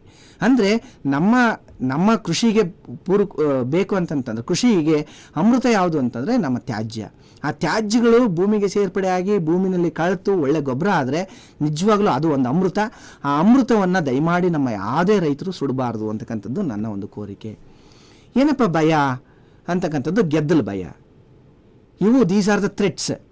ಗೆದ್ದಲು ಭಯ, ಒಣಗಿದ್ದೆಲ್ಲ ಜಮೀನಲ್ಲಿ ಹಾಕಿಬಿಟ್ರೆ ಯಾರಾದರೂ ಬೆಂಕಿ ಇಟ್ಬಿಟ್ರೆ ಬೆಂಕಿ ಸುಟ್ಟೋಗ್ಬಿಡ್ತದಲ್ಲ ಅಂತಕ್ಕಂಥದ್ದು. ಇಲಿಗಳು ಭಯ, ಗೊಣ್ಣೆ ಹುಳುಗಳು ಜಾಸ್ತಿ ಆಗ್ತವೆ ಅಂತಕ್ಕಂಥದ್ದು ಭಯ ಇದೆ. ಆದರೆ ನೋಡಿ, ಗೆದ್ದಲು 100% ಗೆದ್ದಲು ಯಾವುದೇ ಕಾರಣಕ್ಕೂ ಸಹಿತ ನಿಮ್ಮ ಸಜೀವ ಇರ್ತಕ್ಕಂತಹ ಗಿಡಗಳನ್ನು ತಿನ್ನೋದಿಲ್ಲ. ಅದು ಏನಪ್ಪ ಅಂದರೆ ಅದು ಗೂಡನ್ನು ಕಟ್ಕೊಳ್ತದೆ. 100% ಅದು ಗೂಡನ್ನು ಕಟ್ಕೊಳ್ತದೆ. ಆ ಗೂಡು ಕಟ್ಕೊಳ್ಳೋದ್ರಿಂದ ಯಾವುದೇ ರೀತಿ ಗಿಡಕ್ಕೆ ಏನೂ ಹಾನಿಯಾಗೋದಿಲ್ಲ. ಇಲ್ಲಿ ನೋಡ್ಬೋದು ಪಕ್ಕದಲ್ಲಿ ನಮ್ಮ ಜಿಲ್ಲಾ ಕೃಷಿ ತರಬೇತಿ ಕೇಂದ್ರದ ಮುಂಭಾಗದಲ್ಲಿ ಎಲ್ಲ ತ್ಯಾಜ್ಯವನ್ನು ನಾನು ಹಾಕಿಸಿದಾಗ ಆ ತ್ಯಾಜ್ಯವನ್ನು ತಿಂದು ಹೆಚ್ಚಾದ ಗೆದ್ದಲು ಇದನ್ನು ಮರವನ್ನು ಹತ್ಕೊಂಡಿದೆ. ಯಾವುದೇ ಕಾರಣಕ್ಕೂ ಅದು ಒಂಚೂರು ಏನೂ ಆಗಿಲ್ಲ, ಇದುವರೆಗೂ ಹಾಗೇ ಇದೆ. ನೆಕ್ಸ್ಟ್ ಎಡಭಾಗದಲ್ಲಿ ಮೇಲ್ಗಡೆ ಚಿತ್ರವನ್ನು ನೋಡ್ಬೋದು. ಆ ಗಿಡದ ಕೆಳಗಡೆ ಏನು ತ್ಯಾಜ್ಯವನ್ನು ನಾವು ಹಾಕಿದ್ವಿ, ಕಂಪ್ಲೀಟ್ ತ್ಯಾಜ್ಯವನ್ನು ತಿಂದು ಗೊಬ್ಬರ ಮಾಡಿರ್ತಕ್ಕಂಥ ಗೆದ್ದಲು ಹುಳವನ್ನು ನೋಡ್ಬೋದು. ಒಂದೇನಂತಂತಂದರೆ, ನಾವು ಎರೆಹುಳವನ್ನು ನಾವೆಲ್ಲ ಸಾಕ್ತೀವಿ, ಗೆದ್ದಲು ಸಹಿತ ತುಂಬ ಶ್ರೇಷ್ಠವಾದಂತಹ ರೈತನ ಮಿತ್ರ ಅಂತ ಹೇಳಲಿಕ್ಕೆ ಇಷ್ಟಪಡ್ತೀನಿ. ಇವತ್ತು ನೋಡ್ಬೋದು, ಯಾರಾದರೂ ಹಿಂದೆ ನಮ್ಮ ಜಮೀನನ್ನು ಖರೀದಿ ಮಾಡಲಿಕ್ಕೆ ಹೋದಾಗ ಏನನ್ನು ನೋಡಿ ಖರೀದಿ ಮಾಡ್ತಿದ್ರಿ ಅಂತ ನಾನು ನಮ್ಮ ಅಜ್ಜಿಗಳನ್ನ ಕೇಳ್ತಾ ಇರ್ತೀನಿ. ಅವ್ರು ಏನಂತ ಹೇಳ್ತಿದ್ರು ಅಂತಂದರೆ, ಸರ್ ನಾನು ಆ ಜಮೀನಲ್ಲಿ ಹೋದಾಗ ಎಲ್ಲರೂ ಉತ್ತ ಇದೆಯಾ ಅಂತ ನೋಡ್ತಿದ್ವಿ, ಉತ್ತ ಇದೆ ಅಂದರೆ ಉತ್ತಮವಾದಂಥ ಜಮೀನು ಅಂತ ಖರೀದಿ ಮಾಡ್ತಿದ್ರು. ಇಲ್ಲ ಅಂತಂದರೆ ಯಾವುದಾದ್ರೂ ಆ ಖರೀದಿ ಮಾಡಬೇಕಂತ ಜಮೀನಿನಲ್ಲಿ ಯಾವುದಾದ್ರೂ ಒಂದು ಬಟ್ಟೆನೇ ಎಸ್ದು ಬರ್ತಿದ್ರಂತೆ. ಅವರು ಒಂದು ಬಟ್ಟೆನ ಎಷ್ಟು ಬರ್ತಿದ್ರಂತೆ, ಇನ್ನೊಂದು ದಿನ ಹೋಗಿ ನೋಡೋರಂತೆ, ಇನ್ನೊಂದು ದಿನದಲ್ಲಿ ಏನಾದರೂ ಗೆದ್ದಲತ್ತಿದ್ರೆ ಎಸ್ ಜಮೀನು ತುಂಬ ಚೆನ್ನಾಗಿದೆ ಅಂತಕ್ಕಂಥದ್ದನ್ನು ಇದು ನೋಡಿ ತಗೋತಿದ್ರು. ಇವತ್ತು ನೋಡಿ ನಾವು ಸಹಿತ ಎಷ್ಟು ಕಠೋರವಾಗಿ ಕೆಲಸತಕ್ಕಂಥ ಶಕ್ತಿ, ನೇರವಾಗಿ ಭೂಮಿನಲ್ಲಿರ್ತಕ್ಕಂಥ ಗ್ರೌಂಡ್ ವಾಟರ್ನ ರೀಚಾರ್ಜ್ ಮಾಡ್ತಕ್ಕಂಥ ಒಂದು ಪೈಪನ್ನು ಸೃಷ್ಟಿ ಮಾಡ್ತಕ್ಕಂಥ ಶಕ್ತಿ ಆ ಗೆದ್ದಲಿಗಿದೆ ಅಂತಕ್ಕಂಥದ್ದನ್ನು ಹಿಂದಿನ ಪೂರ್ವಜರು ಕಂಡುಹಿಡ್ಕೊಂಡಿದ್ರು. ಹಾಗಾಗಿನೇ ಆ ಗೆದ್ದಲು ಗೂಡಿನಲ್ಲಿ ಉತ್ತ ಅಂತ ಹೆಸರಿಟ್ಬಿಟ್ಟು ಅದಕ್ಕೆ ಅವನು ಹಾವು ಬಿಟ್ಟಿದ್ದಾರೆ. ಯಾವುದೇ ಕಾರಣಕ್ಕೂ 100ಕ್ಕೆ 95ರಷ್ಟು ಉತ್ತುಗಳಲ್ಲಿ ಎಲ್ಲಿನೂ ಸಹಿತ ಹಾವುಗಳು ಇರಲ್ಲ. ಇನ್ನೊಂದು 5% ಇರ್ತವೆ, ಇಲ್ಲ ಅಂತ ಹೇಳಲ್ಲ. ಆದರೆ 95% ಉತ್ತುಗಳಲ್ಲಿ ನಮ್ಮ ತಲೆಯಲ್ಲಿ ಹಾವು ತುಂಬಿಕೊಂಡಿದೆ. ಹಾಗಾಗಿ ಆ ಉತ್ತುಗಳನ್ನು ನಾವು ರಕ್ಷಣೆ ಮಾಡಬೇಕು. ಗೆದ್ದಲೇನಿದೆ, ಗೆದ್ದಲು ನಮ್ಮ ರೈತನ ಮಿತ್ರ. ಎರೆಹುಳ ಹೇಗೆ ರೈತನ ಮಿತ್ರನ, ಗೆದ್ದಲೂ ಸಹಿತ ಅತ್ಯಂತ ಫಾಸ್ಟಾಗಿ ನಮ್ಮ ತ್ಯಾಜ್ಯಗಳನ್ನ ತಿಂತಕ್ಕಂಥ ಶಕ್ತಿ ಇರ್ತಕ್ಕಂಥದ್ದು ಗೆದ್ದಲುಳಕ್ಕೆ. ಆ ಗೆದ್ದಲುಳನ್ನು ನಾವು ರಕ್ಷಣೆ ಮಾಡಬೇಕು. ನೋಡ್ಬೋದು ಇಲ್ಲಿ ಗೆದ್ದಲು ಹೇಗೆ ಬೆಳೆದಿದೆ ಅಂತಂದು. ನಾನು ಮಂಜುನಾಥ್ ಅಂತ ಆರುವಳ್ಳಿನಲ್ಲಿ ಒಂದನೇ ಚಿತ್ರವನ್ನು ನೋಡ್ಬೋದು. ಮಂಜುನಾಥ್ ಅಂತ ಆರುವಳ್ಳಿನಲ್ಲಿ ಹೋದಾಗ ಅವ್ರ ಜಮೀನಿನಲ್ಲಿ ಏರಳವಾಗಿ ಉತ್ತುಗಳಿದ್ದಾವೆ. ಎಷ್ಟೆಷ್ಟು ಎತ್ತರ ಅಂತಂದರೆ ನನಗಿನ್ನ ಎತ್ತರ ಇದ್ದಾವೆ. ಆಲ್ಮೋಸ್ಟ್ 7 ಅಡಿ 8 ಅಡಿ ಉತ್ತುಗಳಿದ್ದಾವೆ. ನೆಕ್ಸ್ಟ್ ರಮಾನಂದ್ ಅಂತಂತಂದು ನಾನು ಆಗಲೇ ಹೇಳ್ತಾ ಇದ್ನಲ್ಲ, ಬನ್ನೂರ ಹತ್ರ ಅವರ ಜಮೀನಿನಲ್ಲಿ ಬೆಳೆದಂಥ ಎಬ್ಬೇವಿನ ಗಿಡಗಳು, ಎಬ್ಬೇವಿನ ಗಿಡಗಳಿಗೆ, ತೆಂಗಿನ ಗಿಡಗಳಿಗೆ ಈ ರೀತಿ ಗೆದ್ದಲತ್ತಿದೆ. ಒಂದು ಪೈಸಾ ಹಾನಿ ಮಾಡೋದಿಲ್ಲ. ಏನಪ್ಪ ಅಂತಂತಂದರೆ ಬಿಸಿಲು. ಅದು ಏನಪ್ಪ ನಮ್ಗೆ ಅನ್ನಿಸ್ತದೆ, ಯಾವುದೇ ಕಾರಣಕ್ಕೂ ಸಹಿತ ಬಿಸಿಲಿನ ಶಾಖ ಮರ ಕೊಡಿಯೋದಿಲ್ಲ. ಈಗ ನೋಡಿ ನಾವೆಲ್ಲರೂ ಸಹಿತ ಇವತ್ತೇನಾದರೂ ನಾವೆಲ್ಲಾದರೂ ನೈಸರ್ಗಿಕ ಚಿಕಿತ್ಸಾಲಯಕ್ಕೆ ಹೋದರೆ ಉತ್ತದ ಮಣ್ಣನ್ನು ತೆಗೆದುಕೊಂಡು ಬಂದು ಮೈಗೆಲ್ಲ ಹಚ್ಚಿಬಿಟ್ಟು ಸ್ನಾನ ಮಾಡಿಸ್ತಾರೆ. ಆ ಉತ್ತದ ಮಣ್ಣಿಗೆ ಅಷ್ಟು ಶ್ರೇಷ್ಠವಾಗಿದೆ. ಹಾಗಾಗಿ ನಾವು ಉತ್ತುಗಳನ್ನು ಅಥವಾ ಗೆದ್ದಲುಗಳನ್ನು ರಕ್ಷಣೆ ಮಾಡಬೇಕು. ಅದ್ರ ಮುಖಾಂತರ ನಮ್ಮ ಇದು ನೋಡಿ, ಒಂದೇನಂತಂದರೆ ನಮ್ಮ ಭೂಮಿನಲ್ಲಿ ತ್ಯಾಜ್ಯವನ್ನು ನಾವು ಬಳಕೆ ಮಾಡಿದಾಗ ಅದರ CN ರೇಷಿಯೋ ಅಂತಂತಂದರೆ, CN ರೇಷಿಯೋ 35:1 ಹೆಚ್ಚಿಗೆ ಇದ್ದರೆ ಏನಾಗ್ತದೆ, ಅಲ್ಲಿ ಇಮ್ಮೊಬಿಲೇಷನ್ ಶುರು ಆಗ್ತದೆ. 35ಕ್ಕಿಂತ ಒಳಗಡೆ ಇತ್ತು ಅಥವಾ 25ಕ್ಕಿಂತ ಒಳಗಡೆ ಇತ್ತು ಅಂತಂತಂದರೆ ಅದು ತುಂಬ ಒಳ್ಳೆ ಇದು. ಆವಾಗ ಏನಾಗ್ತದೆ, ನಮಗೆ ಮಿನರಲೈಸೇಷನ್ ಶುರು ಆಗ್ತದೆ. ಅಂದರೆ ಆ ತ್ಯಾಜ್ಯದಲ್ಲಿರ್ತಕ್ಕಂಥ ಸಾರಜನಕ ಬಿಡುಗಡೆ ಆಗ್ತದೆ, ಪೋಷಕಾಂಶಗಳು ಬಿಡುಗಡೆ ಆಗ್ತದೆ. ಅಂತಹ ಸಂದರ್ಭದಲ್ಲಿ ಯಾವಾಗ ತ್ಯಾಜ್ಯ, ಈ ಗೋಧಿ ತ್ಯಾಜ್ಯ, ಬಾಳೆ ತ್ಯಾಜ್ಯ, ಮತ್ತು ಮುಸ್ಕಿನ ಜೋಳದ ತ್ಯಾಜ್ಯ, ತೆಂಗಿನ ತ್ಯಾಜ್ಯ, ಅಡಿಕೆ ತ್ಯಾಜ್ಯ, ಈ ತ್ಯಾಜ್ಯಗಳನ್ನ ಬಳಕೆ ಮಾಡಬೇಕಾದ್ರೆ ನಾವು ಸಾಧ್ಯವಾದಷ್ಟು ಒಂದು ಎಕರೆಗೆ ಒಂದು 15-20 kg ಒಂದು 200 ಲೀಟರ್ ನೀರಿನಲ್ಲಿ ಬೆರೆಸ್ಕೊಂಡು ಸಿಂಪಡಣೆ ಮಾಡಿಬಿಟ್ರೆ ಈ CN ರೇಷಿಯೋ ನ್ಯಾರೋ ಆಗ್ತದೆ, ಬೇಗನೆ ಅದು ಕರಗಲಿಕ್ಕೆ ಅನುಕೂಲ ಆಗ್ತದೆ. ಈ ತ್ಯಾಜ್ಯ ಕರೀಲಿಕ್ಕೆ ಪೂರಕವಾದಂಥ ಪರಿಸರ ನಾನು ಆಗಲೇ ಹೇಳ್ತಾ ಇದ್ದೆ. ಸ್ಪ್ರಿಂಕ್ಲರ್ ಮಾಡಿ ನಿಮ್ಗೇನಾಗ್ತದೆ, ಬೆಂಕಿ ಏನಾದರೂ ಈ ಬೇಸಿಗೆ ಕಾಲದಲ್ಲಿ ಏನಾದರೂ ಬೆಂಕಿ ಎತ್ಕೋಬೋದು ಅಂತಂತಂದರೆ 1-2-3 ಸ್ಪ್ರಿಂಕ್ಲರ್ ಮಾಡಿಬಿಟ್ಟು ಅದರ ಮೇಲ್ಗಡೆ ಒಂದು ಬಾರಿ ಯೂರಿಯಾನ ಸಿಂಪಡಣೆ ಮಾಡಿ, ಏನಾದರೂ ನೀವೇನಾದ್ರು ಕೋಳಿ ಗೊಬ್ಬರ ಬಳಕೆ ಮಾಡ್ತಿದ್ರೆ ಕೋಳಿ ಗೊಬ್ಬರನ ಅದ್ರ ಮೇಲೆ ತೊಗೊಂಬಂದು ಎರಚಿಬಿಡಿ, ತುಂಬ ಒಳ್ಳೆಯ ಅನುಕೂಲ ಆಗ್ತದೆ. ಇಲ್ಲ ನಾನು ಹಸಿರೆಲೆ ಗೊಬ್ಬರ ಬೆಳಿತೀನಿ ಅಂತಂದರೆ ಸೆಣಬು ಸಬ್ಸಿಡಿಯನ್ನು ಕೊಡ್ತದೆ, ಆ ಸಬ್ಸಿಡಿ ಇದನ್ನು ಕಡಿಮೆ ಮಾಡ್ಬೋದು. ಒಟ್ಟಾರೆಯಾಗಿ ಮಣ್ಣನ್ನು ಚೆನ್ನಾಗಿಟ್ಟಿರ್ಬೋದು. ನಮ್ಮ ವಾತಾವರಣದಲ್ಲಿರ್ತಕ್ಕಂಥ ಈಸಿಯಾಗಿ ಸಿಗ್ತಕ್ಕಂಥ ನಮ್ಮ ಇಂಗಾಲವನ್ನು ನಾವು ಭೂಮಿಗೆ ಸೇರಿಸೋದ್ರ ಮುಖಾಂತರ ನಮಗೆ ಬ್ಲಾಕ್ ಆಗ್ತದೆ. ಅಲ್ಲಿ ಗಾಳಿ ಆಡೋದಿಲ್ಲ, ಅಲ್ಲಿ ನೀರಿನ ಅಂಶಗಳು ಹೋಗೋದಿಲ್ಲ. ನೆಕ್ಸ್ಟು ನೀರು ಹಿಡಿದುಕೊಳ್ತಕ್ಕಂಥ ಶಕ್ತಿ ಕಡಿಮೆ ಆಗ್ತದೆ, ಬೇರುಗಳು ಬೆಳವಣಿಗೆ ಆಗೋದಿಲ್ಲ. ಆ ಜಮೀನಿನಲ್ಲಿ ಕಾಂಪ್ಯಾಕ್ಷನ್ ಅಂತಕ್ಕಂಥದ್ದು ಶುರು ಆಗ್ತದೆ. ಆ ಕಾಂಪ್ಯಾಕ್ಷನ್ ಆಯಿತು ಅಂತಂದರೆ ಬೇರಿನ ಬೆಳವಣಿಗೆ ಆಗಲ್ಲ, ನೀರು ಹಿಡಿದುಕೊಳ್ಳಲ್ಲ, ಬೆಳೆ ನಮಗೆ ತುಂಬ ಯಶಸ್ವಿಯಾಗಿ ಬರಲ್ಲ. ಹಾಗಾಗಿ ನಮಗೆ ಬೆಳೆ ಫೇಲ್ಯೂರ್ಸ್ ಜಾಸ್ತಿ ಆಗ್ತದೆ. ನೋಡಿ ಇಲ್ಲಿ ಎಡಗಡೆ ವೆಲ್ ಸ್ಟ್ರಕ್ಚರ್ಡ್ ಸಾಯಿಲ್ ಅಂತಂದರೆ ಆ ಮಣ್ಣಿನ ಕಣಗಳ ಮಧ್ಯದಲ್ಲಿ ಏನು ಬ್ಲೂ ಕಲರ್ ಕಾಣ್ತದೆ ಅದು ನೀರಿದೆ. ಈ ಕಡೆ ರೈಟ್ ಸೈಡ್ನಲ್ಲಿ ಪೂರ್ಲಿ ಸ್ಟ್ರಕ್ಚರ್ಡ್ ಸಾಯಿಲ್, ಮಧ್ಯದ ಕಣಗಳ ಮಧ್ಯದಲ್ಲಿ ಜಾಗನೇ ಇಲ್ಲ, ನೀರಿನ ಹಿಡಿದಿಟ್ಕೊಳ್ತಕ್ಕಂಥದ್ದು ಕಡಿಮೆ ಆಗಿದೆ. ಆಮೇಲೆ ಇನ್ನೊಂದು ನಮಗೆ ಈ ವೈಜ್ಞಾನಿಕವಾಗಿ ಮಾಹಿತಿಯನ್ನು ಹೇಳಬೇಕು ಅಂತಂದರೆ, ಇನ್ನೊಂದು ಈ cation exchange capacity of the soil ಅಂತೀವಿ. ನಮ್ಮ ಮಣ್ಣಿನಲ್ಲಿ ಆಗ್ತದೆ. ಆ ಕ್ಯಾಟಯನ್ ಎಕ್ಸ್ಚೇಂಜ್ ಕೆಪಾಸಿಟಿ ಯಾವುದನ್ನು ಅವಲಂಬಿಸಿದೆ ಅಂತಂದರೆ ಮಣ್ಣಿನಲ್ಲಿರ್ತಕ್ಕಂತಹ ಈ ಜೇಡಿ ಮಣ್ಣಿನ ಅಂಶವನ್ನು ಅವಲಂಬಿಸಿರ್ತದೆ. ಆ ಜೇಡಿ ಮಣ್ಣಿನ ಅಂಶ ಎಷ್ಟಿದೆ, 1% ಇದೆ ಅಂದರೆ 50 CEC ಇದೆ ಅಂತಂದ್ರೆ, 2% ಇದೆ 100 CEC ಅಂದರೆ 1%ಗೆ ಅದು 50 ಕ್ಯಾಟಯನ್ ಎಕ್ಸ್ಚೇಂಜ್ ಕೆಪಾಸಿಟಿ ಇದೆ ಅಂತಕ್ಕಂಥದ್ದನ್ನು ಅರ್ಥ ಮಾಡ್ಕೋಬೇಕಾಗ್ತದೆ. ಆದರೆ ನಮ್ಮ ಆರ್ಗ್ಯಾನಿಕ್ ಕಾರ್ಬನ್ ಅಥವಾ ಸಾವಯವ ಇಂಗಾಲಕ್ಕೆ ಎಷ್ಟಿದೆ ಅಂತಂದರೆ ನಮ್ಮ ಜೇಡಿ ಮಣ್ಣಿನ 4 ಪಟ್ಟು ಅಂದರೆ 200 CEC ನಮ್ಮ ಮಣ್ಣಿನಲ್ಲಿ 1% ಏನಾದ್ರು CEC ಇದೆ ಅಂತಂತಂದರೆ ಅದು 200 CEC ಇದೆ ಅಂತಕ್ಕಂಥದ್ದನ್ನು ನಾವು ಅರ್ಥ ಮಾಡ್ಕೋಬೇಕಾಗ್ತದೆ. ಆ ನಿಟ್ಟಿನಲ್ಲಿ ಮಣ್ಣಿನಲ್ಲಿ ಸಾವಯವ ಇಂಗಾಲ ಹೆಚ್ಚಾದಷ್ಟು ಆ ಮಣ್ಣಿನಲ್ಲಿ CEC ಹೆಚ್ಚಾಗ್ತದೆ. CEC ಹೆಚ್ಚಾಯಿತು ಅಂತಂತಂದರೆ ನಿಮ್ಮ ಮಣ್ಣಿಗೆ ಯಾವುದೇ ಗೊಬ್ಬರಗಳನ್ನ ಬಳಕೆ ಮಾಡಬೇಕಾಗಿಲ್ಲ. ಆ ಮಣ್ಣಿನಲ್ಲೇ ಯಾವುದು ನಮ್ಮ ಪೋಷಕಾಂಶಗಳು ಉತ್ಪತ್ತಿ ಆಗ್ತವೆ, ಕರಗ್ತವೆ, ನೆಕ್ಸ್ಟು ಬೆಳೆಗಳಿಗೆ ಲಭ್ಯ ಆಗ್ತವೆ. ಇದನ್ನು ನಾವು ಅರ್ಥ ಮಾಡ್ಕೋಬೇಕಾಗ್ತದೆ. ಇಲ್ಲಿ ಚಾಲೆಂಜಸ್ ಏನು ಅಂತಂತಂದರೆ ನಮಗೆ ಯಂತ್ರಗಳಂತೂ ಏನಿಲ್ಲ, ಬೇಕಾದಷ್ಟು ಸಿಗ್ತವೆ ಎಲ್ಲ ಕಡೆನೂ. ಸಣ್ಣ ರೈತರಿಗೆ ಸಿಗೋದಿಲ್ಲ. ಅಂಥ ಸಂದರ್ಭಗಳಲ್ಲಿ ಏನು ಕೃಷಿ ಯಂತ್ರಧಾರೆ ಕೇಂದ್ರಗಳಿದ್ದಾವೆ ಅಂಥ ಕಡೆ ಬಳಕೆ ಮಾಡಿಕೊಂಡು ನಾವು ಬಳಕೆ ಮಾಡ್ಕೋಬೋದು. ಎರಡನೇದಾಗಿ ತೇವಾಂಶವನ್ನು ನಾವು ಕಾಪಾಡಲಿಲ್ಲ ಅಂತಂದರೆ ಅದು ಬೇಗನೆ ಕಳೆಯೋದಿಲ್ಲ. ಹಾಗಾಗಿ ಸಾಧ್ಯವಾದಷ್ಟು ನಾವು ಏನು ಮಾಡಬೇಕು ಅಂದರೆ ಬೆಳೆಯನ್ನು ಬೆಳೆದಾದಮೇಲೆ ಏನು ಲಾಸ್ಟ್ ಮಳೆ ಇರ್ತದೆ, ಲಾಸ್ಟ್ ಮಳೆಯ ತೇವಾಂಶವನ್ನು ಉಪಯೋಗಿಸ್ಕೊಂಡು ಮಣ್ಣಿನಲ್ಲಿ ಸೇರಿಸ್ಬಿಡಬೇಕು. ಆವಾಗ ತುಂಬ ಇದಾಗ್ತದೆ. ಇನ್ನೊಂದು ರೈತರಿಗೆ ಏನಪ್ಪ ಅಂತಂತಂದರೆ ಈ ಪ್ಲಾಸ್ಟಿಕ್ ಮಲ್ಚಿಂಗ್ ಭಾಳ ಚೀಪಾಗಿ ಸಿಗ್ತದೆ. ಇದಕ್ಕೆ ಸಬ್ಸಿಡಿಯನ್ನು ಸರ್ಕಾರದಿಂದ ಕೊಡ್ತಾ ಇದ್ದೀವಿ. ಹೀಗಾಗಿ ಪ್ಲಾಸ್ಟಿಕ್ ಮಲ್ಚಿಂಗಿಗೆ ಹೋಗ್ತಾರೆ. ದಯಮಾಡಿ ಪ್ಲಾಸ್ಟಿಕ್ ಮಲ್ಚಿಂಗನ್ನು ಬಿಟ್ಟು ಇದಕ್ಕೆ ಬಂದರೆ ತುಂಬ ಅನುಕೂಲ ಆಗ್ತದೆ. ಇನ್ನೊಂದು ಏನಪ್ಪ ಅಂತಂದರೆ ಎರಡನೇ ಬೆಳೆ ಬೆಳೆಯೋರಿಗೆ ನಮಗೆ ರೆಸ್ಟ್ ಪೀರಿಯಡ್ ಇರಲ್ಲ, ವಿಶ್ರಾಂತಿ ಅವಧಿ ಇರಲ್ಲ, ಹಾಗಾಗಿ ಸುಡ್ತೀವಿ ಅಂತಕ್ಕಂಥದ್ದು. ಇಂಥ ಸಂದರ್ಭದಲ್ಲಿ ತಾವು ಮಾಡಬೇಕಾಗಿದ್ದು ಏನಪ್ಪ ಅಂತಂತಂದರೆ ಏನಾದರೂ ಆ ತ್ಯಾಜ್ಯಗಳನ್ನ ಕಲೆಕ್ಟ್ ಮಾಡಿಕೊಂಡು ಒಂದು ಕಡೆ ಹಾಕಿಬಿಟ್ಟು ಅದನ್ನು ಕಾಂಪೋಸ್ಟ್ ಮಾಡಿ ಅಥವಾ ಎರೆಹುಳು ಗೊಬ್ಬರವನ್ನು ಮಾಡಿ ಬಳಕೆ ಮಾಡಿದರೆ ತುಂಬ ಅನುಕೂಲ ಆಗ್ತದೆ. ಹಾಗೆ ಆ ನಿಟ್ಟಿನಲ್ಲಿ ನಾವು ಮಣ್ಣುಗಳನ್ನು ರಕ್ಷಣೆ ಮಾಡೋಣ, ಮಣ್ಣಿನ ಗುಣಧರ್ಮವನ್ನು ರಕ್ಷಣೆ ಮಾಡೋಣ. ಅದ್ರ ಜೊತೆಯಲ್ಲಿ ನಾವು ಏನು ಕಾರ್ಬನನ್ನು ಬಳಕೆ ಮಾಡ್ತೇವೆ ಈ ಕಳೆನಾಶಕ ಉತ್ಪತ್ತಿಗೆ, ರಸಗೊಬ್ಬರ ಉತ್ಪತ್ತಿಗೆ, ರಸಗೊಬ್ಬರ ಟ್ರಾನ್ಸ್ಪೋರ್ಟೇಷನ್ಗೆ ಗೊಬ್ಬರಗಳನ್ನು ತ್ಯಾಜ್ಯದ ಮುಖಾಂತರ ಭೂಮಿಗೆ ಸೇರ್ಪಡೆ ಮಾಡೋದ್ರಿಂದ ಮಳೆ ನೀರನ್ನು ಹೆಚ್ಚಿಂಗ್ತದೆ. ಮಳೆ ನೀರನ್ನು ಒಂದು ಸ್ಟಡಿಯನ್ನು ನಿಮ್ಗೆ ಹೇಳ್ಬೇಕು ಅಂತಂತಂದರೆ ಯಾವ ಜಮೀನಿನಲ್ಲಿ ಸಾವಯವ ಗೊಬ್ಬರಗಳನ್ನ ನಮ್ಮ ಜಮೀನಿನಲ್ಲಿ ಬಳಕೆ ಮಾಡಿರ್ತೇವೆ ಆ ಜಮೀನಿನಲ್ಲಿ ಒಂದನೇ ನೀರು ಆ ಜಮೀನಿನಿಂದ ಹೊರಗಡೆ ಹೋಗೋದಿಲ್ಲ. ಯಾವ ಜಮೀನಿನಲ್ಲಿ ರಾಸಾಯನಿಕ ಗೊಬ್ಬರಗಳನ್ನ ಬಳಕೆ ಮಾಡಿರ್ತೇವೆ ಆ ಜಮೀನಿನಿಂದ ನೀರಿನ ಹರಿವು ಹೆಚ್ಚಾಗ್ತದೆ, ಮಣ್ಣಿನ ಎರೋಷನ್ ಹೆಚ್ಚಾಗ್ತದೆ. ಆ ನಿಟ್ಟಿನಲ್ಲಿ ನಾವು ಮಣ್ಣಿನ ಸವಕಳಿ ಕಡಿಮೆ ಮಾಡೋದ್ರ ಜೊತೆಗೆ ರಸಗೊಬ್ಬರಗಳ ಮೇಲಿನ ಅವಲಂಬನೆ ಕಡಿಮೆ ಮಾಡಿಕೊಂಡು, ಕಳೆನಾಶಕಗಳನ್ನ ಕಡಿಮೆ ಮಾಡಿಕೊಂಡು, ಸಾವಯವ ಗೊಬ್ಬರಗಳ ಮೇಲೆ ಖರ್ಚು ಮಾಡ್ತಕ್ಕಂಥದ್ದನ್ನು ಕಡಿಮೆ ಮಾಡಿಕೊಂಡು ಕೃಷಿಯನ್ನು ಸುಸ್ಥಿರವಾಗಿ ಮಾಡ್ಕೊಳ್ಲಿಕ್ಕೆ ತುಂಬ ಕಡಿಮೆ ಖರ್ಚಿನಲ್ಲಿ ಇದು ತುಂಬ ಸಹಕಾರಿಯಾಗಿದೆ ಅಂತಕ್ಕಂಥದ್ದನ್ನು ತಮ್ಮೆಲ್ಲರಿಗೂ ಹೇಳ್ತಾ ನಾನು 2 ಮಾತನ್ನು ಮುಗಿಸ್ತೀನಿ. ಧನ್ಯವಾದಗಳು. ಬಂಧುಗಳೇ, ಶ್ರೀಯುತ GH ಯೋಗೇಶ್ ಸರ್ ಅವರು ಉಪನಿರ್ದೇಶಕರು, ಜಿಲ್ಲಾ ಕೃಷಿ ತರಬೇತಿ ಕೇಂದ್ರ ಅವರು, ಕೃಷಿ ಸುಸ್ಥಿರ ಕೃಷಿಯಲ್ಲಿ ಬೆಳೆ ತ್ಯಾಜ್ಯ ನಿರ್ವಹಣೆ ಮಾಡೋದು ಹೇಗೆ, ಇದ್ರ ಮೂಲಕ ನಾವು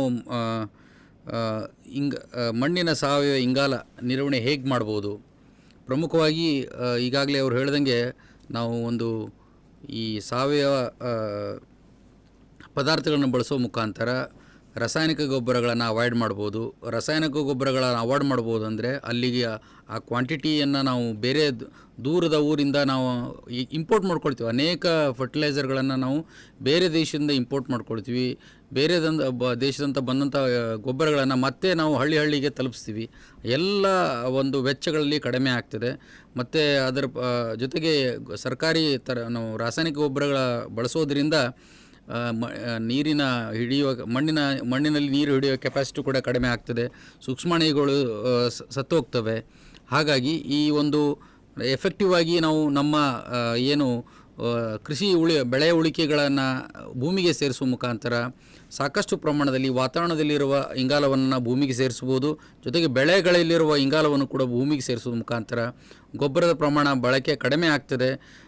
ಜೊತೆಗೆ ನಮ್ಮ ಏನು ವಾತಾವರಣದಲ್ಲಿ ಏರ್ಪೇರ್ ಆಗ್ತಿದೆಯಲ್ಲ ಆ ಏರ್ಪೇರ್ ಆಗೋದನ್ನು ಕೂಡ ನಾವು ತಡೆಗಟ್ಟಬೋದು. ವಾತಾವರಣದಲ್ಲಿ ತಾಪಮಾನ ಹೆಚ್ಚಾಗ್ತಿದೆ ಅಂದರೆ ಟೆಂಪ್ರೇಚರ್ ಹೆಚ್ಚಾಗುತ್ತೆ. ಈ ಬೆಳೆ ಉಳಿಕೆಗಳನ್ನು ನಾವು ಭೂಮಿಗೆ ಸೇರಿಸುವ ಮುಖಾಂತರ ತಾಪಮಾನವನ್ನು ಕಡಿಮೆ ಮಾಡ್ಬೋದು ಅನ್ನೋದರ ಬಗ್ಗೆ ಭಾಳ, ಜೊತೆಗೆ ಅನೇಕ ದೊಡ್ಡ ಮಟ್ಟದಲ್ಲಿ ನಾವು ಎಲೆಕ್ಟ್ರಿಸಿಟಿ ಕೂಡ ಉಳಿಕೆ ಮಾಡ್ಬೋದು, ಪೆಟ್ರೋಲ್ ಉಳಿತಾಯ ಮಾಡ್ಬೋದು ಅನ್ನೋದನ್ನು ಸರ್ ಅವರು ತಿಳಿಸಿಕೊಟ್ಟಿದ್ದಾರೆ. ಸರ್ ಅವರಿಗೆ ಸಂಸ್ಥೆ ಪರವಾಗಿ ಹಾಗೂ ನಿಮ್ಮೆಲ್ಲರ ಪರವಾಗಿ ಹಾಗೂ ವೈಯಕ್ತಿಕವಾಗಿ ಹೃತ್ಪೂರ್ವಕವಾದ ಒಂದು ಧನ್ಯವಾದಗಳನ್ನು ಅರ್ಪಿಸ್ತೇನೆ. ಧನ್ಯವಾದಗಳು ಸರಿ. ಬಂಧುಗಳೇ, ಇಲ್ಲಿಯವರೆಗೂ ತಾವುಗಳು ಮಧ್ಯಾಹ್ನದಿಂದ ಮಕ್ಕಳ ಸ್ನೇಹಿ ಗ್ರಾಮ ಪಂಚಾಯಿತಿಯ 3G ಪರಿಕಲ್ಪನೆ ಬಗ್ಗೆ ಡಾಕ್ಟರ್ ಪೀಟರ್ ಎಂ ರಾಜ್ ಅವರು ನಡೆಸಿಕೊಟ್ರ ಅಧಿವೇಶನವನ್ನು, ಹೇಗೆ ನಮ್ಮ ಗ್ರಾಮ ಪಂಚಾಯಿತಿಗಳನ್ನು ಮಕ್ಕಳ ಸ್ನೇಹಿ ಗ್ರಾಮ ಪಂಚಾಯಿತಿಗಳನ್ನಾಗಿ ಮಾಡ್ಬೋದು ಅನ್ನೋದನ್ನು ಅವರು ತಿಳಿಸಿಕೊಟ್ರು. ಅದೇ ರೀತಿ ತದನಂತರದಲ್ಲಿ ಕೇರಳ ರಾಜ್ಯದ ವಯನಾಡು ಜಿಲ್ಲೆಯ ಮೀನಂಗಾಡಿ ಗ್ರಾಮ ಪಂಚಾಯತಿ ಪ್ರೆಸಿಡೆಂಟ್ ಆದಂಥ ವಿನಯನ್ ಮತ್ತು ತನಲ್ NGO ಸರ್ಕಾರೇತರ ಸಂಸ್ಥೆಯಿಂದ ಪ್ರತಿನಿಧಿಯಾದಂಥ ಶ್ರೀಯುತ ಅಜಿತ್ ಅವರು ಇಂಗಾಲದ ತಟಸ್ಥೆ ಕುರಿತಂತೆ ಕಾರ್ಬನ್ ನ್ಯೂಟ್ರಲ್ ಪಂಚಾಯಿತಿ ಅಭಿವೃದ್ಧಿಪಡಿಸೋದು ಹೇಗೆ ಅನ್ನೋದನ್ನು ವಿಧಾನಗಳ ಮೂಲಕ ಅವರು ತಿಳಿಸಿಕೊಟ್ರು. ತದನಂತರದಲ್ಲಿ ಶ್ರೀಯುತ UN ರವಿಕುಮಾರ್ ಅವರು ಯಾವ ರೀತಿ ನಾವು ಮಳೆ ನೀರು ಕೊಯ್ಲು ಮುಖಾಂತರ ಕಾರ್ಬನ್ ಪ್ರಮಾಣದ ವಾತಾವರಣದಲ್ಲಿ ಕಡಿಮೆ ಮಾಡಬಹುದು, ಬಯೋಚಾರ್ ಮಾಡುವುದರ ಮೂಲಕ ಹೇಗೆ ನಾವು ವಾತಾವರಣದಲ್ಲಿ ಇಂಗಾಲದ ಪ್ರಮಾಣವನ್ನು ಕಡಿಮೆ ಮಾಡಿ ಜೊತೆಗೆ ಭೂಮಿಯಲ್ಲಿ ಹಲವಾರು ವರ್ಷಗಳ ಕಾಲ ಕಾರ್ಬನ್ ಸೇರಿಸುವುದು ಹೇಗೆ ಅನ್ನೋದ್ರ ಬಗ್ಗೆ ತಿಳಿಸಿಕೊಟ್ರು. ತದನಂತರದಲ್ಲಿ ಶ್ರೀಯುತ GH ಯೋಗೇಶ್ ಅವರು ಬೆಳೆಗಳ ನಿರ್ವಹಣೆ, ಉಳಿಕೆಗಳ ನಿರ್ವಹಣೆ ಹೇಗೆ ಮಾಡೋದನ್ನು ತಿಳಿಸಿಕೊಟ್ರು. ಒಟ್ಟಾರೆಯಾಗಿ ಈ ಒಂದು ವೆಬಿನಾರ್ ಕಾರ್ಯಕ್ರಮದಲ್ಲಿ ನಾವು ಒಂದು ಸುಸ್ಥಿರ ವಾತಾವರಣ ಕಾಪಾಡುವುದು ಹೇಗೆ, ಜೊತೆಗೆ ನಮ್ಮ ಪಂಚಾಯಿತಿಯನ್ನು ಮಕ್ಕಳ ಸ್ನೇಹಿ ಗ್ರಾಮ ಪಂಚಾಯಿತಿಯನ್ನಾಗಿ ಮಾಡುವುದು ಹೇಗೆ, ಜೊತೆಗೆ ಇಂಗಾಲದ ಡೈಆಕ್ಸೈಡನ್ನು ಕಡಿಮೆ ಮಾಡೋದು ಹೇಗೆ, ವಾತಾವರಣದಲ್ಲಿ ಭೂಮಿಗೆ ಇಂಗಾಲದ ಪ್ರಮಾಣವನ್ನು ಸೇರಿಸುವುದು ಹೇಗೆ ಅನ್ನೋದನ್ನು ತಿಳ್ಕೊಂಡ್ವಿ. ಅನೇಕ ಕೇರಳದ ರಾಜ್ಯದ ವಿಷಯ ತಜ್ಞರಿಗೂ ನಮ್ಮ ಕರ್ನಾಟಕದ ರಾಜ್ಯದ ತಜ್ಞರಿಗೂ ಕೂಡ ಸಂಸ್ಥೆ ಪರವಾಗಿ ಹಾಗೂ ವೈಯಕ್ತಿಕವಾಗಿ ಮತ್ತೊಮ್ಮೆ ಹೃತ್ಪೂರ್ವಕ ಧನ್ಯವಾದಗಳನ್ನು ಅರ್ಪಿಸ್ತೀನಿ ಸರ್. ಹಾಗೆಯೇ ಈ ಒಂದು ತರಬೇತಿ ಕಾರ್ಯಕ್ರಮಕ್ಕೆ ಮಾರ್ಗದರ್ಶನ ನೀಡಿದ ನಮ್ಮ ಮಾನ್ಯ ನಿರ್ದೇಶಕರಾದ ಶ್ರೀಮತಿ ಲಕ್ಷ್ಮೀ ಕೆ ಪ್ರಿಯಾ ಮೇಡಮ್ ಅವರಿಗೆ, ಜೊತೆಗೆ ಉಪನಿರ್ದೇಶಕರಾದಂಥ ಶ್ರೀಯುತ ಮನೋಜ್ ಕುಮಾರ್ KSR ಅವರಿಗೆ ಹಾಗೂ ನಮ್ಮ ಎಲ್ಲ ಸ್ಯಾಟ್ಕಾಮ್ ಸಿಬ್ಬಂದಿಗಳಿಗೆ ಮತ್ತು ವಿಷಯ ನಿರ್ವಾಹಕರಿಗೆ ಎಲ್ಲರಿಗೂ ಇನ್ನಿತರ ಯಾರು ಈ ಒಂದು ಕಾರ್ಯಕ್ರಮಕ್ಕೆ ಪರೋಕ್ಷವಾಗಿ ಪ್ರತ್ಯೇಕವಾಗಿ ಸಹಕಾರ ನೀಡಿದ ಎಲ್ಲರಿಗೂ ಕೂಡ ವಂದಿಸುತ್ತಾ ಇಲ್ಲಿಗೆ ಈ ವೆಬಿನಾರ್ ಕಾರ್ಯಕ್ರಮವನ್ನು ಮುಕ್ತಾಯಗೊಳಿಸ್ತಾ ಇದ್ದೀವಿ. ಧನ್ಯವಾದಗಳು ಬಂಧುಗಳೇ. ಹಳ್ಳಿಯ ಗೋಳನು ಕೇಳಣ್ಣ, ಏನು ಮಾಡಲಣ್ಣ, ನಾ ಯಾರಿಗೇಳಲಣ್ಣ, ಏನು ಮಾಡಲಣ್ಣ, ನಾ ಯಾರಿಗೇಳಲಣ್ಣ. ಇಂದಿನ ದಿನಗಳ ಸುಂದರ ಜೀವನ ಹೆಂಗಿತ್ತು ಹೇಳಣ್ಣ, ಯಾವ ಕೆಲಸದಲ್ಲೂ ಜನಗಳ ಮುಖದಲ್ಲಿ ಎಂತ ನಗುವಣ್ಣ, ಎಂತ ನಗುವಣ್ಣ. ಈಗ ನೋಡು ನಮ್ಮೆಲ್ಲರ ಮುಖಗಳು ಮುದುರಿ ಹೋಗ್ಯವಣ್ಣ, ಈಗ ನೋಡು ನಮ್ಮೆಲ್ಲರ ಮುಖಗಳು ಮುದುರಿ ಹೋಗ್ಯವಣ್ಣ. ಕಾರಣವೇನು ಎಂಬುದ ನಾವು ತಿಳಿಯ ಬನ್ನಿರಣ್ಣ, ನಾವು ತಿಳಿಯ ಬನ್ನಿರಣ್ಣ, ನಾವು ತಿಳಿಯ ಬನ್ನಿರಣ್ಣ. ಏನು ಮಾಡಲಣ್ಣ, ನಾ ಯಾರಿಗೇಳಲಣ್ಣ, ಏನು ಮಾಡಲಣ್ಣ, ನಾ ಯಾರಿಗೇಳಲಣ್ಣ. ಗುಡ್ಡಕ್ಕೋದರೆ ಸಾಕಷ್ಟು ಸೌದೆ ಸಿಗುತ್ತಿತ್ತು ಆವಾಗ, ಆ ಗುಡ್ಡವನ್ನೆಲ್ಲ ದೊಡ್ಡವರು ನುಂಗವ್ರೆ ಏನಿಲ್ಲ ಈವಾಗ, ದನ ಕುರಿ ಮೇಕೆಗಳೆಲ್ಲ ಕುಣಿಯುತ್ತ ಮೇಯುವ ಕಾಲ, ಕುರಿ ಮೇಕೆಗಳೆಲ್ಲ ಕುಣಿಯುತ್ತ ಮೇಯುವ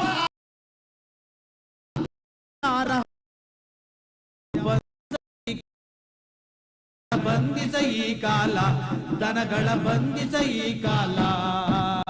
ಏನು ಮಾಡಲಣ್ಣ, ನಾ ಯಾರಿಗೇಳಲಣ್ಣ, ಏನು ಮಾಡಲಣ್ಣ, ನಾ ಯಾರಿಗೇಳಲಣ್ಣ. ಬೆಕ್ಕೆ ನೇರಳೆ ಕಾರೆ ಹಣ್ಣು ಎಲ್ಲೆಲ್ಲೂ ಸಿಗುತ್ತಿತ್ತೋ, ಎಲ್ಲೆಲ್ಲೂ ಸಿಗುತ್ತಿತ್ತೋ. ಮಕ್ಕಳೆಲ್ಲ ಈ ಹಣ್ಣನ್ನು ತಿಂದು ದಿನವೆಲ್ಲ ಕುಳಿತಿತ್ತೋ.